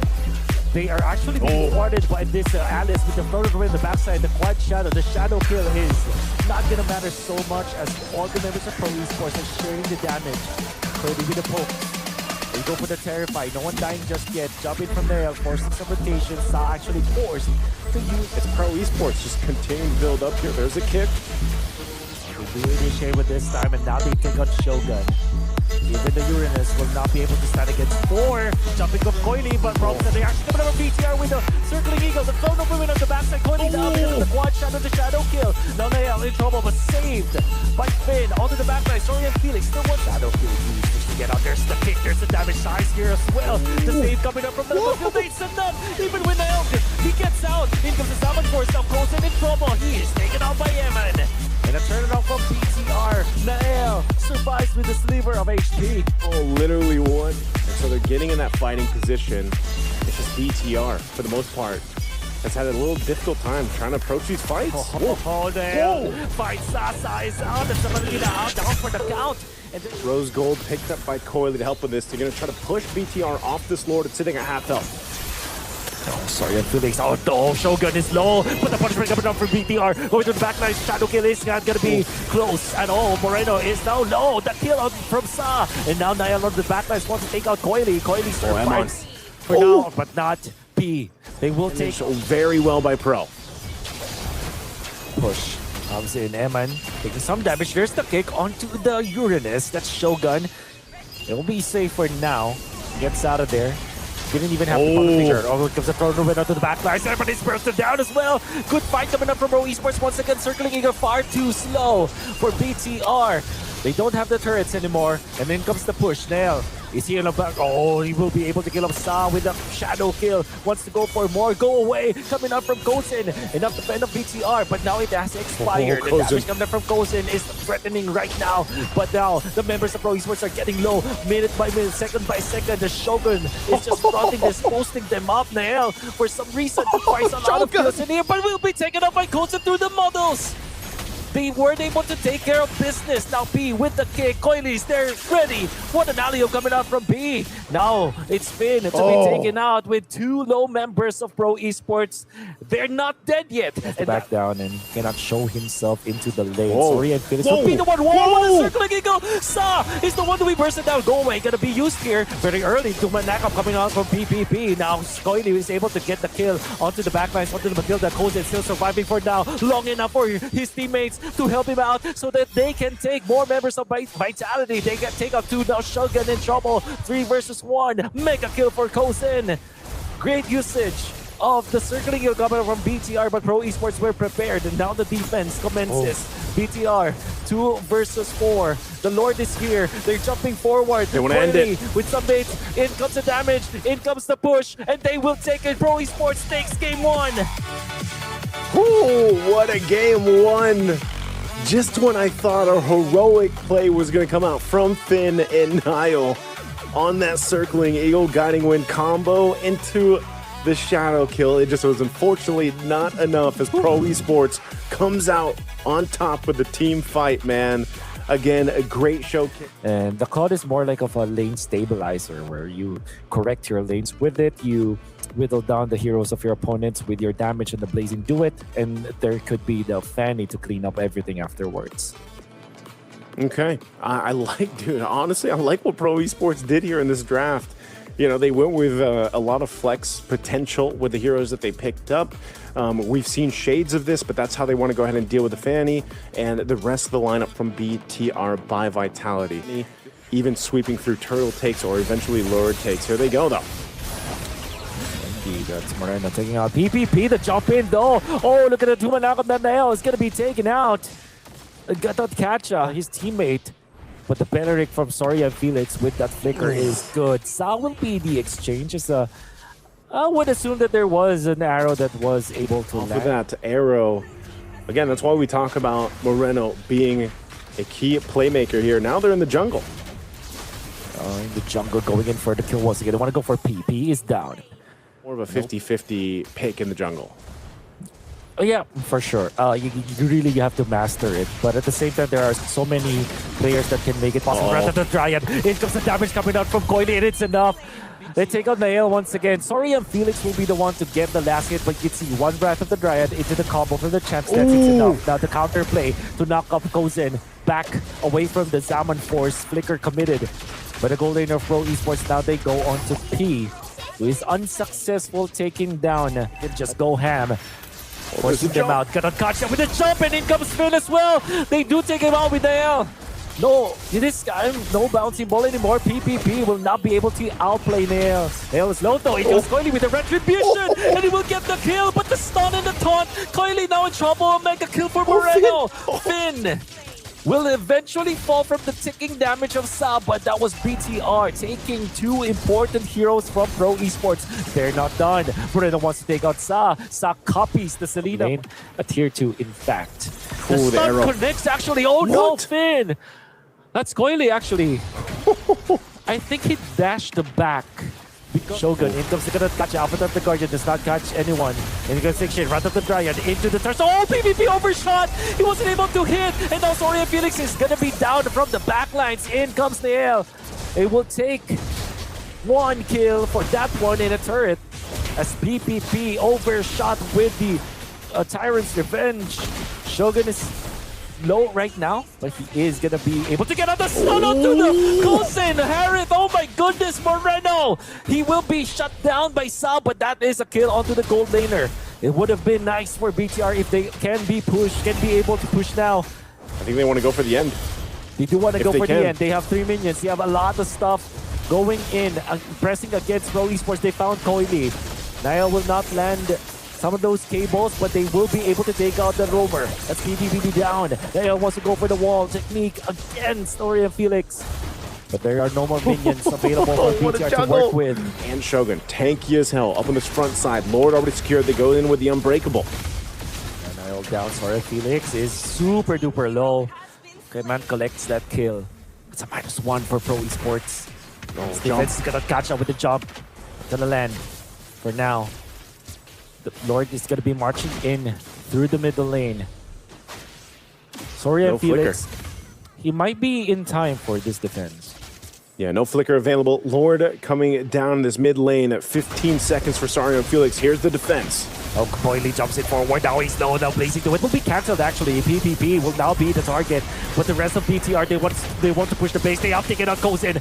Big target. And now BTR will take game 2.